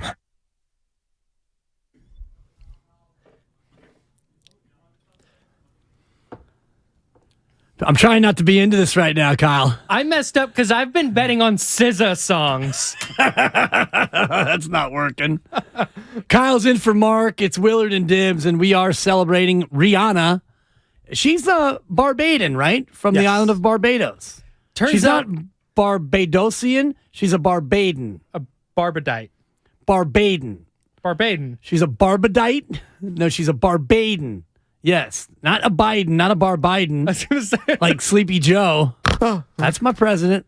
Exactly. What? Yeah. State of the what? It turns out Chandelier is not a Rihanna song. Who knew? Yeah, that would be SZA, not Rihanna. That's Sia. Not SZA. Sia, not SZA. Sia. Thank you. Did I say SZA? I meant you Sia. did. We may have to start this whole segment All right, here over. we go. Joe, run the song back. Trista Crick joining us at the top of the hour. She is an Odyssey gambling insider. We're going to get her thoughts on the Super Bowl, some Super Bowl props, because the Super Bowl, Kyle, is coming up on Sunday. We haven't really talked a lot about it because the James Wiseman trade has captured our imagination and stolen the headlights from the Eagles and the Chiefs. I'm fine with that because I don't bet a lot. But the Super Bowl, I'm irresponsible with it, and I can't wait. Yeah. I go to Reno, and we're going to talk to Trista Crick about that a little I love it. Okay. I'm going to win some bets this year. Sounds good. And I'm actually thinking about opening up the account again because I feel that strongly about the Philadelphia Eagles. I think the Eagles win this one comfortably by 10 or more. Oh. Although I don't love the alternate line, the money on it. Eagles minus 10.5. You're only getting like plus 350 we saw. That's not a lot of juice. Not enough juice for me. I don't love it. No, so I'm thinking about just taking the Eagles minus the 1.5, which is minus 110, bet 110 to win 100, and we'll see if I can open that account before Sunday. I am in on some Fingers squares, $25 a square, so some pretty lucrative square action possibly coming my way? Super Bowl square is underrated in the scope of like sports things that get non-sports people involved. Fantasy football's up there. My brother couldn't March care less. Madness bracket is up there. That's the number one. March Madness bracket I is think Super Bowl number squares one. is number one. You think so? My lovely wife, Supper, who we refer to as Supper because she calls the last meal of the day, she calls it supper and not dinner, so she now goes by the moniker of Supper. Sure. She's in on squares, right. Out on March Madness bracket. She won't fill out a bracket, but she will buy squares. Really? So yeah, that's my line of interest level. Absolutely. My wife, who does not yet have a nickname, is out on sports in general, but she does brackets. She's in on Super Bowl squares. She's like, where's our props? We do a big props table thing where you fill out which ones you want, and then you keep a mark, and you win money. And she's like, where's my props table? Give me that. I'm making picks. Okay. Like, she's bout it when it comes to any competition that allows her to get a piece of the action. I love it. 888-957-9570. How are you gambling on this Super Bowl? What's your pick? What's your play? What's your side? Pick your poison. And Trista Crick joining us at the top of the hour. But right now, we are still drawing reaction from the James Wiseman trade. James Wiseman goes to Detroit to now play for the worst team in the Eastern Conference and one of the worst teams in all of basketball. Only the Rockets have a worse record than the Detroit Pistons. But when you start to think about James Wiseman going to Detroit, and we'll get into the Gary Payton II side coming to Golden State here momentarily, but think about the Detroit Pistons and what they have coming in terms of the future of that organization. Cade Cunningham, a terrific young player, out for the year. They're going to have quite a juicy young core in Detroit next year as James Wiseman joins a team that already has Jalen Duren at center, who's younger than James Wiseman. Jaden Ivey, younger than James Wiseman. Yeah. Isaiah Stewart, younger than Wiseman. This is like an under-22 elite squad in Detroit. Yeah, they also have Marvin Bagley, who's like James Wiseman 1.0. They're just taking flyers. He's an old man, though, at 23. They're just taking flyers on these like young big men and going, hey, let's figure this out. I like it. They're at minimum going to be fun, and they might be really good if Jalen Duren or James Wiseman pan out with Cade Cunningham, who you mentioned is a really good player, Jaden Ivey having a nice little rookie year. I like what Detroit's doing. They're going to be my League Pass team. They're my new League Pass team. No doubt, and I can't get off a League Pass, as Bonte knows. You're on there right now. Yes, seriously. Rewatching Hornet Talks from the other night. Can't help but watch it. I'm a big fan of the LP, as we call it in my house, the League Pass. So yeah, no doubt. I'm locked in. James Wiseman, by the way, the 6th youngest player on the Detroit Pistons. And the Pistons, by the way, with a chance to get Victor Wembanyama as well. So they could go... they could be hosting a bunch of 7-footers on that team. Just you got glut of 7-footers. Jalen Duren at 6'11", and Wiseman 7 foot, Bagley 6'10", Wembanyama goes about 8'9". Seriously, Wiseman could be the 2 guard on that team next year. It's just you got 4 guys of 6'11" or taller. I love the zag. League zigging towards small ball lineups. Yeah. Detroit zagging. No, I think this is a really good spot for James Wiseman because he went second. When you go second, you're supposed to go to a bad team. You're supposed to be going to a team where it's like, yeah, hey, we're hopeful to win 30 games this year. That's a great season, and you're just going to play a lot. But he went to this Warriors team that had a really bad year because of the Steph injury and then got thrust into a situation where it's like, yeah, by the way, this is a play-in team. Oh, and now it's a finals team. And they were hurt. Right. And now they're hoping to contend again. It stinks for him. The fact that he was hurt is the biggest blow to all this because Warrior fans feel unfulfilled. If James Wiseman didn't get hurt, he missed all 82 last year. If he would have been able to play at least some, I think Warriors fans would feel better knowing at least whether or not they believe he can play. The guy has only played 60 games in his whole NBA career. If you add those 60 games with the 3 games that he played at Memphis, that's 63 games. I know the math can get tricky here, but the average college season is about 30 to 35 games. So James Wiseman is basically leaving his sophomore year at Memphis. And imagine if he was... In terms of games played. In terms of, high-level basketball played. Since high school, he's played 2 college seasons worth. He's going to turn 22 next month.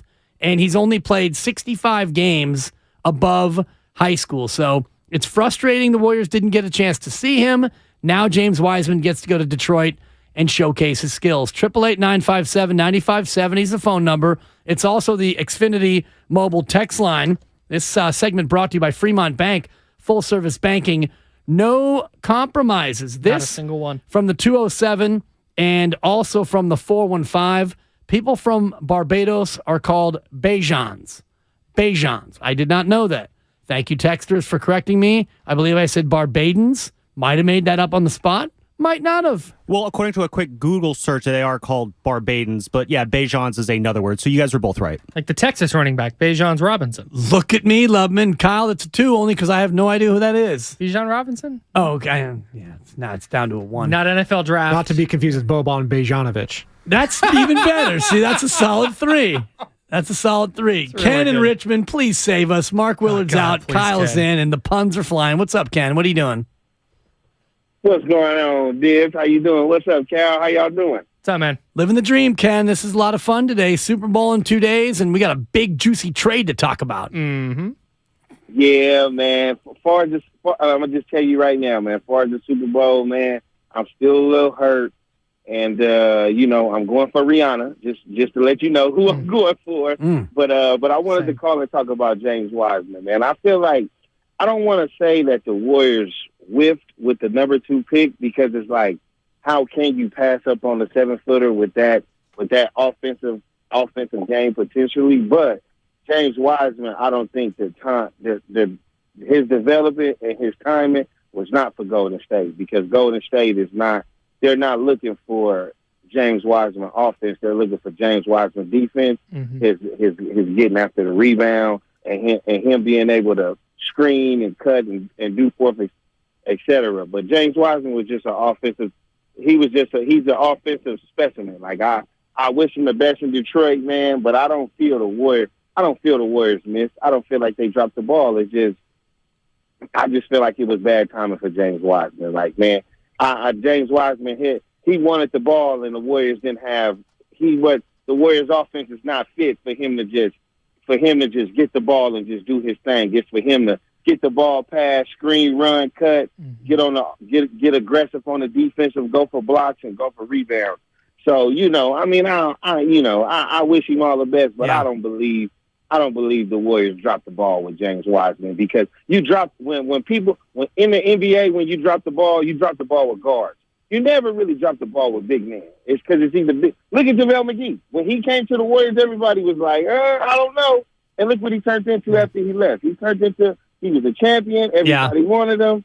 I mean, I know now he's not playing, but look what he did after leaving Golden State. So, I mean, James Wiseman, it'll get better for him, but it just wasn't a team. It just wasn't it right here. It was just bad timing. Thanks, Ken. And I appreciate that, Ken. Sorry to give you the quick hook there. And the injury was part of the reason that timing got thrown off. I would love to see the alternate universe where James Wiseman was healthy for his entire rookie year, got a full offseason of work, and then went into last year healthy. Right. How does he contribute to that team? And maybe he doesn't. Maybe he's just not good. Well, I don't think he's good for this team and the way they like to play. And Ken was touching on that a little bit in terms of player movement, ball movement, and what you ask your bigs to do offensively is something that he just was starting to learn to do, which is set that high screen, roll to the hoop, and occasionally be able to score near the basket when they throw the ball to you. Yeah, the amount of times that on a possession he just ran down to the post and put his hand up, it's like, dude, you got to get out of there. And then when he would set a screen, he would start to roll before, like, it was just not. Yeah, it was really clear that there were just things he needed to pick up. And with Jonathan Kuminga, we talked about earlier this year how difficult it is to learn to play with Steph. Because Bob Myers is talking about it. Yeah. Like, playing with Steph is just a different beast. So having to learn how to do that, or it might have been Moses Moody, actually, ironically enough. Like, learning how to play with Steph, like, that's just a different thing. And Kuminga was going into year 3, and he wasn't doing enough to help the team, and they're struggling, so they need all the help they can possibly get. It was a whole mix, starting with his injury his rookie year. It was just a stew of really bad circumstances. Right. Injuries and inexperience and maybe an ill fit in terms of the way the Warriors like to play. And you said Kelly Oubre Jr.'s name earlier, and he's a great example of a guy who didn't know how to play with Steph Curry and play in the Warriors system. Oftentimes, he'd find himself in the corner where Steph Curry is making a cut from the weak side to that very corner. And it's like, bro, I'm trying to get open here for a three, and you are not only in the way, but now you've dragged your guy to where when I do get the ball on the wing, I've got my defender, your defender, I got a host of defenders, and you're chilling in the corner doing nothing but you're shot blocking me, is what I'd have to say there. But he looked great doing it. He sure did. Man. Handsome. I got body envy, as somebody might say. Trista Crick at the top of the hour, 888-957-9570. While we're talking about goo, I might as well share my what are you doing. I don't know if we necessarily need to play the intro, but Willard and Dibbs like to know, what are you doing? Yesterday, Goo likes to send me a lot of things. Instagram messages, and I love it. He'll send me content. He'll send me takes. He's a good friend in terms of interactivity. Yesterday, I get a text on my phone with just a YouTube link, and I'm a little hesitant because there was no explanation, but I click on the link. Up pops a 2-minute weight loss infomercial. And so I got about halfway through it. I think it was for Noom or one of these intermittent fasting deals. Sure. I get about halfway through, and I stop it, and I hit him back with a classic all caps, WTF. What the friend? What the hell, friend? I got body envy. Warrior trade, friend. Are you telling me? Yeah, Warrior WTF. Are you telling me I need to lose a few? Because I do need to lose a few. I'll say it. He's fat.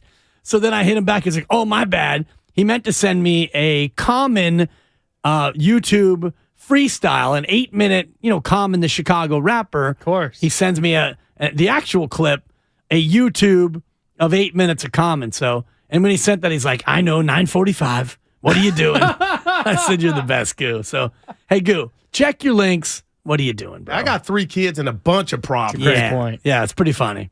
Anyway, 888-957-9570. Reactions on the Wiseman trade. Let's talk about the GP2 angle of this, Kyle, because the Warriors get better.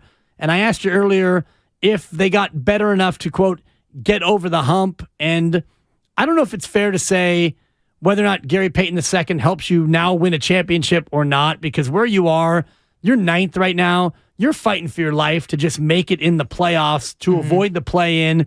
And you might be fighting to just get in the play-in. You're not going to have Steph Curry for at least 2 weeks, maybe 3 weeks. I don't think that Steph comes back until early March based on the fact that they're going to reevaluate him after the All-Star break.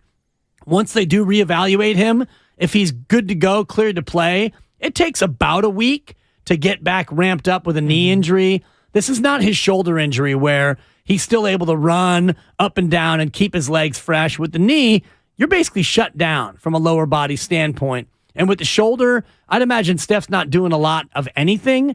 So if he's out until early March, now that you've added GP2, where do the Warriors sit in terms of their addition and once Steph Curry comes back?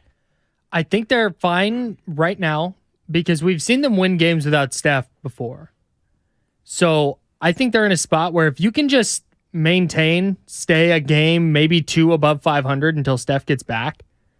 And then, like I said, at that point, you got to flip your switch. Whatever switch there is to flip, you have to do it on both ends of the floor. Because you have to play your best. As disastrous as this year has been on multiple fronts, if you're playing your best basketball in mid-March into the end of March, you're putting yourself in a good spot. And then even after all the trades yesterday, when you look up and down the West, is there a team that going into a playoff series, you would be like, the Warriors cannot win this series? Because I don't see it.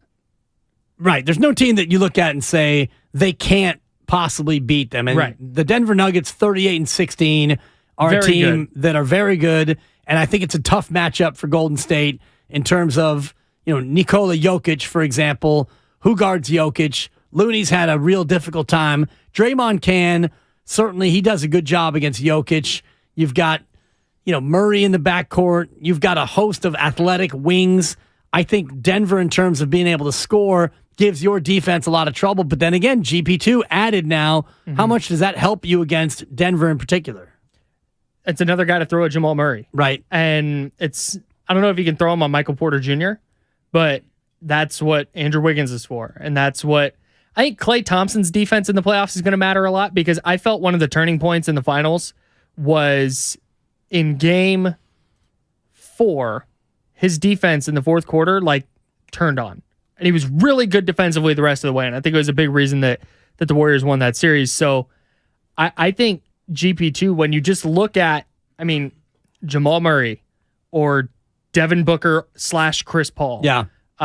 John Morant / Desmond Bane. There's guys on every team that it's like, okay, GP2 helps there. Again, you're not going to shut these guys down, but can you slow them up a little bit?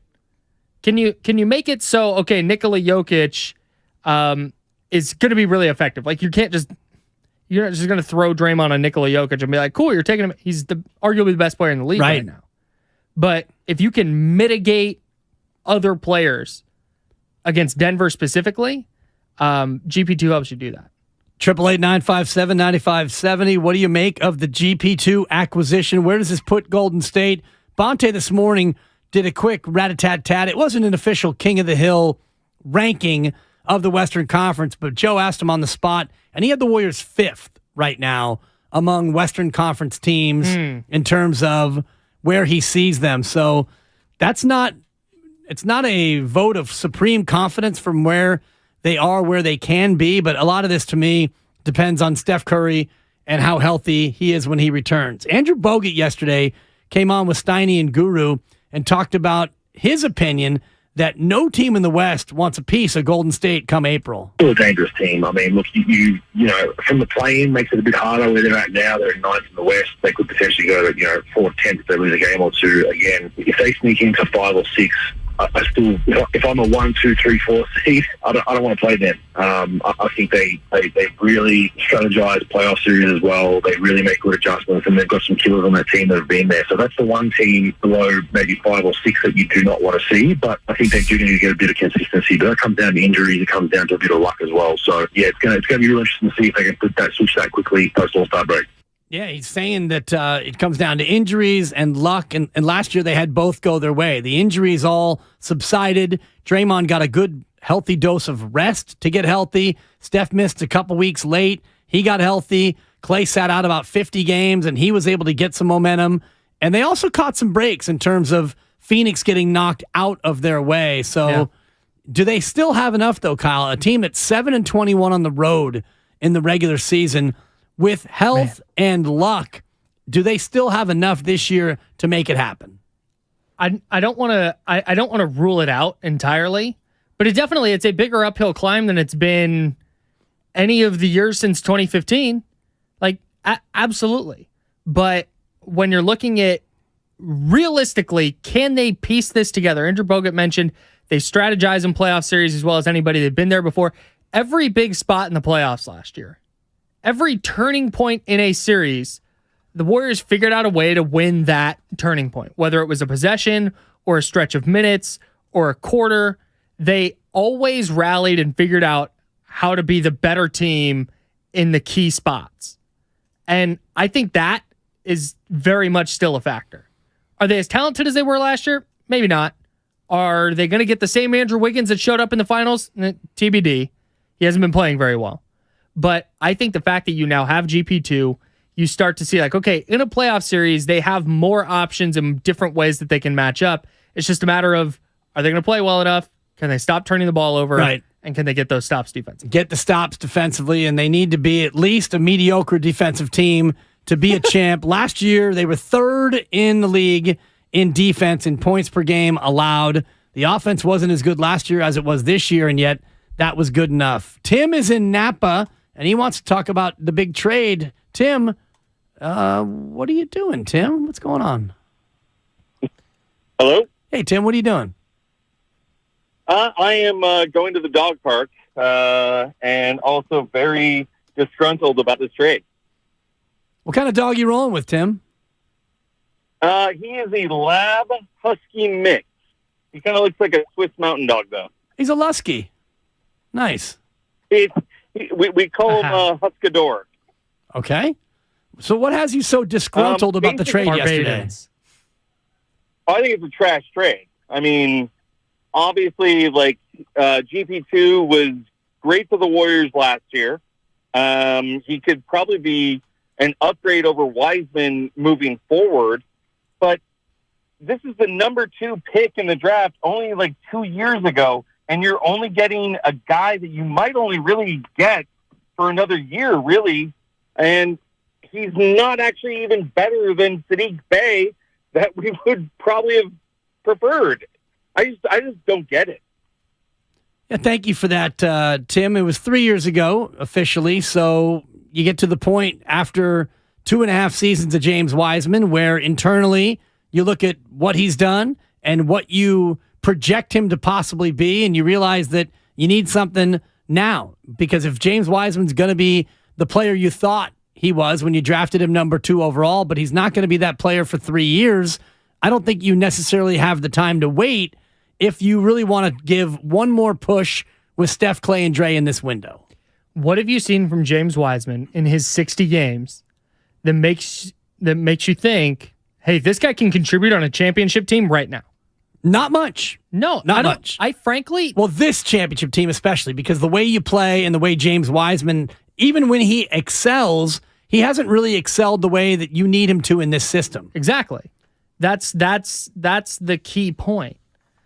It's not about blow everything up for another run with Steph. It's not about that. If they wanted to do that, Moses Moody and Jonathan Kuminga wouldn't be in Warriors uniforms right now. But they kept those guys because they have an eye on the future. But based on what we've seen with James Wiseman, it's like, yeah, hey, you know what? This isn't working out. Better to cut their losses now than handcuff themselves over the next couple of years by keeping him. Yeah, and I think Saddiq Bey might be a better player than GP2, but you know what Gary Payton II can do in this system. He's been a champion with you. Your veteran core loves playing with him, so to me it's a non-starter between who you would rather have. This is brought to you by Cal Hope. We're going to take a quick detour and talk Super Bowl. Coming up next, Trista Crick, friend of the program. She's an Odyssey gambling insider. She's going to join us, Kyle, and talk a little bit about the Super Bowl. Also a huge NBA fan, so she'll have James Wiseman take. No doubt. That's coming up next. Kyle's in for Mark Willard. It's Willard and Dibs on this Friday on 95.7 The Game. It's a Football Friday on 95.7 The Game. Jimmy Garoppolo's been one of the more polarizing figures in the Bay Area for the last 15 years. And I feel like at times there's been warranted criticism, and at other times it's been ridiculous, disproportionate amount of scapegoating. Brought to you by the SF Sheriff's Office. Your future begins here. Life is uncertain. It's okay to feel stressed, anxious, worried, or frustrated. Cal Hope can help. Access Cal Hope's free and secure mental health resources. Call 833-317-4673 or live chat at calhope.org. Johnny Mosley here with your Friday Toyota Tahoe report. While Mother Nature is still making up her mind, load up the Toyota and get on the road because the weekend is better in the mountains. Thanks, Johnny. Today you'll see mostly sunny skies, but clouds will increase throughout the day. By evening, snow showers are expected with steady snow overnight. 1 to 3 new inches of snow are expected. This report has been brought to you by your local Toyota dealers. Check out Toyota's full lineup of mountain-ready all-wheel drive vehicles. Toyota, let's go places. Don't waste time trying to get rid of your old or broken car. Cars for Kids is the easiest and fastest way to donate your car and get a tax deduction. Go to carsforkids.org today. That's cars with a K. All year long, Odyssey celebrates the 50th anniversary of hip-hop by covering the milestones, saluting the history, and honoring the impact of the beats that created a global phenomenon with Hip Hop Made. Download the free Odyssey app right now or go to odyssey.com/hiphopmade to listen to the music and the podcast that celebrate 50 years of hip-hop. And join us all year long as we celebrate the milestone on the Odyssey app. Hip Hop Made. Hey, I'm Andy. If you don't know me, it's probably because I'm not famous.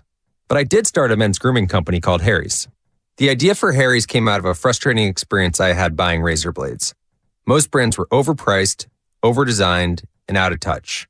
At Harry's, our approach is simple. Here's our secret. We make sharp, durable blades and sell them at honest prices for as low as $2 each. We care about quality so much that we do some crazy things, like by a world-class German blade factory. Obsessing over every detail means we're confident in offering a 100% quality guarantee. Millions of guys have already made the switch to Harry's, so thank you if you're one of them. And if you're not, we hope you give us a try with this special offer. Get a Harry starter set with a 5-blade razor, weighted handle, shave gel, and a travel cover, all for just $3 plus free shipping. Just go to harrys.com and enter code JOY at checkout. That's harrys.com, code JOY. Enjoy! Hi, I'm Aaron, owner of California Deluxe Windows. Ever notice? When your neighbors get new windows, there is a large black eye of broken stucco, uneven plaster, and even mismatched paint. At California Deluxe Windows, we never leave a ring around the window. Why? Because we are one of the only companies in California who custom crafts every window and door to your home's exact measurements. Almost everyone else on the radio is a distributor. They grab a window from a warehouse, break open your walls, shove it in, and patch things up. At California Deluxe Windows, we take pride in our work. Our installation technique is so precise, we do not break your stucco. Your house could be covered with potato chips, and we wouldn't crack one. Call now, and for a limited time, you get 30% off your entire order and 24 months of interest-free financing. 800-874-3600. 800-874-3600. That's 800-874-3600. California Deluxe Windows. Windows engineered for life. Certain terms and conditions apply. CSLB number 774518. DraftKings Sportsbook, an official sports betting partner of Super Bowl 57, has all the Super Bowl action. New customers can bet just $5 and get $200 in bonus bets instantly. Plus, all customers can get in on the Super Bowl 57 excitement with DraftKings Happy Hour Super Boosts. Download the DraftKings Sportsbook app and use promo code VENTURE. New customers can bet $5 on Super Bowl 57 and get $200 in bonus bets instantly. That's code VENTURE. Only at DraftKings Sportsbook, an official sports betting partner of Super Bowl 57. 21 and over in most eligible states, but age varies by jurisdiction. Void in Ontario. Eligibility and deposit restrictions apply. See DraftKings.com/sportsbook for details and state-specific responsible gambling resources. Gambling problem? Call 1-800-GAMBLER. In New York, call 877-8-HOPE-NY or text HOPE-NY 467-369. Bonus issued as bonus bets. Opt-in required for odds boost. Bet type and amount limits vary. Eligibility and terms at sportsbook.draftkings.com/football terms. You're listening to 95.7 The Game, KGMC FM and HD1 San Francisco. Always live on the free Odyssey app.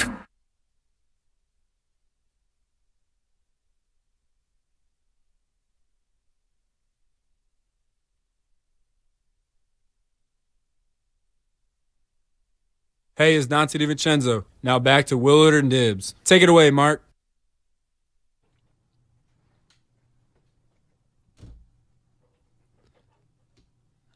Well, Jay-Z and Rihanna, and thank you for the rejoin, but Mark won't be taking it away today. He's off until Monday.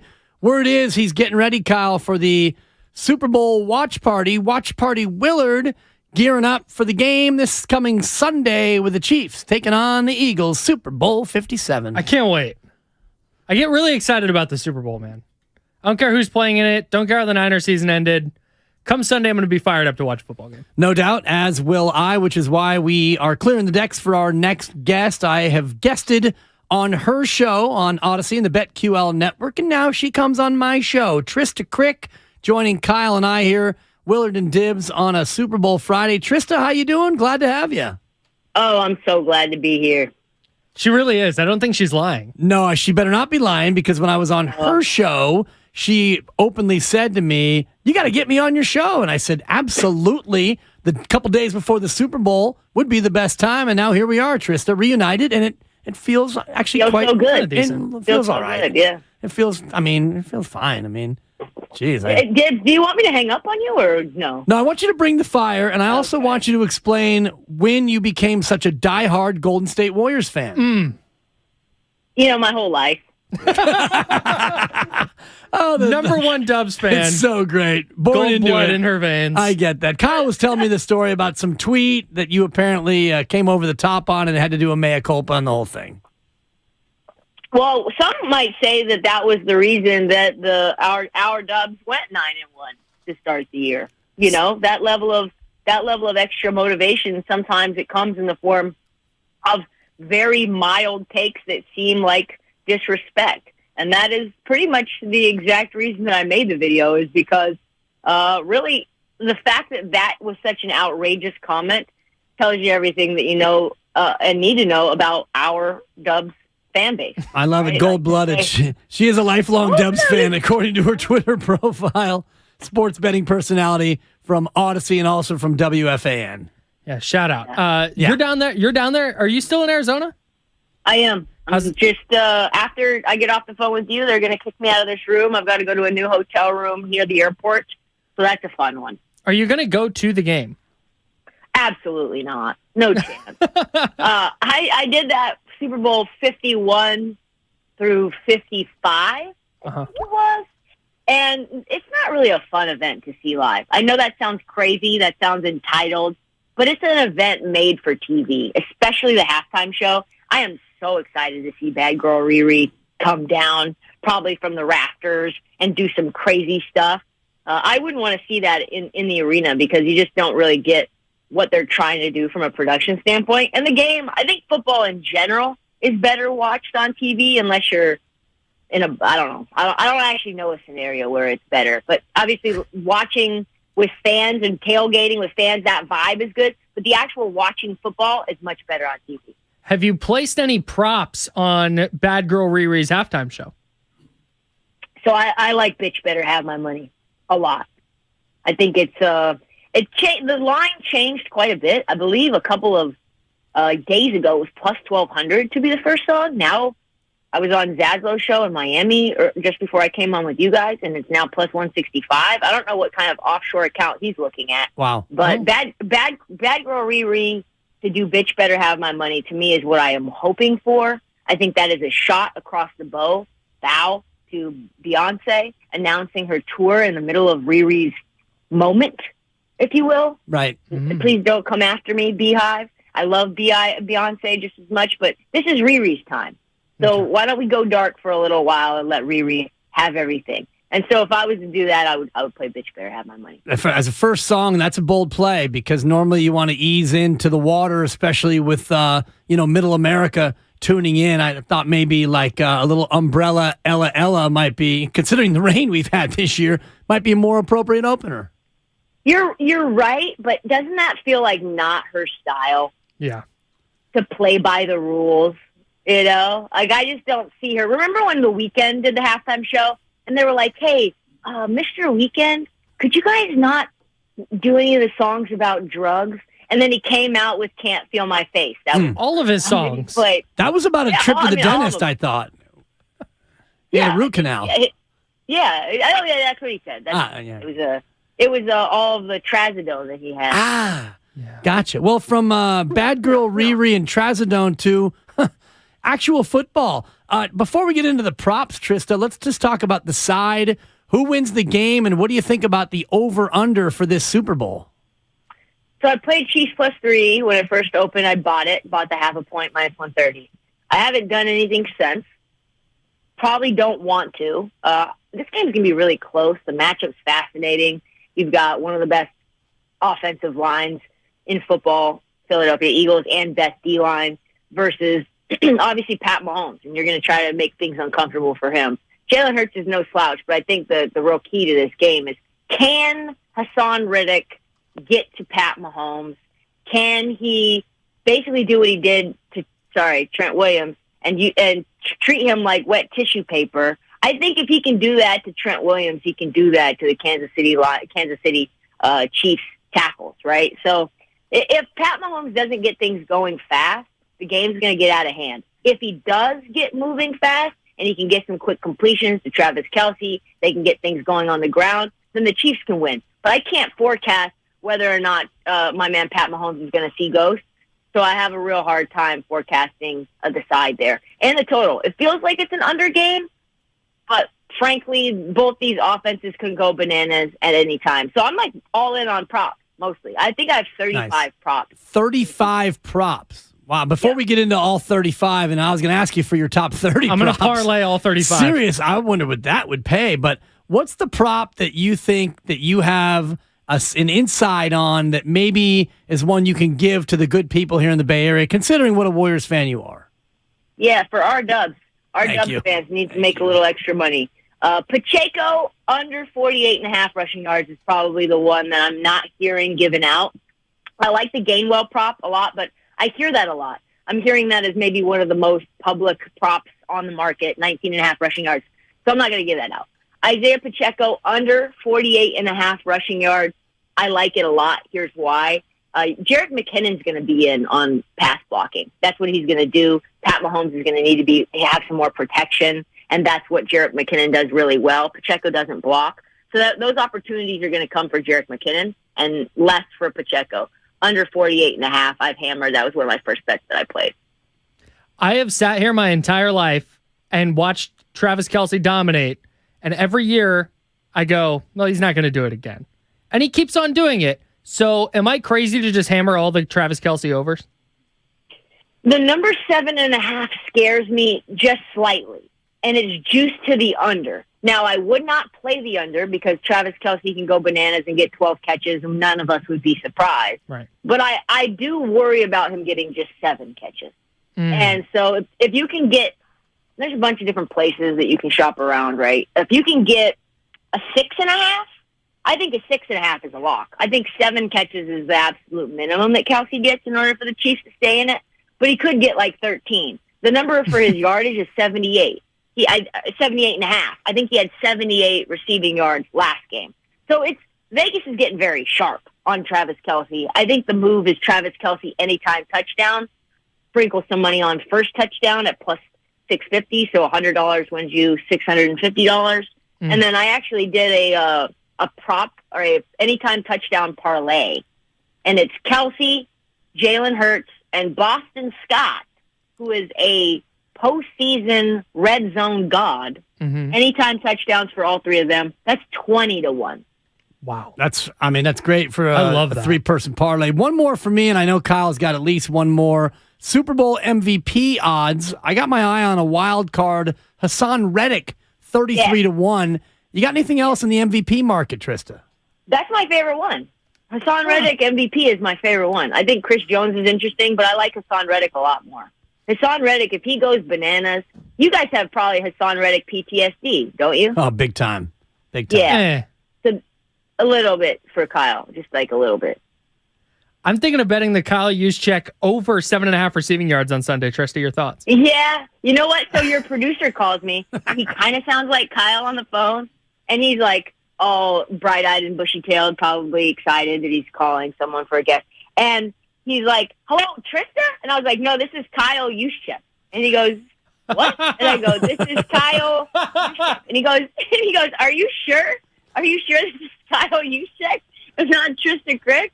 And I started to laugh, and he goes, you probably think this is Kyle Madsen. It's not. It's another producer. And I was like very embarrassed. So now you guys have my embarrassment on the air live. It's perfect. That's great. Apparently, Thank you for the two of relaying you that. have a history with Kyle Juszczyk and an over-under. Yeah. So Kyle gave me out. What was the game? Do you remember? I think it was Niners Seahawks because I gave you the whole explanation about why George Kittle was going to dominate, and then he did. Yes. Yeah, so it was hey, which props do you like, Kyle? I'm thinking about doing CMC, Kittle, blah, blah. He did give me this very long explanation, and then he goes, with that being said, I always hammer Kyle Juszczyk props. They're very low. You can get them at 3.5, 4.5 yards. So I added into my parlay, and the only thing that doesn't hit, and it's like 7 legs, the only thing that doesn't hit at 25-1 is Kyle Juszczyk. And I immediately got into the DMs, and I'm like, damn you, Kyle, I'm never listening to you again. The over-under was 7.5. He caught a 7-yard pass and didn't touch the ball again. And that's it, yeah. It was brutal. Those Juszczyk props can be sticky. Trista, thanks for joining us. Best of luck on the hotel switch, and we'll revisit this again soon. You guys we didn't even talk about you guys getting Gary Payton back. I was gonna ask what are your We got Gary Payton back, Trista. We got him back. Thank you. We got him. Our Dubs got our beloved Gary Payton II back. Championship window back open. Yep. Seriously though, what were your thoughts when you saw James Wiseman moved ostensibly for GP2? Vindication, really. I've been saying James Wiseman wasn't the one. I'm one of the only hardcore, lifelong Dubs fans that's willing to stand 10 toes on that. And I thought Kyle I thought James Wiseman was tested. Now he's going to be tested in Detroit as the center for the Pistons, which makes me, I don't know, I feel like now somehow Bob found a way to convince Joe Lacob that, listen, man, this is just never going to work. We need someone who can help us now. Steph's injured. We're in the middle of the standings. We're just trying to survive here. Let's stop trying to make fetch happen. It's not going to happen. Let's just move him. Yeah. So I thought that was an interesting move. Also, kind of wild that you could have just had them both. Could have just re-signed Gary Payton for the money that the Blazers did. But now, you mea culpa. Yeah, and with that luxury tax bill, it would have cost Joe Lacob an extra $150 million. But hey, it's his money, so who really cares, right? Yeah, let him go. Or you could have had Gary Payton and then traded James Wiseman for someone else. Yeah, like Sadiq Bey. Exactly. Like Sadiq Bey. Exactly. That'd have been a fun team. Trista, thank you for joining us. Trista Crick, Odyssey Sports Betting Insider, and from the BetQL Network. Best of luck on all 36 of your props. Yeah, 36. That's where we're at. All the best. Have a good rest of your day. You too. Talk to you soon. Trista Crick right there. Love the attitude, love the information. And she gave it out. Isaiah Pacheco, under 48.5 rushing yards as her favorite of all her props. After watching the Eagles' defense against the Niners' run game, even before they went only run game, I'm in. I'm in on that. I worry a little bit about the Eagles tackling. I don't know that their linebackers can tackle, and I'm not 100% confident in their defensive backs to tackle. But 49, 50 yards, that's a lot. And she was talking about the Travis Kelce catches over under at 6.5 or 7. And that's one I'm kind of with you, Kyle, in terms of props. Travis Kelce, I would be looking to bet a lot of overs. Kansas City's got big time wide receiver questions. And I do think this game is going to be more of a high scoring game. The over under is 51. I can see this one going 31-21 Philadelphia. Higher scoring game.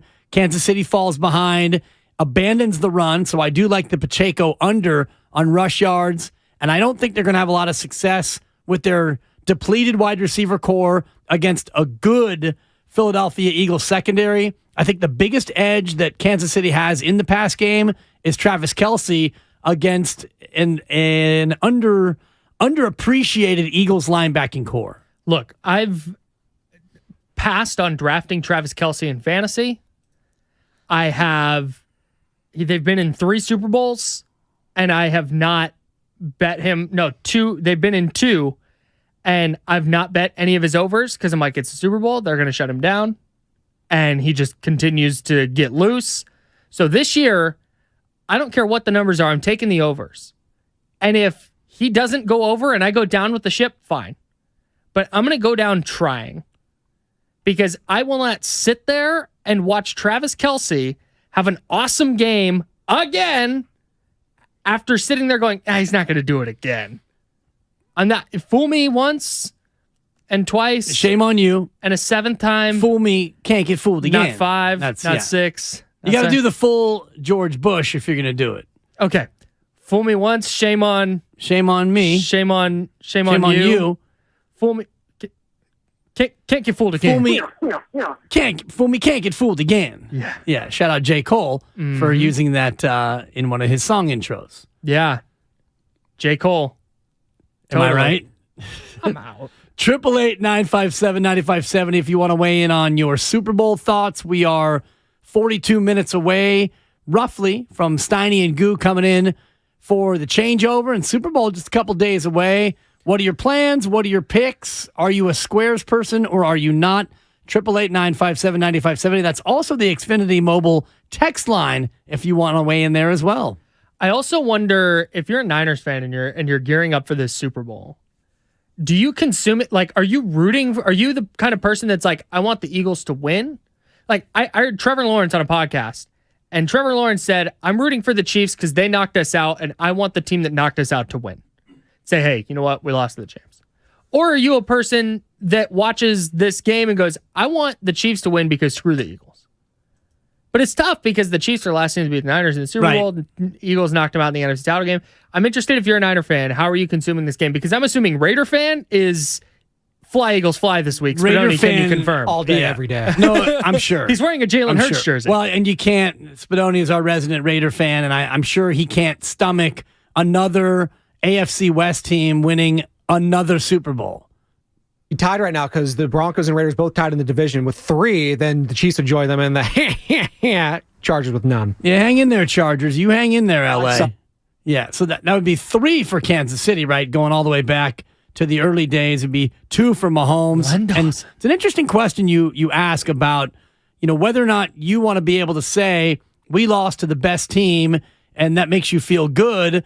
I think in a normal year, if I'm in this situation and a team knocks me out, I want them to go ahead and win the title because then I can say, well, we might be the second best team. We lost to the champs. But in this case, the way this game went, the fact that, and a lot of the Niners have been weighing in, and I know Bonte was real mad this morning about all the Niners chirping about, Deebo Samuel saying, we would have won by double digits if we didn't lose our quarterback. Robbie Gould throwing shade at Jalen Hurts, a kicker taking on a bridge too far, a near MVP. Jalen Hurts was a finalist for offensive, for most valuable player on the offensive side. And yet Robbie Gould is throwing shade at him. And Brandon Ayuk was talking about what could have been.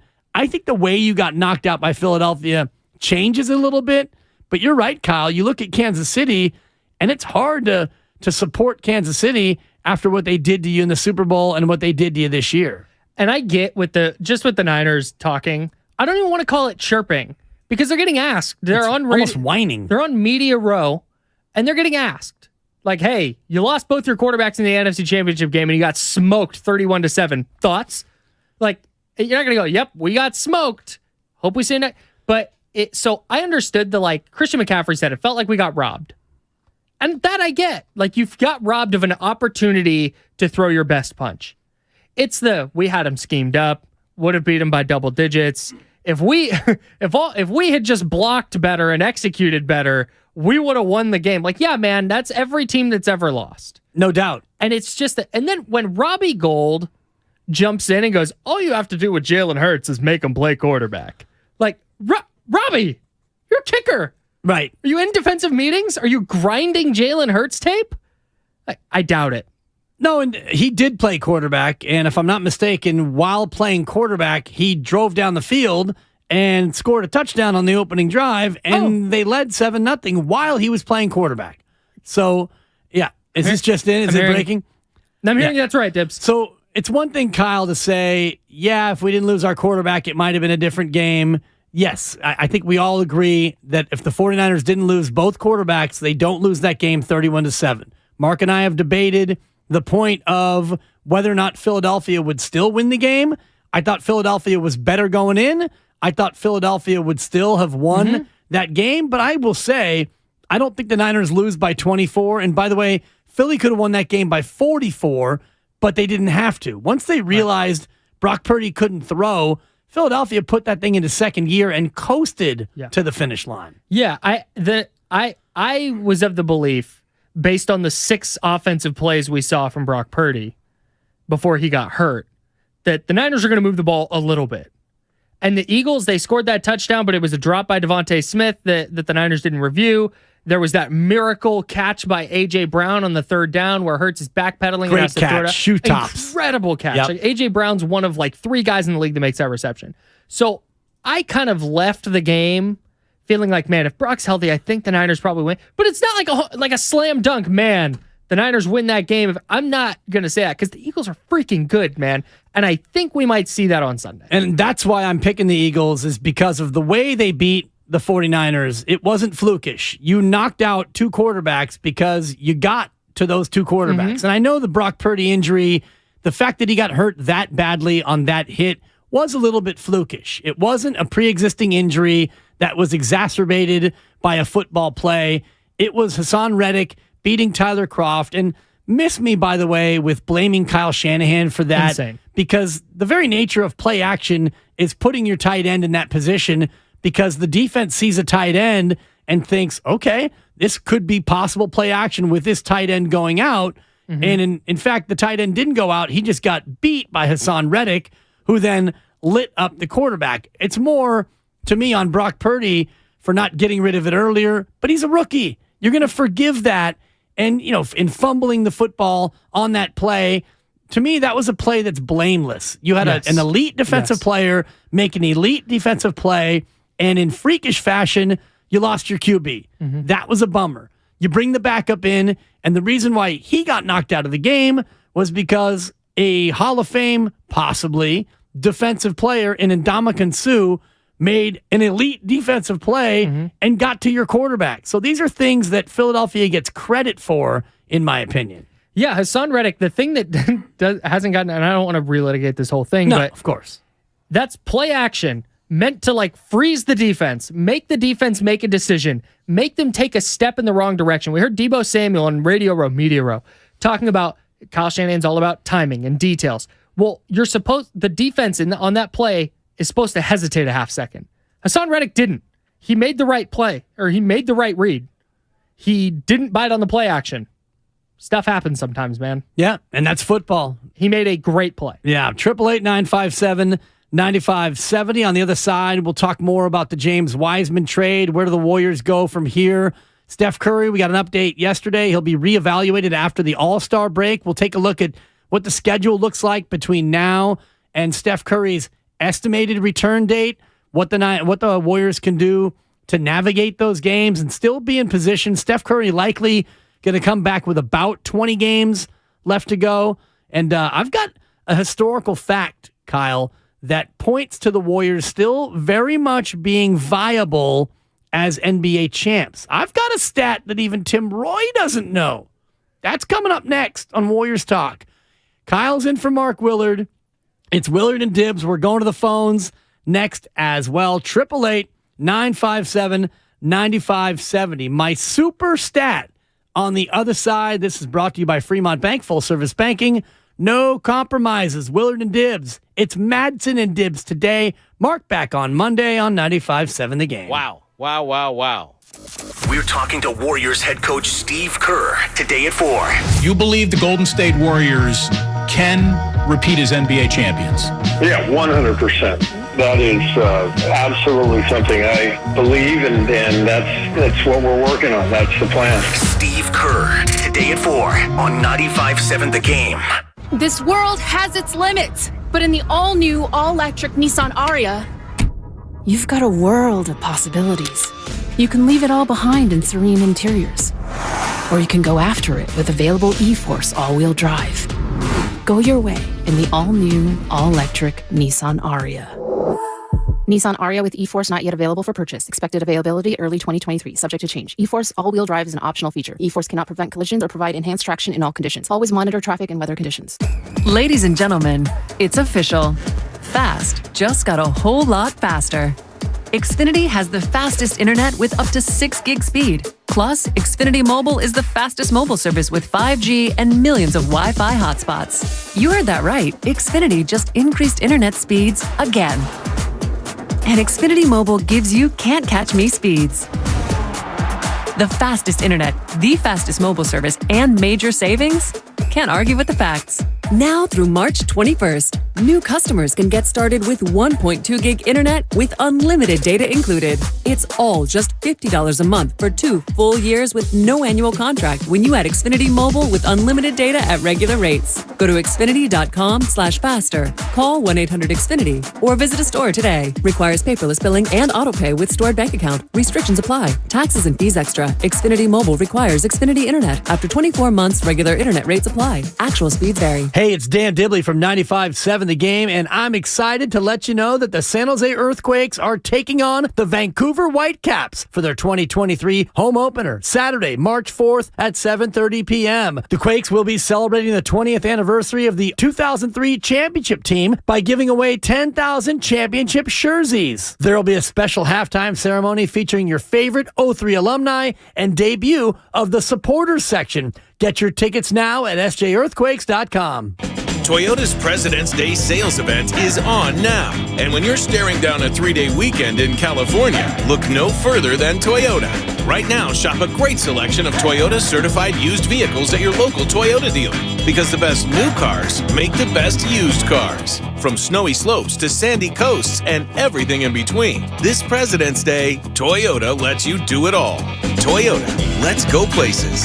See your local Toyota dealer for certified warranty and program details. Paid for by Bottom Line Capital. Attention all U.S. business owners. Was your company impacted during COVID? If you had over 5 full-time W-2 employees during the pandemic, you may be entitled to up to $26,000 per employee. That's right. If your business employed more than 5 full-time employees in 2020 or 2021, and your business was affected by the COVID pandemic, you may be eligible for up to $26,000 per employee. To check your company's eligibility to receive $26,000 per employee, call 800-793-0135 right now. We have already secured millions of dollars for businesses just like yours. There is no upfront cost to see if your company is eligible. Just call 800-793-0135 and find out for free how much your company can claim. This approved payroll tax refund program from the United States Treasury Department is for any business who kept employees on payroll during the pandemic. Best of all, these funds do not have to be paid back. Do not miss this opportunity to claim your company's refund. Call 800-793-0135. 800-793-0135. My simple solution to the problem was remove people from the scene and help them feel safer. In response to attacks against Asian Americans, Maddie Park raised over $250,000 to donate cab rides to the Asian community. There is so much more work to be done. We really need to come together and tackle this issue as a community. Support the Asian community. Learn how at lovehasnolabels.com. Brought to you by Love Has No Labels and the Ad Council. Without the ones like you, who work tirelessly to keep things running, everything would suddenly stop. Hospitals, factories, schools, and power plants, they all depend on you. No matter the weather, emergency, or time of day, you're the ones who get it done. At Grainger, we're here for you with professional-grade industrial supplies. Count on real-time product availability and fast delivery. Call, clickgrainger.com, or just stop by. Grainger, for the ones who get it done. When you can't stop, there's Vicks VapoRub. Vicks VapoRub sends powerful medicated Vicks vapors right to the source of your... so you can experience cough relief and breathe easier. Generations of families have trusted Vicks VapoRub to help relieve the worst cold symptoms. So next time you have a cough, reach for the Vicks VapoRub. Vicks VapoRub. Cough relieving is believing. Nachos! Hey, I'll take some. And some Frank's Red Hot. Nah. You're just gonna eat these boring nachos with no flavor. Frank it up! Frank it up! This guy finally gets it. It's the perfect blend of flavor and heat. Frank's Red Hot. I put that on everything.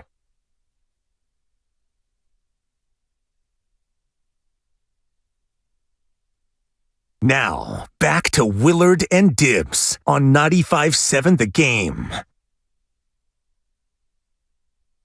Guys, a banger. This is absolutely going to be played. This is Rihanna. She has so many hits, dude. She does, no doubt. And you know she's going to have some guests out there. Yeah. Does Jay-Z make an appearance? I'm going to say no. It's Ooh, tough Eminem because... maybe, Monster? Could be. Just the Beyonce-Rihanna rivalry might preclude Jay-Z from crossing that family line. Yeah, and Eminem just did it last year. I don't think he's... Maybe Drake? Work. Could be. Are you okay over there? Clock. Work. Totally. We'll see. Halftime is Rihanna. Super Bowl 57. Chiefs and Eagles coming up here in about 52 hours, Kyle, from kick. We're counting it down, yeah. Just excited for football. Like, this is just, it's always... This is it, Kenny Loggins. It's a holiday.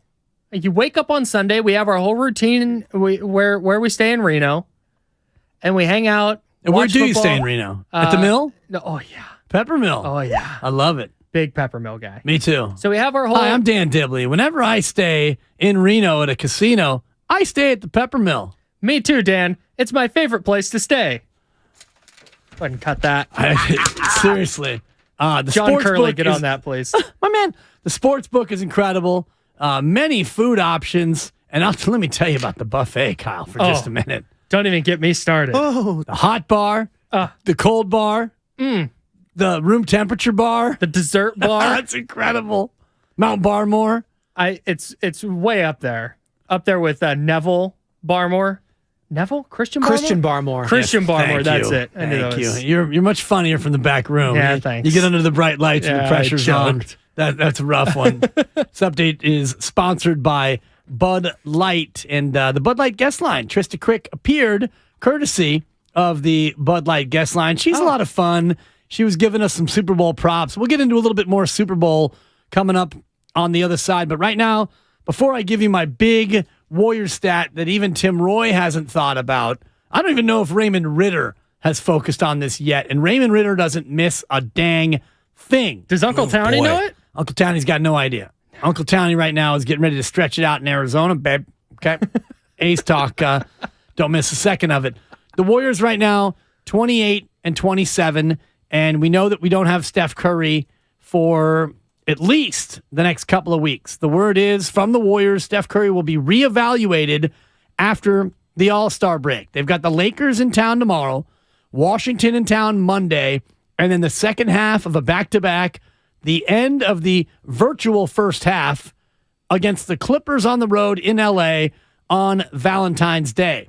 After that, they come out and play the Lakers again February 23rd. So Steph won't be reevaluated until after the All-Star break, likely around what you'd figure February 20th, which is that Monday coming out of the All-Star break. So it's the expectation that Steph Curry, even if he's given the green light at that point, probably won't play for another week or so. Would you say, Kyle? Is that fair to say? Yeah, I've got through February, so February 28th. Like through February 28th. Which is a home game against Portland. Right. So that's 7 games against all the teams you just mentioned. Lakers, Wizards, at Clippers, at Lakers. Home Rockets, Wolves, and Blazers. Right. And then on March 2nd, it's the first of a back-to-back. You've got the Clippers and the Pelicans both here at Chase Center, wrapping up a 5-game homestand, the last long homestand of the year. It's a 5-gamer, so if you think about that, Kyle, in terms of 7 more games until Steph Curry comes back and looking at the opponents, you got a Washington team here and Houston here. Those absolutely should be victories. Portland, a team you struggle to beat on the road, but you feel good about playing them at home. Can you go 4-3 over the next 7 and put yourself still in a good position to make a push for a top 6 seed? That's the key for me. I've been really nitpicky about like who they beat and when they win and what. I'm done with that right now. Can you win 4 of these? Can you be 2 above 500 when Steph Curry comes back? And put yourself in a position over the last month and change. 20 games. Over the last 20 games. Can you go 15-5 in your last 20? Ooh. I know. That's a. But can you go 12-8? Sure. Because if you're saying what you're saying, they go 4-3 over the next 7, which I think is possible without Steph Curry. You're 32-30 with 20 games left to go. Game 63 is a home game against the Clippers, and then you have a home game the next night against New Orleans. He may not play in both of those games. You know that Clay won't play in both of those games. So you're looking at a possible split there. Now you're 33-31 with 18 left to go, including 12 games. That'd be 3, including 11 games on the road. Yeah, it's a tougher schedule than I thought when I initially looked at it. Yeah, you've got a 3-game trip. You've got a 5-game trip that sends you to the Eastern time zone. You still have a game at Denver. And, like I said, you've got, after that Pelicans game on March 3rd, you've got 11 road games and only 7 home games. Yeah, I'm 12-8. Okay. If you can get to 12-8, then you wind up with 44, 45 victories. Is that good enough, you think, to be a 6 seed? Yeah, I think 45 gets you to the playoffs. 45 gets you there. That's the number I've had in my head for a while. Can you get to 45 wins? And right now you're sitting on 28-27. So you've got 30 left to go. That would mean you'd go 17 and what would be 17-10 would get you to 45-37. Yeah. Can you go 17-10 including 7 games without Steph Curry, probably for sure. So here's my question. And part of the reason I went as high as 15-5 over the last 20 is if they go 17-10 in these 27 games and 4-3 without Steph, do you feel really good about them going into the playoffs? If it's like, yeah, they played better down the stretch, but I guess it depends on how they look at Memphis, at Dallas, home against the Bucks and Suns. That's Saturday, March 11th and Monday, March 13th. How do you look against the Sixers at home? Yeah. You play the Nuggets on the road. It's like, how do they look in those games? But in general, like 17-10 over those 27, I think it's going to look like, okay, they're playing better, but they're still flawed in some key ways. But I think if you look at the teams they'd have to beat to get that done, you've got the Lakers 3 times. Mm-hmm. You've got the Clippers 3 times over the final 27 games of the season. You also have, Memphis twice on the road at Memphis. You go to Denver and you go to Dallas. This is a difficult schedule over the final 27. So if you get to 17-10, I do feel pretty good about the way that finish would end up being, because you do have a small handful of back-to-back still. You got at Atlanta and at Memphis in a back-to-back. That's a bit of a scary one. At the Lakers, at the Rockets before Steph comes back. And, you look at back-to-back at the Clippers and at the Pelicans. You've got 3 more back-to-backs before the year wraps up. If they go 4-0 to finish the year, at Denver, home Oklahoma City, at Sacramento, at Portland, if they go 4-0 in that stretch to get to set, if they're 13-10, I'd really, really love where they're at. Warriors so far on the road this year have been god-awful, among the worst in the association.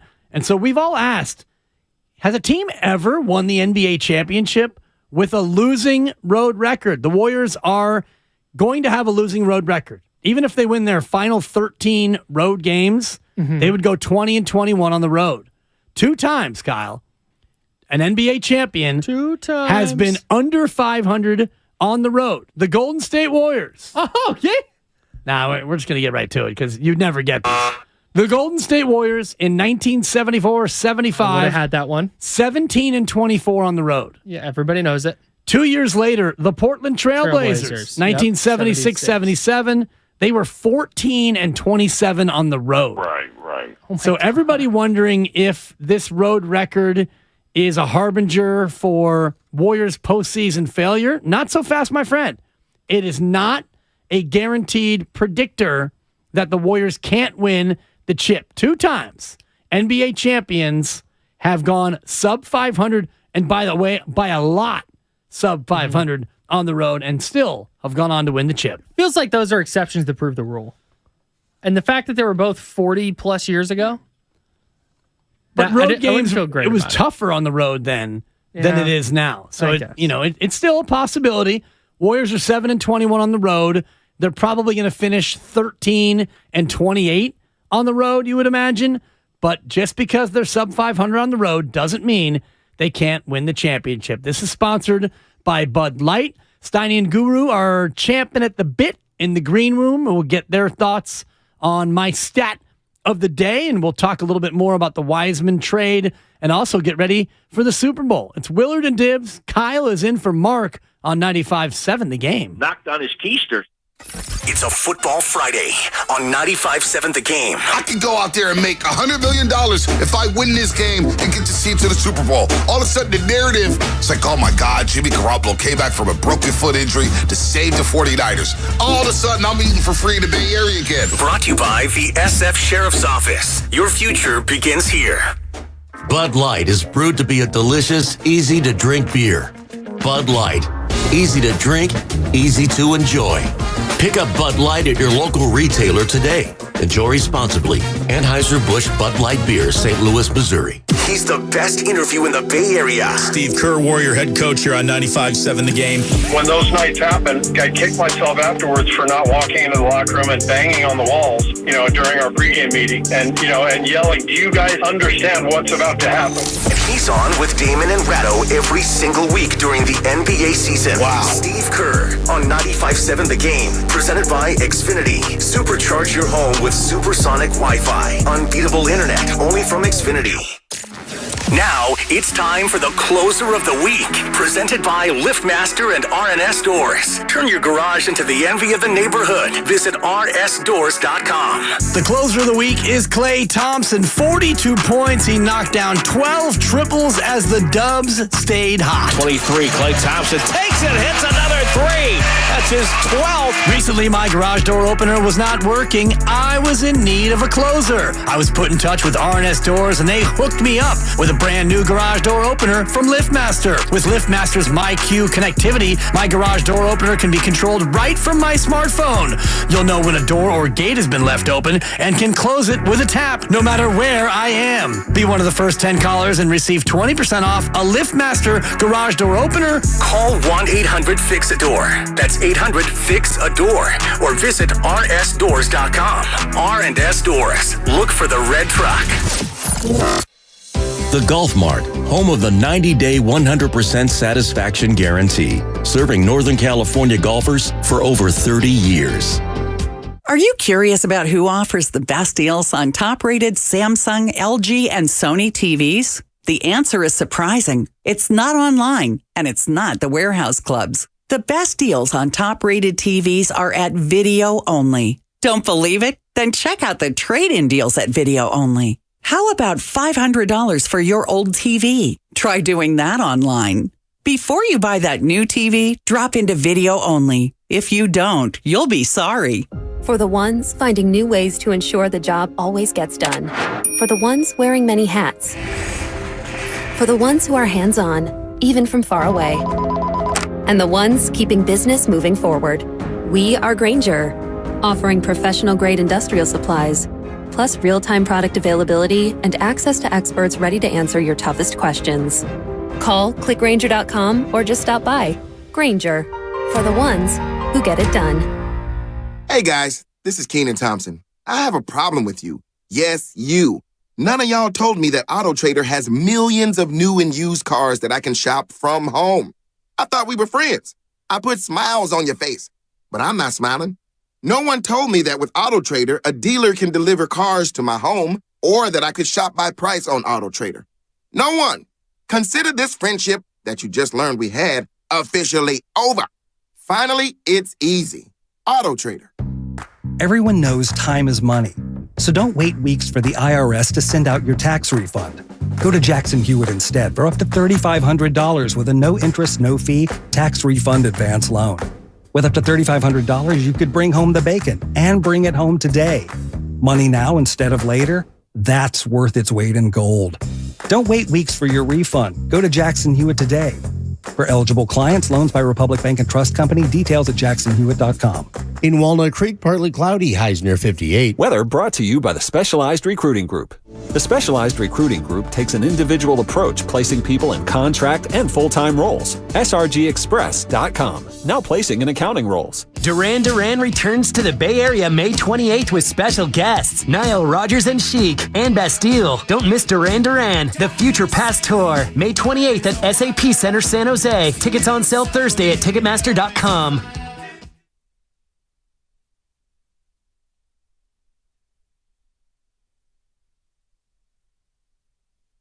Now, back to Willard and Dibs on 95.7 The Game.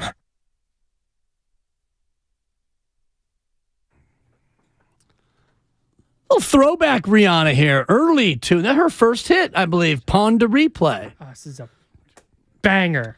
It is. A lot of bangers from Rihanna from you. She has so many hits. It's unbelievable. I think I'm going to go Rihanna Spotify playlist on the way home today. That's a great idea. Might do that driving up to the P Mill. Yeah, not bad. Pepper Mill. Yeah, the Pepper Mill. Don't call it the P Mill. No, we never have. And every time I've stayed at the Pepper Mill, it's been delightful. We have such a great time. Fun for the whole family at the Pepper Mill. Bring your kids. Come early, come often. Tell them Kyle sent you and receive no discount. Pepper Mill's great. You might get kicked out. 2 different wings. You know, you've got the more of the party wing and the quiet wing, depending on which flavor is. Pick your poison. Oh, I was thinking buffalo and barbecue. Okay. That's wings. They also have different wings. You go ranch with your wings? No, if it's there, I might dip, but I'm not a big. I like the wing. I don't need the ranch. Right. And it just makes a messy item even more messy. I'm kind of with you there. Yeah. And sauce on sauce, like you give me sauce with the wings. And again, I've only had wings once in my life. And at a Warriors game. Yeah. With the future father-in-law, the fulfill. Can you and I find a spot? It can be in the city. I have to drive past where you live to get home. We can go closer to there and just go sit down and eat wings. We can. I would love that. That'd be fun. Okay. I'm not a huge wings guy because of the mess. I don't like food in general that leaves me with a messy hand situation. I also don't love food that I have to work to eat, like crab and lobster. My in-laws will occasionally buy crab, and we'll go over there for crab or lobster. It's delicious. But for me, the amount of work for the amount of meat and stuff that you get, not always my favorite. The bang for the buck on those meals, not always what I'm looking for. That's okay. So we'll sit down. We'll go to a place that gives you the proper wet wipes and the proper napkins. Okay. There's a method to it. I'll buy that. Can minimize your cleanup. Sounds great. All right, Sounds great. Let's do that. We'll plan that. Steiny and Goo coming in moments. Let's clear the phones here before we do the second changeover, second chronologically, but first in your hearts out there. Let's go to Lou in Concord. He wants to talk football and the Niners defense. Hey, Lou, what are you doing? What's going on, fellas? You're driving, trying to make it to work. All right, Lou, hang in there. Well, and apparently... Hello. He did not make it, apparently. Well, hopefully he's going to make it to work. I'm not sure if he's going to make it through the remainder of that call. Niners defense, and I guess now is a good time to talk about the NFL honors from last night, Kyle. And the NFL honors and the Hall of Fame class announced. Good news for the Niners, bad news for the Niners. Patrick Willis denied the gold jacket that I believe he eventually will get. Nick Bosa, DPOY. And do we still have those shirts at 957thegameshop.com? Yeah, we sure do, Dibs. Awesome. When I want to buy my DPOY shirts. No, and it's a beautiful shirt with the shrug of a guy wearing a 97 jersey. And coincidentally, or maybe not connected at all, Nick Bosa won Defensive Player of the Year. What? Get out of town. It's what? Crazy, right? That's a wild coincidence. And did Micah Parsons finish second? Yes, but he didn't get any first place votes. Is it clean sweep? That's how that went. No, because the NFL went to their tiered voting system this year, so it's a points 1 through 5. Micah Parsons, I don't believe, got any first place votes. Okay, but I think he still garnered enough second and third place votes to finish second. And Nick Bosa wins Defensive Player of the Year, and DeMeco Ryans ACOY Assistant Coach of the Year, which is a tip of the cap, I think, to Kyle Shanahan, who did not win Coach of the Year. He was a finalist. I think he finished second. He finished second behind Close Dable. Race with him and Brian Dable, yeah. Okay, and third was Sirianni, or? Third was Doug Peterson of the Dougie Jags. P. Okay. Yeah. I see why Brian Dable won it, and I get that the Niners were better, and what Kyle Shanahan had to do with the 3 quarterbacks was pretty incredible. 4. And you get Brock Purdy, 4 quarterbacks, but right. In the regular season, 3 quarterbacks. And I understand the argument for Kyle Shanahan, but I think if you remove Brian Dable from the Giants and remove Kyle Shanahan from the Niners and just replace them with league average coaches, I think the Niners are still like in NFC West contention. I think the Giants win like 4 games. Right. And that's why I think Brian Dable ultimately won. And the Jaguars, too. I think Doug Peterson did a terrific job there. Yeah. And I think Kyle lost a lot of votes. He lost my vote because he was unable to win with a 5th-string quarterback in the biggest game. Yeah. They actually re-voted after the NFC Championship game. The fact that he couldn't have a guy be able to pass the ball without the ability to pass the ball, he lost me there, Kyle. I'll be honest. Not like, okay, you can't execute a forward pass. Scheme him up. That's what the coach is there for. Exactly. And he tried the one time with the triple reverse back to McCaffrey. Disaster. Poorly coached. Looked like the Warriors on offense with, all the screens and the ball movement and the player movement. And then the guy throwing the pass away to end the possession. Exactly. That's a 4, the way you brought that home. Yeah. Honestly, and maybe it's because I'm inside the Niners bubble, hard for me to not look at what Kyle Shanahan did with not only a 3rd-string quarterback, but Mr. Irrelevant. Yeah. You took that guy and you had him go undefeated through the rest of the regular season. You won the division, and you advanced to the conference championship game.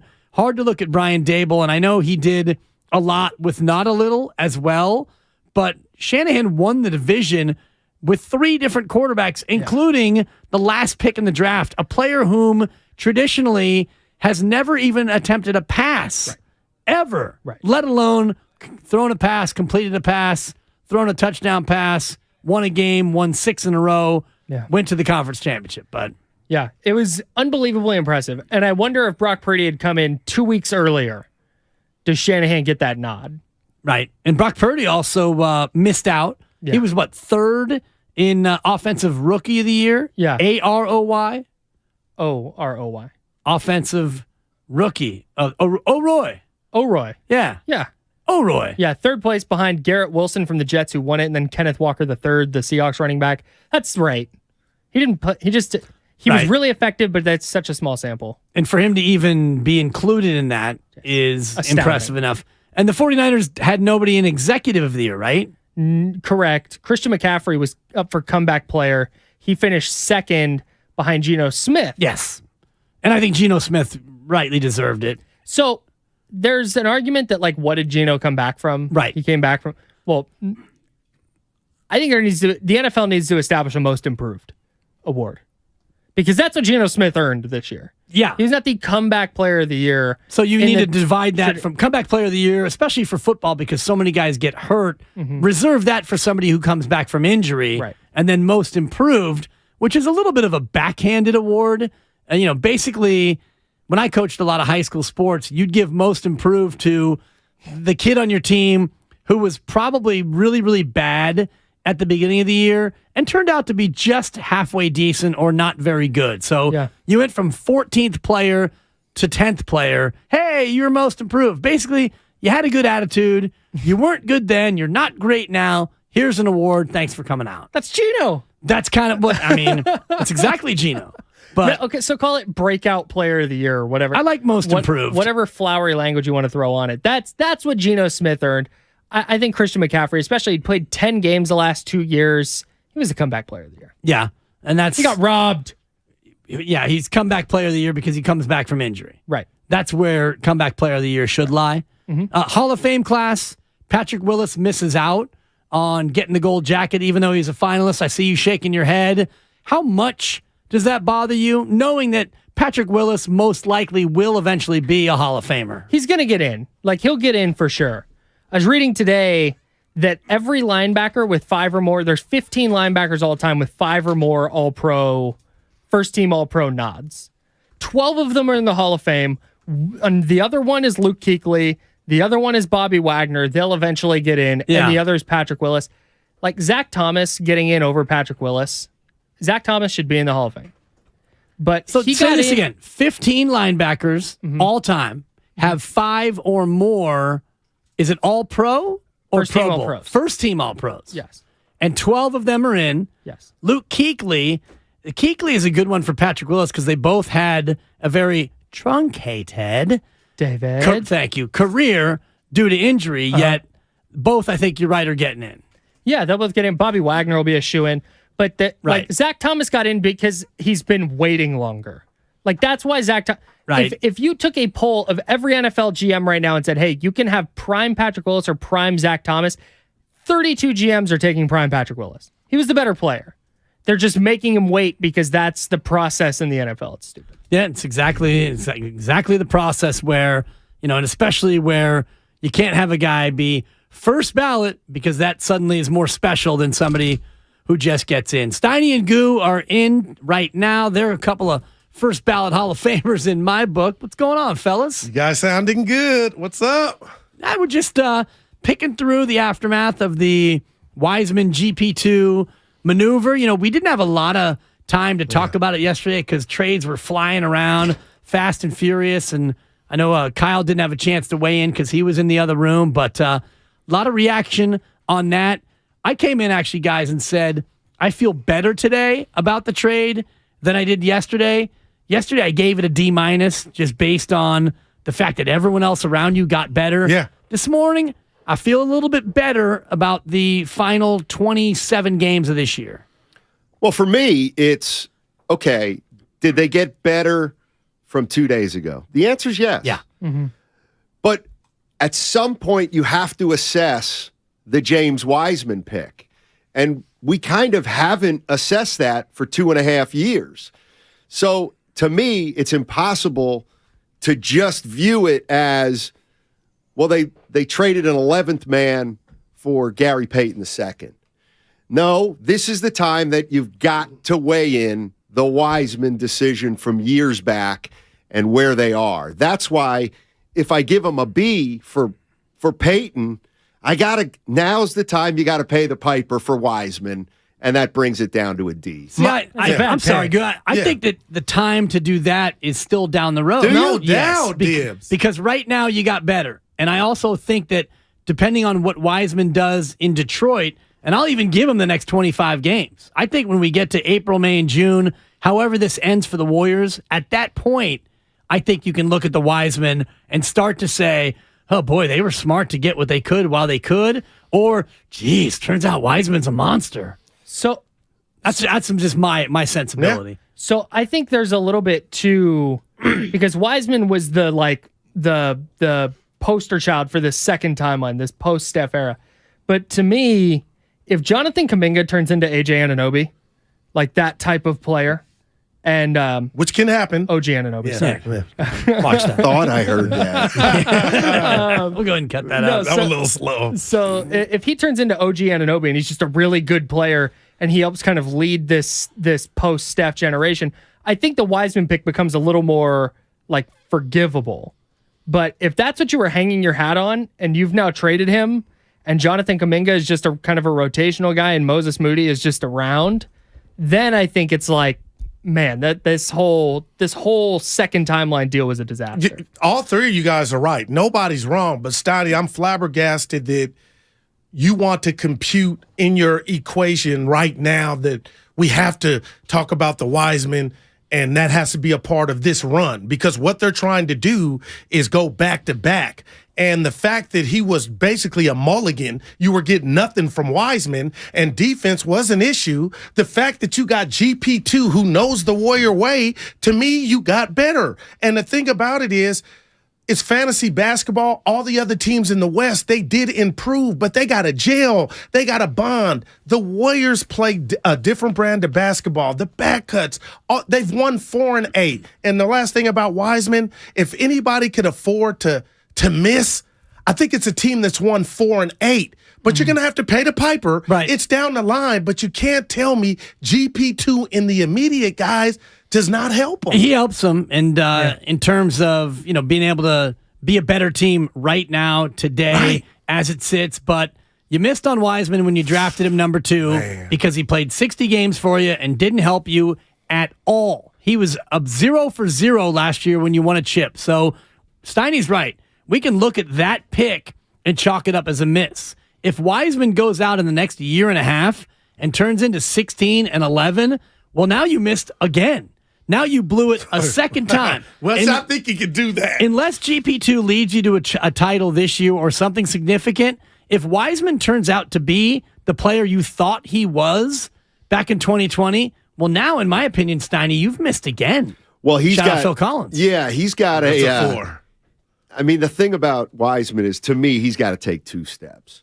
It's not going to be enough if he goes to Detroit and averages 15 and 9 and they're 29 and 53. He's got to be, I'd rather see him average 10 and 8 on a team that's going to the playoffs, and it's like, this guy is a little bit of an anchor, meaning defensive. So if he goes 17 anchor. and 11 for a team that wins 20 games, you're less impressed than if he goes 15 and 7 for a team that goes to the playoffs. Yeah. Me too. Yeah, I'll buy that. It does, because it's empty calories. Exactly. And I don't know when they're going to pay the price for this, but I mean, this is a big miss. It hurts. This is a really, really big miss, because this was somebody who was supposed to, at least, he was supposed to be a cornerstone. Yes. I don't know if he was going to be a Hall of Famer. I don't know if he was going to be good. He was supposed to be a cornerstone, and we were counting on that. So that hurts. It was a swing and a miss on the pick. Like, there's no way to Strike slice direct, it. yeah. Like, now or in the future. It's like a Reggie Jackson swing and a miss where you swing so hard you fall down and your helmet comes off. To one knee. Yeah. That's a one knee swing and a miss. It's before your time, Kyle. You're listening to 95.7 The Game, KGMZ FM and HD1 San Francisco, always live on the Odyssey app. Goo, I've got something for you that's going to make you feel good. Chicken. It's like verbal chicken. It's going to make you feel good about your bet with Steiny. That's coming up. But Kyle, finish your point first. So I think the bigger issue for me would have been if they held on to Wiseman and handcuffed themselves financially because, like, don't want to admit that this was a bad pick. That's where it could have become a disaster to me. At least now you give yourself a better chance to contend this year, and you cut your losses down the road. Because I don't think he was ever going to develop in this culture and that's what makes it worse. The money to me is an interesting thing too. They're so far over the luxury tax. They can't go out and get a free agent because of this. Right. Now, if they want to, it's more, first of all, whether they did this or not, they could have extended anybody on their own team for as much money as they wanted. Mm-hmm. So while it does save them money, real dollars, it doesn't really make them that much more flexible. Now, if they're saying, well, hey, we're gonna offer Draymond 3 for $90 extension, and this means it's only going to cost us $40 now because we're saying, all right, I'll give you that, but that's it. Like you're not going to be able to go out and sign a free agent, or that's not really going to be the difference between keeping Draymond and not. Sure, but you're getting something for this asset that. I don't think there was ever a world. I don't think there was a timeline where James Wiseman was going to develop in Golden State. You might be right. I just don't think they were ever going to be like, hey, James, go play. We're cool winning 25 games while you figure it out. And if they did, it was going to be in 2026. And he's only signed for one more year, if I'm not mistaken. Correct. So they would have had to pay it. Like, it just... So this year, he clearly wasn't going to develop to where he was going to be a cornerstone. And then, so whatever happens this year, you keep Wiseman, fine, you first-round loser, whatever, play-in game, you don't emerge. Next year, Draymond opts in, you got one more year of Clay. Wiseman's on the hook for $12 million. Can he go from zero to hero next year to where now you see him as a cornerstone? And Draymond actually said it on his podcast, because he had to drop a pod. We were talking about it. Draymond dropped it on the pod, basically saying... Did you see it in your feed? He was saying good for James, and James, by the time James gets good enough, and I'm paraphrasing, but by the time James gets good enough, it'll be too late for us in the core here in Golden State. So, and you know what? Maybe we should talk about that. Yeah, it's going to be too late for the core. The core. Right. And that's what about the franchise? Well, it's not about the franchise. Well, I know, because we're prioritizing the core. Franchise player. Are you saying they should have traded Steph instead? No. What I'm saying is this was clearly, this is the moves they're making is a result of trying to win it again this year. And it's also the price you lost Gary Payton. I know you got him back, but you lost Gary Payton because you had a dynasty and you had to pay everybody so much money that it got to a point where it's like we got to at least be a little more responsible. Yeah. So, that's kind of where I'm at. Like, are the Warriors really going to extend Draymond Green? No, but I don't think so either. The real question is, will Draymond Green opt out? Right, because which I don't think he's not. I think he'll. I think he's going to. I think he's going to. Yeah, I think he's going to opt out. You think it's a guaranteed 30? Yes. Wow. Really? Yeah, I do. He's not getting $27 million per, but can he get $3 and $65 on the open market? See, this is right. I disagree with you guys a little bit here, believe it or not. Because you talked yesterday about how you've noticed him slipping as defense. He is slipping. But you're saying he'll be in a better situation. I mean, the bottom line is he'll be more impactful. That block on Anthony Simons the other night. He's set to play, 70 games? Draymond hasn't missed a lot this year, has he? No, he's probably missed, 5 or 6 games? Okay, so he plays 65 or 70, and he's still a top 15 defender. I think there's a team out there that'd say, we'll give you 75 over 3. I really do. He's played 49 out of 55, so he's missed 6 games. Well, I'm with you, Kyle. I'm like, man, that's and how many of those top-tier teams have the cap room to allocate to bring in Draymond Green. Well, that would The be Lakers. destination number one. I would assume. Agreed with that. Yeah, no doubt. And so you're thinking he gets 3 and 75 on the open market? Possible. I mean, look, I could be wrong. It's just a hunch. Well, and he would know, and his agent, I'm sure, is already out there beating. What about his quote, the handwriting's on the wall? When a guy says that about his future, Steiny may be right.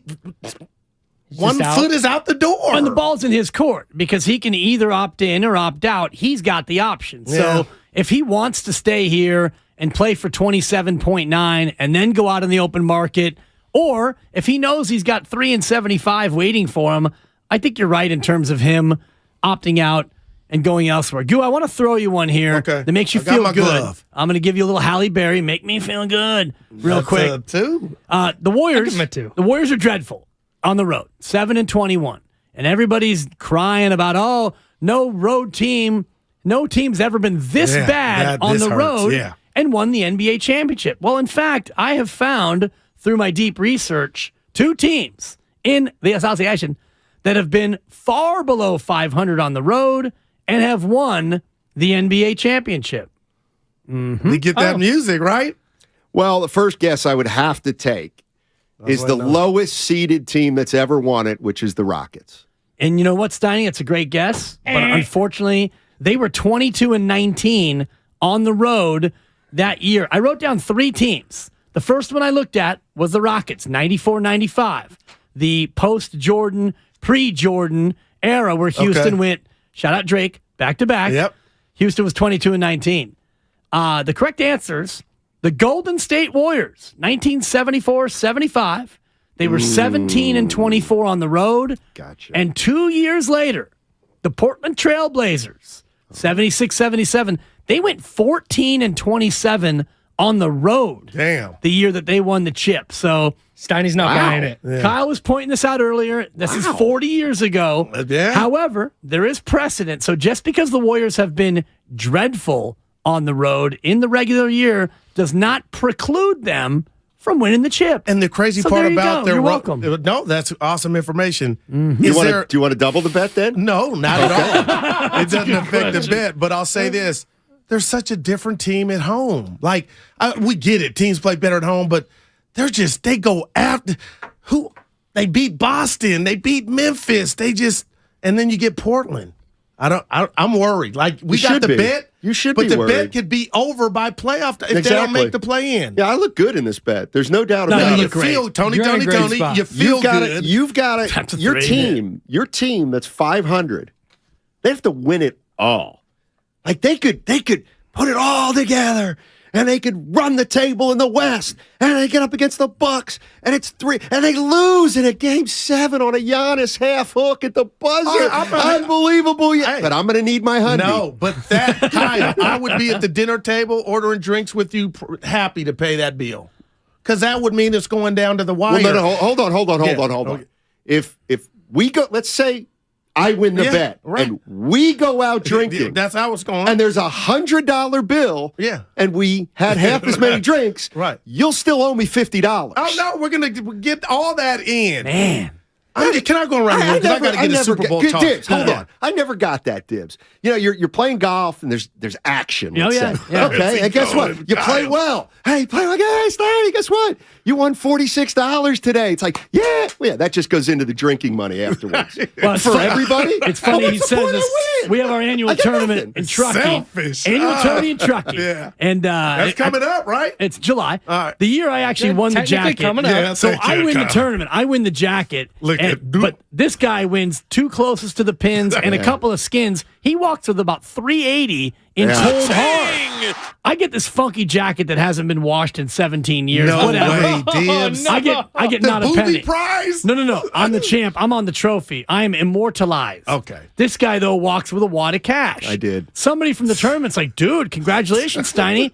How about you buy some drinks? Steiny goes, why would I buy drinks? We're going Why home. would I go from up 380 that says a lot, to man. up $14 bucks? I'd be Okay. like, I can buy Kyle, come drinks on, at let's This go. guy I'm gonna went be fair. alligator arms. No. That's amazing. I'm not shocked. There's 2 things. The fact There's 2 that- is not inaccuracies. lying. The fact man. that you are unabashedly the worst is my favorite that's part about man. it. There's 2 incorrect things. One is talk to me. it was actually more than 380. Okay. It was like 5. I was too busy posing for pictures with the trophy. In fairness, I'll take that I over the peeled off trophy. $100 bill and threw it out The there. caddy. But then Jimmy Lawrence was like, Lawrence, yes. "Come on, let's go. We're staying overnight." They didn't have to go anywhere. I was like, "Yeah, I'm out." You guys got to do video. Okay, that's fair. We did. There's a video of Dibs crying after he won. Dude, I didn't see it on my Ball my eyes out. I'll share it with you. I love Did that. you really cry? Dude, Yes. You went Jordan. It was one of those moments of just pure individual greatness, and to win the trophy and Been to get there. the jacket, it was special. I had a special day on the golf course. That's awesome. It was special. Did you yeah. see it, Kyle? I haven't seen the video. It's grainy I'm video never- from okay. 2017. I'm never going to see that Anyway, video, before we FYI. get out of here, Yeah. Super Oh, Bowl. y'all in the goon. rush, huh? No, it's been Friday. I'm just asking. I'm going home to elbows deep in diapers. It's not even in a rush. It's My all daughter good. hit me with a 3-piece this morning, so okay. need to get some wipes on the way home. But go All ahead. right. Real quick, the 76-77 Blazers scored 6 fewer points per 100 possessions than the 30th ranked Charlotte Hornets do this year. That's Different. crazy. A new That's era. just wild. And Sorry. where did they rank that year, though? Second. Portland, okay. They were The second game's in the league in totally offensive changed. rating at 103.2. That's 103.2 points per 100 possessions. The Charlotte Hornets, worst offense in the league, 109.7. How about this one? I just saw this on Twitter. Barry Bonds has more intentional walks in his career than the Tampa Bay Rays in their franchise existence. That's just crazy. And they've been around now quietly for almost 30. Yeah, 2 names. A good 25, The yeah. devil right. What do you want to Yes. talk about Super Bowl? Oh, yeah. Real quick. That's I as long don't as you think Goodell can withstand another Super Bowl week, the second week, the final week, being hijacked by the NBA in the fashion it did this week. I think that, we're not talking about the game. The real ones are. And I just feel like, do you cut it back to a week and also make it Super Bowl, get this, Saturday? No. Why? So you can recuperate Sunday. It's going to be You can party. It's going to be the most watched television event of the year. Yeah. Whether the NBA trade deadline or Game 7 of the finals is on Thursday. Yeah, you leave it as is. The only thing that's going to change it broke. is. But don't you hate coming to work after what you do when you go in Sunday? Here's what the future holds in the NFL. Talk to him. Hungover. A couple things. When the new CBA comes up, it's going to be an 18-game schedule, for one, and it's going to be an 18 playoff. Once you get to 18 games, that pushes it out a week, man. and we're going to get to the point where when we were kids, President's Day off will be a thing again. The Super Bowl will be the day before President's Day. Wow, We look at all, him. once Look at again, Gibbs. chestnut checkers. You're going to have to wait for the new CBA, which I think is 2030. 18 games. It might be sooner than 28? that. Yeah, it might be in 2028. When we get to 18 games, we push it a week. We get to President's Day weekend. We all have Monday off. Night. I like it. The only thing I don't like is an 18-game season and 1,000 yards is going to be celebrated again. Well, and the other part of that is Now the Niners going to finish I don't know the how season. soon we get to it, 2030. but 36 teams. So we'll have 36 teams, 18-game schedule. Now, when did you come up with Bring that? back Can the the NFL? NFL, It's coming. can the not my idea, it's NFL fact. expand better than the other sports? Like the where would NBA football should go? not expand. Correct. And baseball should not expand. But football could, do you think? Europe is knocking on the door. Baseball needs to Would we retract. notice Europe a wants decline? 2 teams. I Europe might agree. want 4 teams. You And can go to think that Germany can and England happen? right now. Now, that I get, but I'm talking about in the States. Like, what city would get an NFL team? You got to throw one in Canada. Shout out Steiny's T-shirt. So you give Toronto. Oakland. I mean, That's a 4. St. Louis. Hey, Kyle, Bring that's back a the 4. Sonics. Right. you could No, find 2 in the States and 2 in Europe, or they might just go straight 4 in Europe. Could you I think, imagine? I think it would. Everything you're saying is correct. I think it would dramatically reduce the quality of play. I think you would see the bad teams would just get significantly worse. But would we care as an audience? Is the thing. No, I'm watching. The NFL's got me, dude. The Scotland there's- Claymores against the Birmingham Stallions. It's still getting a 14. 1 in 15 Minus v 2. 2 in Totally. 14. I'm dialed Exactly. in. Yeah, Exactly. no, I just Boy, how many, that's what I think is going to happen. how many quarterbacks Kyle Shanahan going to go through in an 18-game Dude, season? man. Not 5, not 6, not 7. Yeah, so that's going to come. So you're going to have to endure this rough Monday. Put it in a cap. And by the way, you worked noon to 3. Can you gut it out one time for the Also- audience? Hey, also, I did morning show I'm- for 20 years, dog. But I'm already thinking about, I'm going to Willard's and the impact of if I go in. Bro, you got to be careful. Well, you work in sports talk radio. Matt Nahigian's going to make sure you're here Monday, whether it's a holiday. Well, look. That's a 4. That's solid. Look. What do you guys have coming up today? You want to do And by the way, spaces? Steve Kerr today, 4 o'clock. Steve Kerr, 4 o'clock. Don't miss it. We got Brian Geltzeiler, Sirius XM NBA Radio. He's really great. good. And we're supposed to have Gary Payton II. The trade's not official yet because the league. It is. The Warriors announced it last night. Yeah, but it's official, but it's like not they're official. behind. One of those things. The league's behind because there was so much going on. The fax machine, Kyle. You know what I mean? So they have to go through everything, and the Warriors just won. It's fine. Sounds good. It's not Carlos Correa, right? As far as I know.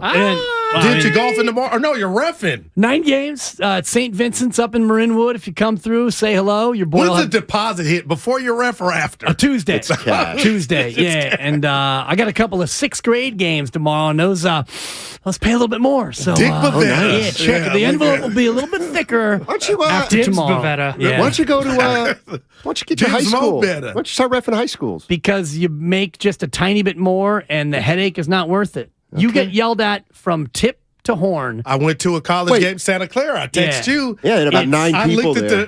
I looked at the So text. Everybody relax. And just real quick, because you weren't here when I buried you for it. What are you doing? Guru sends me a link, and it's a weight loss video. And I'm like, dude, what are you doing right now, Goo? What are you doing? I know I'm a little bit doughy right now. What are you What was doing, I Goo? trying? No, you look good. What was I trying to send you? Well, it's An 8-minute freestyle by Common, one of the greatest freestyles alive. I loved it. Loved the freestyle. He said I needed to get a long time like Naomi Osaka. This guy sends me a link, and I'm like, okay, cool. He said you need to step Goo and away, I, Kyle. I'll send it we'll to share you. content, and Goo's usually spot on with things he knows I like, and I appreciate. My bad, Dibs. It's a 2-minute. But he outed me. It's a 2-minute ad for weight loss, and I'm like, Goo, I That know wasn't I'm personal. It was an error. So I had to hit him with a WTF, and he's like, "Oh, my bad." No, Here's- I put here's the real- 9:45 because he put "What are you doing?" I don't think I have a friend in my life who curates content for me better than Goo does. Yeah. Now, I don't. That could be a back. No, that's a good thing. Because You pay attention to what I post. You pay attention to what I talk you're about. Great, yeah. I have friends who will send me things. I'm like, I don't care about this thing. I couldn't care. Why are you sending me this? Goo, every time I'm like, entertaining. Thanks, Goo. Do me a favor though. Lose Clay Travis. I don't need to hear that. Oh yeah. I got. Some So you giving me Clay Travis and him weight loss videos. No, I sent you the common rap video too. You probably didn't click on it. I got Clay Thomas. See, too, those Clay are Travis. air. Yeah. Well, yeah. And for somebody that does that all the time, you just might want to clean it up. Well, I don't do it all the time. No, you do. You do a lot. I'm still smarting over the population at the basketball game. Santa Clara won, but I was looking at the rest. I go, Dibs can do this. D1. It's I've thought about it, and I've done some high school, but first trip down the floor, something doesn't go the coach's way, and they feel that they have license to tell you exactly what you're not doing right. When I do these CYO games, I work alone. It's 4th and 5th But grade. running up and down, you're good. You Not can a lot do of running with 4th and 5th grade. That's wow. Tomorrow I've got 4th grade B girls, and I can walk and keep pace with the flow of the game. And look at this. A coach will, and last week this happened, a coach starts, 3 in the key, 3 in the key. My God. I blow the whistle, and I slowly and casually walk over to the coach. I have my mask on. No tea. I say, Coach, we're not doing that. We're not doing that. Dibs. We're not doing that here. We're not doing that today. Coach, we're not. No, that's Coach, Looney Tunes. we're You got not- rabbit ears, Bugs We're not Bunny. doing that. 4th Goo. grade B. Relax. Well, No. we're not. You relax. We're not calling 3 in the key. And by the way, I don't start calling traveling until we reach the 7th step. The rat on But the you table. got the radar, though. The rat on the table is these kids aren't very good at basketball. Okay. I'm not going to call 3 in the key okay, gotcha. on number 41 because number 41 is hiding from the basketball. And Well, he should do what All Chris right, Gatling once did. His illegal defense, the old Warrior. He was in trouble. He knew he was in, so he just ran to the corner and started guarding no one. Personalized He license looked out to plate the crowd. He was gun. like guarding nobody in the very corner of the offense. We should see him at the club. They Gat scored. gun The was his problem, license Goo, plate, whatever his number was. If I don't stop signing the coach immediately, now we've got a fourth grader Right. screaming 3 in the key, Oh, okay. 3 in the key. It becomes an emulation sensation. These kids And take that's a their buck. cues from the adults. So if you don't stop the adult, now I got a 9-year-old hitting me with this foul. Oh my god! Did you ever throw out a fan? Not recently, but yeah. That was a high school game. Why don't you go to a game? Dude, I got this Sacramento. Yeah, I got thrown out. Yeah, Oh, and it's again, the coach is the one who has to remove the parent. I would never go over to a parent. Yeah, she you go came to the and got coach me. and say, "The dude in the third row." I said, in you the should button. be ashamed of yourself. And then Jim got quiet. Yeah. And then they stopped it. And they were pointing, whispering. You got to And then go. the coach Like, had that's to go. Guru. Yeah, you got to That's go. Guru. How'd noon to 3. Santa Clara win last night? Yeah, they won by Who'd they 6. beat? Let's go, Broncos. San Diego. University of San Diego. Sendek's got it going, huh? Yeah. Herb Sendek. Hey, he got a little laughing in him. I was looking at it. I'm like, got a little Steve laughing in I mean, him. that was a downgrade after Kerry Keating. Man. I kept. We were You're a talking big about Kerry coach. I am a guy. huge Kerry Keating guy. I asked Guru, I'm like, man, the crowd looks small. 500? He comes back 250. I sent him a video. 250, I got that. Steiny. Man, D1. Sad. It is. It's kind Sad. of, I mean, let me tell you something. They're packing the Mazer Center in Lancaster in D3. I'm just telling you. Kyle, help us, man. And it's a beautiful going arena. on in It is I a love that beautiful arena. arena. I'm just It's a like, great where arena. the people at? I mean, St. Mary's gets 3,000 in their gym that Damn. holds about 3,000, Okay. but Best Bay Area gym, Santa Clara, St. Mary's, Cal, Stanford, or don't sleep on the Civic Stanford for Center in me. San Jose. Stanford. UC Davis got a nice little gym out there. That is not. I like that gym. I've been there. Jim Lesh, shout out. outside the 9 counties, got to wave it off. Okay, that's Doesn't fair. count. Stanford I got. for me. I got to go with St. Mary's. Speaking No of doubt. gyms, you posted on Twitter like more for the book, and it's your blog that you got. Oh yeah, He's on Hershey Park fire. Arena. Yeah, I Yeah. got like 2 graphs in. I was out. That's fine. On which one? I'm joking. No, I read the whole thing about the arcade and It's Wilt fascinating playing to there me. before. Not an arcade, Hershey? a pinball and Yeah. shooting gallery Yeah. thing. Yeah, it was really cool. It was really interesting. Legitimately. I'm glad you're back blogging. Yeah. Me too. Thank you. He been mathstimers.com left And and I'm right more on the inclined show. to read when it's Matthew just like Stein. And he's I'm usually more good for inclined- 3 blogs and he loses interest. Exactly. So I I'm appreciate up to you like hanging- 26. It's like Feb Oh, wow. 9, Feb 9, Feb 6, Feb 2. Yeah. 2016. Kyle, let it out. 2018. What are you trying to tell us? Madsen gets No, the he's last doing shot good. in. Guys, Yeah. have a great show. Yeah. Have Yeah. a great weekend. I might see you Sunday. Sunday. Yeah, we'll see. Steiny Who's in Goo. there? Steiny Goo coming next. We're talking to Warriors head coach Steve Kerr today at 4. You believe the Golden State Warriors can repeat as NBA champions? Yeah, 100%. That is absolutely something I believe, and that's what we're working on. That's the plan. Steve Kerr today at 4 on 95.7 The Game. So, the other day, I bought an extremely chatty, Boring story time. make that an extremely catty cockatoo. You're welcome. Apparently, the pet store won't take it back. But hey, I'll manage. I love that for you. Just like I manage without home internet. No, you don't. Sure, my mobile hotspot is slow and makes streaming shows unbearable, Aw, Bertie likes to stream. but I'm making do. Oh no, who's this? My lady friend. It's mating season, duh. No home internet? It's not that bad. No, not there. It is that bad. Don't settle.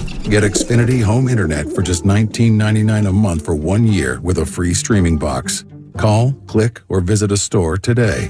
Restrictions apply. Not available in all areas. Requires paperless billing and auto pay with stored bank account. After 12 months, regular rates apply. Offer ends 2/21/23.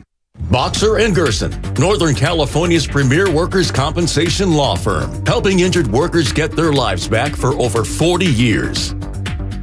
Are you looking to make a difference in your community? Interested in learning more about a career in law enforcement? The Concord Police Department wants to hear from you. Explore a rewarding career path and be the change for your community. Look forward to competitive salary earnings up to $190,000 annually, full benefits and annual incentives. To learn more about what it means to be a part of the Concord PD, take the first step and contact a recruiter today or go to joinconcordpd.com. Serve the community you love. Your career starts today. Paid for by Bottom Line Capital. Attention all U.S. business owners. Was your company impacted during COVID? If you had over 5 full-time W-2 employees during the pandemic, you may be entitled to up to $26,000 per employee. That's right. If your business employed more than 5 full-time employees in 2020 or 2021, and your business was affected by the COVID pandemic, you may be eligible for up to $26,000 per employee. To check your company's eligibility to receive $26,000 per employee, call 800-793-0135 right now. We have already secured millions of dollars for businesses just like yours. There is no upfront cost to see if your company is eligible. Just call 800-793-0135 and find out for free how much your company can claim. This approved payroll tax refund program from the United States Treasury Department is for any business who kept employees on payroll during the pandemic. Best of all, these funds do not have to be paid back. Do not miss this opportunity to claim your company's refund. Call 800-793-0135. 800-793-0135. For all contest rules, go to 957thegame.com/rules. Wendy's home-style French toast sticks are so delicious, some are saying that they're better than their mom's breakfast. Excuse me, did you just say Wendy's French toast sticks are better than my breakfast? Mom, is that you? Answer the question. I said some people are saying that because they're so crispy on the outside and fluffy on the inside and perfect in every way. Uh-huh. And what do you think? I think it's time to tell people to choose wisely. Choose Wendy's sweet and crispy home-style French toast sticks. That's still not an answer. At participating U.S. Wendy's during breakfast hours. Lowe's always has more ways for you to save. On top of our everyday low prices, pros can save big when buying in bulk. Or if your purchase is over $1,500, ask about our volume savings program. A pro associate can provide a customized quote. Ask about our volume savings programs today. It always pays to be a pro at Lowe's. While supplies last, minimum purchase required. Selection varies by location. Lowe's reserves the right to limit quantities. Volume discount pricing quotes are valid up to 7 days. Visit your local pro desk to learn more and start saving. Offers subject to change and may not be available in all Lowe's stores. This week at Macy's, find Valentine's Day gifts for all your loves, like fragrance gift sets they'll adore. Plus, take an extra 15% off with your coupon or Macy's card, on top of beautiful jewelry finds, now 35 to 70% off, and 25% off decadent chocolate from Godiva. Macy's Star Rewards members earn on every purchase except gift card services and fees. More at Macys.com/Star Rewards. Savings off sale and clearance prices. Exclusions apply. He brings the passion. For what? I want to know now. I'm mentally invested. Don't tell me to pray and you don't say what for. He brings the perspective. Yeah, I think they both have a great point. Get off me, text line. He's truly one of a kind. That is wow. Oh, my God. And he's doing a great job. I need you to man up and say what you really want to say. Simon, you're doing a great job. And together, they are Steiny and Guru. Yeah. On 95.7 The Game. All righty, what is going on? I'll tell you what. Let's get right into it today. Oh. And let's not sugarcoat anything. James Wiseman's gone. We got Gary Payton Jr. or the second. Yeah. Sorry. He's going to help. He's a good defensive player. But I think today we got to talk a little bit about James Wiseman. And here's a question I got for Warrior fans. Pretend you got to put your money where your mouth is. And you have James Wiseman. And we talked about him for 2.5 years. Here's my question. Do you think you'll regret drafting Wiseman or trading Wiseman? And here's what I mean.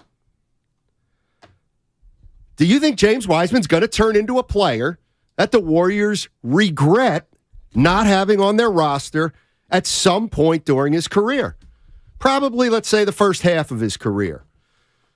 So if you're the Golden State Warriors, or you're a fan of the Golden State Warriors, did they do what they had to do yesterday, or did they make a mistake? And the mistake is, like Dib said, they might have drafted the wrong guy, and then they got rid of the guy too soon. So Daryl the Guru Johnson, you love your basketball. You love your big men, and you love your ha-ha. So my question is this. What kind of player, what player did the Warriors trade? What kind of player did they trade? Do you know? What do you think? Because I don't think we all know.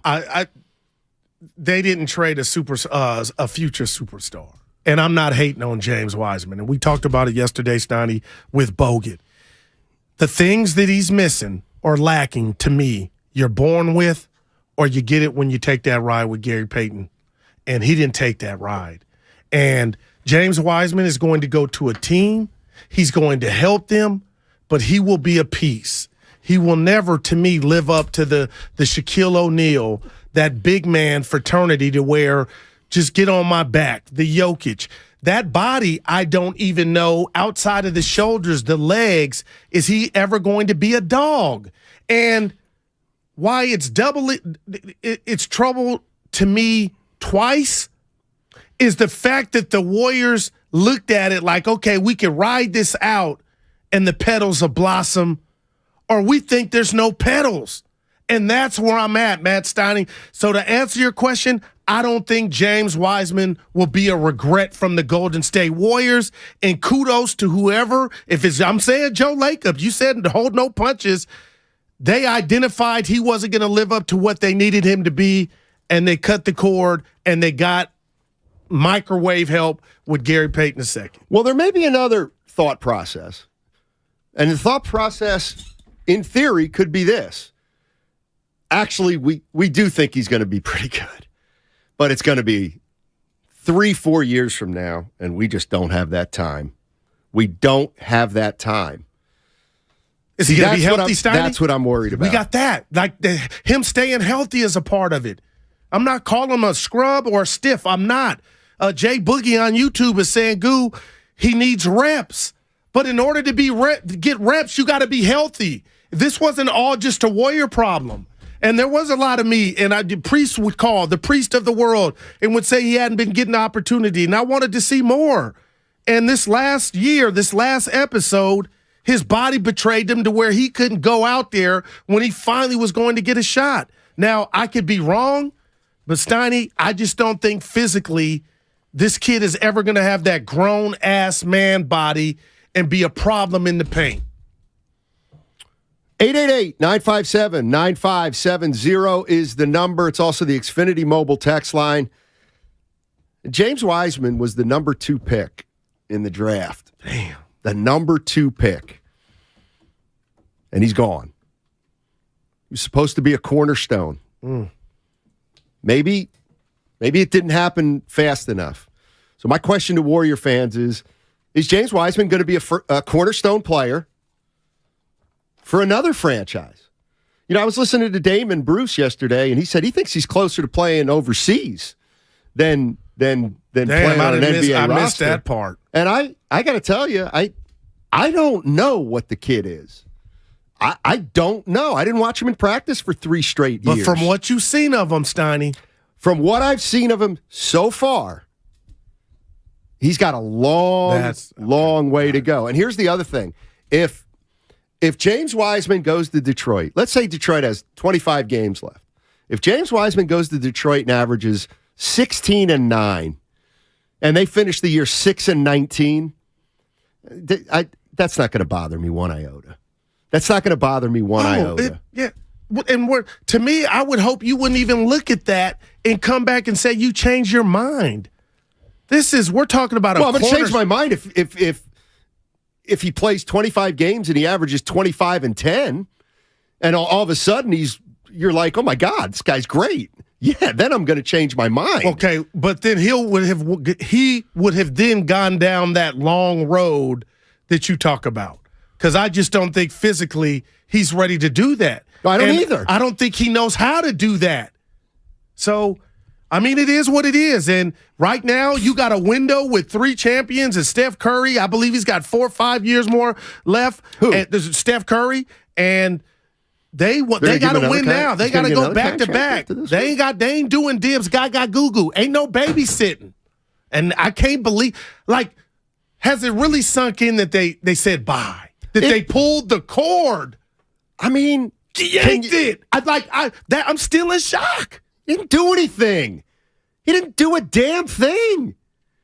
It's like, look. He didn't exude confidence. They blew it. No doubt. But the one silver lining is he never showed you anything that made you think, Hey, we got something here. Yeah, he did. Please. His physique. It's why he got well, drafted. You get enamored by that. I don't. But what about Joe Lacob? What the guy about only him? had 3 games well, under you just his said belt. he's not going to have the NBA body, and Lacob texted us a year ago that he was 265. Right. So which is it? No, it's what they did. Will that translate? And obviously it didn't. They got enamored with what I got enamored with. There was no file of him being dominant. So Steiny, his DNA, his physical attributes to me is what they rolled the dice on. That doesn't make sense to me. Now, but when you threw that 25 and 10, like if that happens, you can be first one. I'm gonna say you and Evan. Oh my God, I was wrong. I've been around the block. I'm not hating on the kid, but Priest, where are you? What's he gonna go do in Detroit? Who's he going to talk to? Is he gonna stay healthy? Are those legs strong enough? I don't know, but right now it looks like no. Yeah, I don't know. And does he take this as like, okay, I'm going to show them? I would hope, Steiny. I doubt it. Double bird to the Dubs. He'd let the people, but I'm about to show them. That's what I want, James. They gave up on you. Show them. Get that ball That's and why take they Cap gave in up the on rim. Because he doesn't have that. See, but I feel like if I knew him, well, he's rapping. He knows. What does that mean? You gotta have rappers are tough. Well, we got. Is that what you're saying? Because he raps? No. Because you know what? I'll go the other direction. He speaks Mandarin. That means he's soft. I know, but hey, I mean, what kind of guy? No, Steiny. I mean, rappers have edge. They have edge. Okay, that's all. And the rappers, I think he listens to. He's into the arts and language. Also, nothing wrong with that. Well, Tim Duncan was big fundamental. I mean, he wasn't a killer. I'm not saying that time. Like. He's got to know what's being said and use that to his advantage to make him just be this dog on the court. But that hasn't manifested. It's not there. No, it's not. Not yet. Not yet. Why? Did the Warriors draft a project? Why did they draft? Well, actually, why did they draft 3 projects? Now see, I think you're doing one too much now. Kaminga he's never making contributions. I don't care if he's making contributions or not. Kyle OG. He was a project. Oh, okay. All right. He's a project. Yeah, but they're getting and some what does dividends. project mean? No, it's going to take a while. Doubt. Yeah. So let's go through it again just to make sure. Just to make sure. Just to make sure we understand each other. Right. Wiseman played 3 college games. 3. And one of them was against Southwestern Missouri. Right. I think he had 7 that night. Kuminga didn't even play college basketball. Right. But he was in Walnut Creek. Yeah, exactly. Okay. He was in the G League. Okay, gotcha. Okay, that ain't the NBA. Right. Okay, so he's a project. Right. And Moody, he's mature. He played 1 year at Arkansas. He was 19 years old. They drafted 3 projects. That's why I am convinced they did not expect these guys to be wholly instrumental in this team winning right now. Because that would have been foolish to think that way. And my follow-up then, Matt, is why did you let Gary Payton II, Porter Jr., and Bielitsa leave in the first place if you were already in the red and the plan was not to trust the youngsters? Because they thought this summer they could use them. I think they went into this year. Okay. All right. I'll buy that. I absolutely think the Warriors went into this year and said, you know what? Let's play the kids some. And you know what? They said, they went 3-7, and it was a disaster. And Wiseman couldn't play, and Kuminga was lost. And Moody, what you found was the more minutes you gave them, the less effective they were, and the greater your chances were to lose games. So they had to stop playing them as much. Then they started winning. Okay. Hey. So why did they draft projects? And did they fail the projects? How much of this is on the Warriors? It's all on the Warriors. Why isn't it all on the Warriors? Why is it hard to come in today and say this is a major great, they got Payton, that's fine. But the Wiseman thing was a complete and utter disaster. And now it's almost like it's one of those things you can look back and say, well, what did make sense about the Wiseman pick? Damn. What was it about Wiseman? They fell in love with a workout. They fell in love with intangibles. They got blessed with that pick too, because we know that wasn't who they really were. It was flukeness that went into getting that pick. And I look at all the youngsters littered in the league that went 2, 3, 4, 5, and you're like, what if the Warriors would have got that guy? That ain't coming around again, Steiny. Well, it may. Well, it may. That would be worst case scenario, though. That would mean you fell off. Let me ask you a question. That would mean you fell off That's right. completely. Let me ask you a question. Do you think the Warriors, do you think it's possible they could have lean years in their future? Let's say the next 3 to 5 years. I don't think so with Steph Curry. Okay. I really do. I'm being real. What happened and the year he got hurt? They won 15 games. We saw it. It was what Dre didn't play. But, hey, Matt, you really think they could have some lean years with a healthy Steph Curry, even as he ascends? Yes. Oh, man. I do. Because, first of all, he's only playing 60 games a year. All right, so that's one. But the other thing is, bigger than Curry and how long he can play, the issue is you blew a second number 2 pick. Damn. Wiseman is never going to be a guy who 3 years from now you're like, we got a center for the next 10 years. Is he a superstar? I don't know, but he's good. Can he be Ayton? I mean, how could he be Looney? No, He can't be Looney. He can't be Looney. So what I'm getting at is, 2 years from now, Curry loses a step, Clay's not here, Warriors go 29-53, then you say, this is the result of the Wiseman pick being so bad. But right now, they're in the midst of trying to go back-to-back. And Gary Payton II you think they will are. help them. Oh, it is. That's what it is. You think they are. I put my money to that. I think in a way they gave up. In a way, I think they gave up in terms of the well, no, they didn't give up. Because they needed something. But and they got something that they know works. Worked last year. And Draymond on his pod, he said that he was excited. Of course he was. At this point, you need something. Of course he was. And you know what? Just because I like to do this, well, of course he was excited. Because the veterans, the core, they have the franchise held hostage.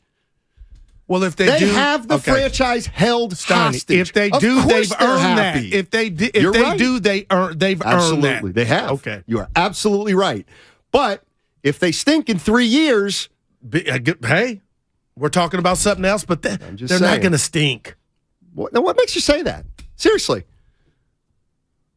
I think Klay Thompson is showing you he's not finished or where we thought he was. 3 years from now, if Draymond does make a departure, they'll get something of substance to replace him, something that could be more dynamic. Now you don't have a starting lineup where 2 dudes are overpassing. Dre will be replaced if he decides this is not where he's going to retire. That's their job. Myers or whomever and Lakeup. Joe is not letting this fall to the bottom of the ocean, man. Okay. You can't when you got treasures like Steph Curry, who technically currently right now is out. Like, he is Tiger Woods without the drama. I'm betting on that all day, every day. And Denver, I love it. Show me. Dallas, show me. Yeah. We got a bet, Jack. I mean, we do have a bet. We have a bet. Let's go to Jay in Los Altos. What's up, Jay? How you doing?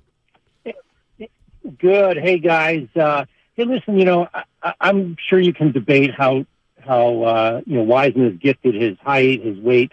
But the thing that bothered me about him was the expression he had on the bench and how disengaged he was. He was absent, and he was never really cheering the team on. And that fire in his belly was just missing, and that's something that I kind of noticed about Moody a little bit too, but especially Wiseman. He was just disengaged. Yeah, I think you're right. I think he's overwhelmed. You think it stems from that? Of course. He came onto a championship team. He didn't have the luxury of going onto a bad team. I think that kind of played into everything. It's not his fault that he got drafted. It's not his fault that the Warriors' expectations were unrealistic. How about that? Is that fair? But you are in control of your body language. He's not ready. He can't play. Okay, he can't play right now. At least for the Warriors. He can't play. But the caller So why'd they draft him? Yeah. Because they hoped. Yeah. But Steiny, that can all be true. And right now, I don't think you got anybody out there that will argue that. But to the caller's point, and we had a few yesterday, I'm not saying be something you're not, but it's okay to be demonstrative. It's okay to take your lessons and fall on your ass or even fail. But damn, you're around Draymond. You're around Looney. Why? Okay, those are two different people, but you talk to Durant on the phone. I'm just going down the avenue of, okay, where's the responsibility? This kid's not an infant. He's not in the 8th grade. There is a way that you could conduct yourself to where we talked about it, sulking. That stuff affects, I believe, your play. And he did go out there and the camera panned on him and there was all the shrugging of the shoulders. And I just, that's no big deal, but it is a big deal. So I don't know if the Warriors or Draymond, I wish we could ask, do you feel like you were big brother enough to talk to this kid? Curry, did you guys talk to him about sulking? Zaza, I don't know. What was Durant telling you? Or did that it's hard for me to believe that stuff just went unnoticed. Because if I were your friend and I had your ear and we had a relationship, I would tell you, hey, look, man, you out there like you lost your best friend or your dog.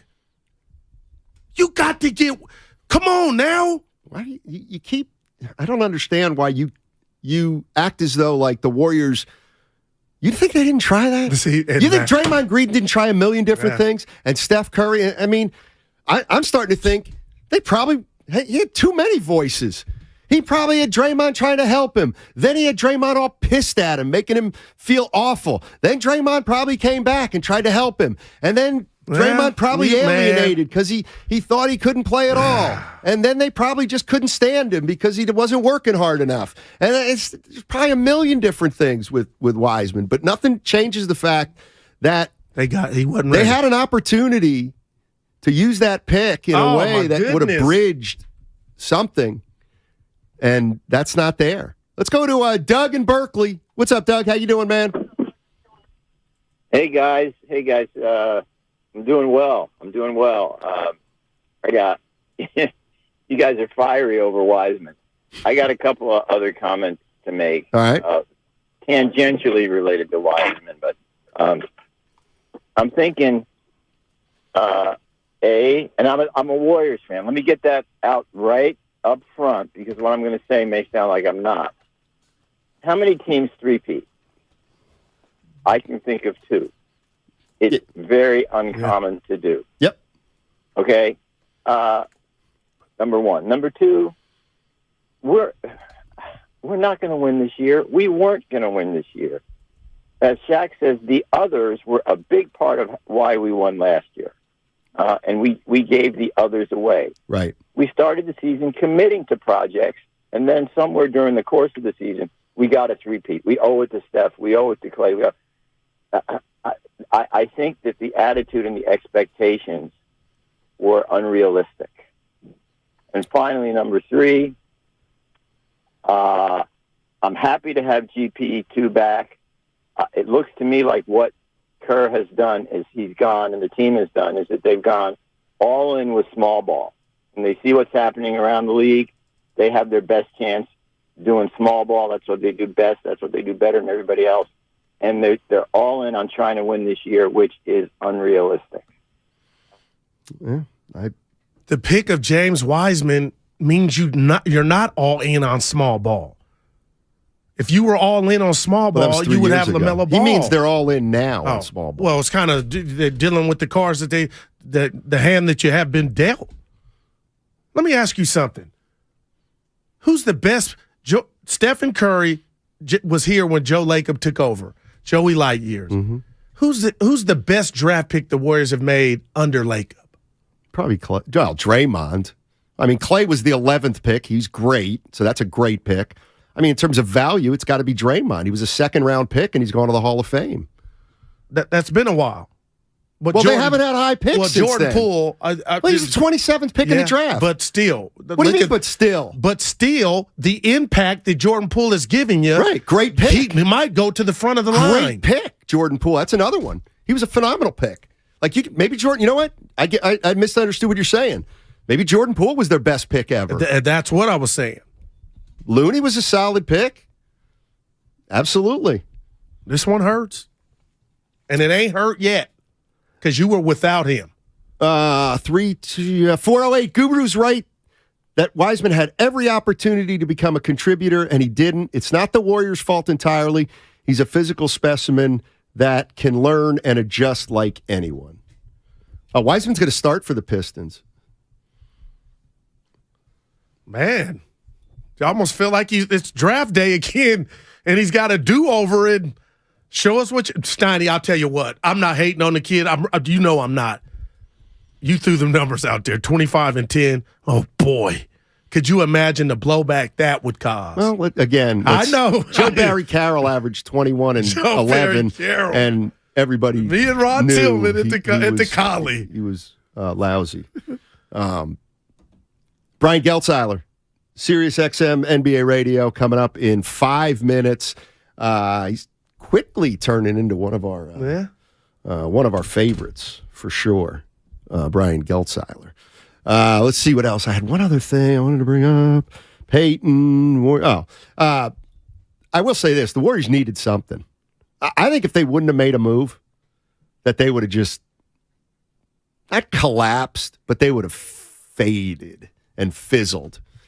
With everybody doing what everybody did, and the Warriors come back after the trade deadline and they're the same team and Steph's hurt, I think they're in trouble. I think Payton gives him a chance. Yeah, he was definitely a cologne, Stoney. He gives him a chance. Let me ask you this. If the Warriors had gotten OG Anunoby instead of Payton, I actually think Warrior fans would be less excited than they are now. I think the fact that it's GP2 and he's got a ring and he did something last year. Right. I'm with you. And OG is hurt right now, dealing with a wrist issue. But on top of that, you remember the calls and the shows we did, and you were kind of, I don't want to use flabbergasted, but a lot of people were blown away that Dub Nation was on Twitter calling the station about the departure of Gary Payton. And we all laughed. He was a guy, what y'all tripping? But no, this dude is a top-notch defender.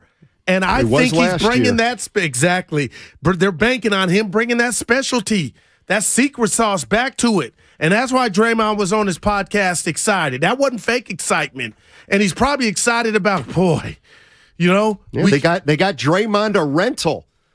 Well, because Draymond, what'd you say, 3 for 65 for Dre? 3 for 75. Man. I mean, that's later on. That's down the road. Yeah, it's 2 months from now, maybe. Yeah. I wonder what he is going to do. All right. That first segment was sponsored by the Department of Healthcare Services. Coming up next on the Bud Light Guest Line, Sirius XM NBA radio host Brian Geltzeiler on 95.7 The Game.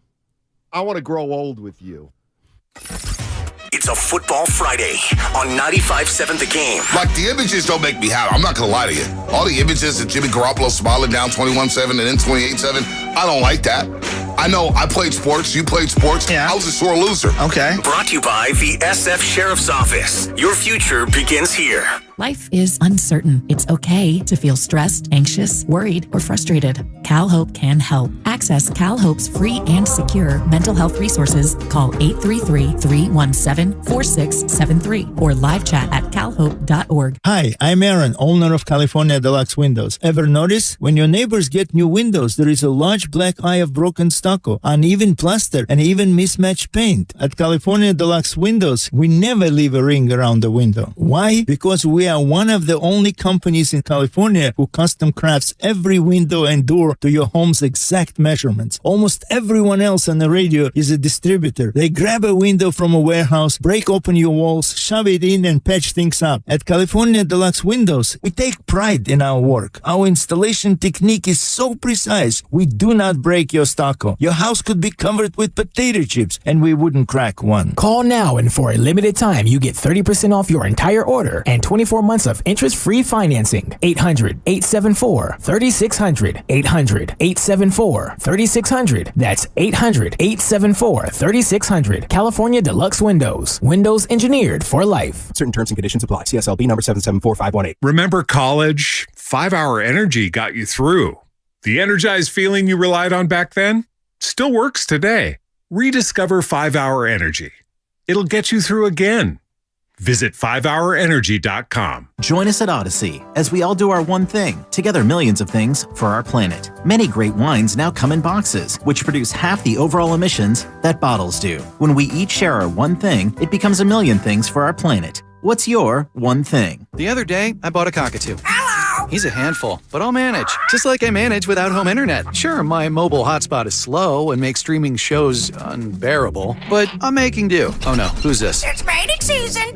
No home internet? It's not that bad. Don't settle. Get Xfinity Home Internet for just $19.99 a month for 1 year with a free streaming box. Call, click, or visit a store today. Restrictions apply. Not available in all areas. Requires paperless billing and autopay with stored bank account. After 12 months, regular rates apply. Offer ends 2/21/23. 1-877 Cars for Kids. KARS Cars for Kids. 1-877 Cars for Kids. Donate your car today. 1-877 Cars for Kids. KARS Cars for Kids. 1-877 Cars for Kids. Donate your car today. With car prices at an all-time high, our donors are now getting highest receipts ever.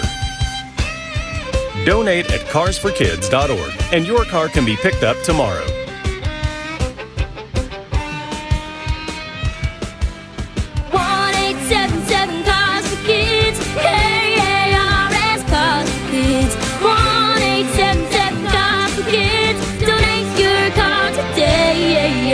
Now accepting donations of land, homes, buildings, or any kind of real estate. Is your tub worn out, but you're not sure who to trust to replace it? With over 2 million successful bath remodels, people trust Bathfitter because we know how to do it right. We've been custom designing and manufacturing baths for over 35 years. Our unique tub-over-tub installation takes as little as a day with no demo to fit your busy schedule. And we offer a lifetime warranty on every tub. That's how confident we are in our quality and durability. Bathfitter, it just fits. Visit bathfitter.com to book your free consultation.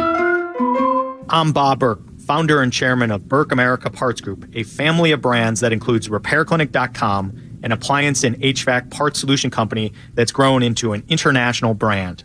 Before AmericanEagle.com, we partially launched a new technology platform developed by another firm. American Eagle helped take our technology to a whole new level with digital marketing, software development, and business insights into our key markets, appliances, HVAC, and outdoor power equipment, and did so both on time and on budget. AmericanEagle.com has the resources, experience, and talent needed to produce solutions.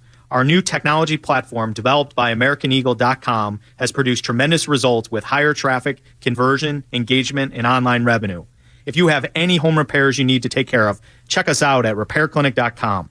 If you need a world-class website or technology project, then I would highly recommend AmericanEagle.com. Call AmericanEagle.com at 773-NETWORK. That's AmericanEagle.com, 773-NETWORK.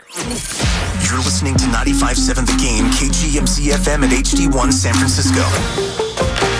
Always live on the free Odyssey app.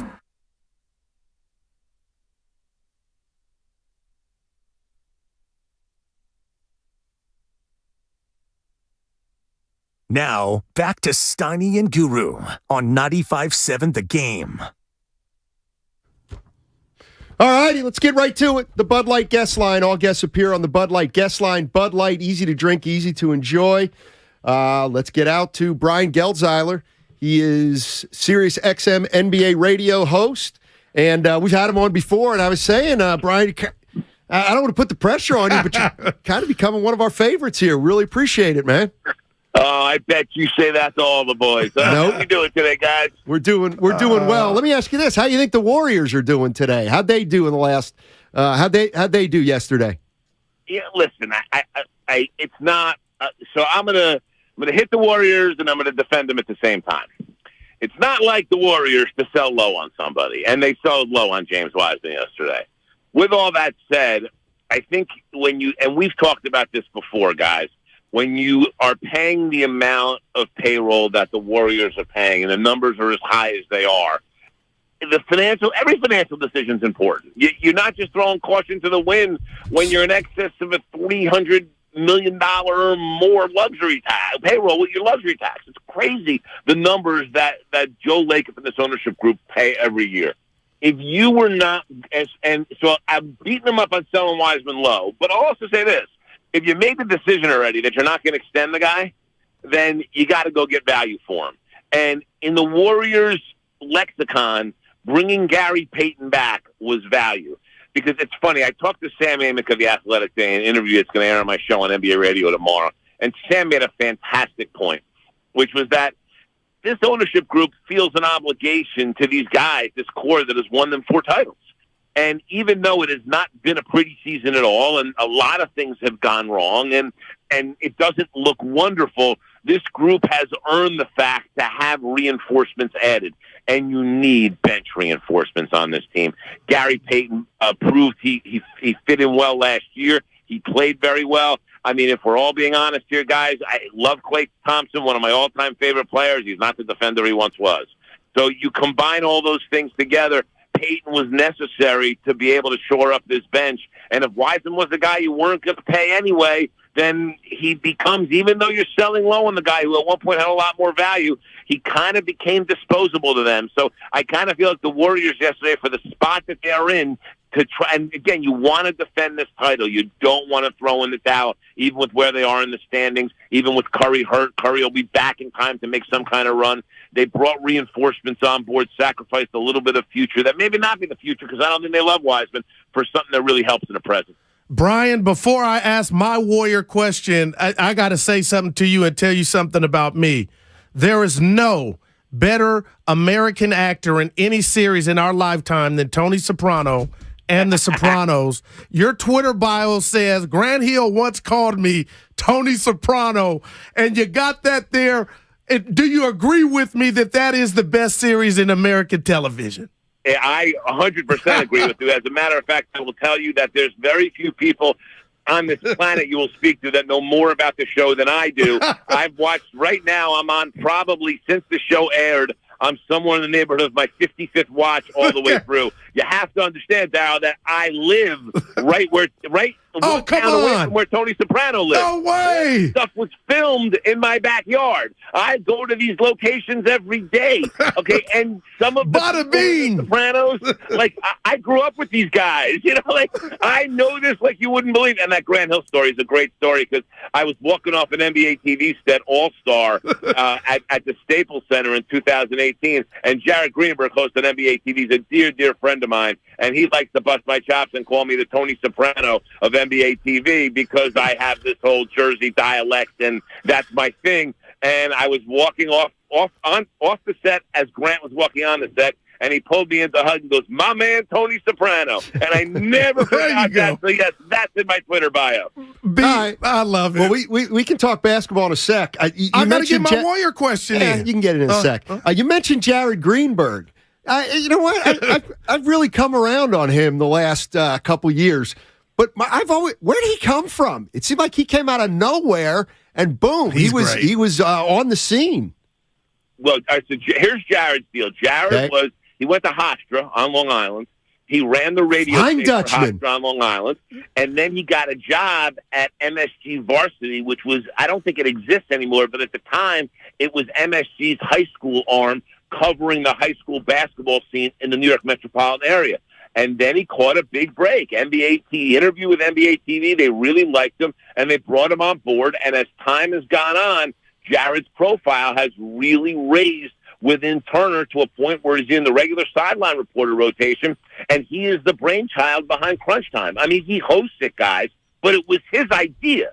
Like Jared, when it comes to producing content, he's a really, really bright guy. He's got a lot of ideas, and he's a really hard worker. So I will tell you this. You're right. He's burst onto the scene. He's really good at what he does, and it couldn't happen to a better human being. Brian, help me out. My partner and I got a bet. I got the Warriors are going back-to-back. He's got the field. And, yet the trade deadline. Go ahead and congratulate me, me, Kevin Brian. Durant thing. That was a big deal. Dallas got better, but the pedigree, the Warriors getting beat 4 out of 7, Brian, I'm like, until I see it, I'm holding on. Would you say, you know what, young man, save your money because you're going to be paying? Or do you got to see the Warriors get beat by one of these teams? And I'm including Denver and the teams in the East. The Warriors got a moxie about them, Brian. Darryl, I'll say this. I hope you didn't bet him a lot. 100. Wow. And this is why I'm going to say that and where I think Matt's onto something here. So the Warriors, with where they stand right now in the conference, and a lot of what you say is true. Listen, they're the champs till they're not, and they're not going to be an easy out for anyone. But here's my issue with the Warriors right now.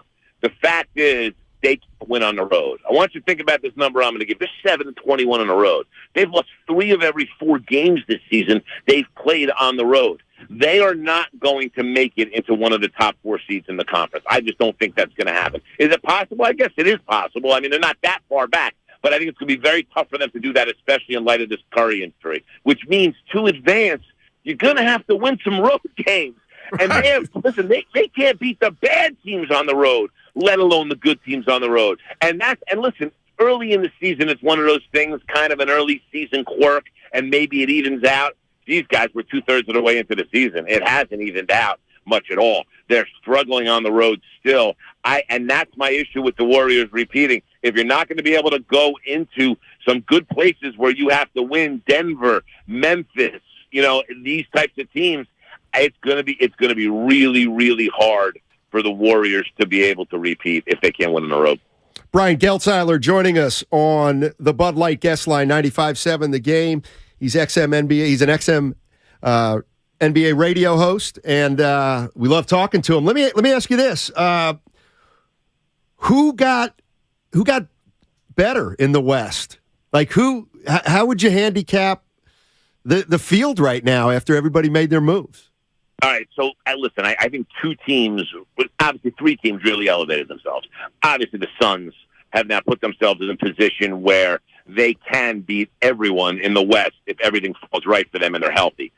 Listen, I think I still have concerns about the Suns' ability to defend and keep the ball out of their own basket. I think giving up Mikal Bridges takes away a major, major piece. He's probably one of the best wing defenders in the league, if not the best. But you brought in Kevin Durant, and you're going to be able to outscore most teams that you play with that Durant-Booker combination. And Chris Paul, at this stage of his career now, doesn't need to score on this team. And that's a big development there. Yeah. So obviously, Phoenix is first.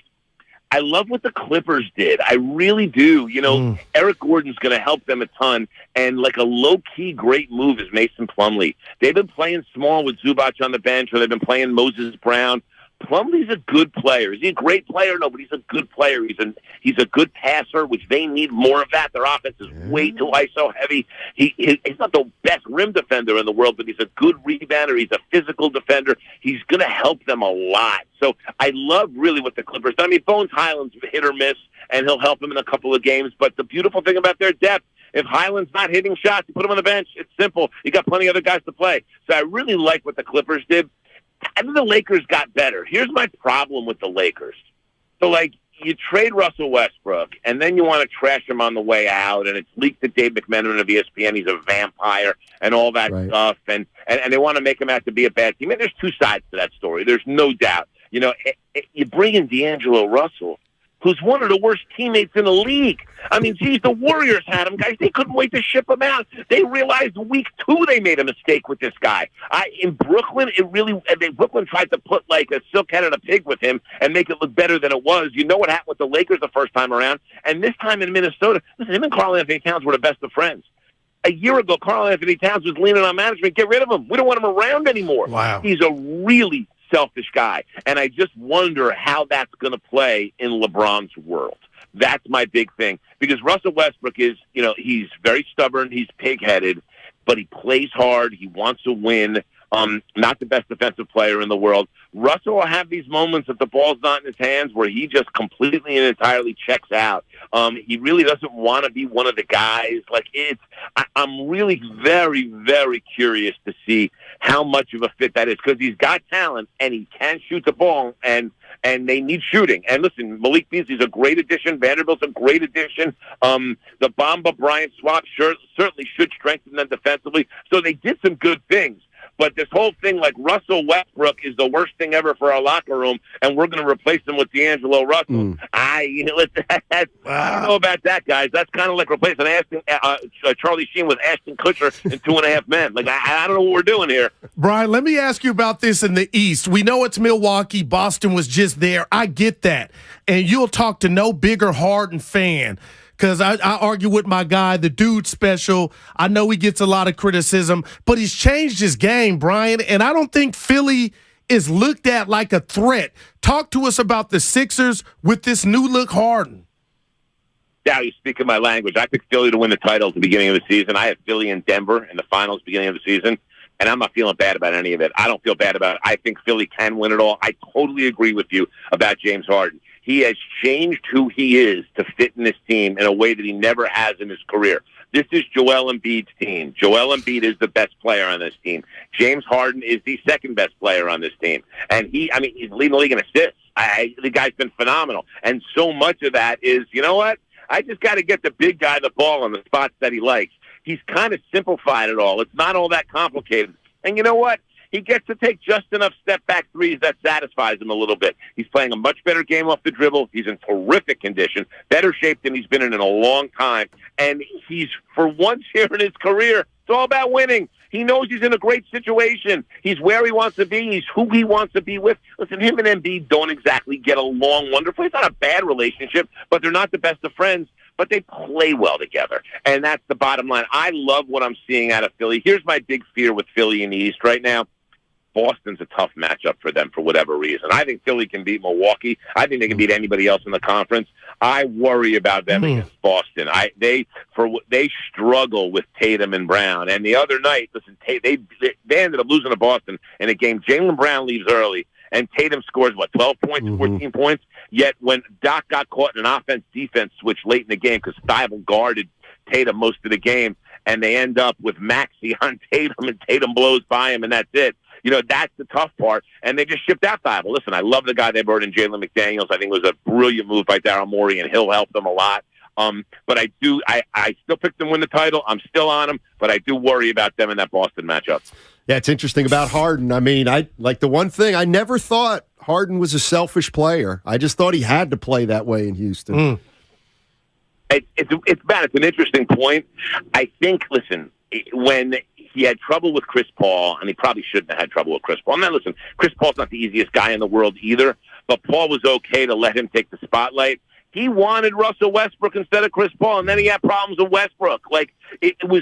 James had a tough time sharing that ball in the backcourt, but he truly has made these changes with Embiid. He's okay being the second banana to Embiid, and to me, it's such an important mental adjustment. And it's funny because I interviewed him before the season began. We're at Sixers training camp, me and my partner Sam Mitchell, and I said to him, I said, "You look terrific. Look like you're in great shape." He's like, "I'm going to win the MVP this year." Yet when from the jump, he didn't look like a guy that was going to win the MVP this year. Not because he didn't want to, but because he understood that playing team basketball was going to be what is best for this group, and making sure that listen, the thing about Philly, it's Joel Embiid's world, and if you're there, you're living in Embiid's world, and you have to be willing to do that. James has not only been willing to do that, he's embraced it enthusiastically, and I'm pretty impressed with it. Hey, Brian, thanks as always, man. We love talking to you, and hope we can catch up with you maybe before the playoffs start. Would love that, guys. Reach out anytime. It's always a pleasure with the two of you. Hey, Brian, give us the score Sunday real quick. So here's what I'll give you. I got, let's say, Kansas City 31, Philly 20. That's my number. That's what I got, B. Take it easy. Hey, Brian, we're East Coast guys. You got to stick with the East Coast. 31. I'm a Giant fan. Fair enough. Yeah. I mean, really, I cannot. I won't be able to sleep at night, guys, if I root for the Eagles. I don't even like the Chiefs and Andy Reid either. All right, but I can't fair root enough. for the Eagles, guys. All right, man. Take care, buddy. That's Brian Geltzeiler. He's a Sirius XM NBA radio host, and he comes to you courtesy of the Bud Light guest line. Man. Bud Light. It's good. Philly and Denver he had. Yeah? Man. I guess I got to watch a little more of Philly. I don't see it with them. Like, what do you feel they're missing? Like Tobias Harris's of the world, they skid the Maxis, they don't do it for you. They got talent and size. And Harden, he's distributing their size enough for me. Embiid doesn't. He's a bad dude, man. Embiid. But you never hated on Harden, Stoney. I appreciate it. The one thing about you, we've had a million fights. Because that Chris Paul, that I'm not a tandem of homer. him. I'm objective. Evan the probably guy's still incredible. was in college when they had the KD Warriors down 3-2. Damn. I mean, that's a win in itself. Well, you sounded like you wanted Houston to win. You just said, damn. No. Well, wait. That was you one said of the they had best the Warriors teams down 3-2. ever assembled. Damn. That Warrior team and that Rocket team, the 0-for-27. But in that series, they had that team down 3-2. Oh. Hey, look who's in San Jose. Yeah. A gentleman who goes by the name of Guru. That can't be. You better be careful, Goo. What's going on? What's up, Goo? I'm out. Why don't you guys work this out? I'll just take a step back and drink my tea like that frog. Yeah. But Guru's my actual name. You see, so it is what it is. But your name is Guru? My name is Guru. It's actually Guru Prasad. It means I'm the gift of the Guru. So yeah. But I go by Guru. Well, let me just make it official. Hey, I'm speaking to this Goo. Hey, Goo. Night. Oh, well, we don't. Well, yeah, he's saying that. We don't. We got to see first. Call you like the magician or something. All right, go ahead, buddy. Go ahead, Goo. Yeah. No, but I mean, nothing against Goo. Goo's cool, but I just wanted to talk about what you guys were alluding to earlier on the show. I think the problem with the Warriors is that they became a daycare center in the offseason. Like, the thing is, when you already have three guys in that developmental phase, adding two more guys who take up roster spots is a big deal. And I feel that this draft was the biggest mistake. I like PBJ. I don't think we had space for him, quite frankly, because by doing that, you gave automatic rotation spots to Moody, to Wiseman. I know Kuminga didn't get it right away, but the thing is that the Warriors played those guys in the second year to start the season, and they had to earn those spots over guys like Anthony Lamb. Like, it was just given to them. And that was the main problem for the Warriors. They were never, the young guys never had to earn their spot in the rotation. And I think because of that, they weren't quite ready for the challenge. And the Warriors got caught in the pickle with their rotations. And that's where the entire team started playing. That's why they struggled to win on the road. Because, I mean, the young guys don't quite know what it takes. And, I mean, and that's just tumbled into what we've seen this season. Hey, Guru, before you go, I'm getting. Hey. What's your, if you don't mind sharing, leave your resume with what's Evan. your last name? Guru what? What's my last name? Yeah. Relax, Guru. No, if his first name is Guru, but he might not want to say it. Well, who wouldn't if they're on the radio? I'm just curious. I'm good. I'm good calling you guys. I work at Microsoft, so I'm happy with my job. I'm happy. Yeah. All right, thank you, Guru. I don't think his name was on his birth certificate. Nah, he would have said his last name. No, he wouldn't have. I'm still the Guru. He's the original. I'm done. Kevin Durant voice. So he's an original Guru. No, he's not. Yes, he is. He wouldn't give me his last name, and that would have been his claim to fame. You're the guy who says, Pete when I say Franklin gave me somebody's mine. last name, I'm hanging him out. Right. And he talked about his job, but boy, he Kevin really helped made a us. lot of Yeah, sense. But a lot of people loving him. I don't know if I'd give you the government name over the radio either. Yeah, okay, but I got to tell you, I'd have been like Justin. Wow. He had a lot of good points. Yeah, Brian Geltzheimer, he was great. No, I'm talking about Please. That's a 3. The young guys, it ain't their fault that they didn't. If you buy Well, that, it's their fault if that they didn't have stink. any competition. Come on, man. They did have competition. They couldn't beat. See, I kind of disagree with him. Well, he's I saying agree, they but didn't have disagree. any to get the opportunity to go Kind of fail. right. He's kind of right. Like the problem is they were never probably better than Stanley or Lamb, but they still got to play because. But Kuminga's the opposite of what White. Come on, Great. like, it's night They and went day. 1 for 3. Congrats. Remember, Bob said, and they we can- drafted a role player, Kuminga. Nah, come on, he's gonna be a force, man. Maybe. And Moody too, somewhere else. If he gets that, Moody could play. That's all I'm telling you. Moody could play. I'm not the only one saying it. Well, why isn't he? Politics. Politics. No, I don't know Moody why he's is not playing because of Ernie politics. Chavez, I see you on YouTube. You're going a little. He's better than Guru. Ernie saying that. 888-957-9570 is the number. Tell you what, we're going to be around for the next 90 on my minutes. name, Ernie. We have, we got a lot to talk about. The Golden State Warriors, they got rid of James Wiseman, plain and simple. They jettisoned his ass, is what they did. And they brought back Gary Payton II. Truly? Who is a heck of a defender. He's been banged up all year. Yeah, I hate that part. But OG Anunoby got a wrist issue out right now. Yeah, but he'll be back. What did you say about Basketball Reference in his name? Who? OG. How the dots. But I was on ESPN and they had the dots. Yeah, I didn't find that as fascinating. You said it out loud. Well, that's because when I looked at Basketball Reference and it said OG Anunoby. And what but did it you didn't say out loud? So I said, I guess he doesn't have periods in his name. Then you went to another site. It had periods, and I Right. thought, Who's the real? No, I just thought, okay, the Basketball Reference was lazy with That the guy's periods. name is not really Guru by birth. You're so jealous. Because he was would've said it. precise. He was succinct. What did he say, Guru? He What was did it clear. mean? Yeah. Oh man, African King. What was the By the meaning way, of Guru? I made a big mistake. We were talking about Hofstra. Oh, did you? The Hofstra The University. nickname? Yeah. Well, yeah, I forgot. They become the Pride. They used to be the Flying Dutchman. I like that. Well, that's Smits. no, From he's the India. Dunking Dutchman. I believe I hear Reggie Miller saying the Flying Dutchman. Rick Smits was the Duncan Dutchman. And I'll be happy to bet you $100. No, we got it. We already got. You want to bet $100? A lot of people saying they're embarrassed for me telling a lot of people. I got that. Yeah, bet. keep it under wraps. Pounding on the desk don't work on radio, huh? Jake wants a break. Oh wow! Yeah, how about that? Is he tired?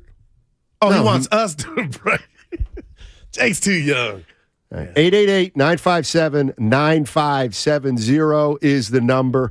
Let's get back into the question of the moment. And it's quite simple. James Wiseman going to ever be any good? Are the Warriors ever going to regret trading him? Because somewhere down the line, they're going to need what he has. Are the Warriors going to regret this? 888-957-9570. And what's coming up on 95.7 The Game is brought to you by Fremont Bank. Full service banking, no compromises. We're talking to Warriors head coach Steve Kerr today at 4. You believe the Golden State Warriors can repeat as NBA champions? Yeah, 100%. That is absolutely something I believe, and that's what we're working on. That's the plan. Steve Kerr today at 4 on 95.7 The Game. So, the other day, I bought an extremely chatty, Boring story time. make that an extremely catty cockatoo. You're welcome. Apparently, the pet store won't take it back. But hey, I'll manage. I love that for you. Just like I manage without home internet. No, you don't. Sure, my mobile hotspot is slow and makes streaming shows unbearable. Aw, Bertie likes to stream. But I'm making do. Oh no, who's this? My lady friend. It's mating season, duh. No home internet? It's not that bad. No, not there. It is that bad. Don't settle. Get Xfinity Home Internet for just $19.99 a month for 1 year with a free streaming box. Call, click, or visit a store today.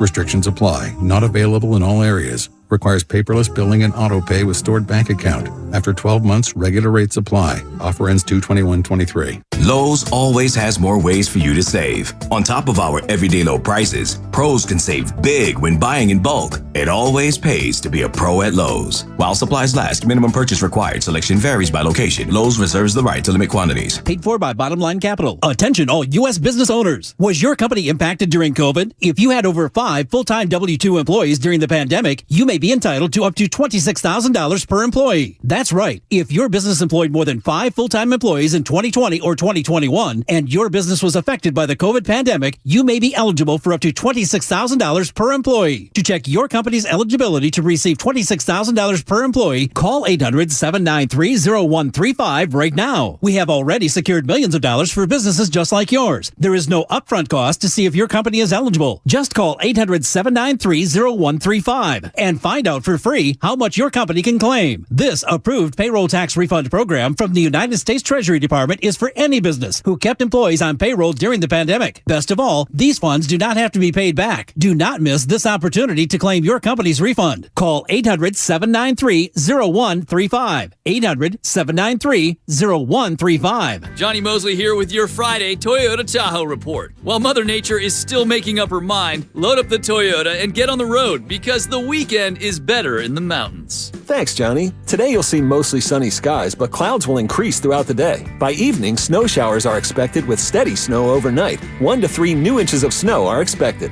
This report has been brought to you by your local Toyota dealers. Check out Toyota's full lineup of mountain-ready all-wheel drive vehicles. Toyota, let's go places. Prescription products require an online consultation with a healthcare provider who will determine if a prescription is appropriate. Restrictions apply. See website for full details and important safety information. Subscription required. Hey guys, did you know there's a generic form of Viagra that works just the same but is 90% cheaper? And you can get it online? Go to 4hims.com/joy. At Hims, you'll get a free medical consultation and discreet shipping if prescribed. You'll love your results. To start your free online visit, go to 4hims.com/joy. That's FORHIMS.com/JOY. Adopt US Kids presents What to Expect When You're Expecting a Teenager. Learning the lingo. Jelly. Jelly adjective. Jelly is a shorter, better way to say jealous. As in, Chloe, I am like so jelly of your unicorn phone case.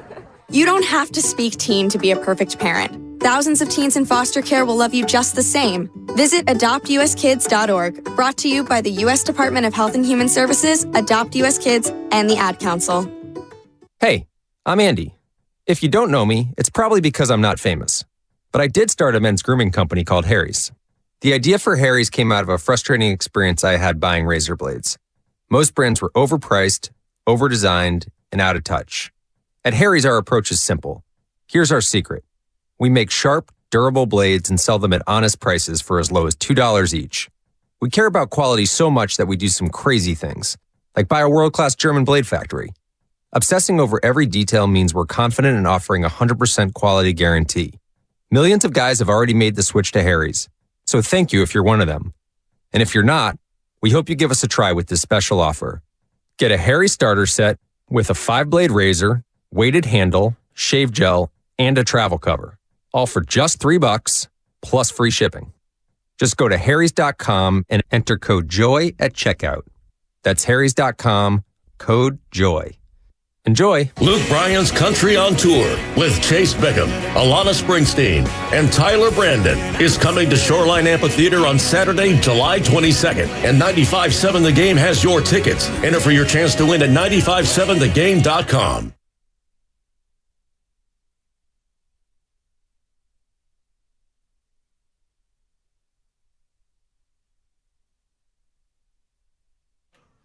Now, back to Steiny and Guru on 95.7 The Game. It's Friday, baby. It ain't the one I like. It's all right. That's all right. Still the second best kind Dude, of Friday. I'm excited about. We ain't talk much Super Bowl. I understand why, but I'm ready. Patrick Mahomes is about to do. He's the next Tom Brady. And if he gets this one done, he'll be the second quarterback in the first 5 years to get 2 MVPs and 2 Super Bowl victories. What if he doesn't? Then what? He'll be 1 and 2, and then I'll have to go back to the. Then you'll say he won 1 and it's a fluke. No. He won 1, and if Jimmy Garoppolo would have made a good pass, he'd be 0-3 in Super Bowls. Why do you always look at the downside? I'm not. It's always one or the other. I always look in the middle. I look in the middle for solutions. I'm a centrist. Oh, wow. I don't look at extremes. You're no what? Say that word again. Centrist. Look at my boy. Our T-shirt game on fire right now. I got Equipto. Shasky brought it in for me, and you got wear Canada. Black T-shirts. I just don't understand why. Because they're too hot in the summer, especially. Well, we ain't there yet. Well, I thought sun's out, guns out. Mm-hmm. I think I figured out what happened to the Warriors, why they made this catastrophic mistake with Wiseman. Do share. All right. So let me see if I get the timeline right. All right. They lose to Toronto in 19, correct? We were there, yeah. Okay, so they lose to Toronto, and then who'd they draft that year? Was it that's the year they drafted Wiseman? No. They had to... Why can't I remember this? Anyway, right. they lose to Toronto. Yeah. Okay. Then, no, that's right. Then Clay misses a year. Oh, okay, gotcha. Right. Then Curry. they have the draft. Okay. All right, so Clay misses a year. Curry breaks his hand. That's it, 15. And lottery. Maybe I'm messing this up. No, that was 1920. The point is that Clay got his second injury the night they drafted Wiseman. Okay? Bam, you're on it. All right, so you're the Golden State Warriors. You think Clay's coming back after a year off, right? Gotcha. He's coming back. We're getting Clay back. Yeah. We're getting Curry back. Let's go. Clay gets hurt. Now he's going to miss draft another season. Oh, my God. I could definitely see at that point them pivoting to James Wiseman. Because at that point, you're saying, what? Well, we're not winning it if Klay Thompson's going to miss the entire year coming up, which they didn't. So if we're not going to win it this year because Klay's not here, well, let's go get this Wiseman, and he'll be ready to go, hopefully when Klay gets healthy in a year. And they did that off of 3 games of seeing him, or what you said, the workout. But how can you not fall in love and project that 7'1", 260? Because a lot of 7'1", 260 don't make it. And the worst part about the Wiseman experience, and I don't blame the kid, is his worst attribute was he couldn't play with Steph. He couldn't play with your best player. But when you drafted him, Steiny, I think behind closed doors was just having Steph out there was going to make the big fella's life easier. You got to know how to play the game. You got to know how to play the game. That's in life, too. Clearly, Wiseman's got a lot to learn. Dell's in Walnut Creek. What's up, Dell? How you doing, man? Hey, guys. Actually, it's Dale. All right. Dale. Yeah. Welcome. But, Dale, love the show. Thanks. I love the fire. I actually think that the Warriors had it right this year. Practically speaking, they had 3 young guys that they were going to develop for the future. They were going to be competitive. You know, whether those 3 guys gave them everything they need to win a championship, because not many teams win, 3 championships. Winning 4 in 8 years is fantastic. And then I think they got cold feet. It's been a rough year for them. It's been a rough year for everybody in the Western Conference except Denver. And I don't exactly understand it because they got impatient. And I don't really understand it. If they develop these young guys, they would be awesome next year. So I think they had it right in the beginning. And as the season has gone on, they've gotten panicky. I love getting GP2 back, but they're just trying to win with the formula that they had before. Wiseman didn't fit because that's not how the Warriors play. It wasn't his fault. And we'll see what happens. Yeah, good stuff, Dale. You know who I blame for this? LeVar Ball. I knew it wasn't going to be the Warriors. And LaMelo Ball. Because had they balled out in a top college, and it wouldn't have been where he was at overseas, they would have went and got him. They would have went and got him. They'd have been like, oh, he's at UConn. Oh, he's at UCLA doing all this. Yeah, they had to do a little more work, right? He was playing against, people that know. Well, pros. Luka too, but yeah. But damn. The thing that scares me the most. LaMelo's a baller. I'm sorry. Is the reason I'm starting to think that, like, the Warriors are going to sign a buyout guy. Oh, I got him up right now. Who? Kevin Love. Why would they waive him? I'm just giving y'all that Danny. Oh, they haven't bought him out yet. I'm here. These are possible names. Yeah, he's not going. Dedmon, Noel, Barton. Okay, pick one. Terrence Ross. Not enough basketball. Serge Ibaka. Okay, so they're going to go out and get washed up, and that's what Serge Ibaka. Actually, he's not washed up. No. Because you don't like washed up's different than washed. Okay, washed is worse than washed up. Washed is really nasty. Washed is nasty. Well, washed up, you can't come back. It's pretty much over curtains. No, I hear you. Yeah. No, but okay, he's older. It's Sanford and Son. It's junk.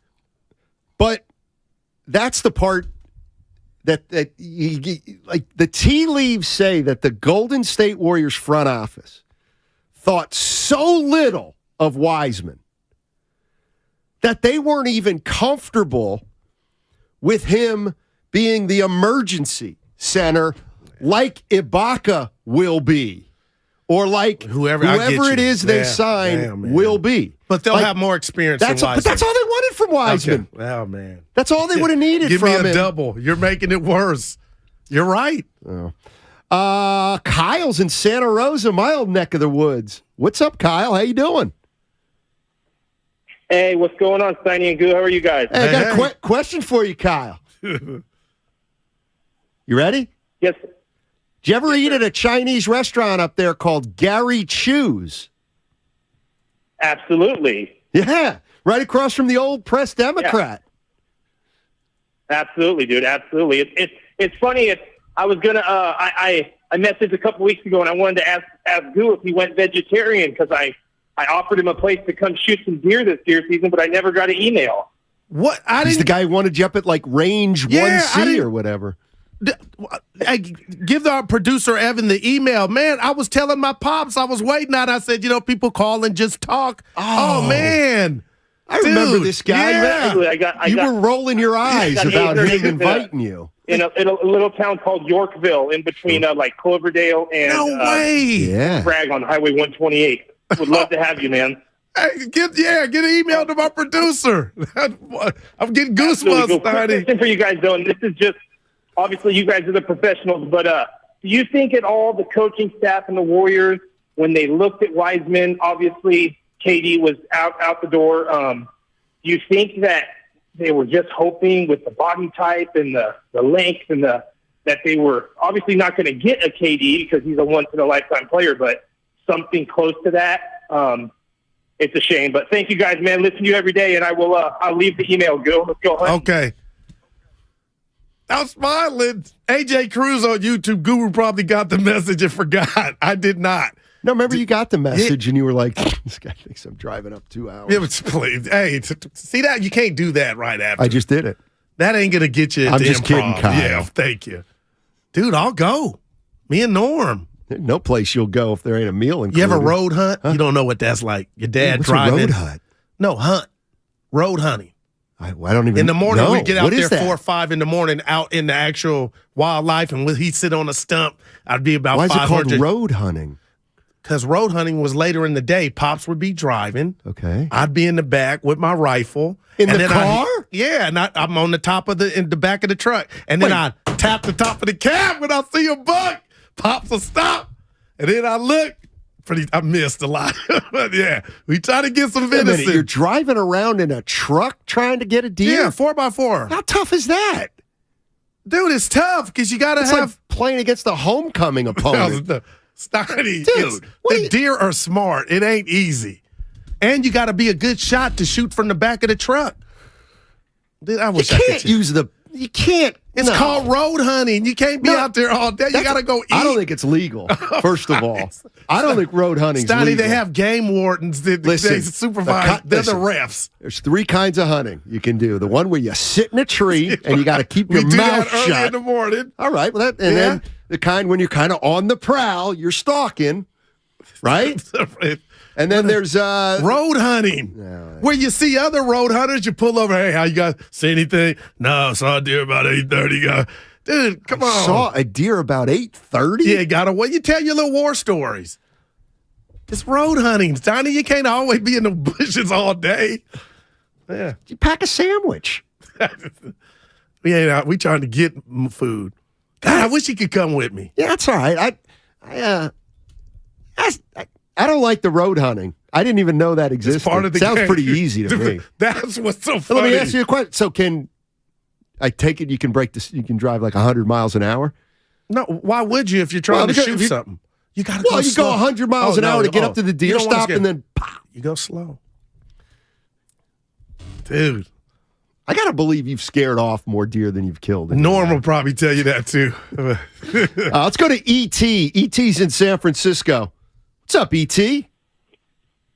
Hey, how you doing, fellas? Doing well. I've been a Warriors fan for since the early 80s, and I'm going to tell you this James Wiseman trade feels bad, like trading Robert Parrish and Kevin McHale for Joe Barry Carroll.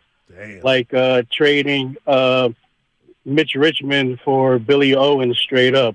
2 mistakes have been made by this Warriors front office that leads me to believe that they've just been lucky and they don't know really what they're doing. So in the 2020 draft, everyone kind of knew they shouldn't have went with James Wiseman. If they were going to go with young but ready, they could have traded that second pick, got Turner, they could have got Pirtle, they could have got Sabonis. They could have traded down, got a Halliburton, or just got a LaMelo Ball. This is a disaster. In 21, I like Jonathan Kuminga, but it was too many players in that draft that were similar in skill set.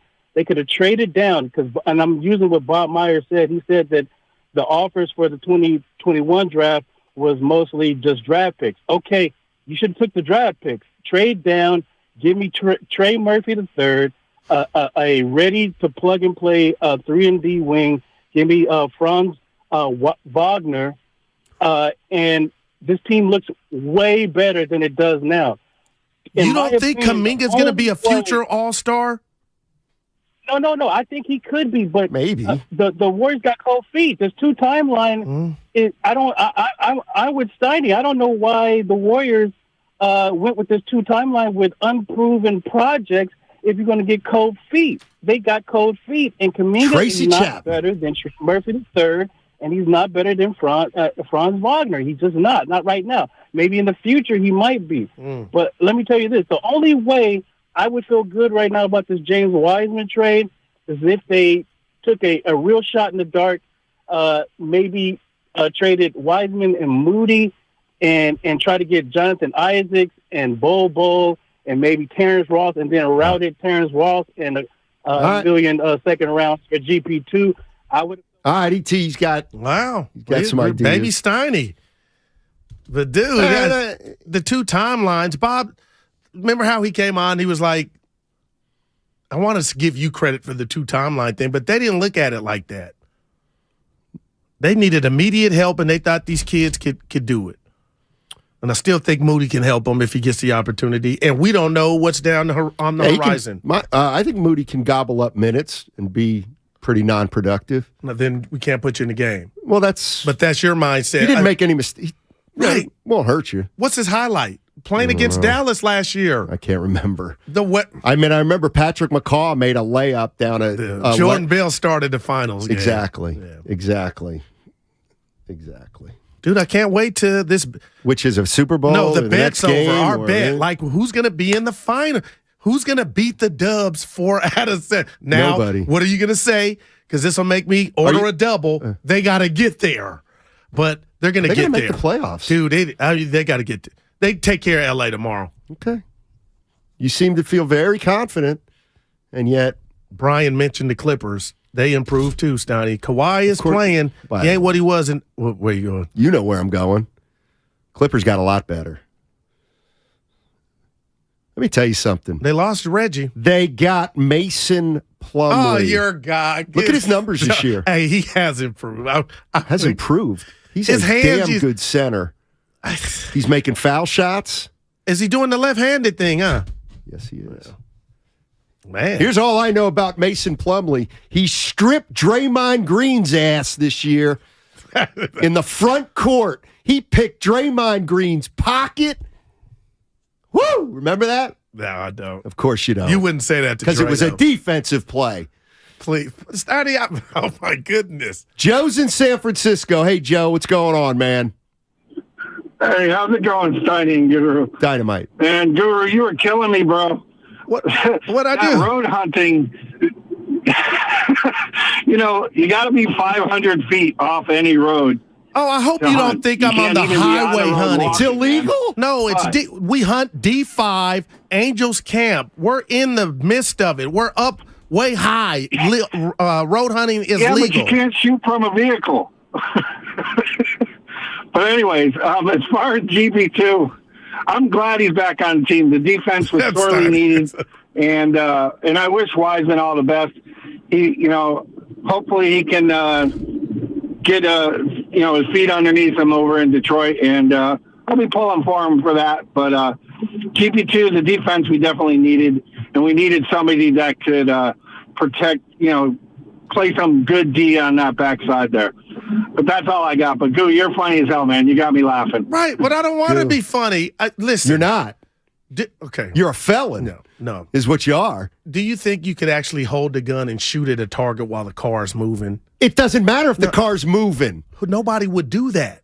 It doesn't. Okay, so when Norm stops, you still can't shoot from the car. Yeah, well, that's what I'm saying. I believe Joe. Yeah, I would get out and we would go see where the deer ran. Now you're changing your story. No, I got it. Come on now. I'm a veteran. You guys took it that I'm shooting from the car. Come on, I ain't doing drive-bys. Come on, I'm trying to kill a deer. Well, but this is very different. Yeah. You thought I was Norm around? Yeah, we can get him on the line. Because you know what? Norm's like Guru admitting to felonies. No, I'm not. Norm's like me. He's a rule follower. He's from the Navy. So I wonder if you weren't. I wonder if you've never done this with Norm, vehicle. but you do it with other guys. You go in his garage. You do it with Relaford? We got 20 deer heads, antlers, and he got the year that he got them. We got them. Dude, we don't shoot. You can't. Who you going to hit? Hey, what do you think this means from the 510? I wonder why Mason Plumlee's your guy, Steiny. Ooh. I wonder why. Uh-oh.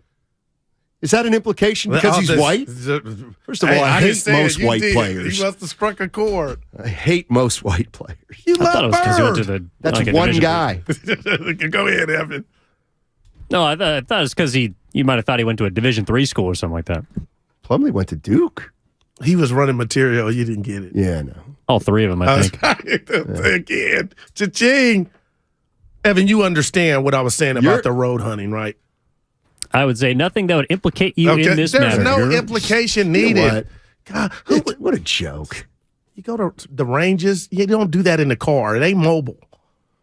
So if I said that, I said it wrong. I'm telling you. Your road hunt, Let me ask you a question. I hit you. Since apparently you shoot guns. Do you have a gun on you now? No. Do you bring a gun into the studio? I'm a lover, not a fighter. Are you one of those guys that have it tucked into your back of your jeans? There's a lot of them out here in the over and you can't really tell? Dude, man. Better be careful. Yeah. Let's go to Murillo in Petaluma. That's up north near where Guru breaks the law while he hunts. See, this like the basketball stuff. Stop it. What's up, baby? Thanks for taking my call. I have two quick takes. The first one is people love to throw these names, but when you throw these names and you attach the Warriors to it, it's important to figure out the fit. One of the names is Anunoby. I like him. I like his defensive prowess, but he would help us on one side of the ball. He's not that. His offense doesn't fit with us. And if he wants to leave the Raptors to have a better role, why would he come here to be a bench player? But I think the mistake they made was how they held the situation after the title. I think drafting Wiseman was just the situation, the context in which they were. I don't think it was a bad choice. But if a team like the Pistons wanted him right now, they probably wanted him in the offseason as well. So maybe if you tried to shop him then, because we knew that by then he was not a fit. So maybe if you tried to shop him then, you would have kept Payton and you would have used that capital better. That's just my take. I think we would not be at this position in the rankings, and who knows, maybe we would have another role player that could help. Appreciate the call. I mean, and that's not, I don't know if I want to get into all that. I mean, it's fair. I mean, you could say they shouldn't have done it, and then they should have drafted this guy or that guy. My bottom line is it didn't work. I mean, the other thing is you can go through all the drafts and always, I mean, when did they drafted Moody at 14? Yeah. Okay. It's probably not hard to go 15 through 50 and find a player better than Moody somewhere and say, oh, that should have been their pick. So I don't want to do that. Here's my question to Warrior fans. You think Wiseman can play? You think the Warriors traded a player? Did they trade a guy who could play yesterday? Or now, what does that mean, play, Steiny? It means can he be a good? No. That's what a number 2 pick is destined to be when you draft him. I don't even care about that. To me, it's about, can you play a role on a championship team? And right now, he cannot. So you're saying Looney. I'll take Looney. Can he be a positive player, a plus player on a championship team? You don't even got the bar that, so that's not astronomical. Like I'm saying all-star, number 2 pick, future all-star. Well, he ain't going to be that probably. So 25 and 10, no way in hell. Unless you want to bet on it. I'm done. I got enough out there. We'll bet Super Bowl. I'm not betting. Well, you're from Philly. I'm from Reading, Pennsylvania. It's a big difference. Yeah. I'm not. I mean, your mom had on Facebook. My girl Mary. She had the Eagles shirt. She's repping. You ain't. That's right. I'm not. Well, your team's out, Minnesota. My team's in. Team Canada. We're winning the gold in the Olympics in 24. And we what? got Jamal in basketball. You got who? We got two-way wig. Yeah, we got Jamal Murray. Who else you got? A couple other guys. Plumlee? I can't think of. Plumlee. Can't think of. I could take it from him. All right. Relax. Oh, I got a mean strip. Mason Plumlee would pummel you. You would be the like easiest. I'm laughing, but the easiest what? You'd be the easiest guard he ever had. I went up against Adonal Foyle that club won. Mason Plumlee's a lot better than Adonal Foyle. Hey, Adonal was in the league and he was big. You what? D'd up. I'm physical, Steiny. You don't have to. Adonal Foyle never needed to be guarded. He was worse. That's when the game was different. They gave it to him on the block. I'm coming from the club the night before, just trying to sweat it out. But I played hard. Handy would be out there. You too. We didn't play, and we did know each other. That's because you weren't very good. I don't remember guys like you. Seriously. You don't believe that. I do, actually. So That's you the one would thing know I do my believe. game. That's right. I would. And I don't remember. We probably so that tells me you weren't very good. You. We didn't even know each other. Yeah, all right, here we go. 888-957-9570. Real simple question, everybody. You think Wiseman's going to end up being a player? And the Warriors, are they going to regret moving him? How scared are you that Wiseman's going to come back to haunt you? It's all sponsored by Anheuser-Busch. It's a Football Friday on 95.7 The Game. Jimmy Garoppolo's been one of the more polarizing figures in the Bay Area for the last 15 years. And I feel like at times there's been warranted criticism, and at other times it's been ridiculous, disproportionate amount of scapegoating. Brought to you by the SF Sheriff's Office. Your future begins here. Bud Light is brewed to be a delicious, easy-to-drink beer. Bud Light. Easy to drink, easy to enjoy. Pick up Bud Light at your local retailer today. Enjoy responsibly. Anheuser-Busch Bud Light Beer, St. Louis, Missouri. If you own a business, this has been a bumpy ride. From pandemic to inflation, I'm sure you could use a break. If your business has 5 or more employees and survived COVID, you might be eligible to receive a payroll tax refund of up to $26,000 per employee. The challenge is getting your hands on it. Hi, I'm Howard Mackler, and that's why I founded GetRefunds.com to cut through the red tape and get you that money. The team of tax attorneys we have put together are highly trained in this little-known payroll tax refund program. We do all the work, charge not a dime up front, and simply share a percentage of the cash that we get for you. Businesses of all types qualify, including those who took PPP, nonprofits, and even those that had increases in sales. We have helped return over $1 billion to businesses, and we can help your business too. Just go to getrefunds.com and answer a few questions. This payroll tax refund is only available for a limited period of time. Don't lose out on up to $26,000 per employee. Go to getrefunds.com. That's getrefunds.com. When cold symptoms keep you up, try Vicks NyQuil Severe for max strength nighttime relief. Just one dose of Vicks NyQuil Severe starts to relieve 9 of your worst cold and flu symptoms to help take you from 9 to none.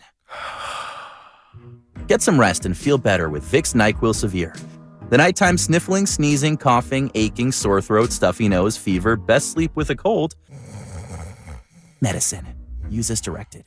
Finding great candidates to hire can be like, well, trying to find a needle in a haystack, but not with ZipRecruiter. Its powerful technology actively finds and invites qualified candidates to apply to your job. So while other companies might deliver a lot of hay, ZipRecruiter finds you the needle in the haystack. See why 4 out of 5 employers who post a job on ZipRecruiter get a quality candidate within the first day. Try ZipRecruiter for free at ZipRecruiter.com/free. That's ZipRecruiter.com/free. Finding great candidates to hire can be like, well, trying to find a needle in a haystack. Sure, you can post your job to some job board, but then all you can do is hope the right person comes along, which is why you should try ZipRecruiter for free at ZipRecruiter.com/radio. ZipRecruiter doesn't depend on candidates finding you. It finds them for you. Its powerful technology identifies people with the right experience and actively invites them to apply to your job. You get qualified candidates fast. So while other companies might deliver a lot of hay, ZipRecruiter finds you what you're looking for. The needle in the haystack. See why 4 out of 5 employers who post a job on ZipRecruiter get a quality candidate within the first day. ZipRecruiter, the smartest way to hire. And right now, you can try ZipRecruiter for free. That's right, free at ZipRecruiter.com/radio. That's ZipRecruiter.com/radio. ZipRecruiter.com/radio. It's easy to think all money managers are pretty much the same, but at Fisher Investments, we're clearly different. Different? How? You sell high-commission investment products, right? No, Fisher Investments doesn't sell any commission-based investment products. Well, you must earn commissions on trades. Nope, never at Fisher. We're a fiduciary, obligated to act in our client's best interest. It's the highest standard of care for a financial advisor. How do you know what's in their best interest? We get to know our clients and then tailor a portfolio based on their goals and needs. But you probably sneak in some hidden and layered fees.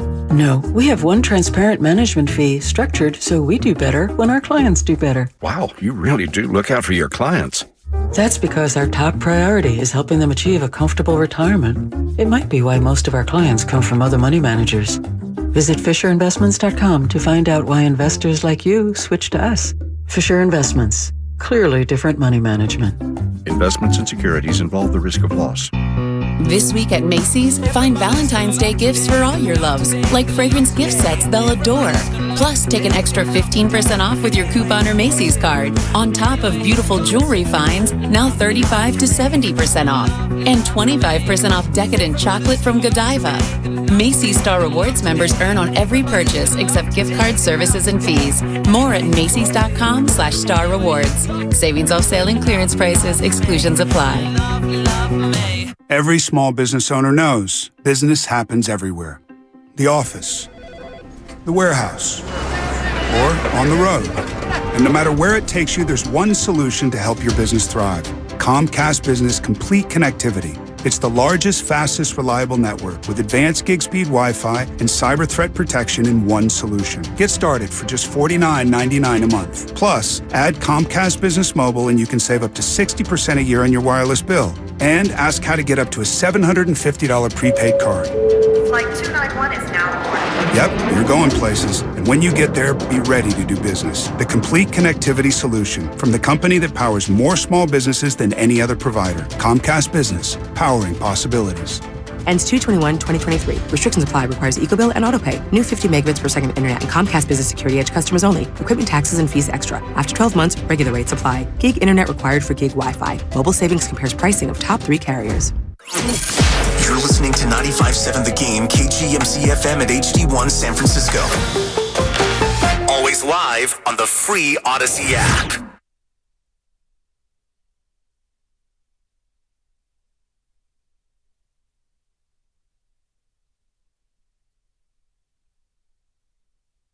Now, back to Steiny and Guru on 95.7 The Game. All righty, 1 hour left. Then we turn it over to Damon and Ratto. They have Steve Kerr today at 4 o'clock.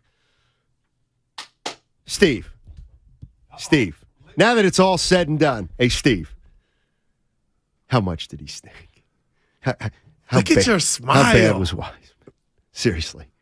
You've been around a lot of bad players in your time. How bad was Wiseman? Did he really stink? You know what? What? You just made me think about, because I've got Ron T, June, all my friends that have texted me many times during Wiseman's tenure here. How soon do you say, "Goo, a big man's he don't got good hands"? That's immediate. I don't think Wiseman had great hands. See, so that's not something that's going to change in Detroit. Doesn't Can you work on that, Steiny? Ben Wallace didn't have great hands. He made the Hall of Fame. But he couldn't. He could barely catch an alley-oop, but he could block shots, and he was a great defender. And what about getting that rebound and not fumble jumbling? Yeah.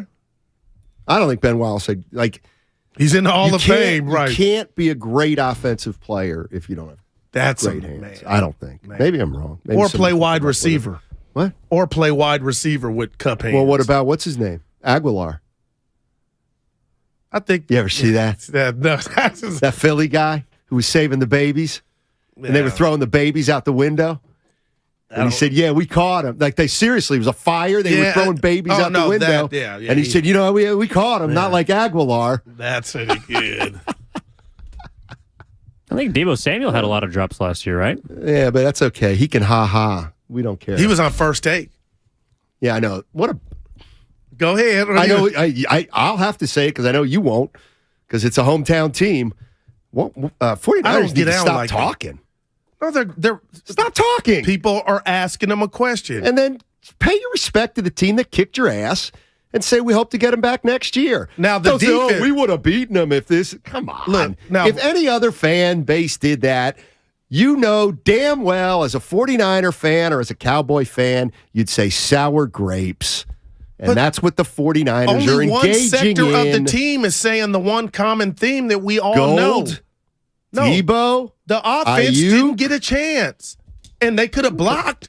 But who cares? They lost the game. Who cares how? I'm trying to think back to something. Yeah, you can't. Oh, yeah. 2016, Game 7, LeBron turns his ankles out the game in the first minute of the game.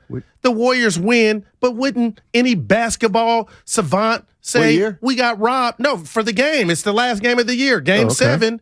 All right. You would say LeBron leaving in the first minute of the game robbed us of who was really the best team. That's all. So offensively, I just say it stinks. Yeah, that's what Deebo, Kittle, and Ayuk were saying. I mean, here's the thing, because it's a slippery slope, and I'm dead serious here. What's the difference between that and saying Eagles were lucky? Eagles were just lucky because Brock Purdy and Johnson got hurt. The Eagles earned their luck because they knocked Purdy on his ass. The point is, it's a slippery slope from we would have beaten them to they got lucky. And we all know Warrior fans don't like it when we say that the Warriors got lucky, if they ever did, got robbed last year. Yeah. By the way, I wrote another thing on MatthewSteinmetz.com. By the way, if you're sitting at your computer right now, you can go check out my latest piece on Don Nelson at MatthewSteinmetz.com. And who gave you that? I was looking for my name. I'm the one that said you should do something on Nelly. When I read the article and nothing about where you got the idea from. It's not that I want credit, but I kind of gave you John Stockton. I gave you the assist. And when I saw Nelly, I go, see, I'm coming off as selfish because it was your work Thank you. And then I'm looking for my name. I hate people like that, really. Well, I'm used to it now. But I did give you, will you admit on air that I said, hey, you need to write one about Nelly. Evan, back me up. It's okay. Cite your sources. I wrote on Nelly because I decided to write on Nelly. After I brought it up. Wrong. You know it. Look, you're turning red. It is kind of funny. I covered Nelly for 8 years. Of course he was going to be written about but at one point. But I kind of gave it like. Why do you need to horn in? You know what? I'm trying to figure that out. What are you doing? Like, yeah. I'm fishing for credit. Yeah, why? But you won't admit it. It's not a bad thing. Just, hey, Goo, you know what? You did ask me why should I write on Nelly. I don't remember. So you're doing me on the bet with the 5th seed. Ernie Chavez. No, you flat out lied. I actually don't remember. You remembered. Hey, no, I don't. I thought it was fine. Anyway, I'm working on a deal. We're trying to get a sponsor for my MatthewSteinmetz.com. My vignettes are going over extremely well. There's talk about maybe putting them on the 95.7 The Game website. Maybe get it sponsored. Maybe get a little chicken endorsement. Yeah. It's not about money. It's about the station and raising the brand awareness of 95.7 The Game. So anybody looking to how often do you partner write? with Steiny and my ability to craft Is it language. every day, every 2 days? Because they're coming fast and furious. I don't know Shout if you out know Vin this, Diesel. Stu, but writing's very much inspiration, and you can't really put a timetable on Look it, at my guy. or it doesn't mesh with People the say standard I clock. do remember you suggested it. It is funny how Sonny What's Judo funny? moved this when he was the one plugging his own blog in the first place and This then is called funny. you selfish. Yeah. That's your boy Evan saying I'm that plugging my blog, MatthewSteinmetz.com, MatthewSteinmetz.com, for the station. Okay, yeah. For 95.7 The Game. Yeah, right. Wink, wink. No, hey, get it how you can, player. I hate that. But I can't stand that. Liam, hold on. What can't you stand? You're in it now. You're in the vortex. Let me just cross promotion. Let me see if the numbers went up. I got my stats page up right here. You're looking like you really care. Oh, yeah, I just want to see if anybody's start listening. controlling your I mood. have 14 people since I mentioned it. Dude, where you at now? Hey, you don't need to know the specific numbers. Dude, but it's a good feeling. Look at you. Anyway, I'm bringing joy to some people. Hey, that's all I'm bringing it's about. smiles to people's face. You think Don Nelson will read? No. I'm not very big on the computer, I got to believe. You can fax him. Not a bad call. Dude, the people that remember everything we talk about, like it's a show. Well, they're like show. us. They don't remember. They just say they do on the Xfinity They're giving mobile me text love line. and Guru credit for the ideal of Nelly. That's all. So just. You think he knows you wrote about him? Does he follow you on Facebook? No, of course not. That's what you should start doing. What? Contacting the subject that you write about. Let them know, hey, something I wrote about you. They'll find out. Yeah, I hear you. Or they won't. I don't. But yeah. So anyway, MatthewSteinmetz.com, and anybody wants to wants to partner with a station or with me, we'll get some attention to your business, and I'll write for you. And you can never run out of material because there's so many people. Never. Mully next. I wrote on Mully already. You didn't read it? No, Mully was chapter 17. Get it? Did he know? Does he know you wrote about him? I don't know. See, he's right here in our own backyard. I'm going to the game tomorrow with I'll tell him. Okay. Yeah, go tell him. I'm gonna go by and see him and because I ripped him. How could you rip a Hall of Famer? Because he's got skeletons. I didn't rip him. I know. Big Smoothies in Oakland. What's going on, Big Smoothie? Victor Alexander. Hi, how you guys doing? We're doing great.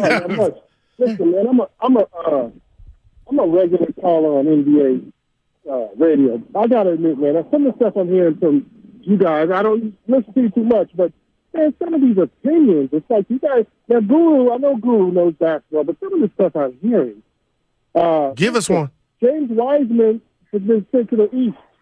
Good luck. I mean, he may turn out to be, 15-7 or whatever. He may be better. Who knows? But I think it was a good move to send him to Detroit. I understand Portland was interested and a couple other teams on the West. So I like that. I think it was purely a move to help him out. The guy needs playing time.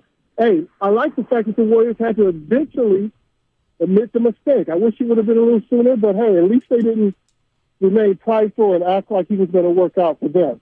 I think the Warriors pick was so high, they weren't used to picking that high. They're used to finding diamonds in the rough, and when they got the top pick, it wasn't what they were accustomed to. So they got the wrong guy. But I do like GP back.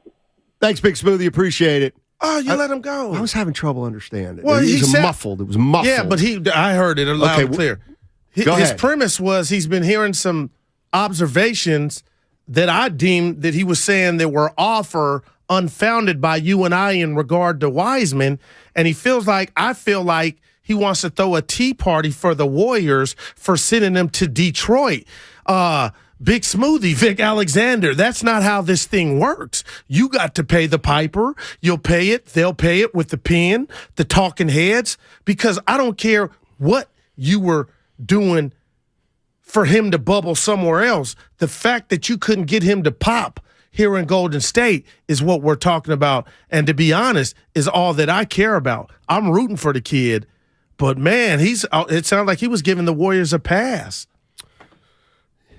No, I was struggling to understand. It was a bad connection, but I think he said something about Wiseman could get 15-7 in Detroit. Maybe. I'm not. It's possible. Let's go to Dell. Dell's in South San Francisco. What's going on, Dell? How you doing? How you doing, guys? Doing well. I'm confused out here, man. How come? What's going on? All right, Dell. Well, I gotta get. Come on. But is that your buddy? Please, it's probably from your website. Listen, you gotta let people get into it, Stoney. They don't do what we do every time. So I think sometimes, like, he wasn't running material. He was. Sometimes you get socially awkward. You get nervous calling. You never did. Well, I'm in the Hall of Fame. But okay, I'm sorry. Come on, you know what I mean. You gotta let him get. But gentlemen, I thought. Okay. What was his name again? You said it. It was something to South City. Go ahead, Jake. You don't remember? It was Dell. It was Dell. Dell. Dell, my bad. My bad. Homo sapien. My bad, Dell. Jake cut you off That's on good. purpose, but I want to hear what you have to say. Tell me what you're confused about. I thought let's just, James in Fremont. What's going on, James? How you doing, man? Oh, hi.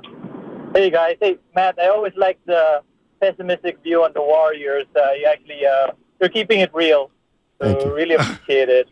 Appreciate it.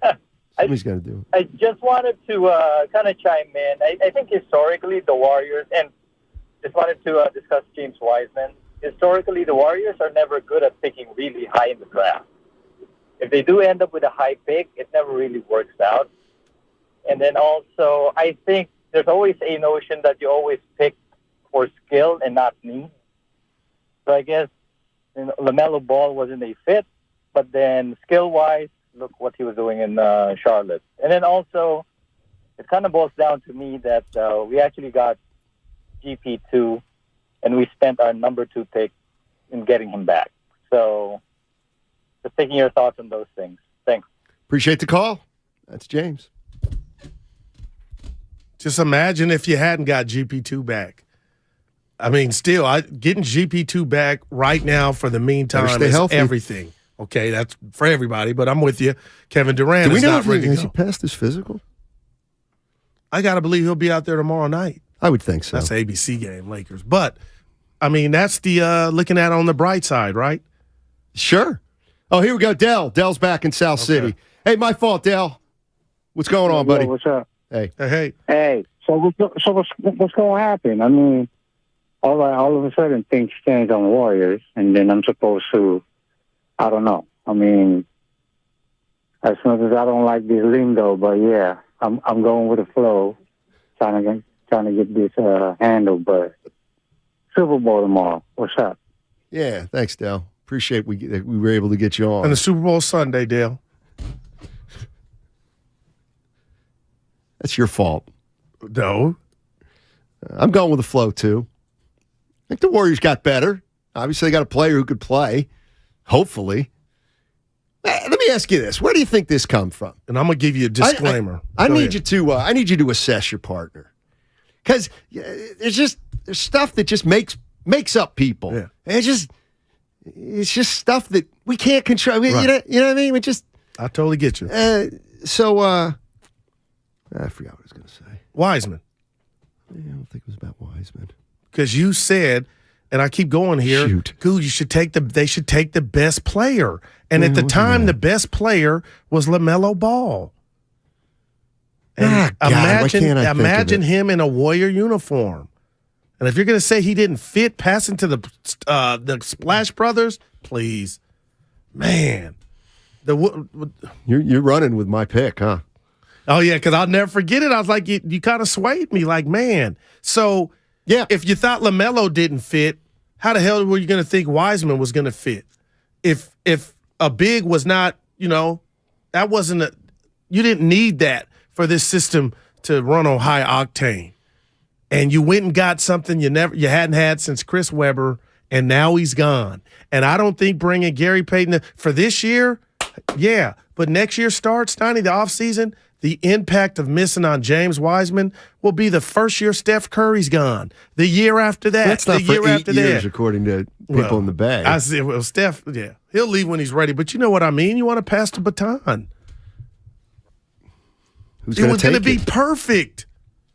Imagine, and I know Edwards wasn't available. Imagine if they had Anthony, a guy of that caliber. Available. But Banchero, I mean. But he wasn't in that draft. No, but that's what a pick like number 2 pick is supposed to net you. They had a number 2 too pick. Short. They blew it. Blow the whistle. You blew it. Isn't that De Niro? What are you going to ask Bob on Tuesday? Bob who? Myers. We got him Tuesday. I'm already thinking about it. First thing I got to ask him is about his contract situation. No, he said he's going to give you the same answer. No, we're breaking the news that he and Joe Lacob are feuding. See, I don't do radio like that. You're doing blogger stuff now. Because you're playing with people. They'll be driving. I'm going to work. Last thing I got is, but you're playing. What if Myers punched Lacob like Draymond punched Poole? And nobody found out about it. Yeah. Listen, the Warriors got better. If Gary, here's honest to God. I can't believe Portland let him go. Who? Portland. Well, they got Thibault. Yeah. And I remember. Okay. I remembered what I was going to say about how, it's just that. He said something about your partner. Why is my thought with Gary Payton II? And listen, why was my first thought, I wonder if, I don't think you could just count on him being as good as last year. Why do I say that? Why? There's some truth to it, but that's being what you do best, pessimistic. There's some realness and that risk. I'm concerned. Best ability is availability, but hey, I'm Mr. Optimistic, so Steiny, there's nothing to see here. They wouldn't made the trade, but I'll tell you what, good or bad, he's better than what you were getting from Wiseman, and that was nothing. There's no doubt. Damn. There's no doubt.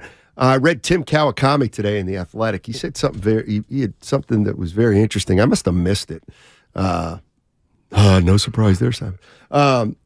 Apparently, 6 months ago, Joe Lacob was doing a podcast with Tim and said something like, let me make something clear. Just make sure everybody understands this. We all like James Wiseman. I know there's a perception out there that we all like James. Did he say? Yes. Good God. Well, there it is then. I was under the assumption, it was his baby. Oh, so you believe him? I mean, if he said it, why would he say? Why would he save face? So that when Bob Myers leaves, and Bob Myers tells the truth and says, "I never wanted Wiseman. I thought he stunk," which he could do if that were the case. I know. Hopefully, he ain't leaving. You know what? I better quit kidding around like this. People think I'm serious. Yeah, seriously. No, that's why I said serious. People going to work. They'd be like, "That's not." He said, "Yeah, you're right." That's how Steph gets started. Who? I ain't sniffed in a while. I just want to stuff. Oh, well, I don't mind starting stuff, but I want it to be based on some kind of truth. I'm a little hurt. You think Bob Myers is going to be back? What if I told you it's all predicated on how they finish? I think Let me ask or you you think this. the answer's Let me already ask you this. done? We talking how long will they and this, and I know everybody, Steiny, you're always getting, they're too old. They're not going to do it. Why do you do? Anybody think for a minute like they're just not going to feel Bob Myers' departure if he leaves? Oh, I would. Does anybody worry about Steve Kerr leaving after next year because he and Myers are so tight? Do people think anybody can coach these guys? And like, that's I'm just, you know, I like Mike Dunleavy. Is Mike Dunleavy going to be the guy to guide this team into the future? Kirk Lacob. That's another thing that a bird in the hand is better than two in the bush, Donnie. And that's the other thing that, you know, if people want to say I'm pessimistic, well, it's like I don't like the fact that they're not different. They're not stable right now in the front office. Right now, Michael's in Oakland. Hey, Michael, how you doing, man? Hey, I'm doing well. How about yourself? Dynamite. Hey, man, I just had a quick insight. I was wondering, you know, a lot of times players go from being good at something to being great at something. And I was trying to hear for James Wiseman, who I'm a fan of, what is he good at that he was going to be great at, as opposed to what was he mediocre that he could be good at? I don't know. I was just kind of wondering. I'm still a fan. I hope he does great in Detroit. But, you know, as watching him develop, I was trying to remember what exactly he was really good at that he could transform to be like he was going to be great at. Because it seems most big men do seem to have that sort of trait. Good he question. Being good at being 7'1". He's also good at running the floor. He's really good at running the floor. There's no doubt about that. We saw that in his limited playing time. Damn, I've never kind of heard you say it. You probably mentioned it, but I mean, how do you think he like? How can they like not feature that play that up? Well, because he runs the floor, and if he doesn't get it, then what? You don't just give him the ball in the low post, because that's different than running the floor. Here's the thing. You know what? I can't quite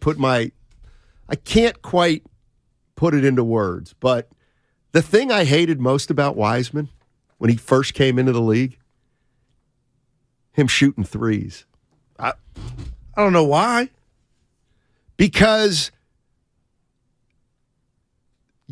that can't be the foundation of your game.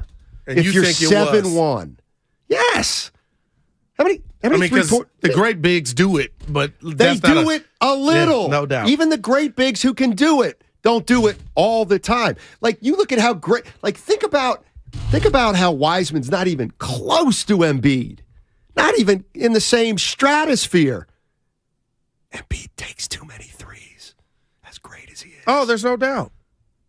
So I if Wiseman shoots 36% from three, like, okay.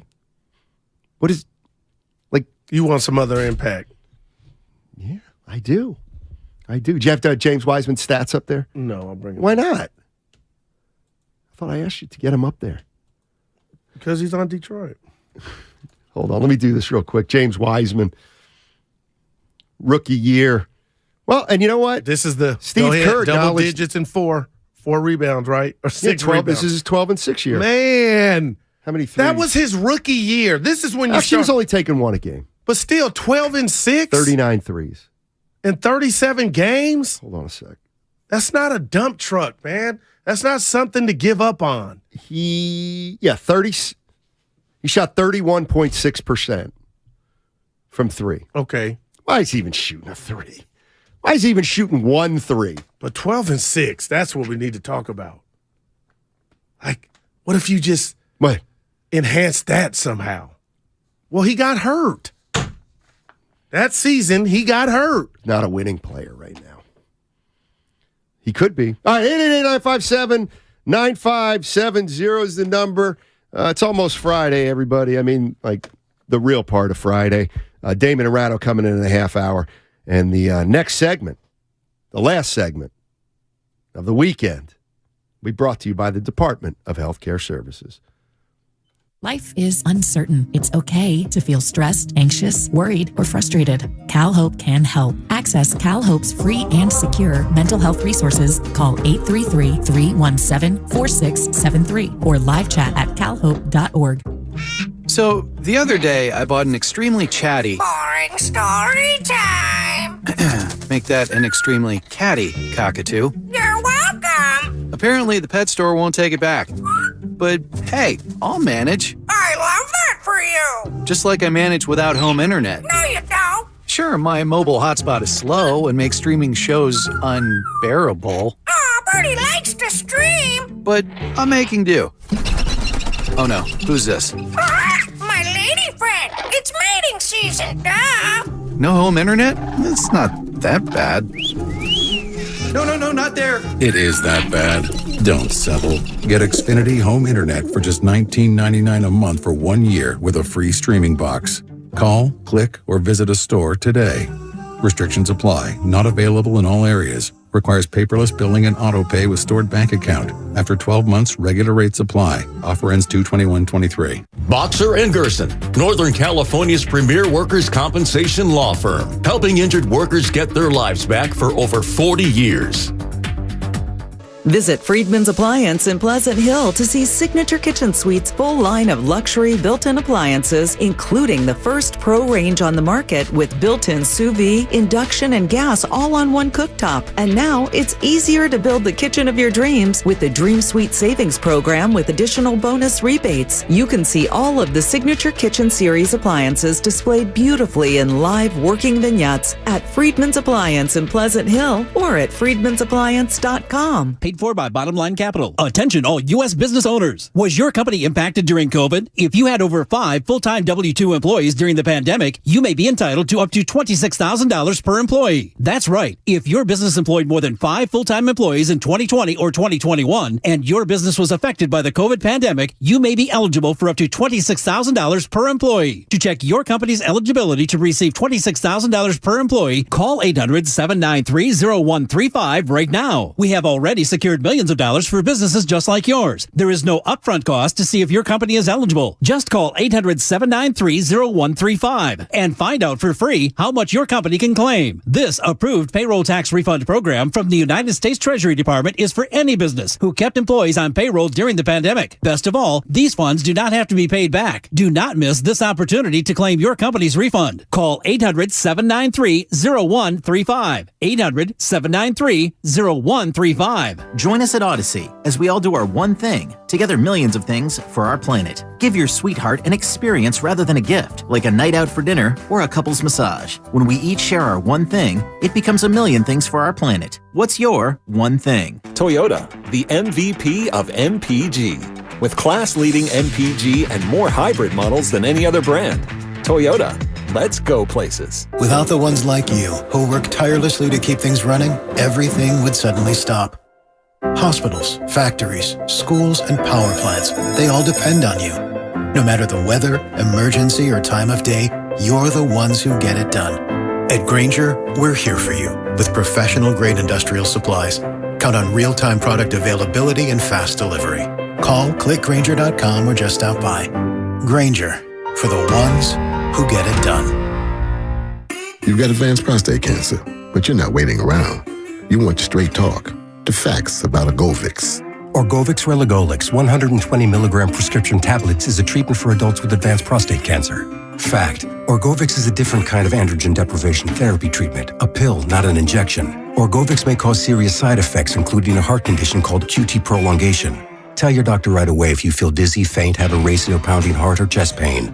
Orgovix can cause harm to an unborn baby or miscarriage. Use birth control during treatment and for 2 weeks after Orgovix treatment. The most common side effects include hot flushes, increased blood sugar and blood fat levels, muscle and joint pain, decreased blood hemoglobin levels, increased liver enzymes, tiredness, constipation, and diarrhea. Other side effects include weight gain, decreased sex drive, and erectile function problems. Orgovix may cause infertility. Talk to your doctor if infertility is a concern for you.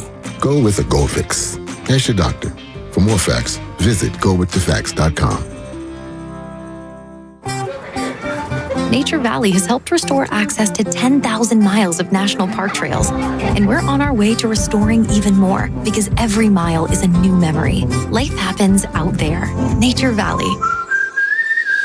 In Walnut Creek, partly cloudy, highs near 58. Weather brought to you by Total Wine & More. At Total Wine & More, save big on what you love this month with hundreds of deals on amazing wines and spirits. Love what you find at the lowest prices only at Total Wine & More. Drink responsibly. B21.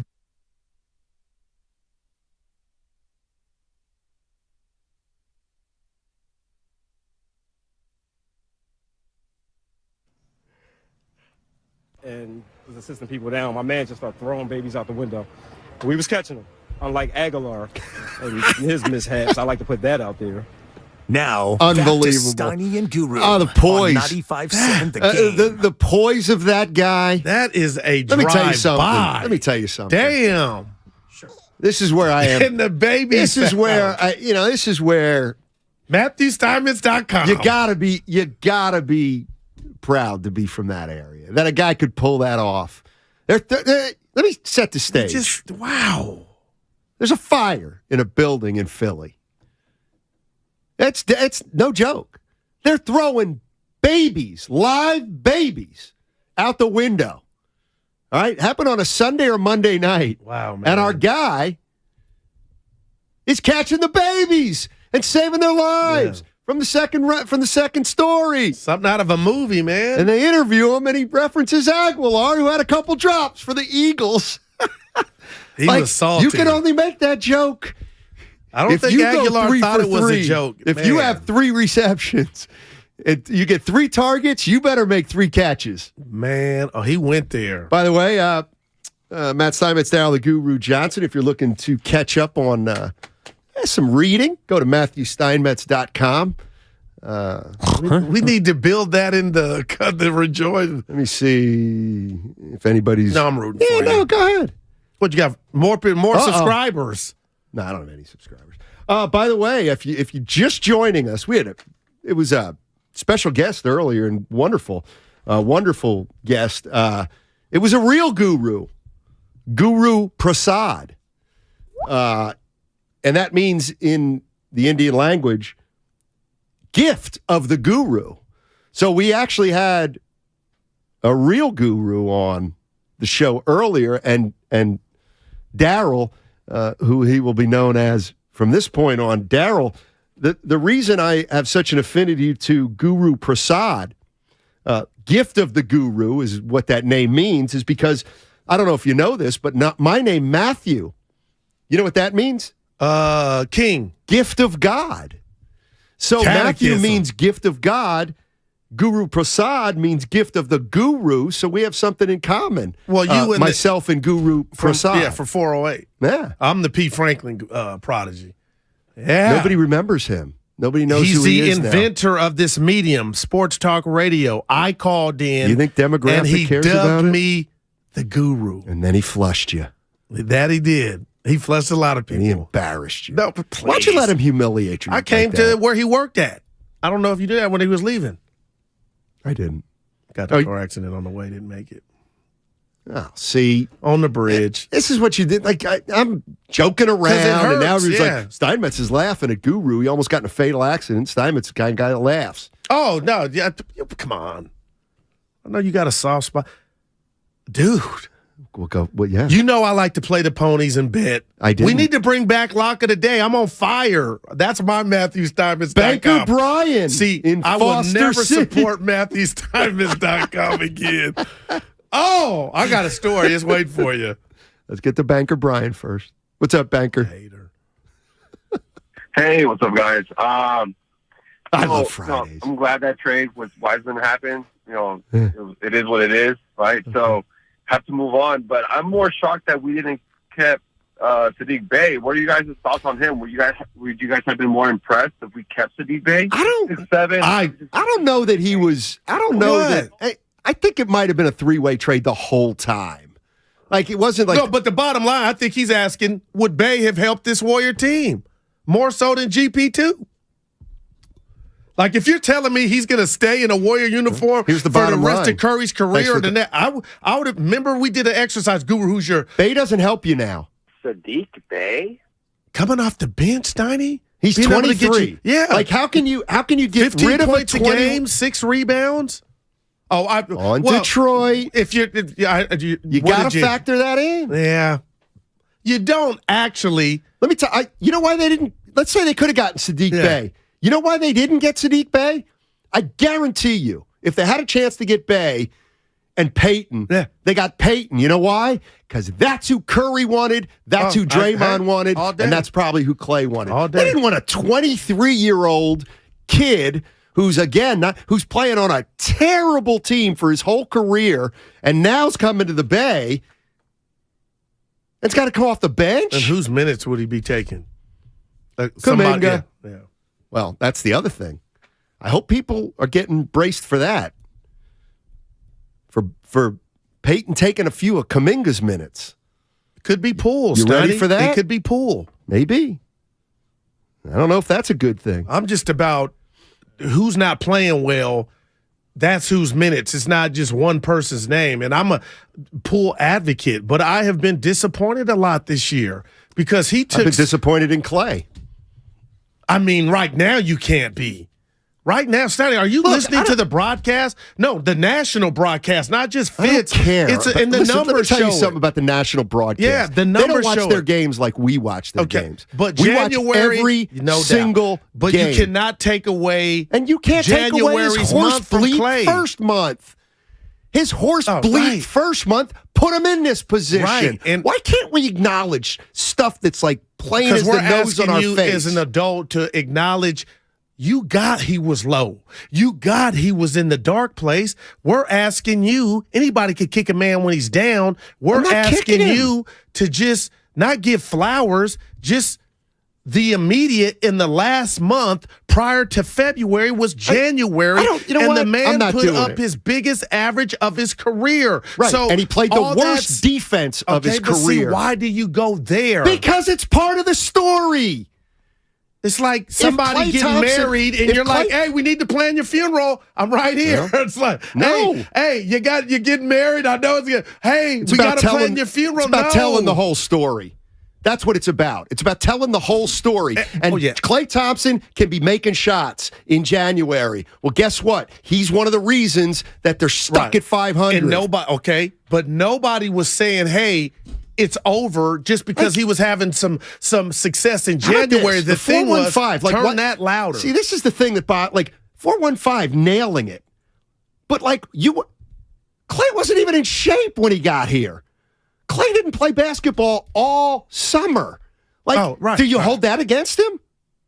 I think we have. You don't. You don't. Everybody was worried about him. Last month. Yeah, everybody was worried about him because he was so low. From a production standpoint. And he was so low from a production standpoint because he didn't do anything in the summer. I will not argue that. But now I'm telling you from a personal standpoint, Stotty, it's not about him going to get 40 or 50. It's like when they assuming health, boy, our defense is going to be, where's it coming from? And then you're going to call me crazy. The game without Curry on TNT against Denver, even though, they shot 90% from everywhere, the Warriors, they were down 2. My point is they were only in that game because Clay was flame throwing. Right. If you can do that with Curry in different sectors of the game, that's why we got that bet. And that's why I feel so confident, because what you don't know is that on another night, when these guys were better, they wouldn't have been down 1 to Denver. They would have been up 11. But they're not up 11. I ain't mad at because Clay's not a good defender anymore. Yeah. Sometimes. Yeah. It's nothing's going to happen to you if you say, you know what, Steiny, that sucks. Clay came in out of shape. That set him back. It set the team back. You never said that. I don't say it now. But that sounds like a hater because there's been success. No, it's true. He's gotten when you look past back. what he was and where he was at physically. So now it's about what have you done for me lately? Right. Janet Jackson, and he's a flamethrower. You want to do that? Now, I'm going to go Portland. What did I say to you in the masses? He cost him the last game. No, he didn't make a shot in the second half. Nobody cost him the last game. The whole team went cold. He made no shots in the fourth quarter other than one at the buzzer when it didn't matter. I did see that. But my point is I didn't put that at his doorstep. Of course you wouldn't. It's Klay Thompson. No, I'm the one that was advocating maybe do you look at him coming off the bench for Clay. I've done a 180. Why don't you have to pay the price for that? because I do it in a way to where it don't sound personal. Gotcha. Yeah. Well, I never said they should bring him off the bench. Yeah. Ever. You said it worse stuff, but yeah. Like what? Like his defense is slipped? No, he'll never. Like he could never by the average way. 27 in a month.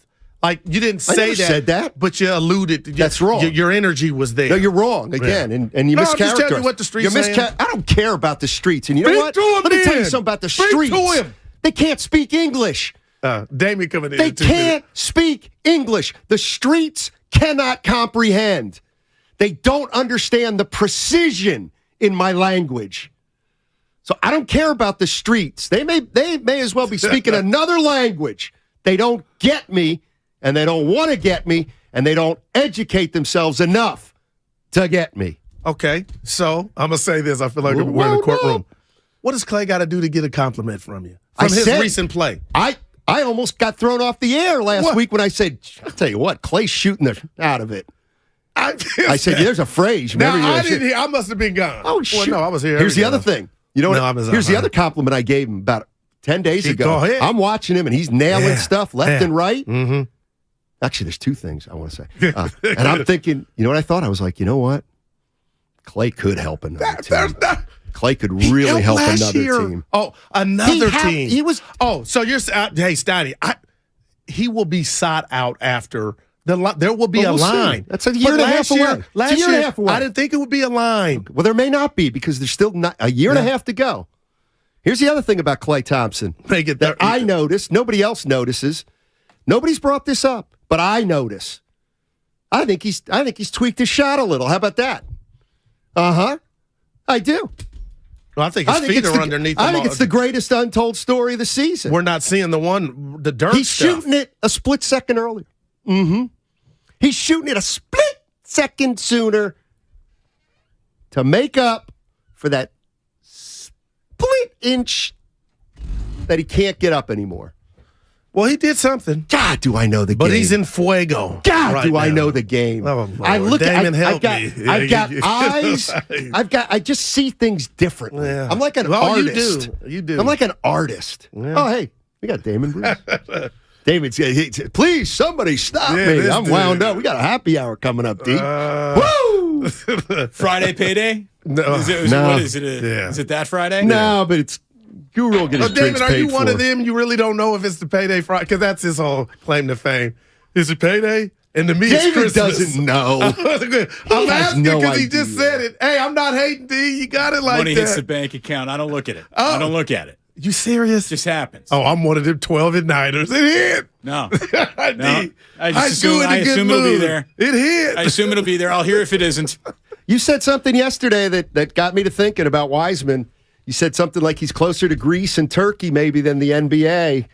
And I think that's where we're at. Look, let me tell you where we might be. Just going to throw this out here. I'm going to give you a little programming note. So we hope to have Steve Kerr on today to talk about the NBA trade deadline and other things. Can't wait. Specifically, the NBA trade deadline. Yeah. Well, we had to cancel that interview because Steve cannot comment on trades that have not been completed. Yesterday, Mark Spears reported that James Wiseman would be starting tonight in Detroit. Tonight, it was reported that James Wiseman will not be playing in Detroit. Where are you going, D? Could you imagine? Just imagine if this trade has to get rescinded because James Wiseman doesn't pass Detroit's physical. Oh, I was thinking Payton doesn't pass it. Wow. So Payton's already at the facility. Right. Like I've seen video of him walking around. It looks like he's already worked up a lather and they've already, he's already worked out basically. Like I don't know if this is being held up from a Payton standpoint. I doubt it's being held up from a Sadiq Bey or Kevin Knox standpoint, which makes me think that since James Wiseman was reported will start and has been downgraded since that Mark Spears report. It's on his end. That maybe it's him. And what would happen if this whole thing gets Correa'd? Could you imagine? We still got PTSD.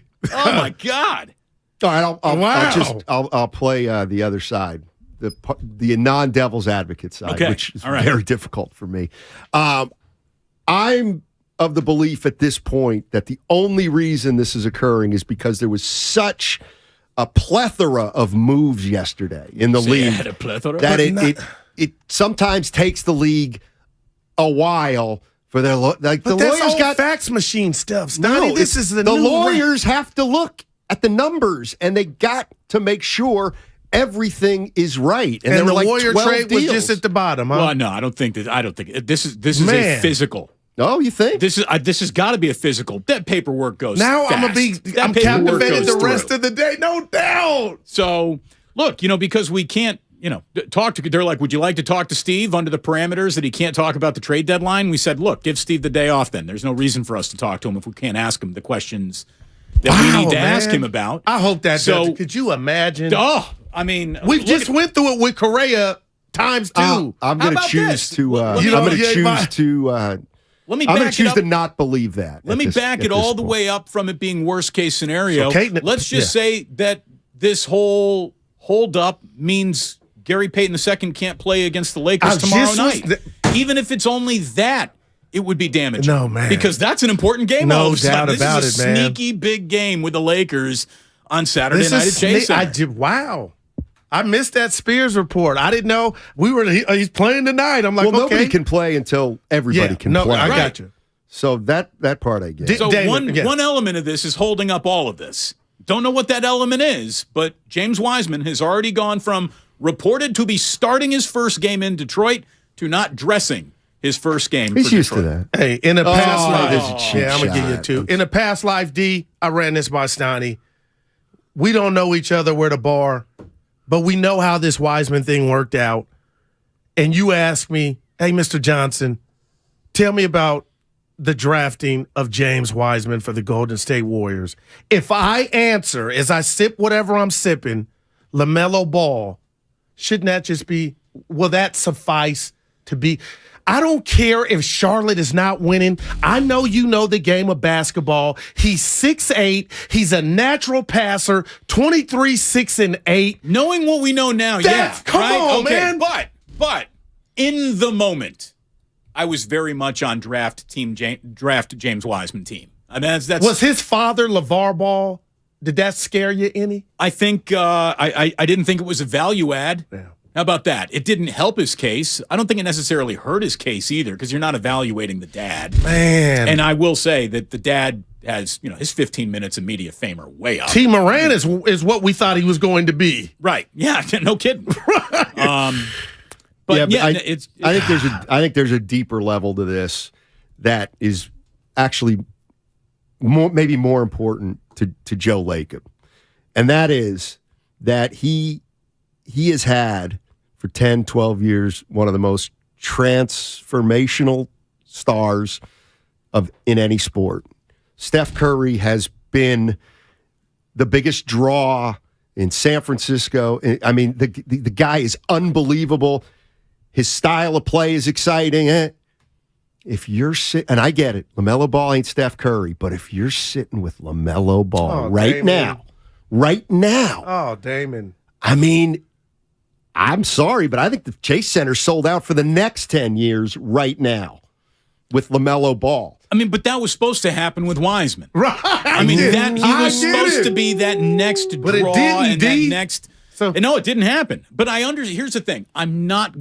You can crush the organization for it not working out after the fact. Okay. But I can't crush the organization for running the experiment in the first place.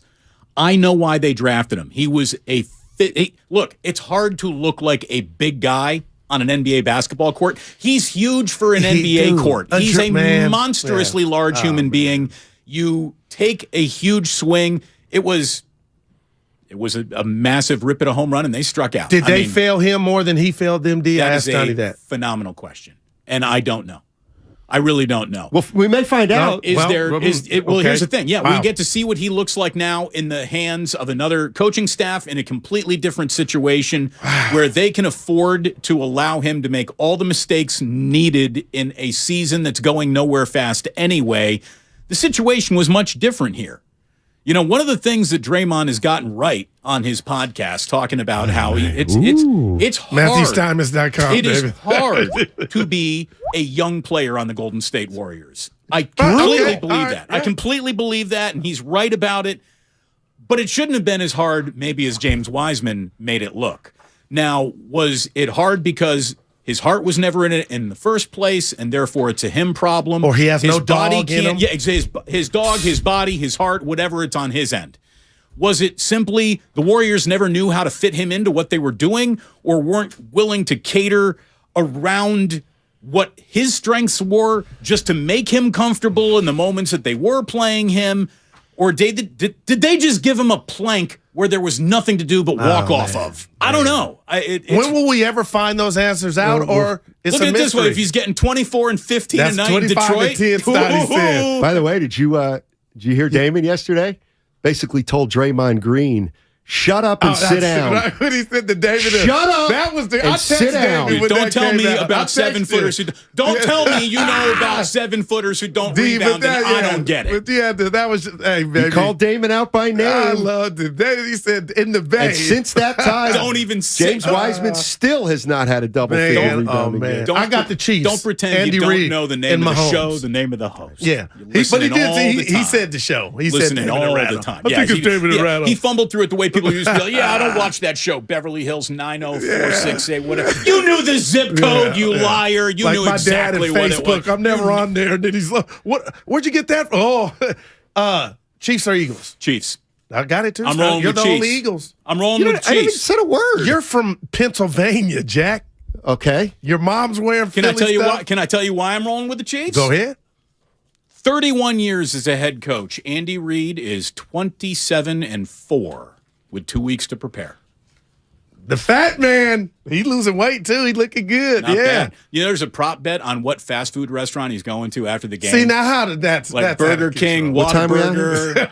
There's there's a lot of options out 54? You got me thinking if this. How come thing it's could never be a hard Knicks? out when Damon's in here? Hey, this trade. I want a hard out.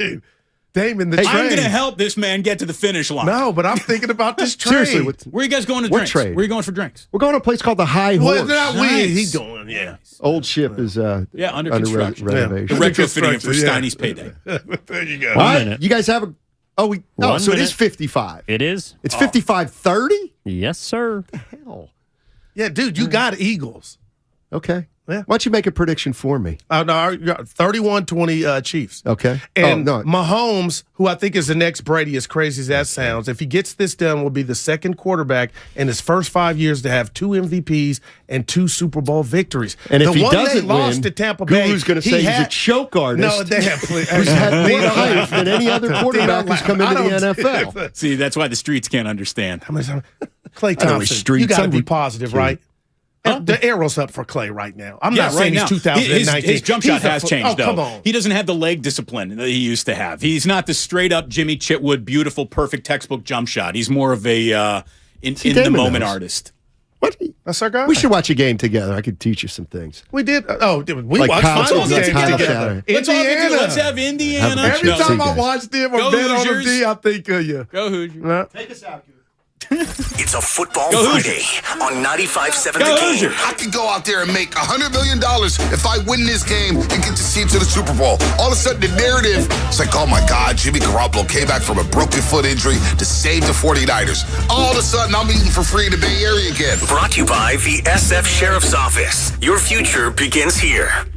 Hey, what's up? Mark Willard here for the Game Time app, the absolute best way to find your way into the hottest games, concerts, and events in your area at the last minute. My son actually turned me on to the Game Time app. He used it to get into a Padres-Giants game in San Diego this year. He's 15. He was like, Dad, I can get into this game tomorrow for like $15. I told him, you should do it. The Game Time app offers amazing last-minute deals on tickets, and with the NFL playoffs right around the corner, the Game Time app is where you'll want to be. But it's not only pro sports. I was looking at the app today to find Louis C.K. tickets. Ed Sheeran is coming to town. All the events, all in one spot with great deals. Game Time is the fastest growing ticketing app in the nation, and with these deals, it is no surprise. So download the Game Time app, enter your email, and redeem code THEGAME for $20 off your first purchase. Terms apply. Once again, enter your email and redeem code THEGAME for $20 off.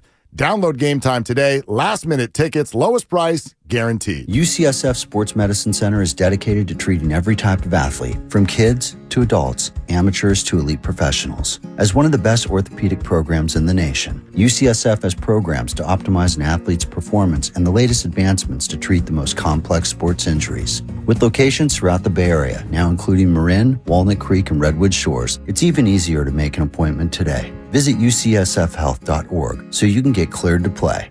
UCSF Health, redefining possible.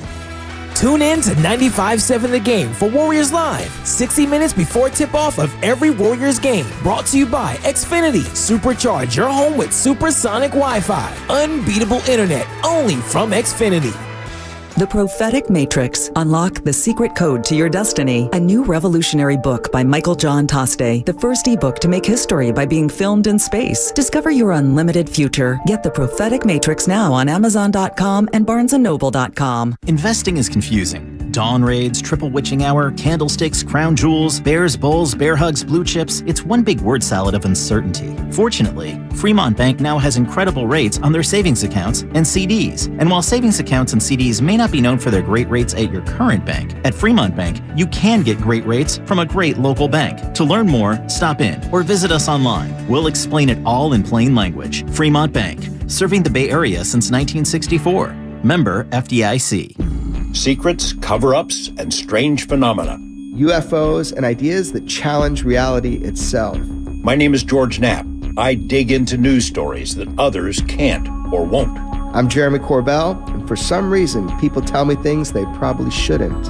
And this is Weaponized. Follow and listen to Weaponized, a presentation of Jeremy Corbell, George Knapp, Dark Horse Entertainment, and Cadence 13 Studios. Available now for free on the Odyssey app or wherever you get your shows. The Venture X card from Capital One gives you premium travel benefits, perfect for seeing Taylor Swift The Eras Tour. Presented by Capital One. Ooh, I do love her. Earn 5 times miles on flights and 10 times miles on hotels through Capital One Travel. Enjoy your stay in Suite 13. Whoa, 13? That's Taylor's lucky number. The Venture X card from Capital One. What's in your wallet? Terms apply. See CapitalOne.com for details. It's not easy being the one everyone counts on to keep your operation running, no matter the weather or supply chain hiccup. But we get you, Raymond in Buffalo, Maria in Miami, and Jules in Troy, taking control of everything that's under your control. At Grainger, we're here for you with high-quality supplies for every industry, plus real-time product availability and access to experts ready to help. Call, click Grainger.com, or just stop by. Grainger, for the ones who get it done. You're listening to 95.7 The Game, KGMZ FM at HD1 San Francisco. Always live on the free Odyssey app.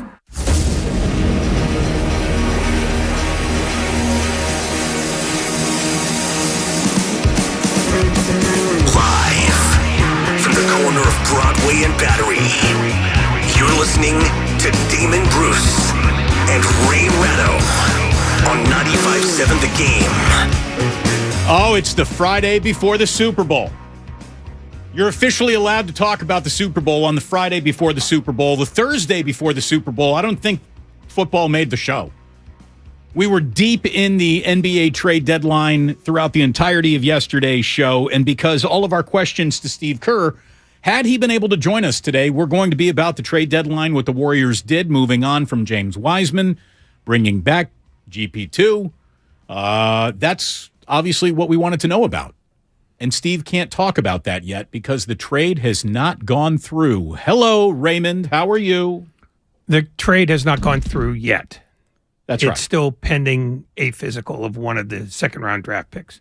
It's one of the 5 second-rounders holding this up. There's a kid who, was going to lead the Patriot League, but his knee right now is a little wonky coming out of Marist or whatever school he's coming out of. I don't know. What league is Marist in? God bless him. Oh, they're not. I think they're it's in not the MAC. Patriot League. Yeah. Well, Metro Atlantic. Yeah, so that's my Iona Gales. I don't know if Marist was in that or not. Anyway, it doesn't matter. The whole point is Steve Kerr's not joining us today because we can't ask him the questions that you want of him, and only hard-hitting big boy interviews is all we offer you here on 95.7 The Game.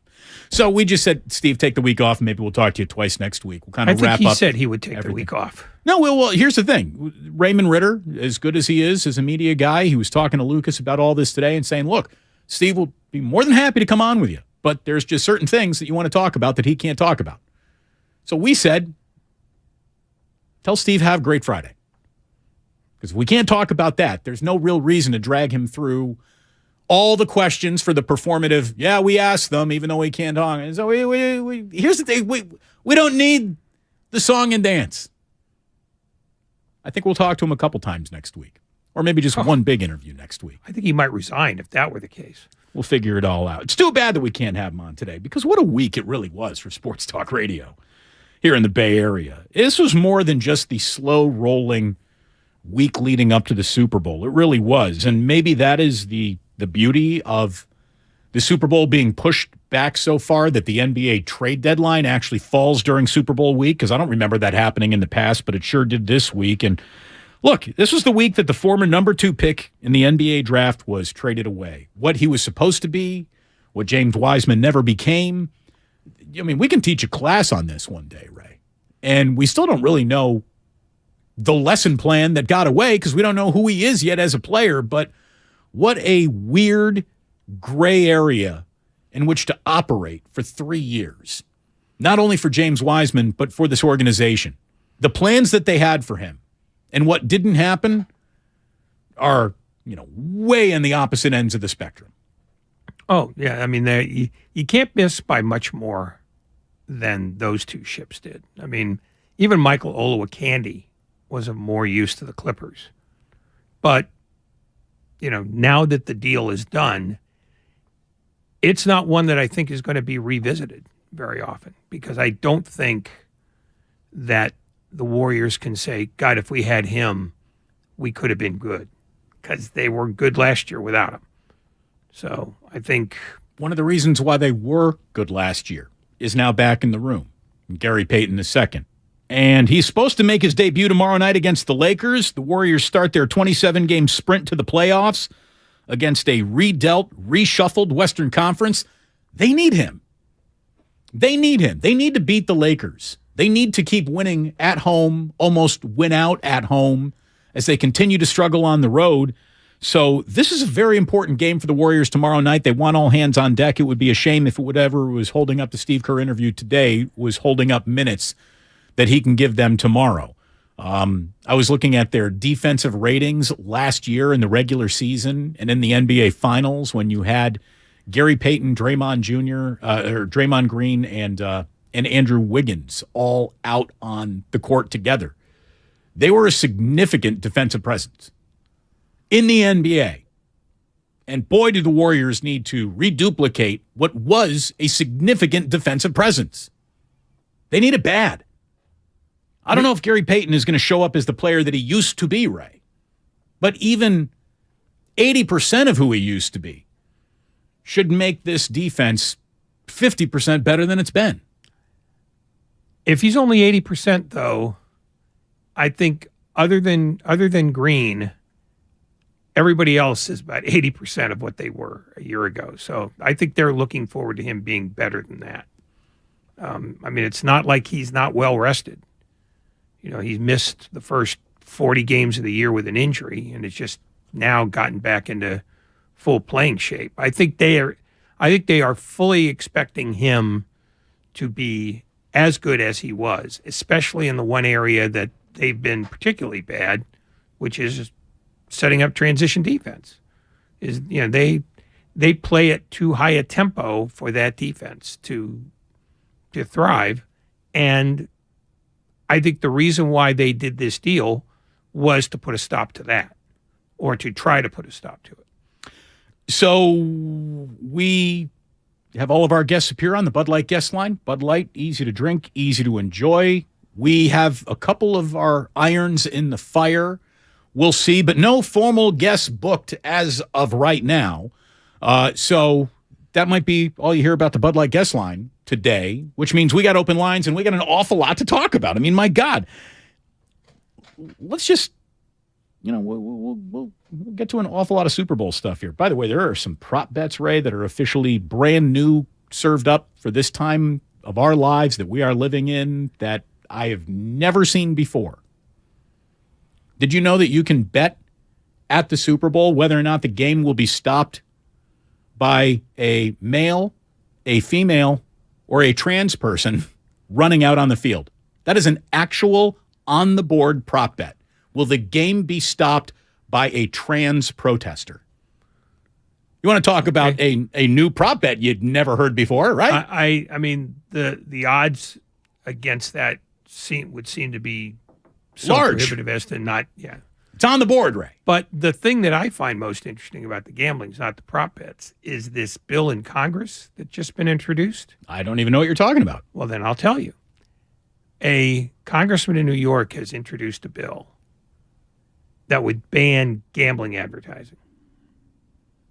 If you want to see panic in the streets, wait to see if that gets enacted. Because if it does, a lot of big plans for a lot of big companies are going to collapse. It's not going to happen. It probably won't happen, but what we're going to see is we're going to see a level of lobbying that we didn't even see for the gambling propositions here during the election back in November.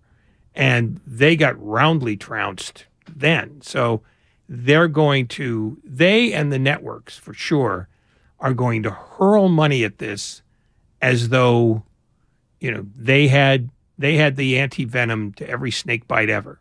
But you're going to see some serious bribery now. Gambling is the new gold mine that everyone is trying to run towards in sports. There's no way they're going to allow a bill to shut down that gold mine. Well, they'll have to figure out either a way around it, or they're just going to have to start buying people in the open. And that's what I'd like to see that on C-SPAN. Just guys getting like literal satchels stuffed with money. Just to let you know that maybe we're not quite nearly as outrageable as we used to be, which we all know is a huge fat lie. Have you ever seen less made of a commissioner's State of the Union than what Roger Goodell? Roger Goodell sits down every single Super Bowl week, and the entire media gets to question him, and there's usually like a level of outrage or a topic that everyone tries to get the soundbite that burns him down or proves him a fool, and then everyone goes hand-wringing on how they got the commissioner, and he's just the worst, and I hate that guy, blah, blah, blah, blah, blah, blah, blah, blah, blah. Nothing. Well, nothing this week. Because tactically, the NFL did a brilliant thing and put him from Friday, when there isn't much news, to Wednesday, where you still have player availabilities. And the truth is, they don't want Roger Goodell out in public. They like the fact that they can carry on business without him saying anything, because he did say some absurd things. Starting with, I think our officiating has never been better. Under normal circumstances, if he says that on a Friday, it's the talking point of the day, because Friday is a relatively empty day at the Super Bowl. Wednesday is crowded with other stuff, and that's why they put him there. They wanted him to be invisible, and it's worked. I mean, the fact that we don't have anyone dovetailing off of what was said on Wednesday into let me try to fan the flame a little bit just to get us through Friday. I mean, like, here's the thing. Whatever he said, it couldn't have been that outrageous, because it literally, I mean, I remember in the 49ers-Ravens Super Bowl in New Orleans, this was right after, Roger had hammered the Saints with the whole, affect the head stuff around the 49ers, had suspended Sean Payton for the year. They were literally saying, if you see Roger Goodell out in New Orleans, don't tell anyone where he is. Like, he is that unsafe in the city of New Orleans. People are that mad at the commissioner this year, where please do not disclose his location. Nobody's worried about telling you where the commissioner is going to be this year. No, well, I'd be surprised if he even shows up at the game. I mean, he has learned that less of him is better for him. Well, they hit him right in plain sight. Well, exactly, because Wednesday is a perfect day if you're trying to get not to be noticed. I mean, because there's everything else going on. It's the Super Bowl has always been a story that when the week starts, it's very crowded on Monday, Tuesday, and Wednesday. Thursday, it tapers off. Friday, there's almost nothing. In fact, Brian Curtis did a story in The Ringer about Radio Row. Yeah. That basically they divide guests up by the day of the week. Oh, yeah. And the worst day of the week is Friday because mostly everybody at Radio Row is trying to get to the airport. Thursday apparently is the You want to be a Thursday day. guest, absolutely. Yeah. Ray, And you're more of a Tuesday. I got to be honest. Oh, I'm a previous Sunday at 4 a.m. We're brought to you by calhope.org here. Damon and Ratto, it's great to have you. We'll figure it out as we go along. We got an awful lot on the dust that hasn't quite settled around the NBA trade deadline. We've got the Super Bowl coming up on Sunday. We're going to dive into that game, of course. And we got some NFL postseason awards to get into and much more to recap, and something that's really been a hell of a week for Sports Talk Radio. So don't you go anywhere. It's good to have you here. Damon and Ratto on 95.7 The Game. Life is uncertain. It's okay to feel stressed, anxious, worried, or frustrated. CalHope can help. Access CalHope's free and secure mental health resources. Call 833-317-4673 or live chat at calhope.org. Ladies and gentlemen, it's official. Fast just got a whole lot faster. Xfinity has the fastest internet with up to 6 gig speed. Plus, Xfinity Mobile is the fastest mobile service with 5G and millions of Wi-Fi hotspots. You heard that right. Xfinity just increased internet speeds again. And Xfinity Mobile gives you can't-catch-me speeds. The fastest internet, the fastest mobile service, and major savings? Can't argue with the facts. Now through March 21st, new customers can get started with 1.2 gig internet with unlimited data included. It's all just $50 a month for 2 full years with no annual contract when you add Xfinity Mobile with unlimited data at regular rates. Go to xfinity.com/faster, call 1-800-XFINITY, or visit a store today. Requires paperless billing and autopay with stored bank account. Restrictions apply. Taxes and fees extra. Xfinity Mobile requires Xfinity Internet. After 24 months, regular internet rates apply. Actual speeds vary. Golfers, tee it up at the Golf Mart with the new 2023 Aerojet woods and irons from Cobra Golf. The new Aerojet woods are designed with a unique aerodynamic shape that delivers faster clubhead speeds for longer drives. And the new Aerojet irons are made with hot face technology, so every strike delivers more distance. Elevate your game by swinging into the Golf Mart and get custom fit on the new Cobra woods and irons today. The Golf Mart, unmatched expertise, unmatched service.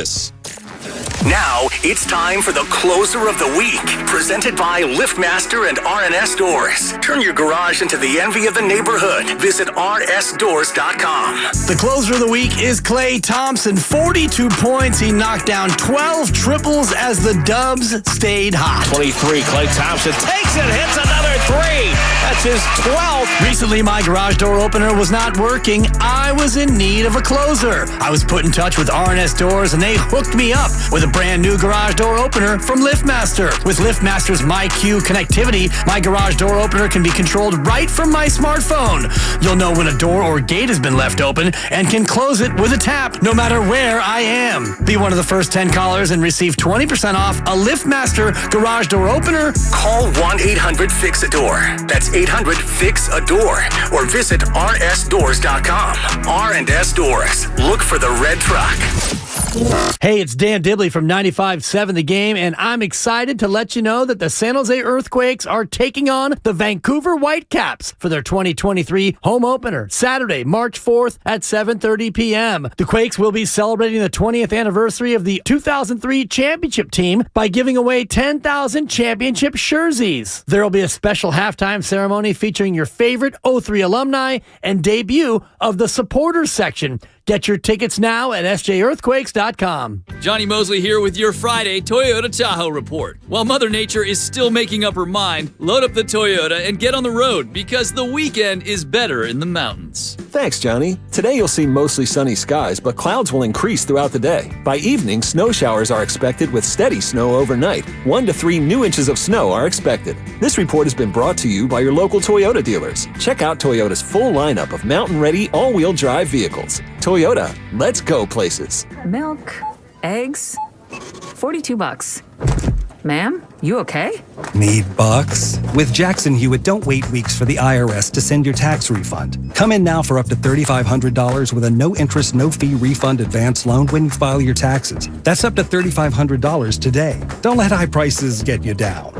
When every dollar matters, it matters who does your taxes. So get to Jackson Hewitt today. For eligible clients, loans by Republic Bank and Trust Company. Details at jacksonhewitt.com. For the ones finding new ways to ensure the job always gets done. For the ones wearing many hats. For the ones who are hands-on, even from far away. And the ones keeping business moving forward. We are Grainger, offering professional-grade industrial supplies, plus real-time product availability and access to experts ready to answer your toughest questions. Call, clickgrainger.com, or just stop by. Grainger, for the ones who get it done. Hey, it's Tiki Barber. When part of your offense isn't firing on all cylinders, it shows. And sometimes the only solution is to replace that part with something new. It's true on a championship team, and it's also true with cars. That's why I love eBay Motors. They have all the right parts at the right prices. 122 million of them. That way, you can get the parts you need to make your car a winner. ebaymotors.com. Let's ride. The Venture X card from Capital One gives you premium travel benefits, perfect for seeing Taylor Swift the Eras Tour. Presented by Capital One. Ooh, I do love her. Earn 5 times miles on flights and 10 times miles on hotels through Capital One Travel. Enjoy your stay in Suite 13. Whoa, 13? That's Taylor's lucky number. The Venture X card from Capital One. What's in your wallet? Terms apply. See CapitalOne.com for details.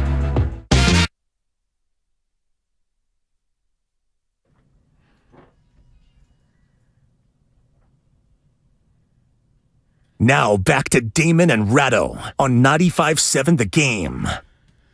Friday before the Super Bowl. Great to have you here. Thanks for stopping on by, and congratulations, Ray, are in order. We have our NFL postseason awards, and no surprises at all. Nick Bosa, your Defensive Player of the Year. Really, the only surprise in the Defensive Player of the Year category is that Micah Parsons didn't get a single first-place vote.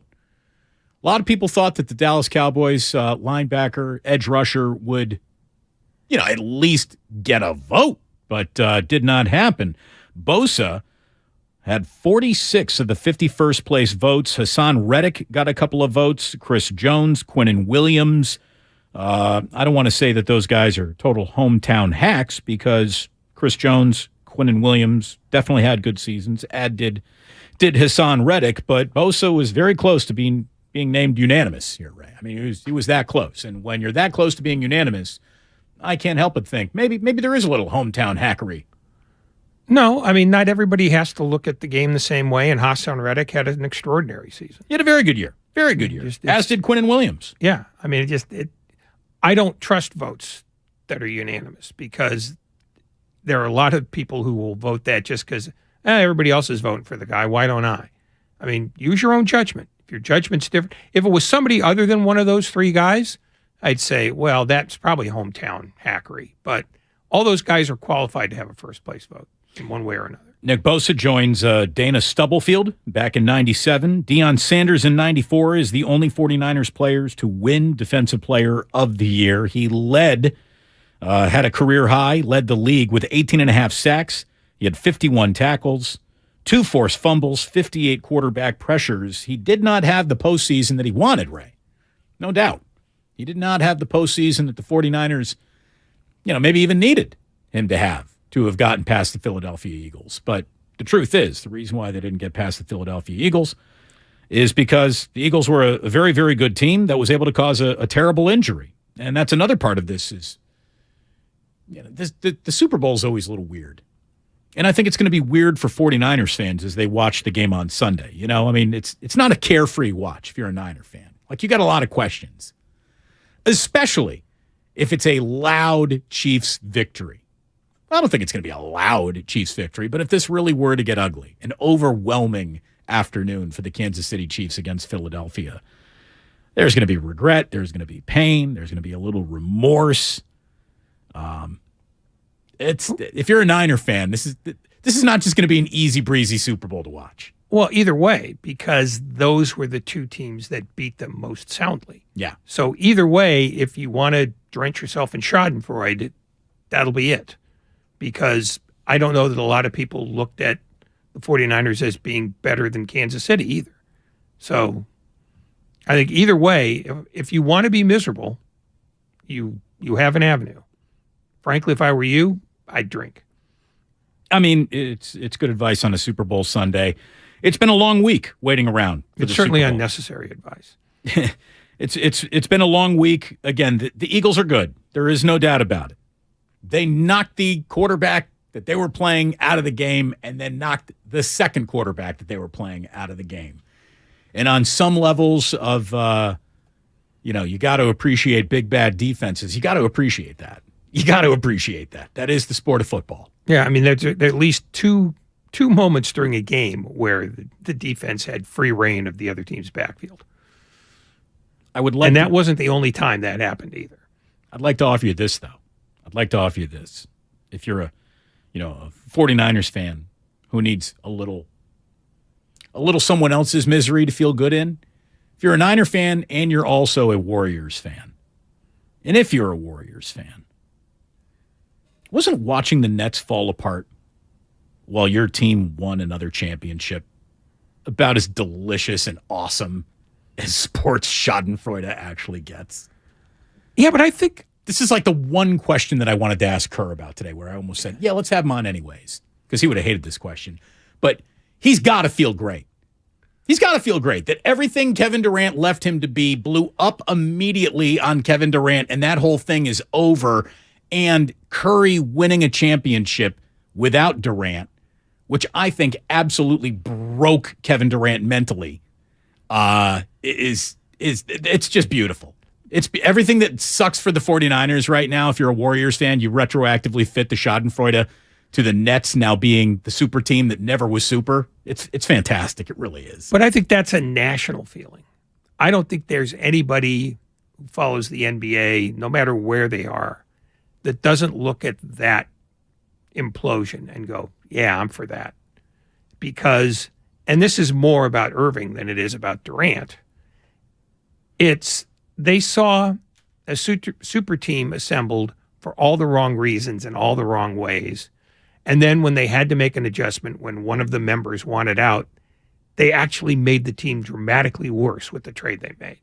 So they couldn't have been more wrong from the get. They stayed wrong, and it got worse and worse the longer it happened. It was 43 months of clown act. It's like it's compound interest of bad decisions. Yeah, I mean, getting Irving, dicey. Getting Durant, good sign. Getting James Harden, iffy, but, you can work with it. And then almost immediately it went south. And it went so south that it hit Tierra del Fuego by the end of year 2. And the fact that it lasted as long as it did after that is a testament to Brooklyn's refusal to admit the mistakes it made over and over and over again. And now they have to own it all. Because at this point, I look at that team, and if they get in the play-in, they'll be lucky. I actually hope the Brooklyn Nets win the championship now. Wouldn't that be great? They get rid of KD. They get rid of KD and Kyrie, and then they're champions. Those two guys would have to leave the country if that happened. Yeah. The only bad thing about that, though, is it means that Joe Tsai gets to have a ring. And he's one of the guys who screwed this up. He is.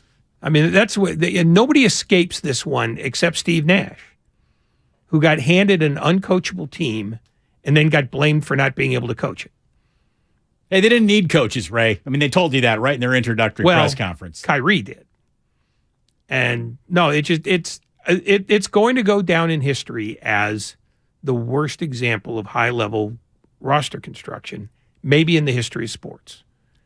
In his very first press conference as a Maverick, Kyrie Irving was asked about teaming up with Kevin Durant in the first place. And the amount, Kyrie Irving is one of the most fake intellectual, there's a part of him that is clearly a really smart guy. And there's another part of him that is like the softest underbellied of just a generation that didn't learn how to take responsibility for a single thing that ever happened to it. Listen to Kyrie Irving talking about Kevin Durant, just how on another level of reality he lives on. We came together in about 2018, 19. kind of when that finals happened, and we weren't coming together to plan what team we were going to, but we just had goals together, and it wasn't just as a duo. We were seeing ourselves as savants in the culture that we wanted to teach the youngins, and if we got some young guys that were willing to sacrifice and buy into what we got going on, then we were going to flourish, we felt. But it just didn't work out, and we still remain brothers. But it is a business at the end of the day, as we always say, and I got to look out for my family, and ultimately I want to be at peace every time I come into work, rather than things hanging over my head or wondering what people think about me in the building, or whether or not a report's going to come out tomorrow that I don't talk to my teammates, which is untrue. And then, I just felt like being in New York City and the media capital of the world, there was so many things that leaked out that I didn't even know where they came from. And I'm answering things that I don't deserve, and ultimately I don't pay attention to that much. So I'm just grateful that I got to move on and I'm here. Okay, two things. There's a reason why you listen to this show, this host, every single day. It's because he tells you what's going to happen before it usually happens. Ray, do you remember? I mean, this is back when it was you, me, and Kolsky, right? Like, that's how long ago this was when I told you guys definitively neither Kevin Durant nor Kyrie Irving is cut out for New York. New York will eat those two guys alive. Do you remember me telling you that? And he just admitted, yeah, we couldn't kick that. We couldn't handle it, not for a second. Well, you know what, though? That's cowardice, because he's the reason why it all collapsed in terms of like the media, because he's the one who wouldn't get the vaccine. He's the one who, tweeted out that anti-Semitic film. He misjudged every element. Yeah. Every element of the relationship. And the truth is, the media wasn't nearly as hard on them as on him as he was on himself. I mean, he was the self-inflicted wound that kept shooting himself. Did you hear? They fancied themselves savants. Yeah. They were savants in the culture. This is bigger than basketball. These two guys were literally going to go to Brooklyn together and change America as we knew it. Well, come on. You get over yourselves, you idiots. Yeah. Well, he's the one who said that. I mean, I don't think Durant was thinking, well, we'll change the culture. I think he wanted to be the guy who decided what a roster would be. That's not changing the culture. That's simply, exchanging an active player for a working general manager. And the real failure here is that Kyrie Irving wasn't on board for the basketball stuff as much as Durant was. And I think to a certain extent, that chafed Durant, because Durant's a basketball player. And I don't think he fancies himself an avatar of the culture. I think he's a gym rat. He's a gym rat with a multimedia company that extends its tentacles into every single reach of media. But he can claim I'm all about just going to the gym and shooting around, and in some ways he is, but in other ways he is deeply invested into the product of being content. But that's being part of the culture, not changing it. Changing the culture simply laughs in the face of the one central truth of all sports and all business, which is the guy with the money is the guy who gets to determine the culture. And the guy at the money is Joe Tsai, who's worth, I think, he was worth $12 billion when he bought the team. I think he's worth $8 billion now. And I'm sure part of that is COVID. I'm sure part of that is he probably was neck deep in crypto too. In fact, I don't know if you saw this, but they're estimating that Tom Brady dropped about 45 million himself. 80 combined, him and Giselle. They were in deep. Yeah. Deep. A lot of people were. I'd still love to know how much Curry sunk into that. But that's a digression. No, I think Kyrie Irving was the guy with the big dreams outside of basketball. And he failed every time to recognize the fact that there's a gravitational pull on everything in America, and it's determined by the richest guy in the room. Because it's always determined by the richest guy in the room. Well, and basketball teams are determined by the most talented guy in the room, which meant, Kyrie, you were never anything that resembled Batman in this relationship. You were going to be Robin. But no, Kyrie really fancies himself a complete equal of Kevin Durant, and he just, as a basketball player, he's not. He's really good. He's really good. But the amount of nonsense that he carries with him every single day means he can never be on the level of Kevin Durant. By the way, that nonsense, it's not like he dropped the bags off before he gets to Dallas. And I believe Kyrie and Luka will be playing their first games together tonight against the Sacramento Kings, as a matter of fact. Luka is out still? I thought Luka was coming back. I'm sorry. Yeah, no, they scratched him today. All right. Well, light the beam, baby. Here's Kyrie in his first post-game press conference. Again, still talking about Kevin Durant. I'm just praying for his happiness and praying for his well-being. Praying for his well-being.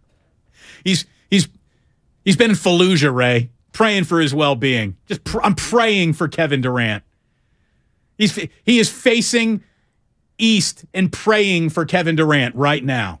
Shut up. I'm praying for Kevin Durant. You guys are so soft. Anyways. I'm just praying for his happiness and praying for his well-being.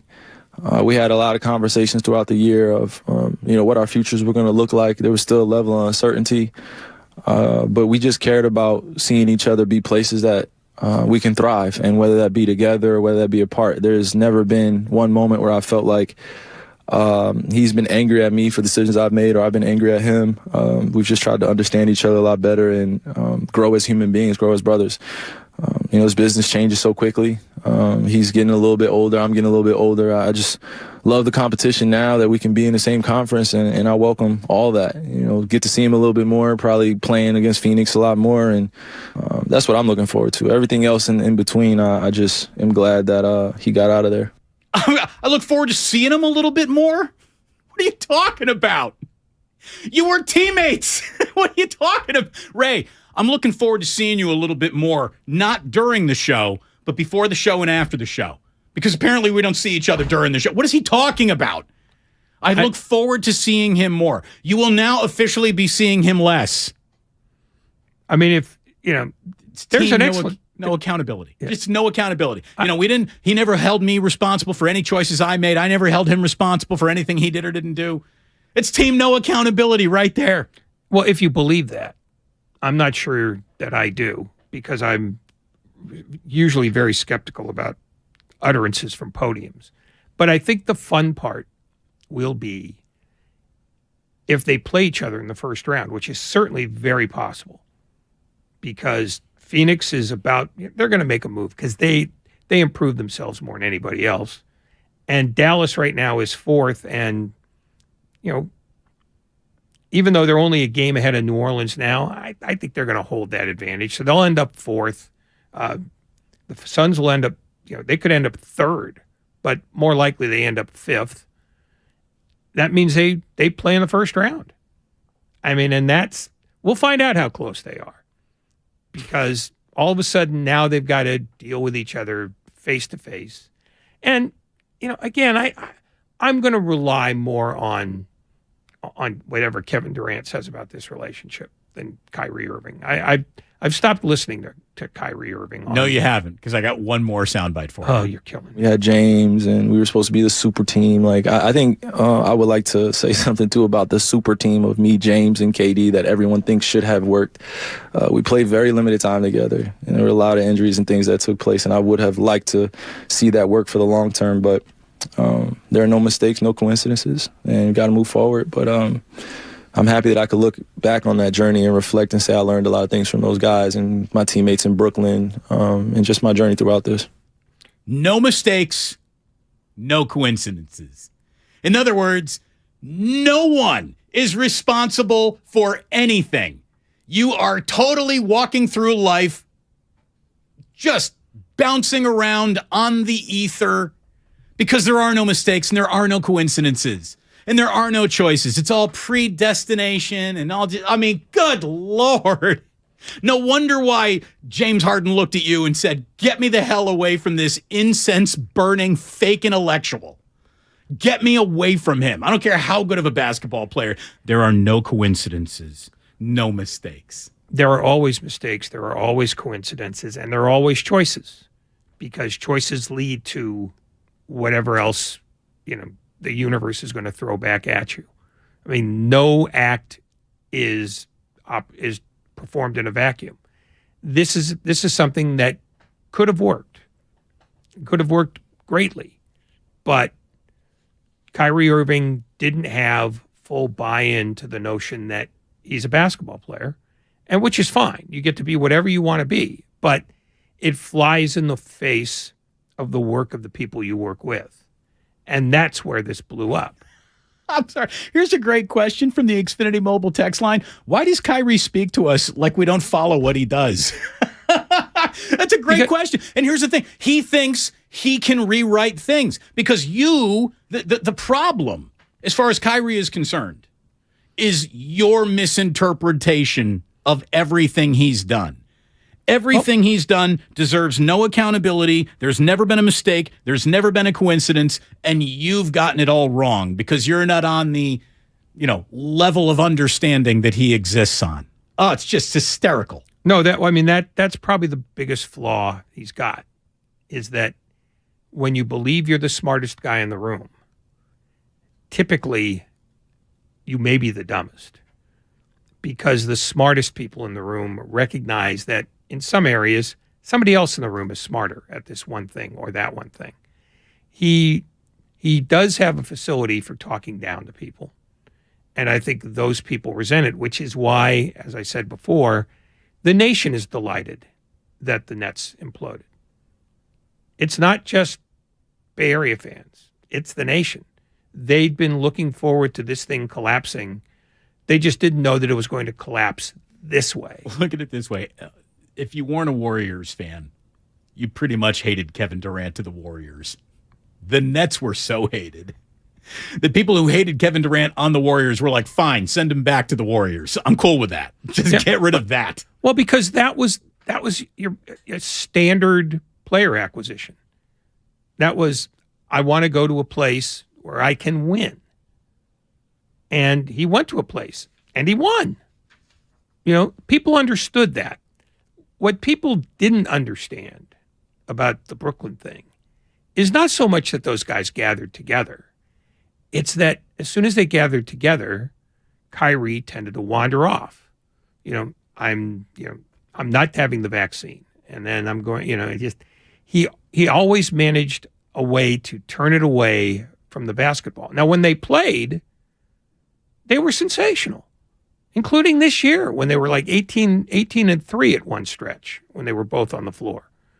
But it wasn't like that often enough to make this worthwhile. And ultimately, and you talked about this yesterday, when Joe Tsai decided to get rid of Irving and then get rid of Durant, I get why logically you don't have to trade Durant. But I think he was so fed up with Irving that moving him was easy. And then after the meeting, I don't know if you read the Ramona Shelburne piece about how that trade came off. I did. That we got one of the irons in today's late guest edition fire is down to Ramona. She's on the air in LA till about 4:00. If she can hop off the air and join us, she will. Well, then I won't get into too much detail in case we do get her. But she basically reiterated what the Warriors said about, Kevin Durant when they said he helped us make the trade when we sent him to Brooklyn. He did a sign and trade for us and did us a solid that ended up being Andrew Wiggins. And Jonathan Kuminga. And in this time, when they said, I want to go to Phoenix, the Nets, for whatever reason, said, well, you've been a sweetheart, so yeah, we'll do that, even though it's maybe not the best deal for us. The best deal for them might have been, you're not going anywhere. But at least according to Ramona, they were so smitten by the way he dealt with them, they said, okay, we'll give you what you want. So I think it might be a lot less Durant than it is Irving. There's no doubt. Told. Our pal Nick Friedel was quoted saying that Joe Tsai and Bobby Marks adored Kevin Durant. They did not adore Kyrie Irving. Sean Marks, excuse me. Bobby Marks, I don't think cared. Richard Marks, of course, was an 80s pop star. Yeah, Karl Marx gave us communism. Groucho Marx gave us comedy. And the word of the day, which today's is? Why are you pointing at me? Why would I know Just the say word any of the word. Because there is no word of the day. Oh, No, I was waiting for the duck to come down. Look it up, kids. It all happened in black and white. The man was a genius. Oh, no, he's one of the funniest people in the history of humans. There you go. So a little tip from us today, just keeping cool because we're savants in the culture. Check out Groucho Marx. Damon and Ratto here on 95.7 The Game. Brought to you by Fremont Bank. Full service banking, no compromises. It's a football Friday on 95.7 The Game. Like, the images don't make me happy. I'm not going to lie to you. All the images of Jimmy Garoppolo smiling down 21-7 and then 28-7, I don't like that. I know I played sports. You played sports. Yeah. I was a sore loser. Okay. Brought to you by the SF Sheriff's Office. Your future begins here. Every small business owner knows business happens everywhere. The office, the warehouse, or on the road. And no matter where it takes you, there's one solution to help your business thrive.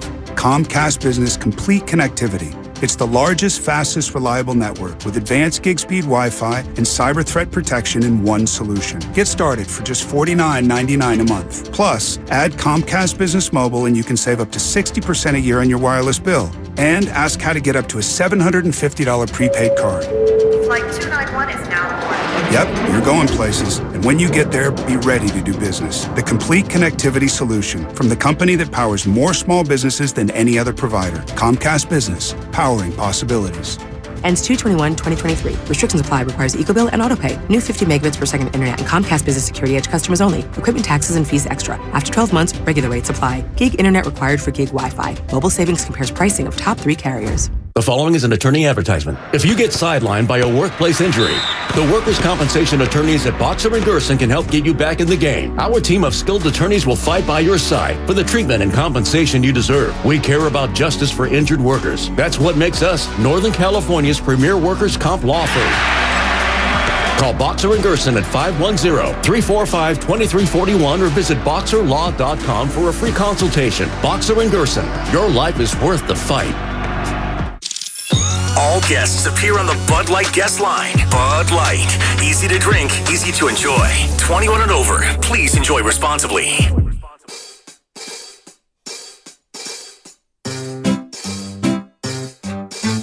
1877 Cars for Kids. KARS Cars for Kids. 1877 Cars for Kids. Donate your car today. 1877 Cars for Kids. KARS Cars for Kids. 1877 Cars for Kids. Donate your car today. With car prices at an all-time high, our donors are now getting highest receipts ever. Donate at carsforkids.org and your car can be picked up tomorrow. 1877 Cars for Kids. KARS Cars for Kids. 1877 Cars for Kids. Donate your car today. Now accepting donations of land, homes, buildings, or any kind of real estate. Paid for by Bottom Line Capital. Attention all U.S. business owners. Was your company impacted during COVID? If you had over 5 full-time W-2 employees during the pandemic, you may be entitled to up to $26,000 per employee. That's right. If your business employed more than 5 full-time employees in 2020 or 2021, and your business was affected by the COVID pandemic, you may be eligible for up to $26,000 per employee. To check your company's eligibility to receive $26,000 per employee, call 800-793-0135 right now. We have already secured millions of dollars for businesses just like yours. There is no upfront cost to see if your company is eligible. Just call 800-793-0135 and find out for free how much your company can claim. This approved payroll tax refund program from the United States Treasury Department is for any business who kept employees on payroll during the pandemic. Best of all, these funds do not have to be paid back. Do not miss this opportunity to claim your company's refund. Call 800-793-0135. 800-793-0135. The other day, I bought a cockatoo. Hello! He's a handful, but I'll manage. Just like I manage without home internet. Sure, my mobile hotspot is slow and makes streaming shows unbearable, but I'm making do. Oh no, who's this? It's mating season, Dad! No home internet? It's not that bad! Don't settle. Get Xfinity Home Internet for just $19.99 a month for 1 year with a free streaming box. Call, click, or visit a store today. Restrictions apply. Not available in all areas. Requires paperless billing and auto pay with stored bank account. After 12 months, regular rates apply. Offer ends 2/21/23.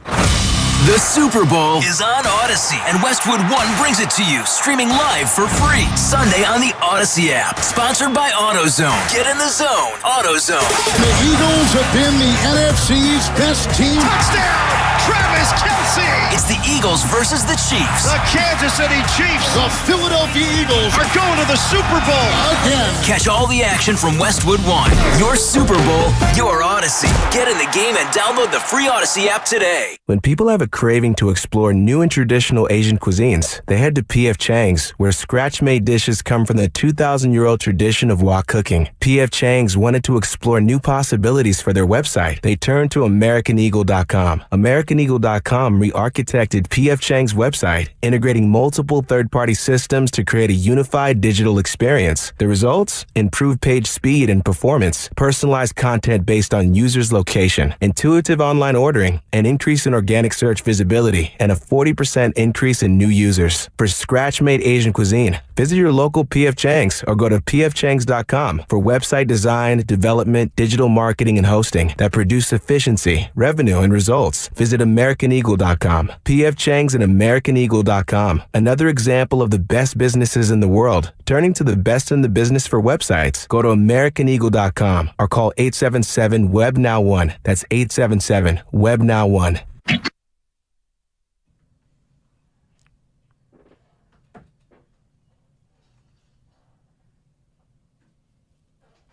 Now back to Damon and Ratto on 95.7 The Game. Not only are we right here for you on 95.7 The Game each and every afternoon, Monday through Friday, we're on the interwebs as well. Head to youtube.com/957 The Game. You can watch us live. You can see what's going on inside the studio. You can go back and catch any show, any interview, any conversation you might have missed throughout the day. It is all archived there for you. Thank you so much for tuning in, no matter how you tune in. I'm happy to have you here. Ray is not. I don't care whether you're here or not. Just leave us alone. No, don't just leave us alone. It's the wrong message. Listen, enjoy. And on a day where we have absolutely no guests. That's fine. That's leaving us alone. On a day we have no guests, you want to call, you want to interact with the show, that'll be okay. 888-957-9570. I'll tell you a guy who was supposed to join us this week but didn't due to unforeseen circumstances, shall we say. And someone on the Otis Bird III chat line over on the YouTube page named Ahmad says, would someone ask Damon if Michael Irving is coming on Monday or is 95.7 The Game canceled him? No, we haven't canceled anything. We would love Michael to come back as soon as he is comfortable coming on back.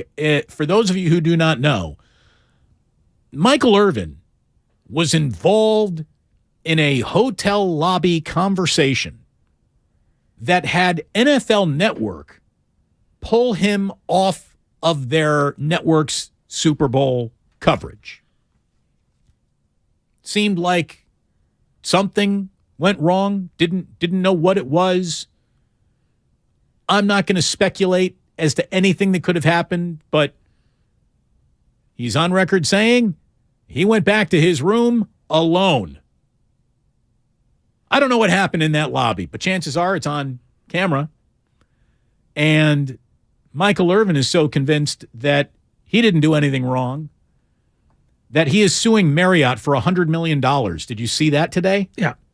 He is suing Marriott for $100 million, the defamation of character, the business opportunities denied to him during Super Bowl week, all the cancellations on him that he had to go through, and the embarrassment of looking like he might have done something wrong. Look, I'm going to tell you this. We weren't with Michael Irvin in that lobby. I don't know anything about him. I don't claim to know Michael other than the friendly chats that we have had on air and off air. Michael and I talk. Like we talk on the phone. He'll call me on a random Sunday. It tickles me pink every single time it happens. Like he's a legit, really nice guy who I really like, and we've kind of become very friendly. We send our families send each other Christmas cards, Ray. We're on each other's Christmas card lists. What more do you need to know? I don't. Anyway. No, and I don't know anything about what happened. But I do know I like Michael very much, and the minute he's willing to come back is the very minute I'm willing to have him back. Yeah, I mean, and that's going to be probably a corporate decision anyway. So, whatever. Yeah, Ray and I don't get to decide anything. No. I mean, so in other words, yeah, the mention that we were going to cancel him is nonsense. We don't have the power to decide whether he comes on or not. Yeah. First of all, you think Ray and I are in the cancellation business? That's just not how either of us conduct business. As a matter of fact, the more controversial a figure, the more I'd prefer to have them on today's show. It's called good for business. Within limits. Within limits. Yes, within limits, I guess. Anyways, when you establish house credit with us, it means something. So the minute Michael can come on back, we will certainly love to have him back. And if he gets $100 million, Ray, I'm guessing the Marriott points come with that too. So, maybe you and I go together somewhere. I think at the old rate, that would be 10 billion Marriott points. Did you see? I mean, look, I was talking about what a great radio week it was here in the Bay Area. I mean, you had Tim Kawakami in studio with the morning show. Have you been listening to the morning show lately? I have not. Let me tell you, Bonte and Shasky returned from Philadelphia like they're brothers now. Like they totally bonded on their time away. And it got me thinking, Ray. Maybe some time alone, you and me. That's what we need. Maybe a little trip, maybe a little romantic getaway for the two of us going somewhere. Can be sports related, maybe not. What do you think? Maybe it's maybe our souls would touch on this trip. Are you out of No, I already know the answer to that. Me. Maybe if Indiana's in the Final Four, like we'll turn it into we can't go to Philadelphia for the NFC title game. That's already happened. Maybe we'll go to some big stressful sporting event for one of us because there are no stressful sporting. Maybe we'll go to the what's the Canadian football Super Bowl? CFL? Grey Cup. Let's go to the Grey Cup. You and me. You would never go. I'd go to the Grey Cup. I love Molson's. I like Canadians. Molson's? I'm down with poutine. Give me a Labatt's. I'm cool. Yeah. If you when you say Molson, you're basically calling yourself a farmer. Nobody drinks Molson up there. What are you talking about? I'm from upstate New York. Upstate New York is Canada's backyard. Molson and Labatt's are all over the place. They own stuff, but that's not the beer they choose. It's the same thing. If you go to Australia, if you go to Australia and you order a Foster's, they recognize you immediately as a fraud. So what is the Canadians would think I'm super cool beer to order, Ray? One of the local beers. Because it's like the U.S. Like if you want to be thought of as cool, you're going to buy one of from a local brewery because everybody's got local breweries. We've got the Bay Area alone, I think has 60. Let's go on a trip. That's so creepy. I can't even get my head around. Let's go on a trip. When you said romantic, you lost me. And I don't think there's any getting me back. 2 hotel rooms on a Friday. By Saturday night, you might decide you don't need your own hotel room. Just throwing it out there. Here it is. This is... Just throwing that out there, Ray. Okay. 2 become 1 on Saturday. Now reel it back. It could be lovely. I mean, did you hear the way that the morning show was bonded? Maybe that's what Afternoon Drive is missing. I don't think it's missing anything. A weekend jaunt. A getaway. By the way... Go up to a game at Arco or something. Let's go to a Kings game. Light the beam. Did you happen to see who D'Amico Ryans interviewed for his offensive coordinator job in Houston? He's back from Thailand. Yep. Cliff Kingsbury. I mean, I guess there's only so much you can do drinking in Thailand. I got to be honest with you. I'm a little bit disappointed. If you're checking out with a one-way ticket to Thailand, I don't want you coming back here until you look like Tom Hanks in the second half of Castaway. I mean, I want you coming back disheveled. He wasn't long enough to come back disheveled. He doesn't know how to dishevel. He is a professional pretty boy from day one. Well-groomed, well-kempt. Even when he was agonizing on the sidelines in Arizona. Not a hair out of place. You buy a one-way ticket to Thailand, I want you to come back with problems. A few problems solved, a few brand new ones out of nowhere. There's only one problem he ever had, and that was taking the Cardinals job. Did you see, though, who D'Amico's first hire to his staff has been, though? Cardinals defensive line coach last year, Matt Burke, has been hired as his first defensive coordinator.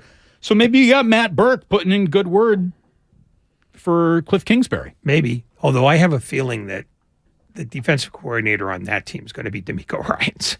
Oh, yeah, you're about as much of an offensive coordinator as you would be for Kyle Shanahan at that point, don't you think? Yeah. I mean, I don't know. I think Matt Burke will be the guy who implements what D'Amico Ryans has told him to implement in ways that, make D'Amico Ryans the defensive coordinator too. Maybe we should do a week of shows from Thailand. You and me. Like the two of us riding an elephant together. Can you stop this? I don't like any of it, to be honest with you. That's the truest thing Rex Ryan ever said. I mean, do you think this is more uncomfortable than that lobby interaction? We have our own lobby interaction. Yeah. I don't know where you became fixated on Bonte and Shasky, but I can't help but notice the bonding that the two of them have gone through together. And I can't help but be a little bit jealous. Yeah, you can. You can absolutely help that. Aaron Rodgers is looking for light in a dark room. What's wrong with me for looking for love in the studio? I just want to make you moral flaws for one as possible today. I guess Aaron Rodgers was explaining the dark room. It sounds like it sounds awful. The more he tries to explain it away, the worse it gets. It sounds like torture, where someone has locked you in a dark room. It sounds like solitary confinement. It really does. Now maybe it works for him. Maybe he is the kind of guy who could use 4 days in a darkened room. That said, I don't think he's going to come to any conclusions about anything that he could not have come to in a well-lit room in his home. Because all you need really is just to be alone. You don't need to be in a dark room to enhance your judgments. In fact, you start losing some physical gifts like the ability to focus your eyes on a point for a while. Look, this is absolutely the cry of someone who just got into experimenting with psychedelic drugs. That's what this is. It's exactly what this is. And here's the thing. I'm not shaming that. Who would I be to shame that? I just described my sophomore year of college. I mean, there is no problem with a little mind expansion. But a little discretion along the way would probably be good when you're the face of $1 billion company that is the Green Bay Packers. Like, you go ahead and trip your balls off in a whatever foot-candled powered room you want to, but you probably shouldn't do a Pat McAfee interview about it. Well, see, this is where I get off of the Aaron Rodgers train. It's for a guy who has disdain for people who essentially mention his name. He's eager to put it out there. And he knows that he's putting it out there because he is ultimately a guy who likes the attention. For a guy who says he doesn't like the attention, the easiest way to not get the attention, don't talk. Right. No, he's definitely the I want to fight. No, you guys, hold me back. Please hold me back guy. Yeah. He doesn't want anyone talking about him as long as you're talking about him. Yeah, that's exactly. I mean, that to me is it. And look, if you need the attention, that's fine. But don't play the don't talk about me because you'll always get it wrong. But now let me tell you. No, just go away then.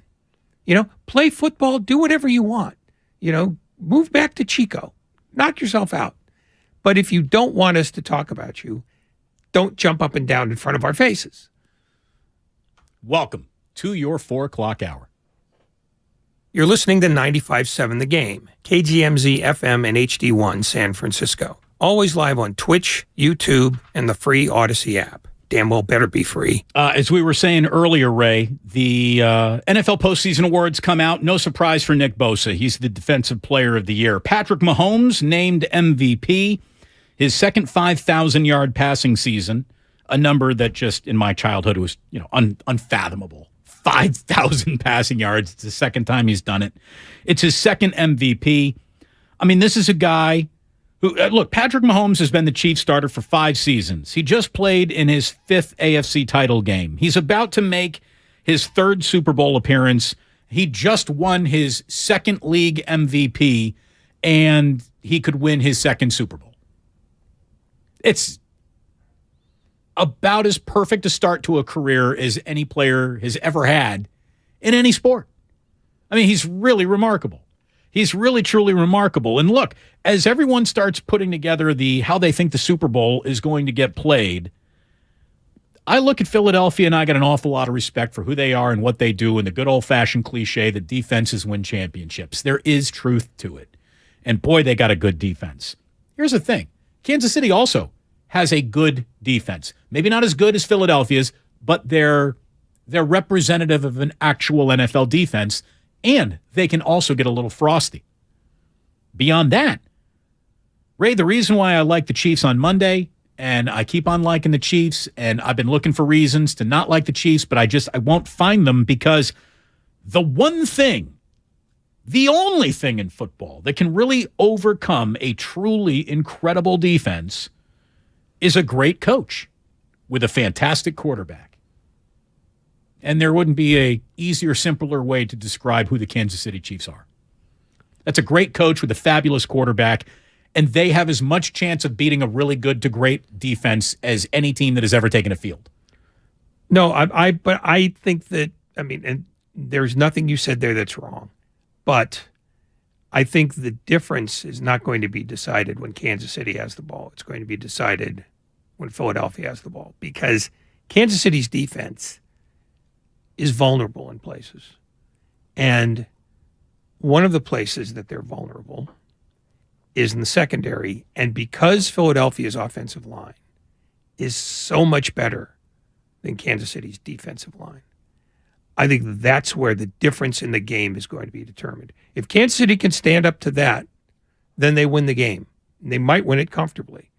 But if they can't, I think Philadelphia could have the ball a vast majority of the day. And if they do, that makes it significantly more difficult for Kansas City's offense to do the magical things that Patrick Mahomes can make it do.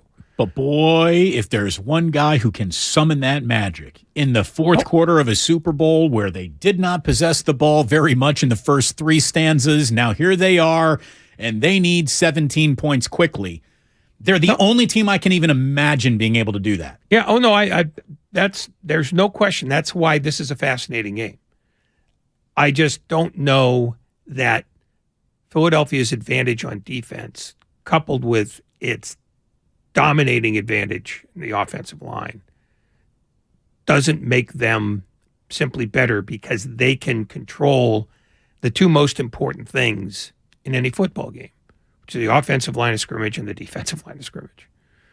Because you rarely see a team that is that good along both lines. And I don't know, it just seems to me that that's the one advantage that Andy Reid might have some difficulty figuring out on one side or the other. And I would agree with you for a lot of reasons that look, you make an awful lot of sense too, but can I give you one other element of why I like the Chiefs in this game? Go and knock yourself out. So I don't know if you heard any of the crosstalk that I did with Steiny and Guru today, because I sort of said this there. And if you heard that, I won't ask you the question. But if you weren't paying attention, just tell me and I'll ask you the question. I didn't hear it. Andy Reid has been a coach for 31 years. That means we have a 31-year sample size of what he does with 2 weeks to prepare. Andy Reid coming off a bye week. He's really successful. Do you even want to guess what his record is in 31 tries coming off of a bye week? Probably 25-6. You're not far away from the truth. He is 27-4. No, he's a sensational coach. And if anybody can negate the advantages that Philadelphia has, it is him.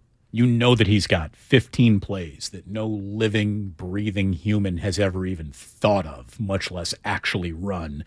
And if he's in trouble against the Eagles, he'll run like 3 or 4 of them on Sunday, because Andy's always saving a little for the next game, the next season, the next Super Bowl. He's a genius.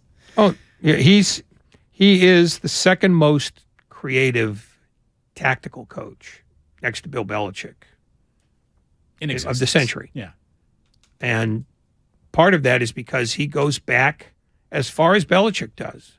There was a story in The Ringer by Roger Sherman about all the great gadget plays that Reed has run in his life. And there was one, and I don't remember which one it was, and shame on me, that he pulled from 1940. Before they essentially threw the ball at all. And he figured one out and got a touchdown out of it. Because he remembers more stuff than Nick Sirianni's been alive for. But the one thing that doesn't negate that advantage, but levels it off, I think Sirianni's got more really good players than Reed does. Players matter in the big game, but the single best player, I think he wears a Kansas City Chiefs uniform. Oh, no question. And I like the Chiefs. I might be wrong. I'm wrong all the time about things that I like. But I like the Chiefs in this game. And Patrick Mahomes really, truly, if he wins this game, I believe he is as close to 5 years into a career, which is a minuscule amount of career compared to the career we just saw of Tom Brady. You know, Patrick Mahomes in 5 years will have come as close to being mentioned in the same breath with Tom Brady and the all-time greats as anyone could ever come in just a 5-year sample size of a career. Patrick Mahomes is unbelievable. I want to attribute this to Nick Wright because I saw him come up with this just on Patrick Mahomes' prowess to make a bad game turn around quickly. In the 2018 AFC title games, Mahomes gets the ball back down 3 with 32 seconds left, and he drives for the game-tying field goal. In 2021, in the AFC divisional round, Mahomes got the ball back down 3 with 13 seconds left and drove in 13 seconds for the game-winning field goal. In the 2022 AFC title game, Mahomes got the ball back in a tie game with 30 seconds left and drove for the game-winning field goal. That is 3 times in his playoff career that Patrick Mahomes has gotten the ball with less than a minute and has driven his team down for a winning or tying score. 3 times. In 13 career playoff games, no other quarterback in NFL history has done it more than once. Guy's unbelievable. He's trying to win his 2nd Super Bowl in his 3rd appearance after 5 straight conference championship games. He just won his 2nd straight MVP. But then we get to a little gambling advice, and we got some gambling advice before today's show is over and done with, Ray. Oh, I will give you that gambling advice in just a moment, but I've been told we've got breaking news. Grandy, push the button. 95.7 The Game, breaking news.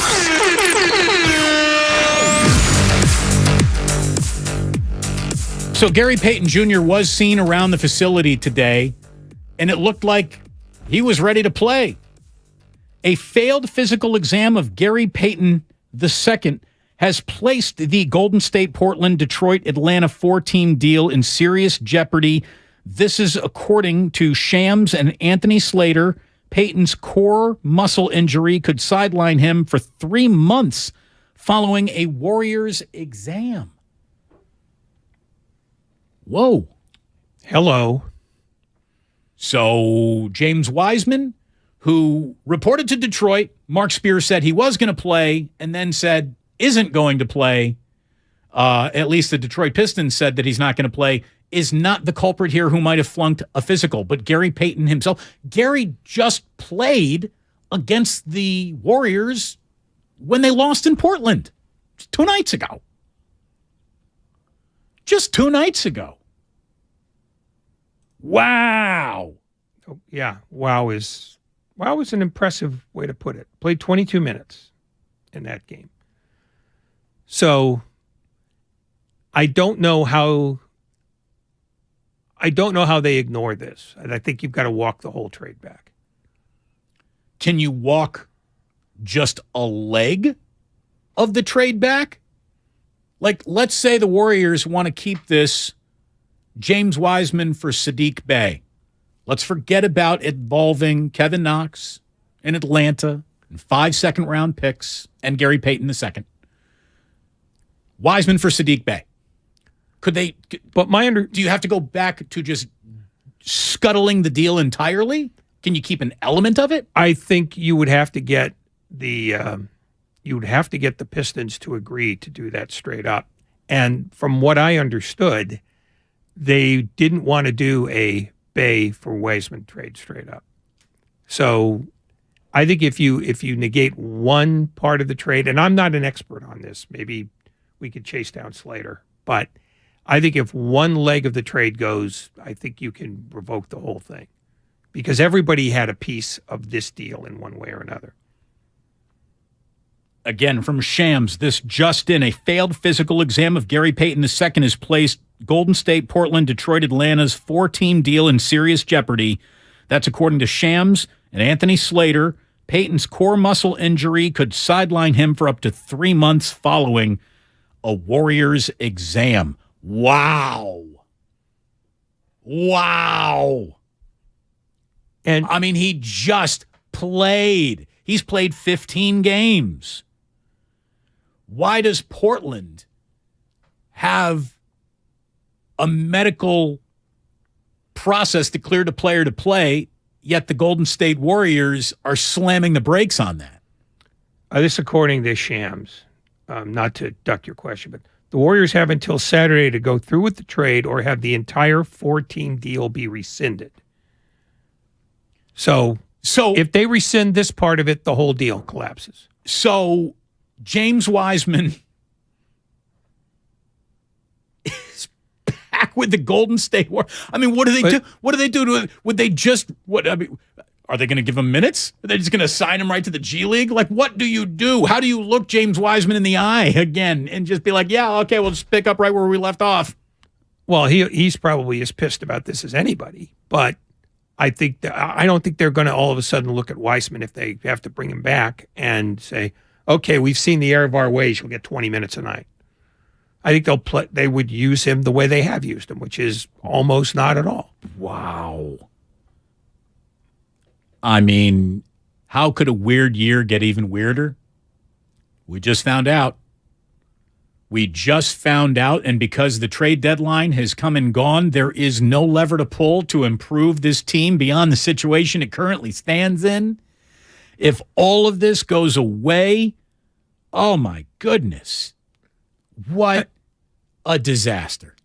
And if they decide we're fine with the trade anyway, they will basically have traded James Wiseman for the equivalent of nothing, which was something that, some people said that might not be bad because at least you get his salary and tax off the books. Well, no wonder why Steve Kerr didn't want to come on today to talk about this, or he was, going to come on, but he couldn't talk about this. It's on their end. It is the Warriors team doctors that are holding up this physical. Who would have thought? Who would have thought when they moved into Chase Center so close to the baseball field that they would have the same problems? Failed physicals. Has there ever been a city attached to failed physicals the way that the city of San Francisco is now attached itself to failed physicals over just the last 2-3 months? It's extraordinary. Better doctors? What are the chances?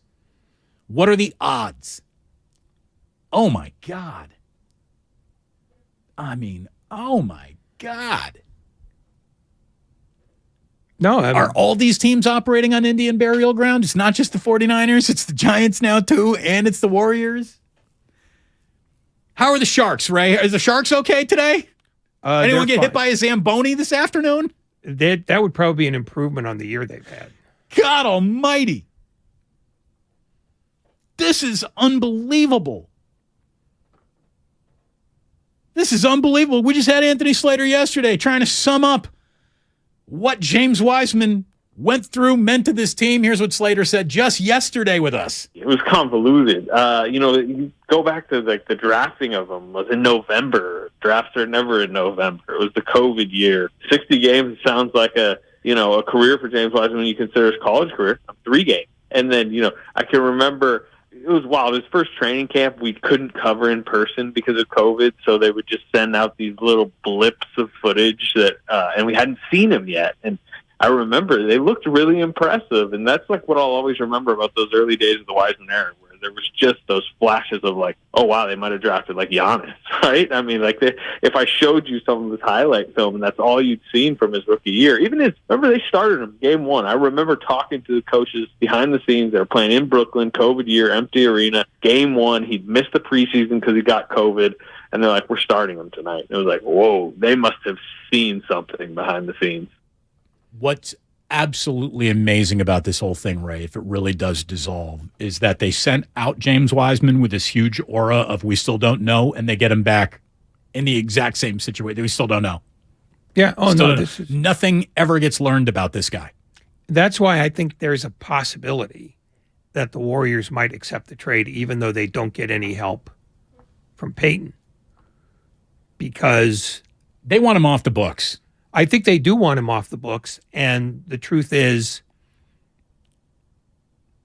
whether if Payton can't play, and it would seem like he can't if they're talking 3 months, it still doesn't change how they would use Wiseman, which is not at all. So, what have you done then? You've traded a guy for cap relief.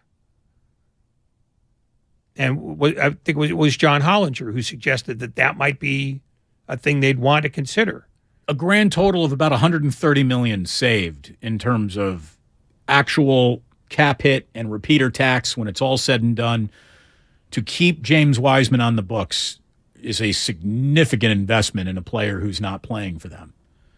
I mean, apparently that core muscle surgery that Payton had in July, I think it was, July or August, it wasn't either 100% successful, or the doctors looked at the surgery and said, you know what, they didn't get all of it. I mean, a core muscle thing it's a hard thing to heal, right? Yeah. I mean, it's also, I mean, we saw Nick Bosa come back from a similar injury when he was at Ohio State. But, I mean, I guess, I got a lot of questions here. One of them is, what is Portland doing getting this guy back and playing him if as soon as, he walks into a Warriors doctor office, they're thinking, we got to scuttle a trade. What is Portland doing? How's this guy played 15 games? How is he cleared to play after missing the majority of the entire first half? What benchmark did they decide in Portland he had cleared, which allowed him to be green-lighted for playing time? I mean, the Warriors don't look bad on this, because I don't think it's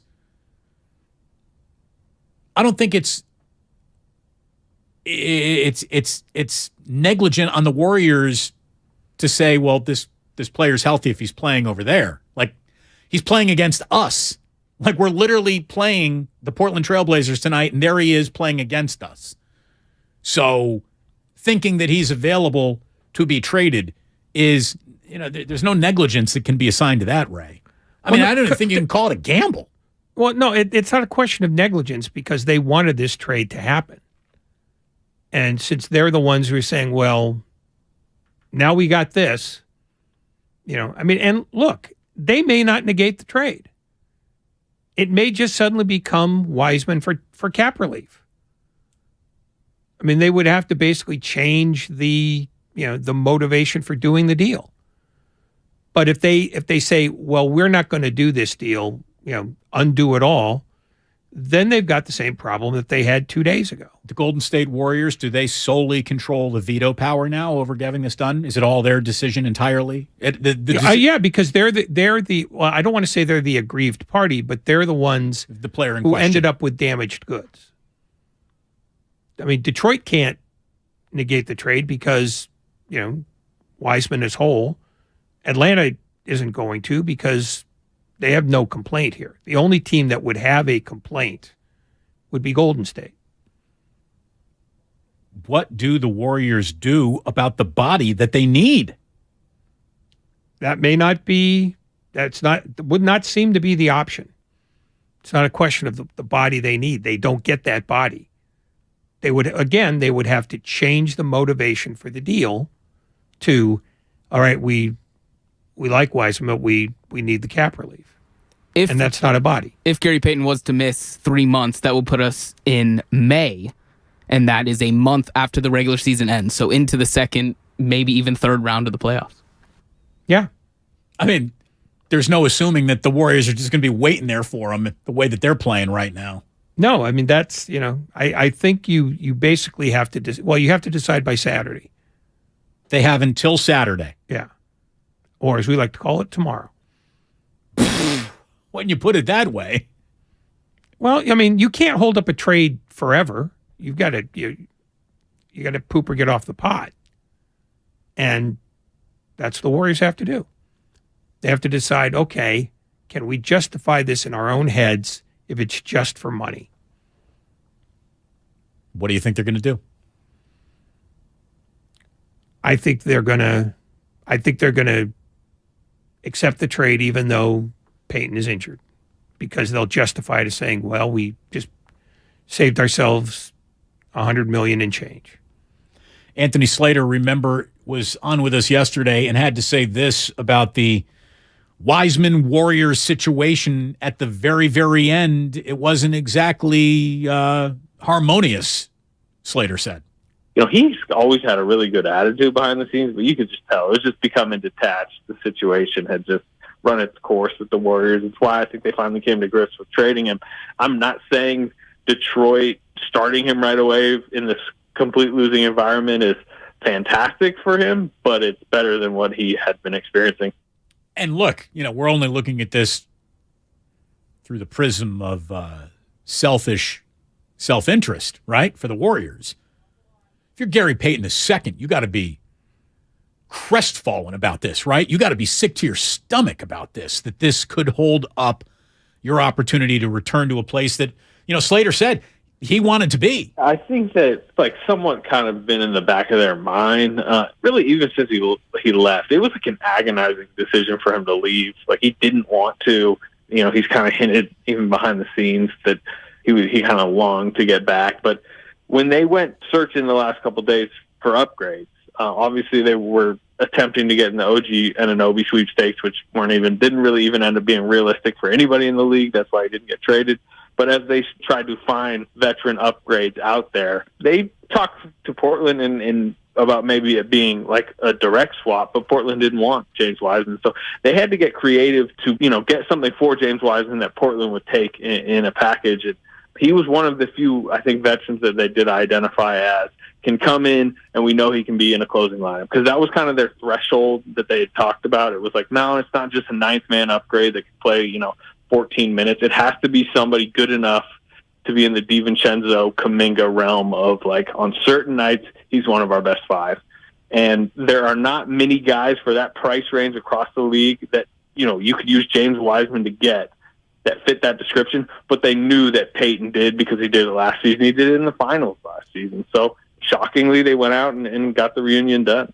Look, he's a proven player who fits the puzzle that the Warriors try to put together nightly in a basketball game. We've seen it. The experiment's been run. He fits. They can even excel defensively with him. They need Gary Payton II to be what they want to be this year, but they think that they need him beyond more than just this year. I mean, he's coming with a 2-year deal beyond this year. Yeah, so they'd be responsible for those $18 million. I want to share with all of you the news once again. This just came down from Shams. A failed physical exam of Gary Payton II has placed the Warriors, Trailblazers, Pistons, Hawks 4-team deal in serious jeopardy. According to Shams and Anthony Slater, Payton's core muscle injury could sideline him for up to 3 months following a Warriors exam. I mean, here's my question. Let's say they decided they weren't going to dot their I or cross their T, and they just said, yeah, let's pretend to give him an exam, but we're not going to because he just played the other night. Could he play? I mean, how precautionary is this? How worried about next year are they about playing him tomorrow? Because he just played 2 nights ago. You know what? Once they find out that there's a problem, it's it's dangerous and maybe even legally actionable for them to play him. Say you failed your physical, but we're going to say you passed it. I mean, that's a level of malfeasance that A, the Warriors couldn't possibly want to have to explain in a court of law, and B, is counterproductive. Here's the deal. If this whole thing gets rescinded, Ray, whatever is the first game he's back, you got to start James Wiseman just to screw with everybody. Just to have fun with it at that point, right? I mean, what's left to do? There's nothing about this that got fun for the Warriors. I think, frankly... Start him. 48 minutes. Let him foul out before you substitute him. No, the more I think about it, the more I think it's unlikely that they're going to negate the trade. Oh, my God. Oh, my God. What a development. I came in for that crosstalk with Guru and Steiny, and I said something might be up. But I was just throwing hypotheticals against the wall. Look at where we are. When we come on back, we'll catch everyone up to the breaking news. The hour. This trade might get scuttled for the Golden State Warriors. Damon and Ratto here on 95.7 The Game. It's great to have you here. We are streaming live on YouTube. By the way, that chat line is going bonkers. We'll check out that one. We'll check out the other message stream, and we got open lines. No wonder why Steve didn't want to come on today. Oh, my goodness. Damon and Ratto here on 95.7 The Game, brought to you by 5 Hour Energy. Remember college? 5 Hour Energy got you through. The energized feeling you relied on back then still works today. Rediscover 5 Hour Energy. It'll get you through again. Visit 5hourenergy.com. So, the other day, I bought an extremely chatty... Boring story time! Make that an extremely catty cockatoo. You're welcome! Apparently, the pet store won't take it back. But, hey, I'll manage. I love that for you! Just like I manage without home internet. No, you don't! Sure, my mobile hotspot is slow and makes streaming shows unbearable. Aw, Birdie likes to stream! But I'm making do. Oh no, who's this? My lady friend! It's mating season, duh! No home internet? It's not that bad. No, not there! It is that bad. Don't settle. Get Xfinity Home Internet for just $19.99 a month for 1 year with a free streaming box. Call, click, or visit a store today.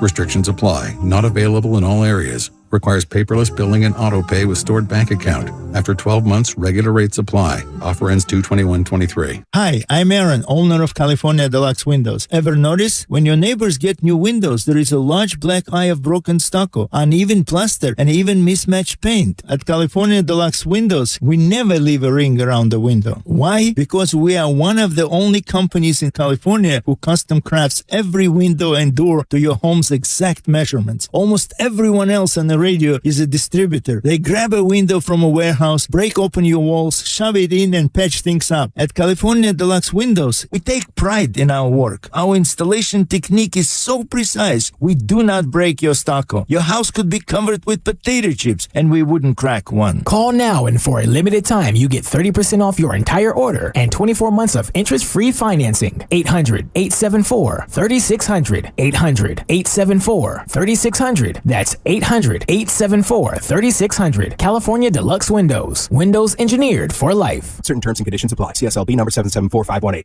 Are you interested in new career opportunities in the Bay Area and want to make a difference in your community? The San Francisco Sheriff's Office is looking for people considering a job in law enforcement right now. If you're at least 20 years or older with a high school diploma or equivalent, the San Francisco Sheriff's Office wants to hear from you. Enjoy full benefits, flexible schedules, and opportunities for growth and promotion. For employment announcements and more information, visit sfsheriff.com. That's sfsheriff.com to apply today.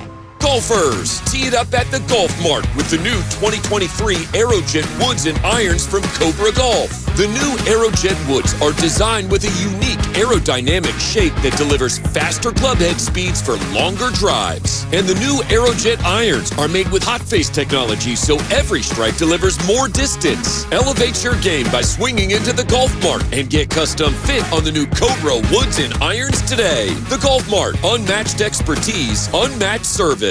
Hey, let's throw a party this year for the big game. Oh, great idea. But first, we should get a new TV. TV, one of the top-rated brands, Samsung, LG, or Sony. Okay, I'll start shopping on the internet and then head over to the Warehouse Club. Well, but if that's all we do, we'll be sorry. Why? Because the best deals on those top-rated TVs are at video only, not online or at the club. Video only? Yep. We can save up to $500 if we shop smart. Or we'll be sorry. Why have over 2 million people trusted their bath remodels to Bathfitter? When a normal day is anything but normal, we fit your schedule with our unique tub-over-tub process installed in just a day with no demolition. When high quality is the only quality that matters, we fit your standards. We've been remodeling baths for over 35 years, and every bath we install comes with a lifetime warranty. Get the bath you want in a day with quality that lasts a lifetime. Bathfitter, it just fits. Visit bathfitter.com to book your free consultation.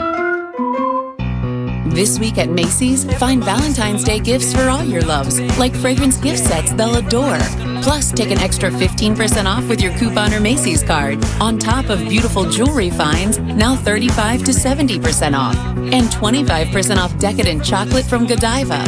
Macy's Star Rewards members earn on every purchase except gift card services and fees. More at Macys.com/Star Rewards. Savings off sale and clearance prices. Exclusions apply. Without the ones like you, who work tirelessly to keep things running, everything would suddenly stop. Hospitals, factories, schools, and power plants, they all depend on you. No matter the weather, emergency, or time of day, you're the ones who get it done. At Grainger, we're here for you with professional-grade industrial supplies. Count on real-time product availability and fast delivery. Call, clickgrainger.com, or just stop by. Grainger, for the ones who get it done. San Francisco weather tonight, 47 degrees and partly cloudy. Weather brought to you by Jackson Hewitt. Everyone knows that time is money. Go to Jackson Hewitt today for up to $3,500 with a no-interest, no-fee tax refund advance loan for eligible clients. Loans by Republic Bank and Trust Company. Details at jacksonhewitt.com. Duran Duran returns to the Bay Area May 28th with special guests Nile Rodgers and Chic and Bastille. Don't miss Duran Duran, the Future Past Tour. May 28th at SAP Center San Jose. Tickets on sale Thursday at Ticketmaster.com.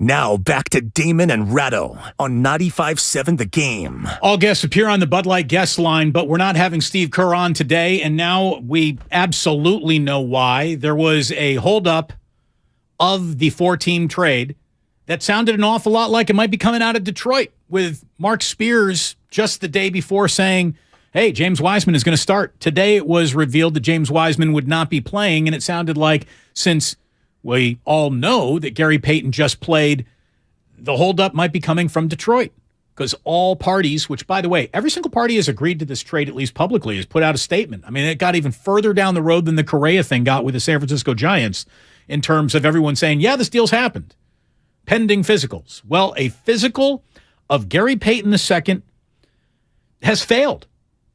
Shams just reported a failed physical exam of Gary Payton has placed the 4-team trade in serious jeopardy. Anthony Slater and Shams are reporting that Payton's core muscle injury could sideline him for up to 3 months following a Warriors exam. The Warriors have until tomorrow to either go through with the trade or have the entire 4-team deal rescinded, all players return to their starting positions. Golden State reacquired Payton at the trade deadline on Thursday. Wow. It gets even more convoluted. Ray, what else have you found out during the commercial break? Well, I didn't find it out. I just read it. What else This is from you Chris read? Mannix of Sports Illustrated, who cited The Athletic in a paragraph that reads, Payton, according to sources, had been playing through pain in Portland. Sources added that the Blazers' training staff had been pushing him to gut through it, giving him Toradol shots. This had not been relayed to the Warriors during the negotiation process. Okay. I'm calling a lawyer if I'm Joe Lacob right now. And I'm thinking about an actionable offense against the Allen family for not fully disclosing a player that they were willing to trade's medical history on day of trade. Is there any bylaw that says you have to be transparent in terms of medicines issued to players who would be involved in trades? I don't know what the NBA would think about the transparency that clearly was being fogged up here by Portland to get a deal done. I don't know. I'm sure that the league office would aggressively discourage the Warriors from taking the Blazers to court. But the Warriors also have the avenue of negating the trade.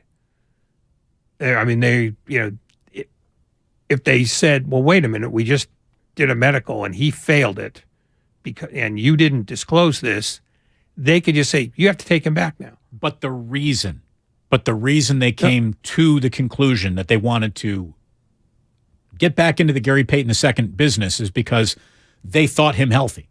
True. There's no way they would have actively gone about working a trade for someone who was saying, I'm being forced to play, and but for Toradol shots, I'd be unable to. Well, look, it's not a good look for the Blazers, and I'm not a lawyer, so I can't speak to this with any certitude. But I think the league would say, you have an avenue. You can negate the trade.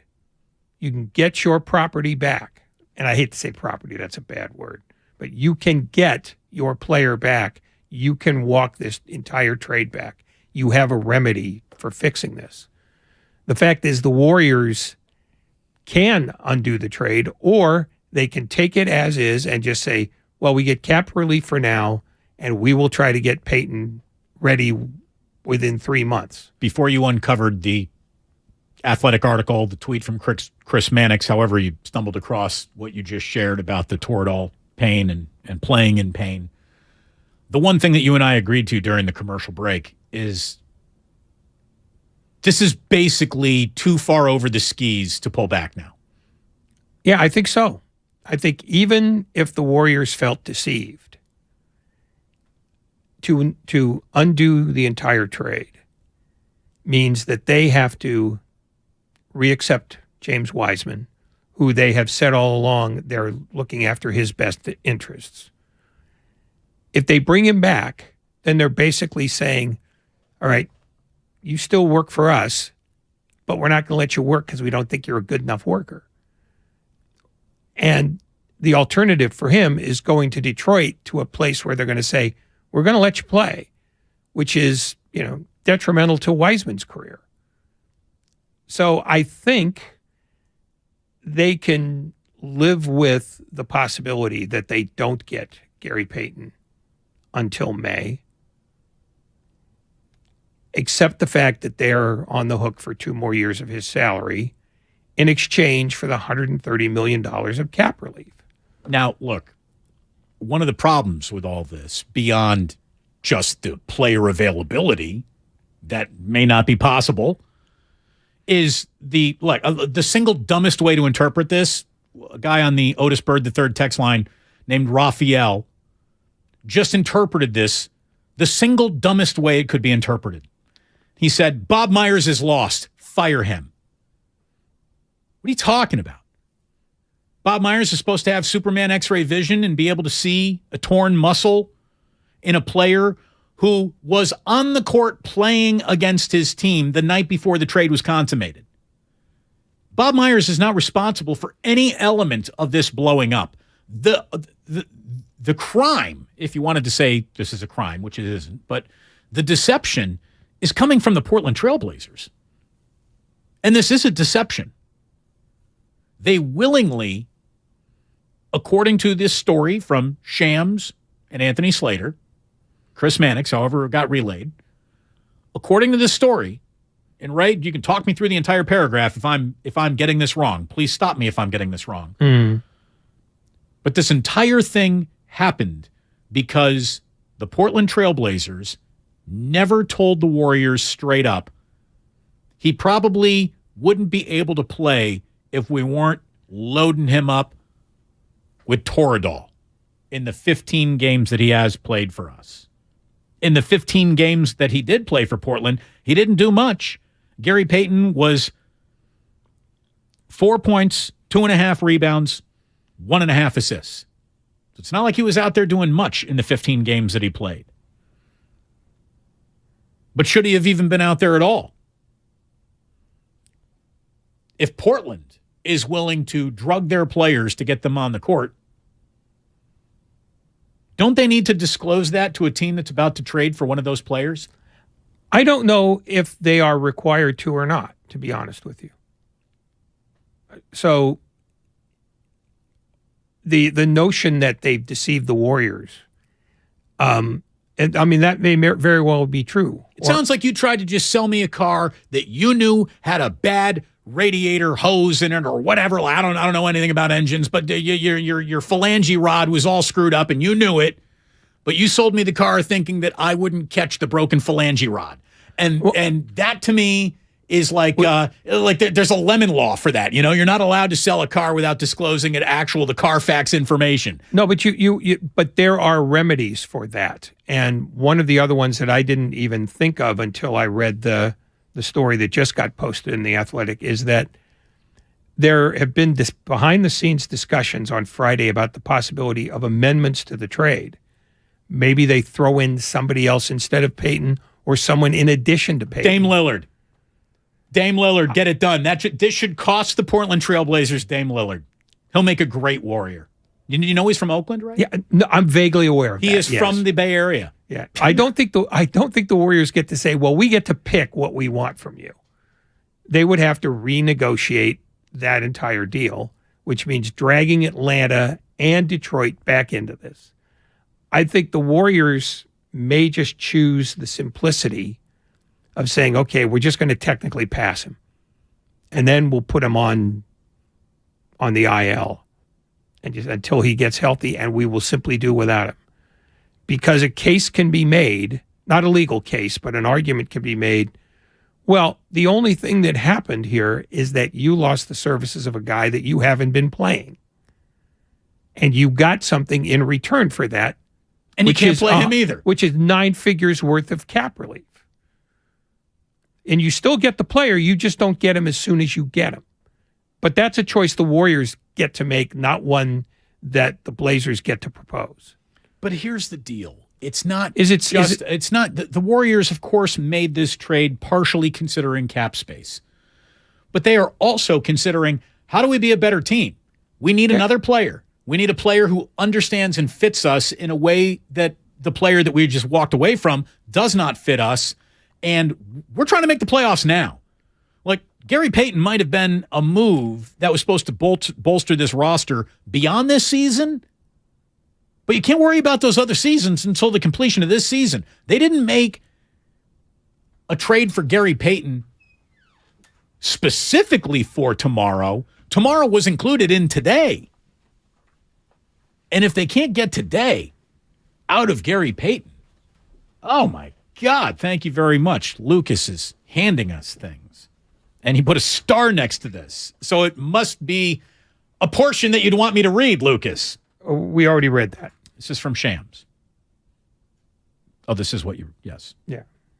Payton, it's also from Shams and Slater. Shams and Slater, all love. Yeah. Payton, according to sources, has been playing through pain in Portland.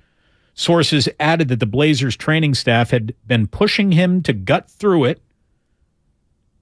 When's the last time the Warriors medical staff pushed a player to gut through anything?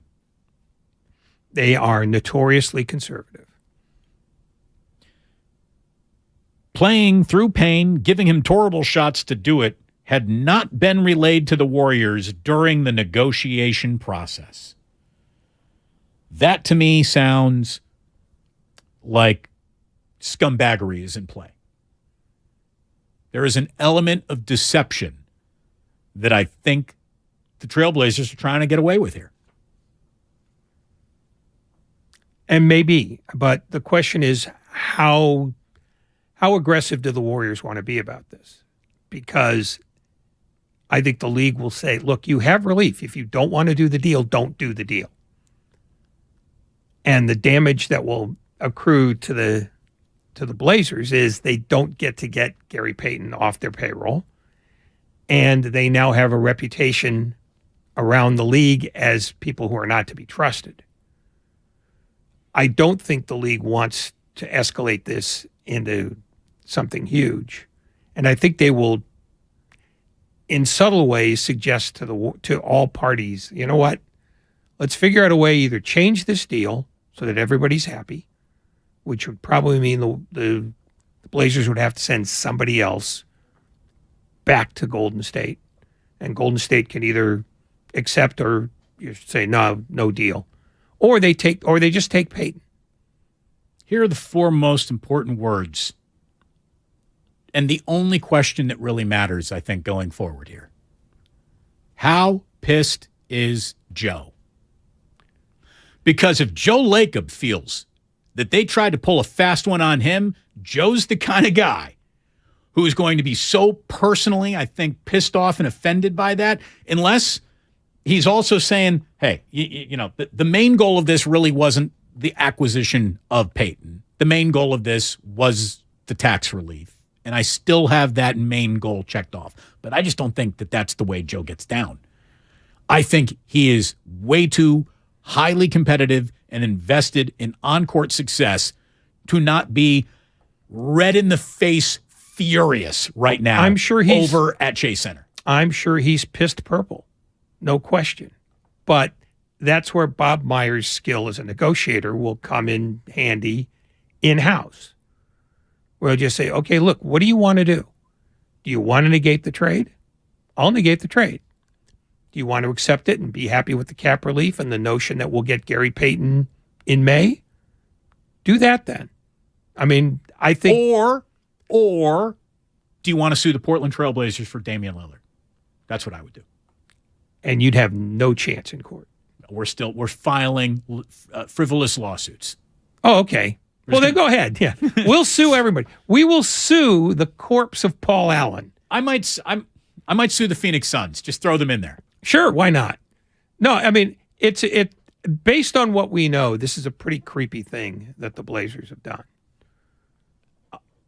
The only way that they get to evade some responsibility is if the Warriors call them and said, is all this stuff true about the Toradol? And they said, yeah. And if they cop to it at that point, then the Warriors, again, the choice reverts to the Warriors. Do you want to go through with this trade?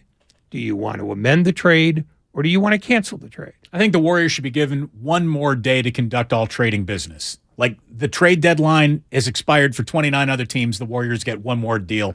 Well, and they should call the Phoenix Suns and try to flip for Kevin Durant. Okay. A buddy of mine said, they really don't need GP2. They need KD1. An excellent point. But if you say the other 29 teams can't deal, then the Warriors are talking to themselves. Oh, no, they get grandfathered in a partner. Oh, okay. Obviously, see, I think I talked to Milwaukee about Giannis at that point. Good Lord. No, this is hilarious and bizarre, but I have a feeling that it's going to end up normal in the end, meaning that the Warriors will grit their teeth. I think they will too. Accept the deal and just, hell, maybe the Blazers make it go away with money. How about this? In order to rescind this deal, all it costs the Golden State Warriors is $130 million for a player they can't fit. Or they can just live with it. Yeah. When you put it like that, they're just going to live with it. Oh, yeah. I think that the odds of them blowing this thing up are pretty minuscule because it's the worst possible option. Greg in San Jose. Hello, Greg. You're on with Damon and Ratto. Hey, guys. Man, it was just insane to just hear how everything has gone down from here. But, just a couple of things I was kind of thinking about. First of all, I think Portland needs to pay for Payton's salary no matter what if the Warriors decide to hold on to him. But actually, a couple of questions I have is that if they do happen to hold on to Payton, I guess would they have to go with probably the buyout market, or would they even have another option for a two-way player potentially to fill the void? Assuming if that they had to put Payton on the injured list or anything. So I don't know what you guys think about that. I think they are going to be kicking the can a little bit harder around the buyout market now. They need bodies. They need a player. They need someone else coming off the bench. it's the buyout market, or you got to take the tennis balls off of Andre Iguodala's walker and ask him to go out and play. Tennis balls on the walker, Ray. Yeah, I heard you. You can chuckle into the microphone. Well, I didn't find it that hilarious. But the other thing is, why would they blow up their plans to use Iguodala as a playoff fixture now?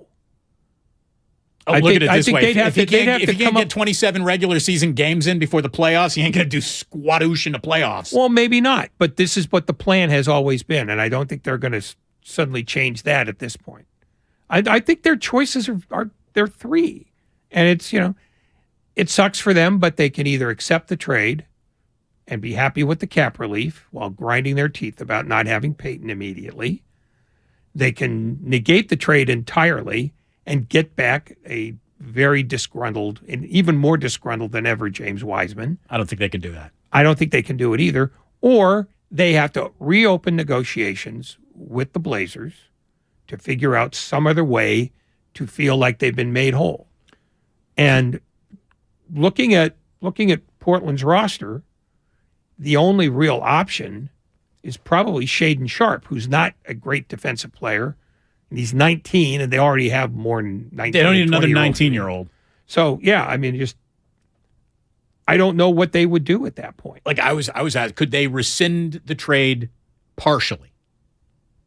Maybe the NBA would grant them that grace if the Pistons were cool with it, and the Hawks were cool with it, and the Trailblazers don't get a vote anymore. You guys are liars.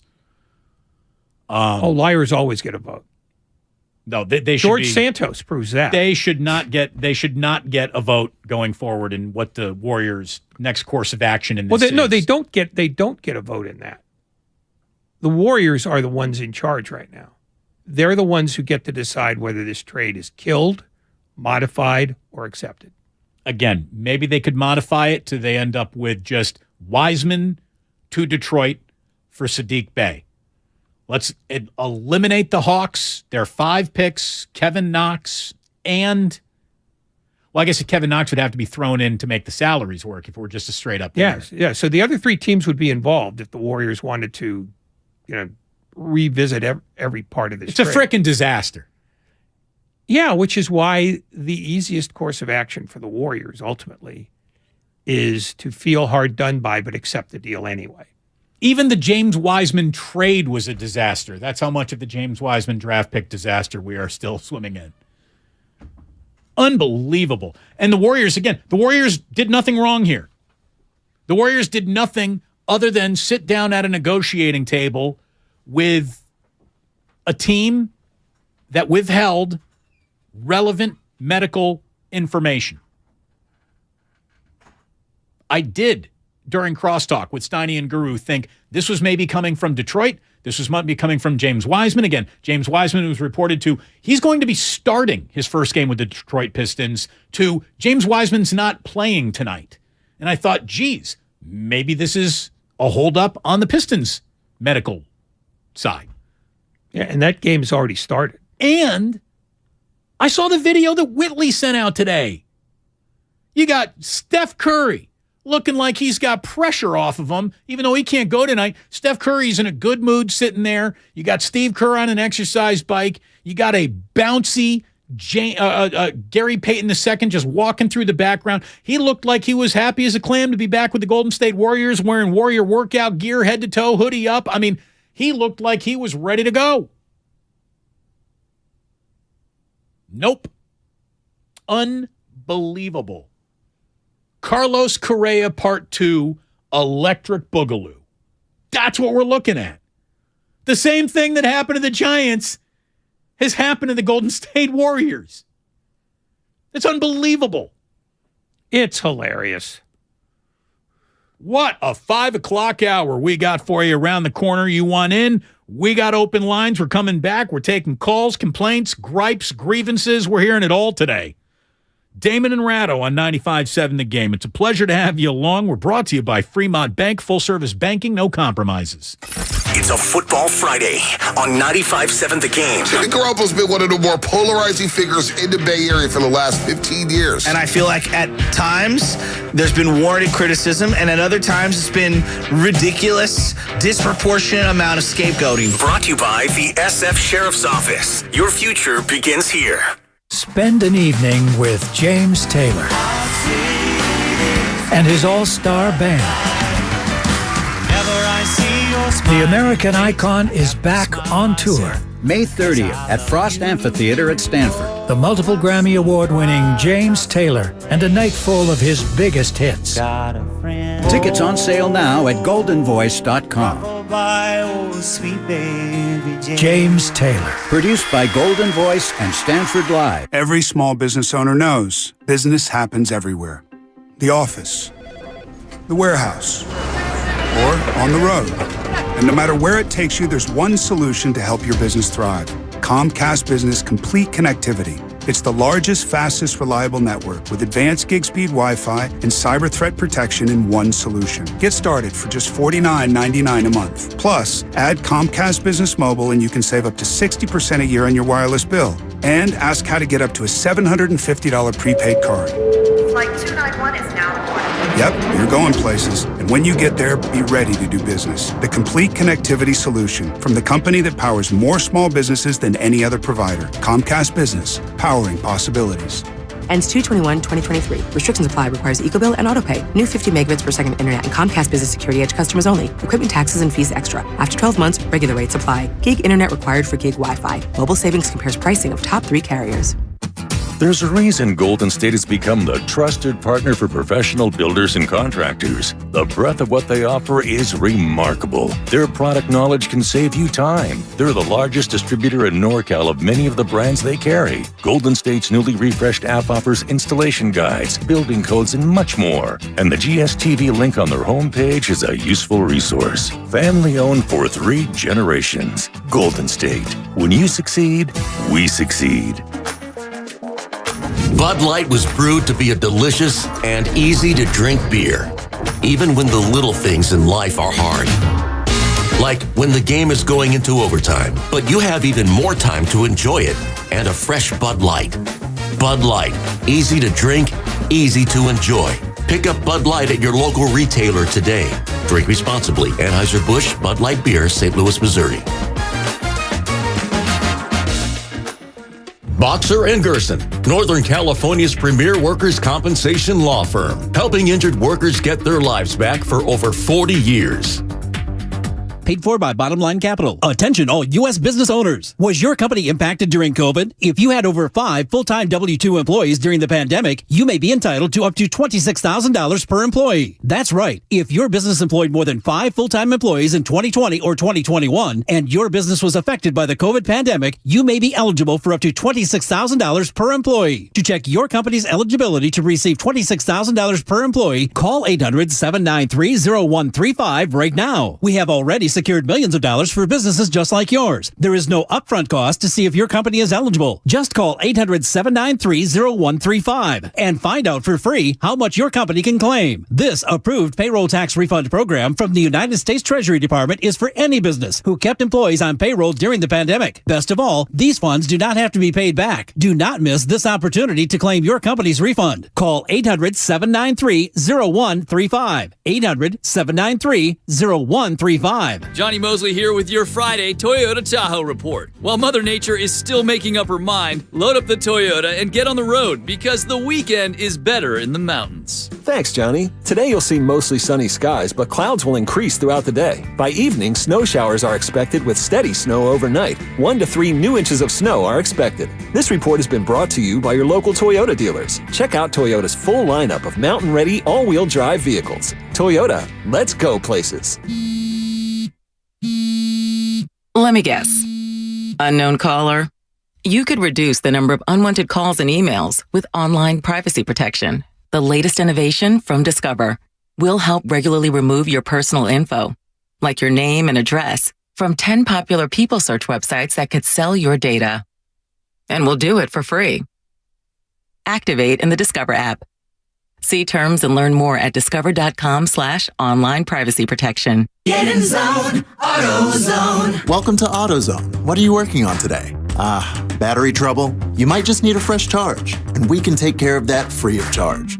But if it is time for a new battery, we've got replacement batteries that'll fit your needs, starting at just $79.99. You can learn more about our battery selection at AutoZone.com. That's what makes us America's #1 battery destination. Get in zone, AutoZone. Claim based on data from the NPD Group 2021. When temperatures drop, COVID-19 cases may rise. So, if you test positive and are at high risk, act fast. Even if your symptoms feel mild, ask your provider if an authorized oral treatment could be right for you. Visit treatcovid19.com. Sponsored by Pfizer. You're listening to 95.7 The Game, KGMZ FM at HD1 San Francisco.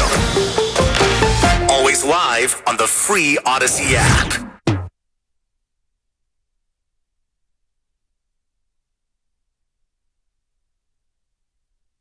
Now back to Damon and Ratto on 95.7 The Game. All of our best content, you can find it over on the YouTube page. And boy, the YouTube chat line is blowing up right now. Our text line blowing up right now. Our phone lines are blowing up right now because last hour we learned that this 4-team trade that the Warriors used to reacquire Gary Payton II might be the next thing that blows up.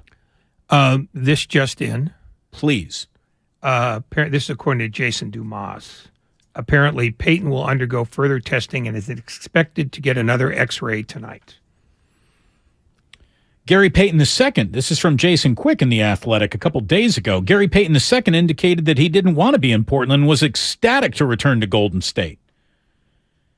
I mean, who but Gary Payton II going through these physicals let the Warriors know that he was taking Toradol in order to be able to go out and play, right?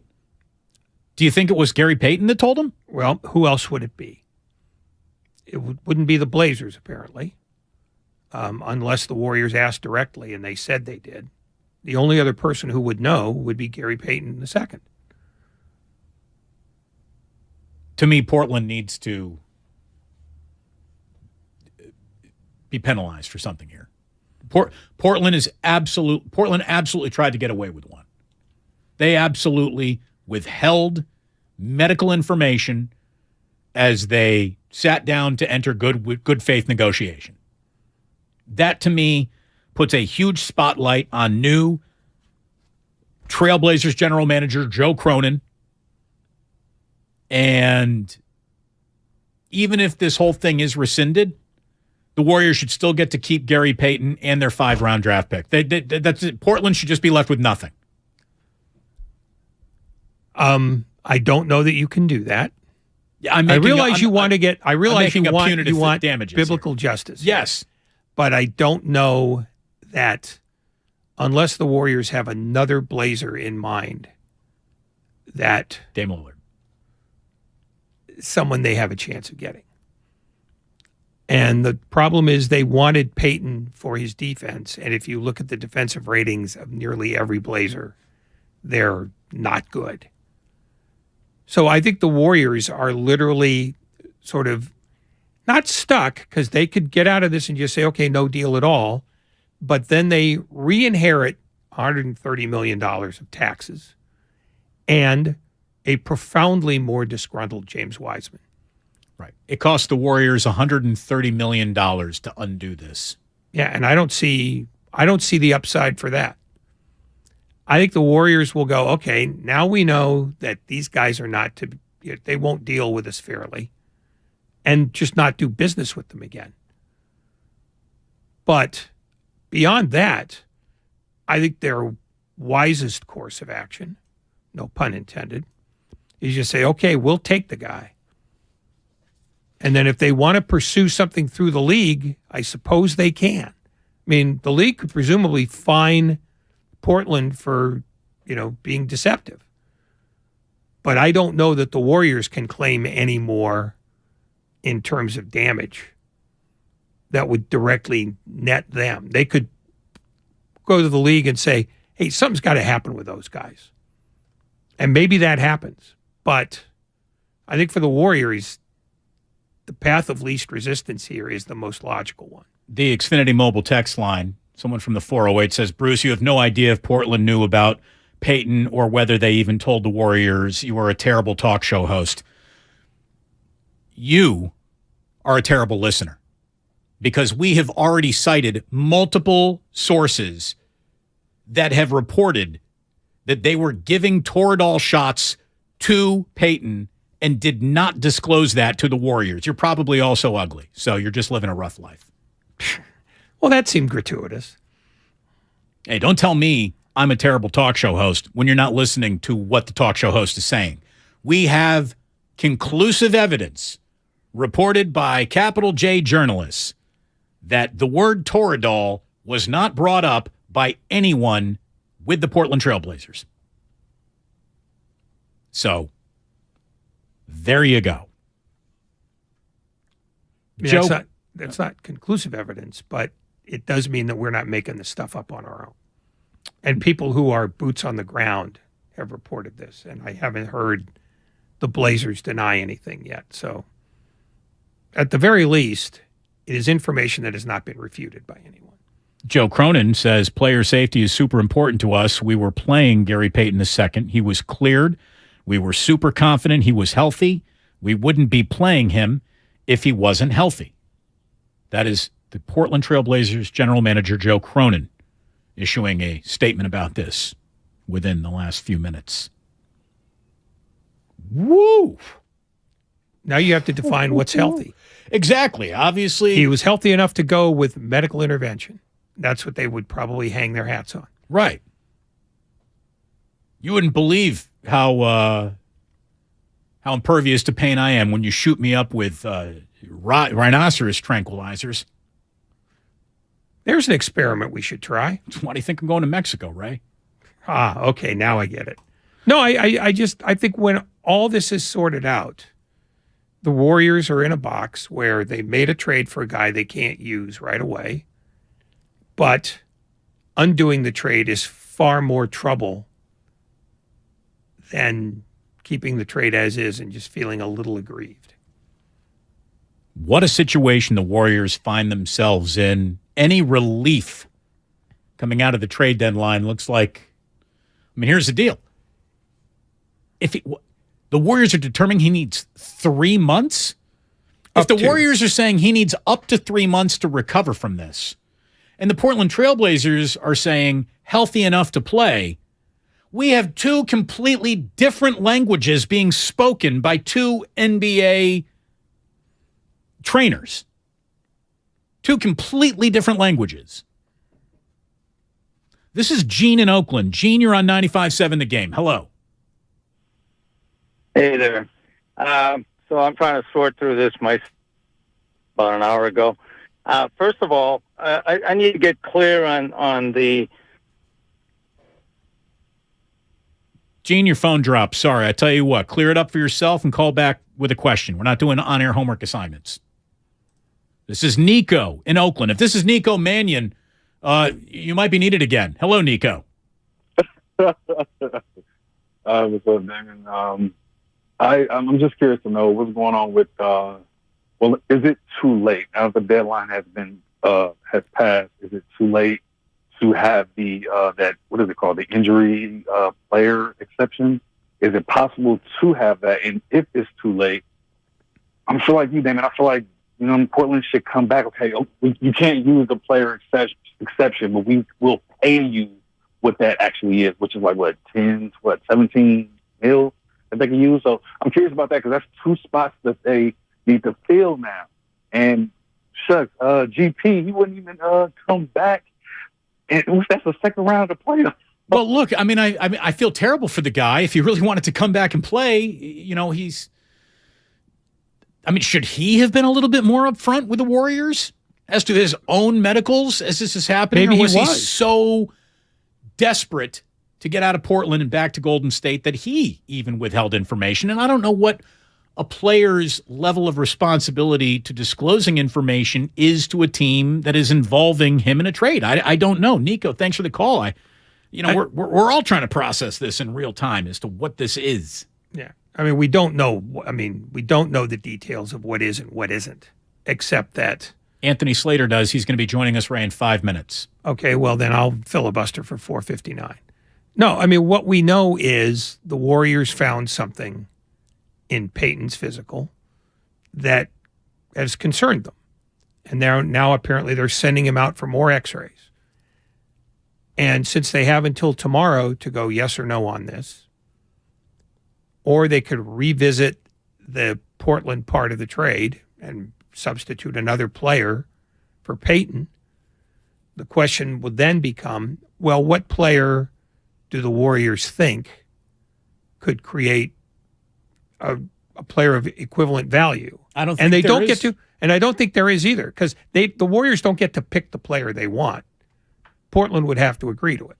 So you couldn't say, well, we want Anthony Simons. Well, you're not getting him. Well, beyond that, though, the thing where Portland there should be some punitive damage here against the Trailblazers is not only have the Trailblazers prevented, the Warriors from doing possibly a transparent business with them, but because the deadline has passed, there's no recompense. There's no recourse. There's no other thing the Warriors can now do to address the situation if we need more bodies to compete in the season we're actually playing in. No, sure, there's an X marks the spot of, well, he could be available in other years for you, but that doesn't help this year. That's the annoying thing about this for Golden State. I think the only punishment that Portland could reasonably be assessed would be a fine from the league. And because fines in professional sports have no value because they are for mere pittances, if they wanted so desperately to get rid of Gary Payton II, they would pay the $1 million or the $2 million or whatever the fine was and just go, it's money well spent. The Warriors should get the Trailblazers' next first-round draft pick. Yeah, I don't think that's going to work either. Why not? Because I don't think the league would allow it. But the league would then be, in some ways, signing off on, yeah, you're totally cool to sit down at a table to trade with somebody, disclose medical information, and maybe even go about so far as to possibly lying. Again, listen, I'm not defending Portland in any way here. I'm just examining the ways that this would be sorted out. And Portland would not lose their first-round draft choice. They wouldn't lose Anthony Simons or Damian Lillard. They'd be fined because that's how punishments are usually dealt out to teams. How many times are you two going to reiterate you don't know many of the details on this fiasco? Talk about the Super Bowl. Super Bowl Sunday, I think the Chiefs are going to win. Now we're going to get back to the story that the Bay Area actually cares about. The number 2 pick in the draft, who was traded under the guise of him not turning into a big foundational piece of the Warriors' future, might have to come back because the Portland Trailblazers lied about a player's health. I think that's the bigger story in the Bay Area. There's a reason why you're in the audience and we're on the air. Just trust us. This is the bigger story here. I like Andy Reid. I like Patrick Mahomes. I think they beat the Eagles. Now, back to what we care about. This is stunning. This is stunning. And then, for those who are trying to come out and say, this is on Bob Myers. Bob Myers screwed this up again. What did Bob Myers do wrong? What did Bob Myers do wrong other than sit down and maybe enter a negotiation with a team that decided, they're going to go about lying, if that's what this is? Again, Gary Payton II has only played 15 games with the Portland Trailblazers this year, which means they held him out of about 40, right? 30, 35 games. At some point, they say, you're healthy enough to play.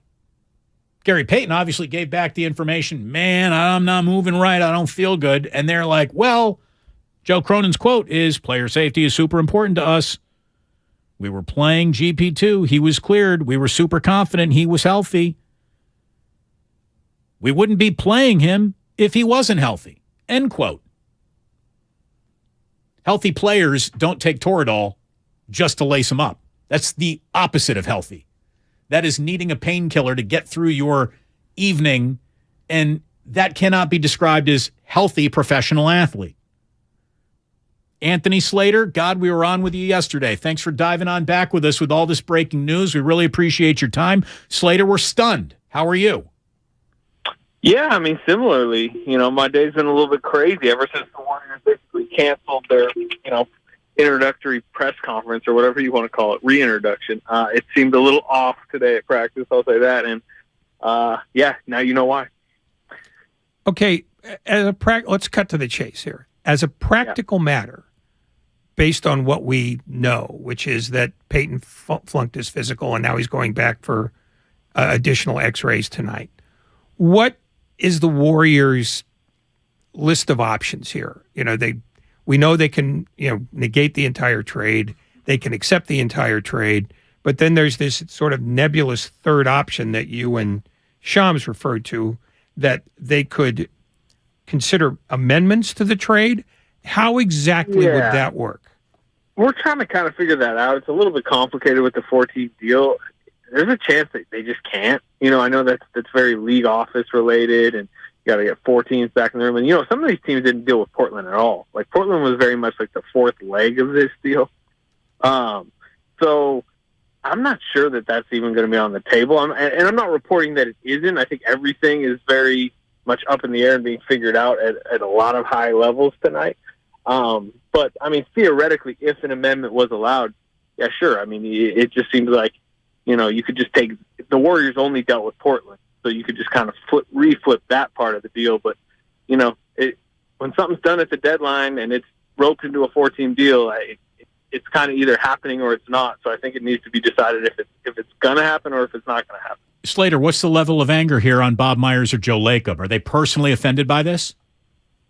Yeah, the Warriors have been pretty upset today about the situation, the negotiations with Portland, and just, I guess, how this all went down. And, obviously we had some of the details in our story, and they're trying to figure out, kind of what their path forward is. But they made this deal because they wanted a win-now player, and their win-now player cannot play now, and they did not know that before they made the deal. To what level does Gary Payton II have any responsibility to disclose what he needs to get through a game? If he had been more upfront with the Warriors, would that have changed things? Well, that's the problem. Like, Gary Payton's not part of the negotiations. He doesn't know he's getting traded. James Wiseman's not in the negotiating table talking to the Pistons. Players are just called and said, hey, we made a deal. Gary Payton's called yesterday and said, you're going to the Warriors. So the deal's already done by the time he's notified. So he is up front. He comes and takes a physical and then tells them what he's been going through. But the trade had already been agreed by the time he could do that. From what you've been able to piece together with Shams, is the greatest likelihood that the Warriors found out about at least the shots that Payton was getting from Payton himself after the deal was sort of tentatively agreed to? I don't have that, these are obviously very delicate pieces of information. So I don't know. I don't know exactly, when and how and who relayed exactly what piece of information. But I can just say it came out after the trade. I will say that this was a known injury where he got ab surgery in the summer.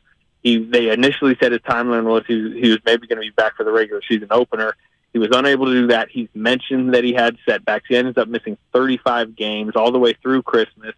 And in his post-game press conference the day after he got back, he's mentioning that it basically saying, I'm paraphrasing, but it's not going to be right the rest of the regular season. He's just going to kind of have to play through it. So there were hints that stuff was going on, but not necessarily it doesn't seem in the negotiations, the details of it to exactly what length. Anthony Slater joining us to talk about the fact that Gary Payton trade may get scuttled after it's revealed that Gary Payton still has a core injury that would sideline him for 3 months, according to the Warriors doctors. Joe Cronin, the general manager of the Portland Trailblazers, is saying, hey, we had a healthy player. We deemed him healthy to play, and he was playing. How can two medical staffs speak and see the same injury through two completely different prisms?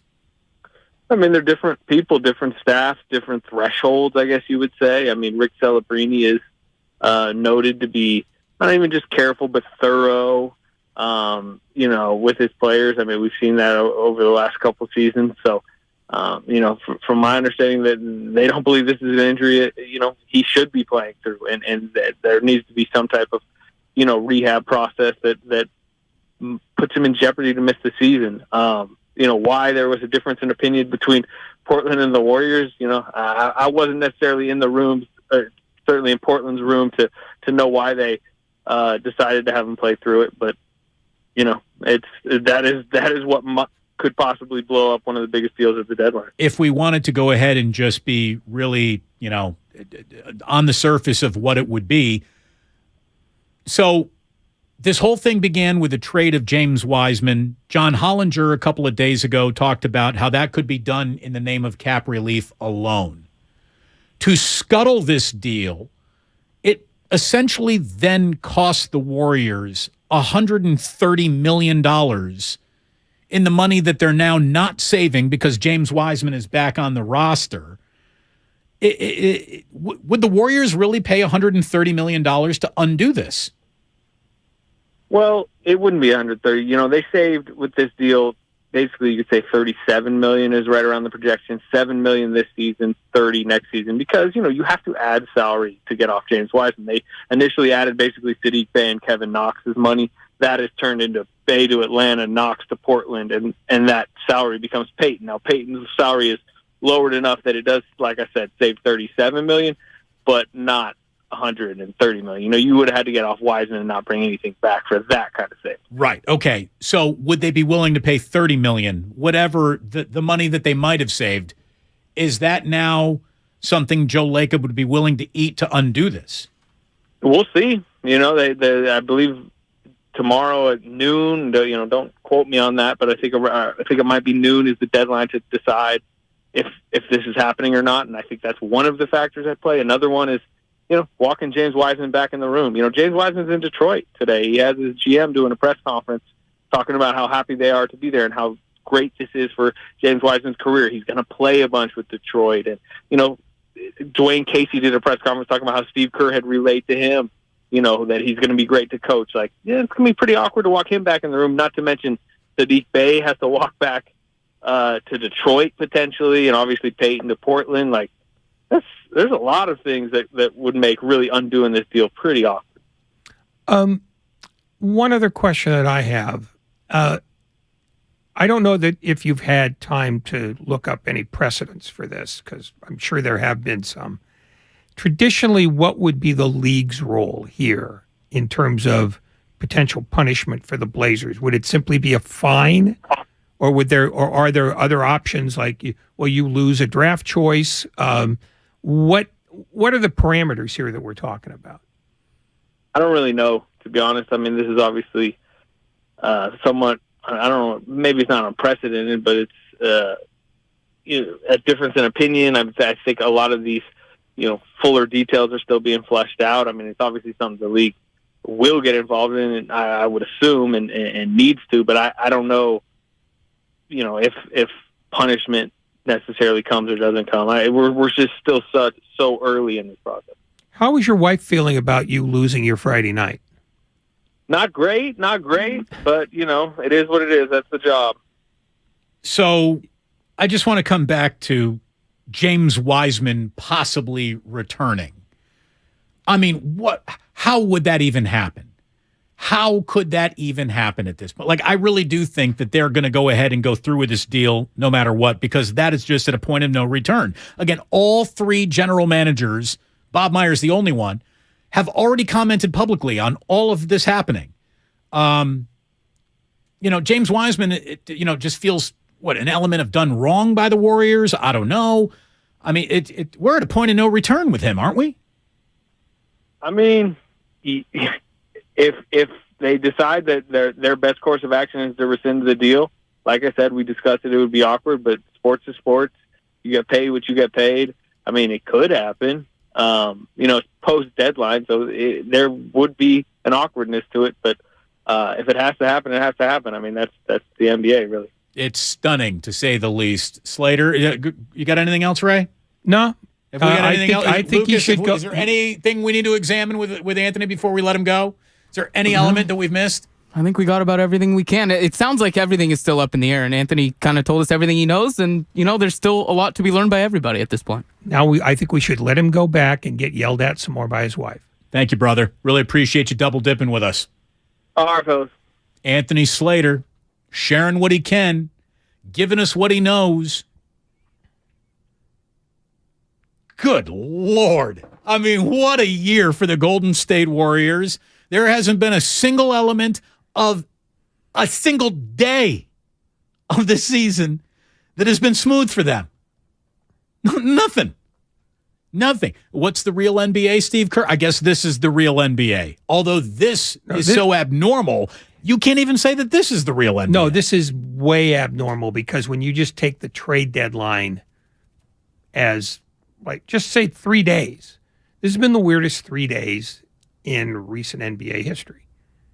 Because not only do you have the Brooklyn Nets gutting themselves, not only do you have, 21 trades involving no less than 40-plus second-round picks in an afternoon, now you have a second pick in the draft who is now in stasis somewhere because somebody he's only vaguely aware of either is or is not healthy enough to play basketball. So this is the kind of chaos I can get behind. Look at it this way. I had 2 pages of fun Super Bowl prop bets that I thought we'd be getting to right about now in the show, and that would be a good way to close it out on a Friday night before the Super Bowl. Nah. Forget all that. Yeah. We got our own little story in our own neck of the woods. Seriously. There's a guy named Robert who just pointed out saying, Ray's having so much fun right now. He loves this. Oh, it's sensational. I believe that treachery, backstabbing, the movement of money, it's all a gigantic metaphor for sports in America. Sign me up for this every day. At what point can we start arresting front office members of the Portland Trail Blazers? When this becomes a dictatorship run by you? Well, we can only dream that. Oh, my God. Dude, Joe Lacob and Bob Myers have to be furious. Although Lacob's fury is far more incandescent and easy to spot than Myers's. Myers will try to zen his way through this. In fact, his job right now is to keep Joe Lacob from chewing through the furniture. That's what he's doing tonight. That's a tough job. Yeah. Oh, no. He might have to shoot him with Toradol just to keep him in his chair. Hey, Toradol for the horses. Yeah. No, I just, I may be getting out over my skis, but I don't see an avenue for the Warriors to get out of this cleanly without just going, okay, you screwed us. We'll remember that. We'll make sure that, we tell all our pals in the league about what double dealers you are, but we're going to take the trade. This is Bill in San Jose. Bill, you're on 95.7 The Game. We got nothing but calls the rest of the way. Hello, Bill. Wow. Excellent point. I kind of want to use the word fraud here a little bit. And it's one thing when the medical staff, they really knew how injured he was, and now there's a difference of opinion. I think Adam Silver has got to do something because you can't allow this sort of thing to stand as an okay thing for the NBA as a business. Well, and I agree with that too, because to me, and that's why I asked Slater, how can one team look at, the MRI, whatever image they're using to determine the degree of the injury, how can one team look at that X-ray or whatever and say, yeah, no problem, and the other team say, not only is there a problem, but the problem is at least 90 days away from being solved? Like, that's the difference between you're not pregnant or you're pregnant. Like, you can't be a little pregnant, right? You either are or you aren't. Now, I understand that injuries have a sliding scale to them, but the sliding scale of completely ready to go and needs to be shelved for 3 months seems to be so, like I said, it's two different languages. You're operating from two different bases of reality. And that's the thing if I'm Adam Silver about. If I'm Adam Silver, I'm worried about that we have that differing of an opinion between guys who are both approved to be NBA team doctors. You can look at the exact same thing and say, he good, and the next guy can be like, not only is he not good, he needs to be in traction. Not to divert from your point, but this should be mentioned. Kendra Andrews just filed for ESPN and says that the Warriors have until Saturday to go through with the deal or rescind the entire trade. No amendments to the deal can be made due to the passing of the trade deadline. So maybe the third option is actually off the table. Wow. So there's no way to even poke and prod this thing to make sense. No, it's a yes or no. The Warriors have a yes or no option here. And as far as the point you were making a minute ago before I diverted us, I don't think the Blazers medical staff is culpable here because they provided information to the general manager. The medical staff does not get to determine whether a player plays or not. They could say, this is what we've got. And if the general manager says, well, that looks healthy enough to me, I don't know that the medical staff is the guilty party here. Well, that's why Cronin is already covering his own rear end. Yeah, well, he's defining health as, well, he was good enough to go. That's why the word healthy is annoyingly vague here. Because I'm not sure that there's any healthy player in the NBA. If you're saying, who's 100% right now? Probably nobody. So everything is a gray area. This is particularly gray. So the argument would be whether the Blazers operated in good faith or not. And that would be where Adam Silver comes in. The Golden State Warriors, the Portland Trail Blazers have an awful lot of uphill climbing to do to prove to me that they're operating here in good faith. Oh no, they have to explain what the hell just happened. Yeah, and that to me that doesn't fall on the medical side. That falls on the management side. Because I do know that in every sport, teams have tried to make trades with injured guys in the deal and not disclosed. That's happened often, particularly in baseball. So this is not, Joe Cronin didn't suddenly come up with a brand new idea here. The question is, who's going to sort this out? And in terms of what the Warriors do, the Warriors get to decide. In terms of what happens to the Blazers, the league gets to decide. What will the league decide? I mean, I wonder what Adam Silver is doing right now. Cursing. Mr. Listener, calling from Napa. Mr. Listener, hello. Oh, hey, guys. Hope you can hear me. We got you. Awesome week. I'm going to give you a B+. We'll take it. Great week. You're welcome. There's so much to cover, but today's news, GP2 and all that stuff, that's a nothing burger. I'm just saying, it's cool. That stuff happens. Yeah, thanks for the call. This is Gene in Oakland. Gene, you're on 95.7 The Game. Hey, fellas. Well, from what you just said, I guess my idea of trying to hold out for another player, that can't be done, it sounds like. However, first of all, I want to get one thing clear. I mean, we keep talking about saving $131 million, but I thought bringing Payton over here was going to be a net savings of around 30 or 40. Yeah, we got that corrected. We got corrected by Slater. Yeah, when I was talking about the $130 million in savings, that would have been if the Warriors had traded James Wiseman to a team that was so far under the cap, like the Pacers, for example, they would have just been able to move on from him. But by taking salary back on, it changed that, yes. Okay, sorry. I didn't hear Anthony's report. But, all right. I mean, this still seems to me we ought to try to extract something out of this.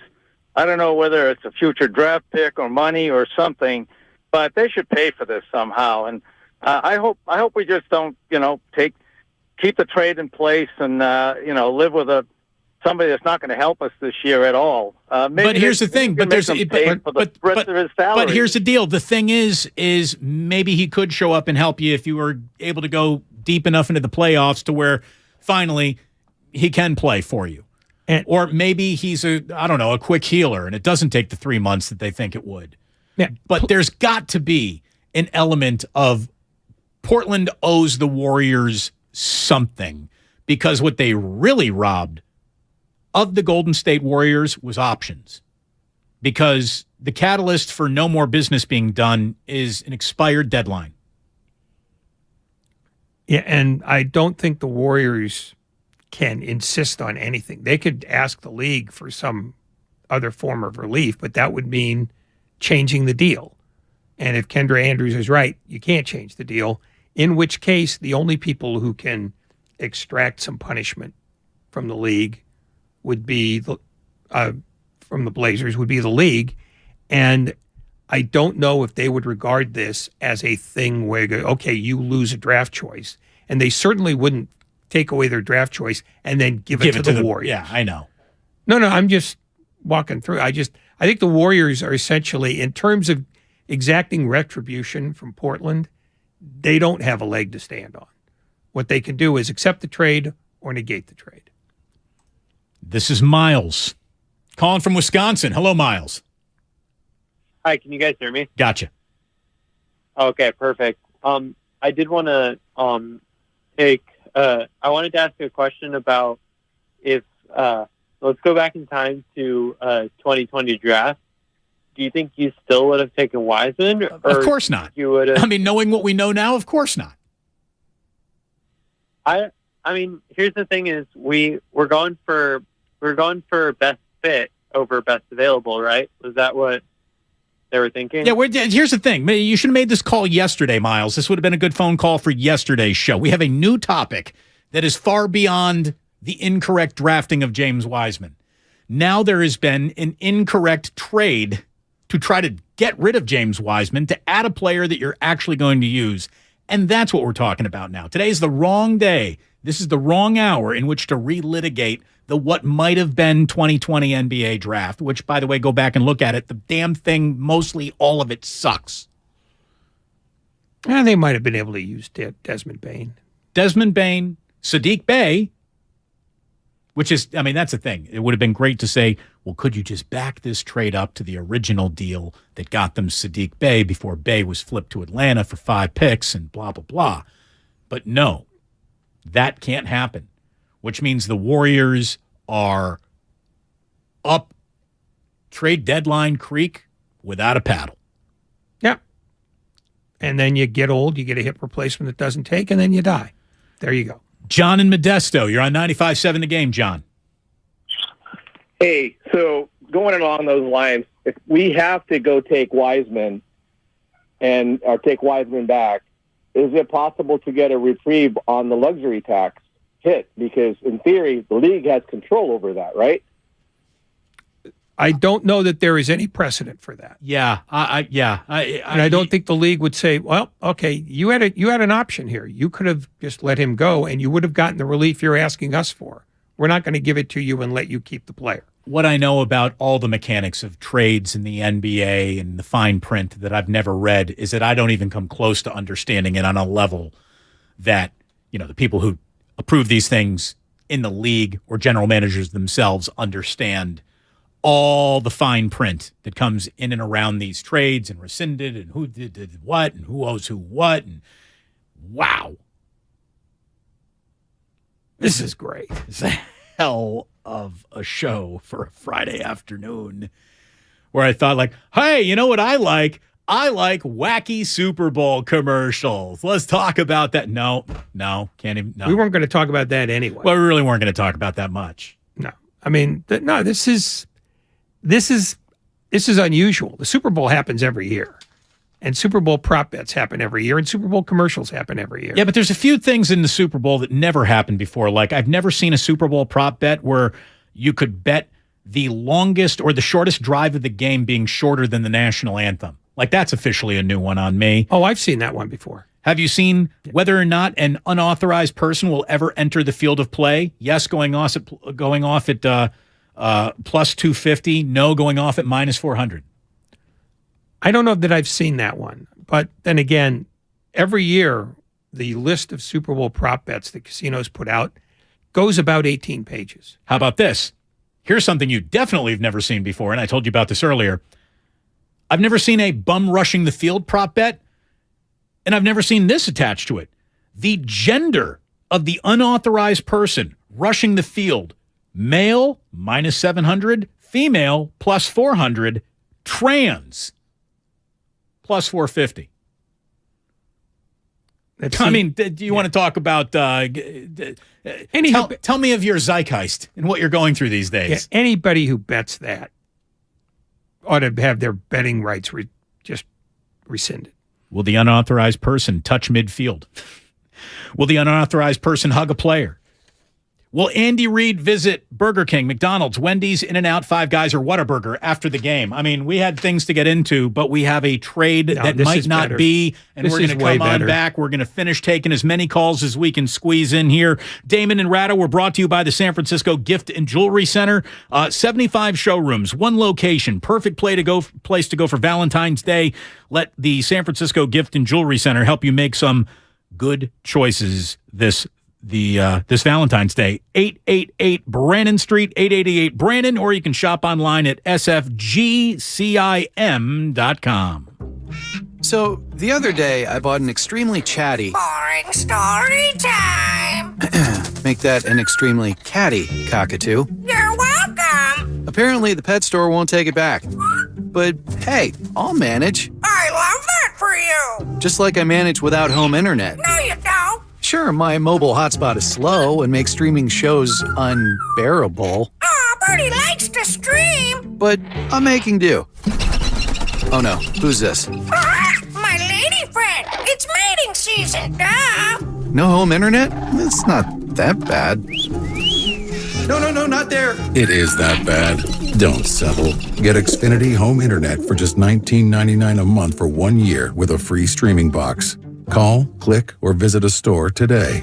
Restrictions apply. Not available in all areas. Requires paperless billing and auto pay with stored bank account. After 12 months, regular rates apply. Offer ends 2/21/23. The following is an attorney advertisement. If you get sidelined by a workplace injury, the workers' compensation attorneys at Boxer & Gerson can help get you back in the game. Our team of skilled attorneys will fight by your side for the treatment and compensation you deserve. We care about justice for injured workers. That's what makes us Northern California's premier workers' comp law firm.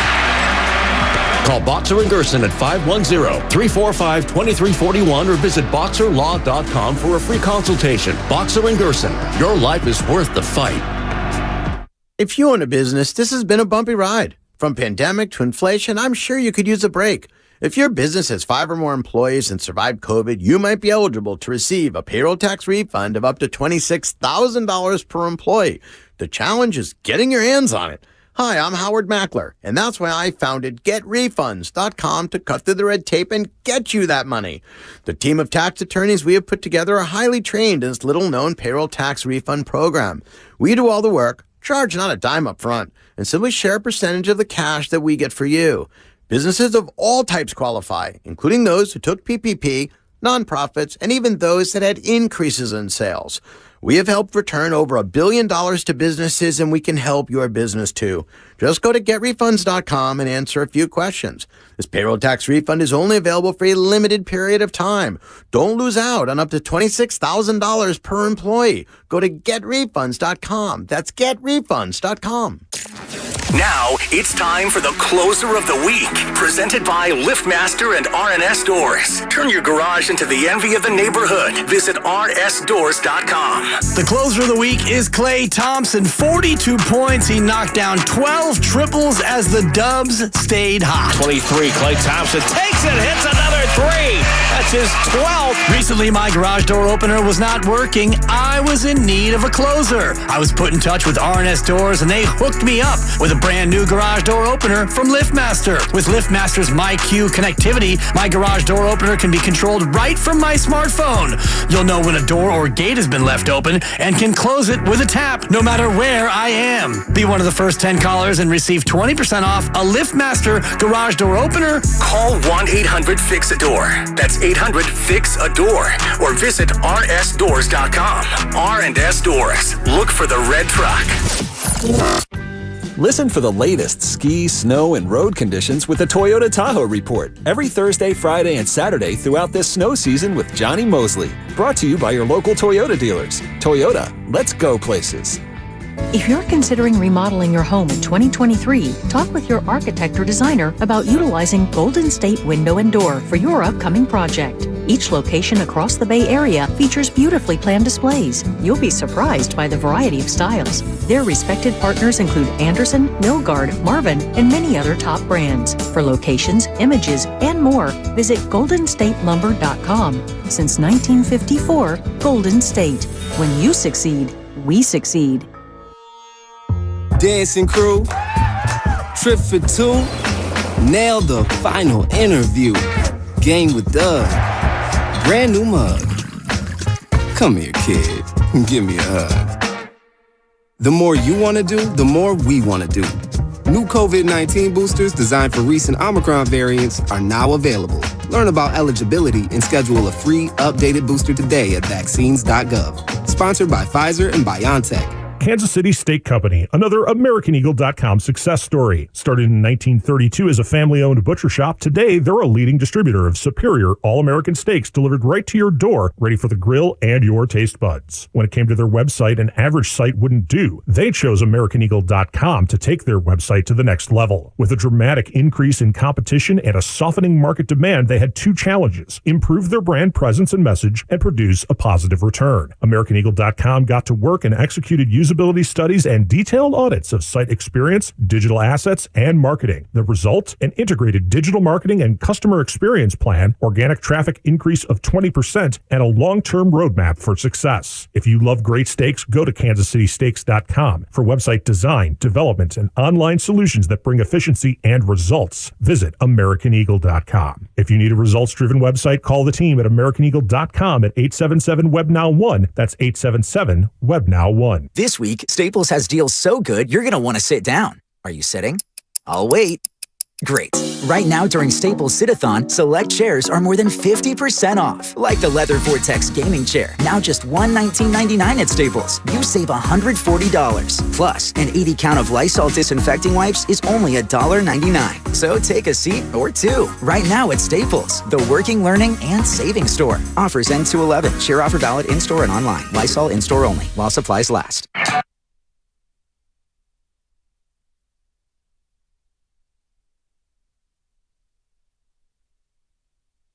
Now back to Damon and Ratto on 95.7 The Game.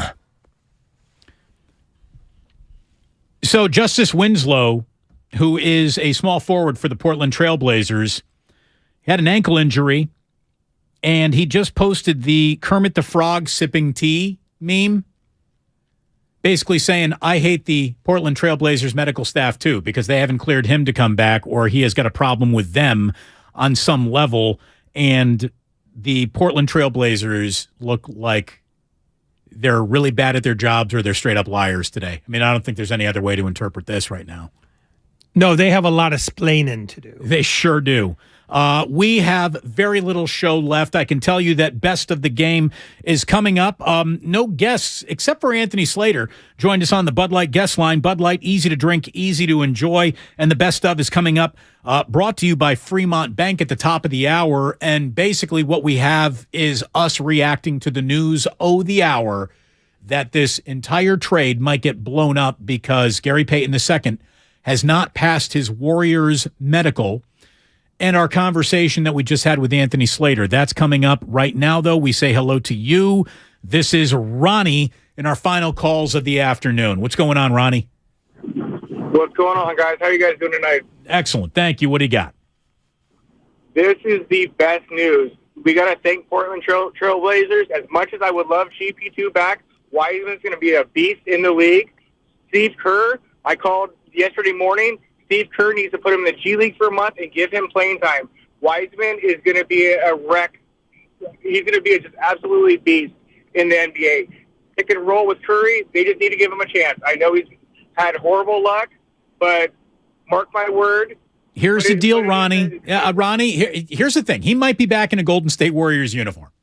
He might be playing games for the Golden State Warriors, the G League Warriors. He might be getting coach DNPs.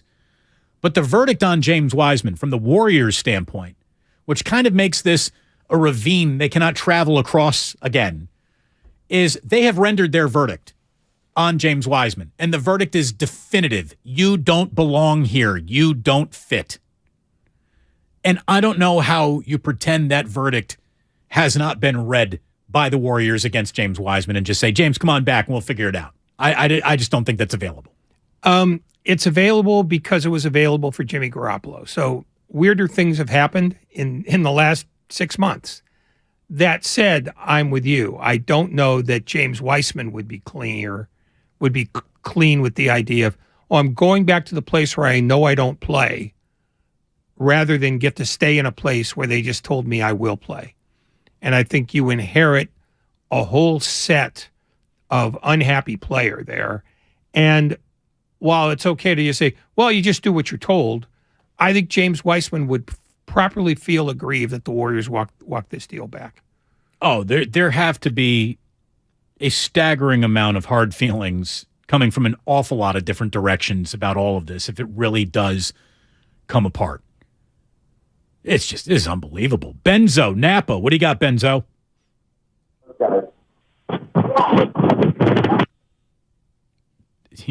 He was so flummoxed that he just had to hang up. He threw his phone back under his pillow. Maybe he injected it with Toradol. Said, I don't need to talk to anybody. Wow. This is Danny from Vancouver. What's going on? Canadian Danny. Yeah, Vancouver. Good. How are you, gentlemen? Excellent. Thank you.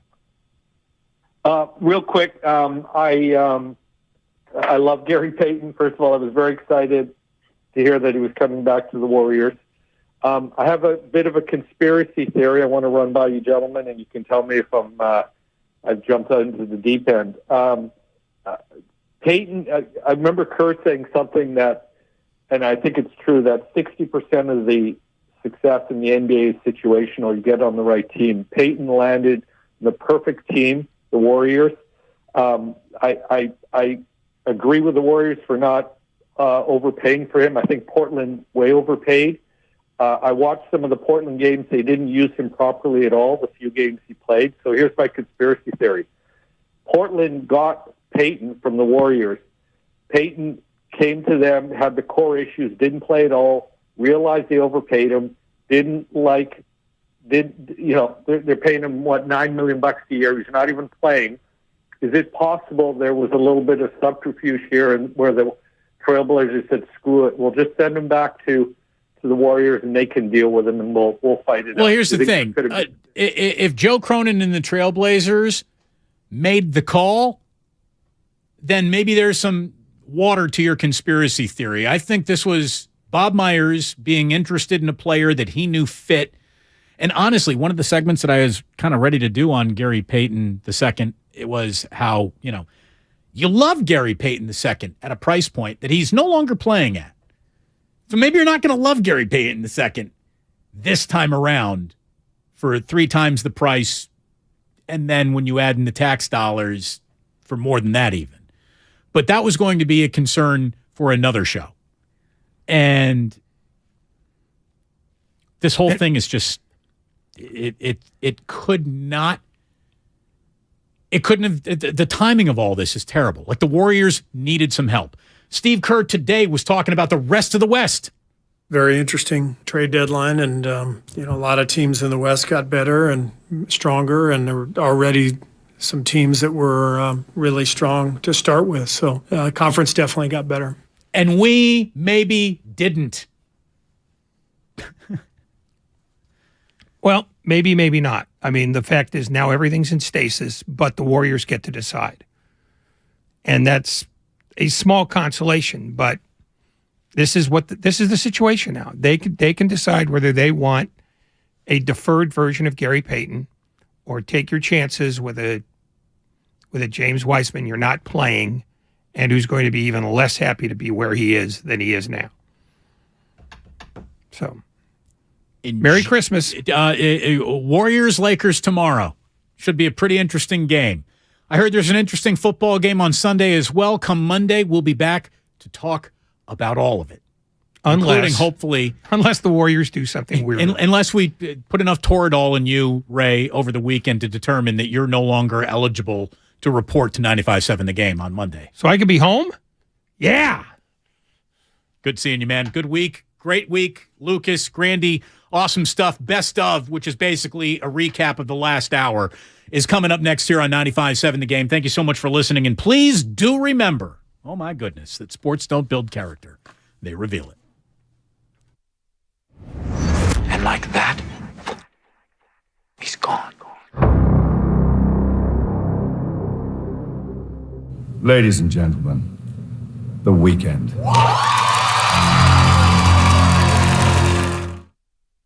It's a football Friday on 95.7 The Game. I could go out there and make $100 million if I win this game and get to see it to the Super Bowl. All of a sudden, the narrative, it's like, oh my God, Jimmy Garoppolo came back from a broken foot injury to save the 49ers. All of a sudden, I'm eating for free in the Bay Area again. Brought to you by the SF Sheriff's Office. Your future begins here. The Eagles Hotel California Tour. Welcome to the Hotel California. Live in concert with a full orchestra. Performing their iconic album Hotel California, beginning to end, plus a greatest hit set. The Eagles. One of these nights. SAP Center at San Jose, February 21st. Get tickets now at Ticketmaster.com. Duran Duran Future Past Tour. May 28th at SAP Center. Duran Duran with two very special guests, Nile Rodgers and Chic. And Bastille. But if you close your eyes. Tickets on sale Thursday at 10 a.m. at Ticketmaster.com. Don't miss Duran Duran Live. Produced by Live Nation. Here's home improvement news for the new year at Dolan's. Replace those old interior doors with ones you design yourself. Create your own style with personal choices at Dolan's and doors that are made just for you. The door experts at a Dolan's showroom will help you design your own amazing interior doors. Visit the Ideas section at dolanlumber.com and have a safe and happy new year. We're on a journey to make healthcare more accessible and more equitable, to treat the most complex diseases and offer hope where often there is little, to provide better care to more people across the Bay Area. We are more than a hospital, more than a university, beyond science and technology. We are the people of UCSF. UCSF Health. Redefining possible. Paid for by Bottom Line Capital. Attention all U.S. business owners. Was your company impacted during COVID? If you had over 5 full-time W-2 employees during the pandemic, you may be entitled to up to $26,000 per employee. That's right. If your business employed more than 5 full-time employees in 2020 or 2021, and your business was affected by the COVID pandemic, you may be eligible for up to $26,000 per employee. To check your company's eligibility to receive $26,000 per employee, call 800-793-0135 right now. We have already secured millions of dollars for businesses just like yours. There is no upfront cost to see if your company is eligible. Just call 800-793-0135 and find out for free how much your company can claim. This approved payroll tax refund program from the United States Treasury Department is for any business who kept employees on payroll during the pandemic. Best of all, these funds do not have to be paid back. Do not miss this opportunity to claim your company's refund. Call 800-793-0135. 800-793-0135. Cars for Kids.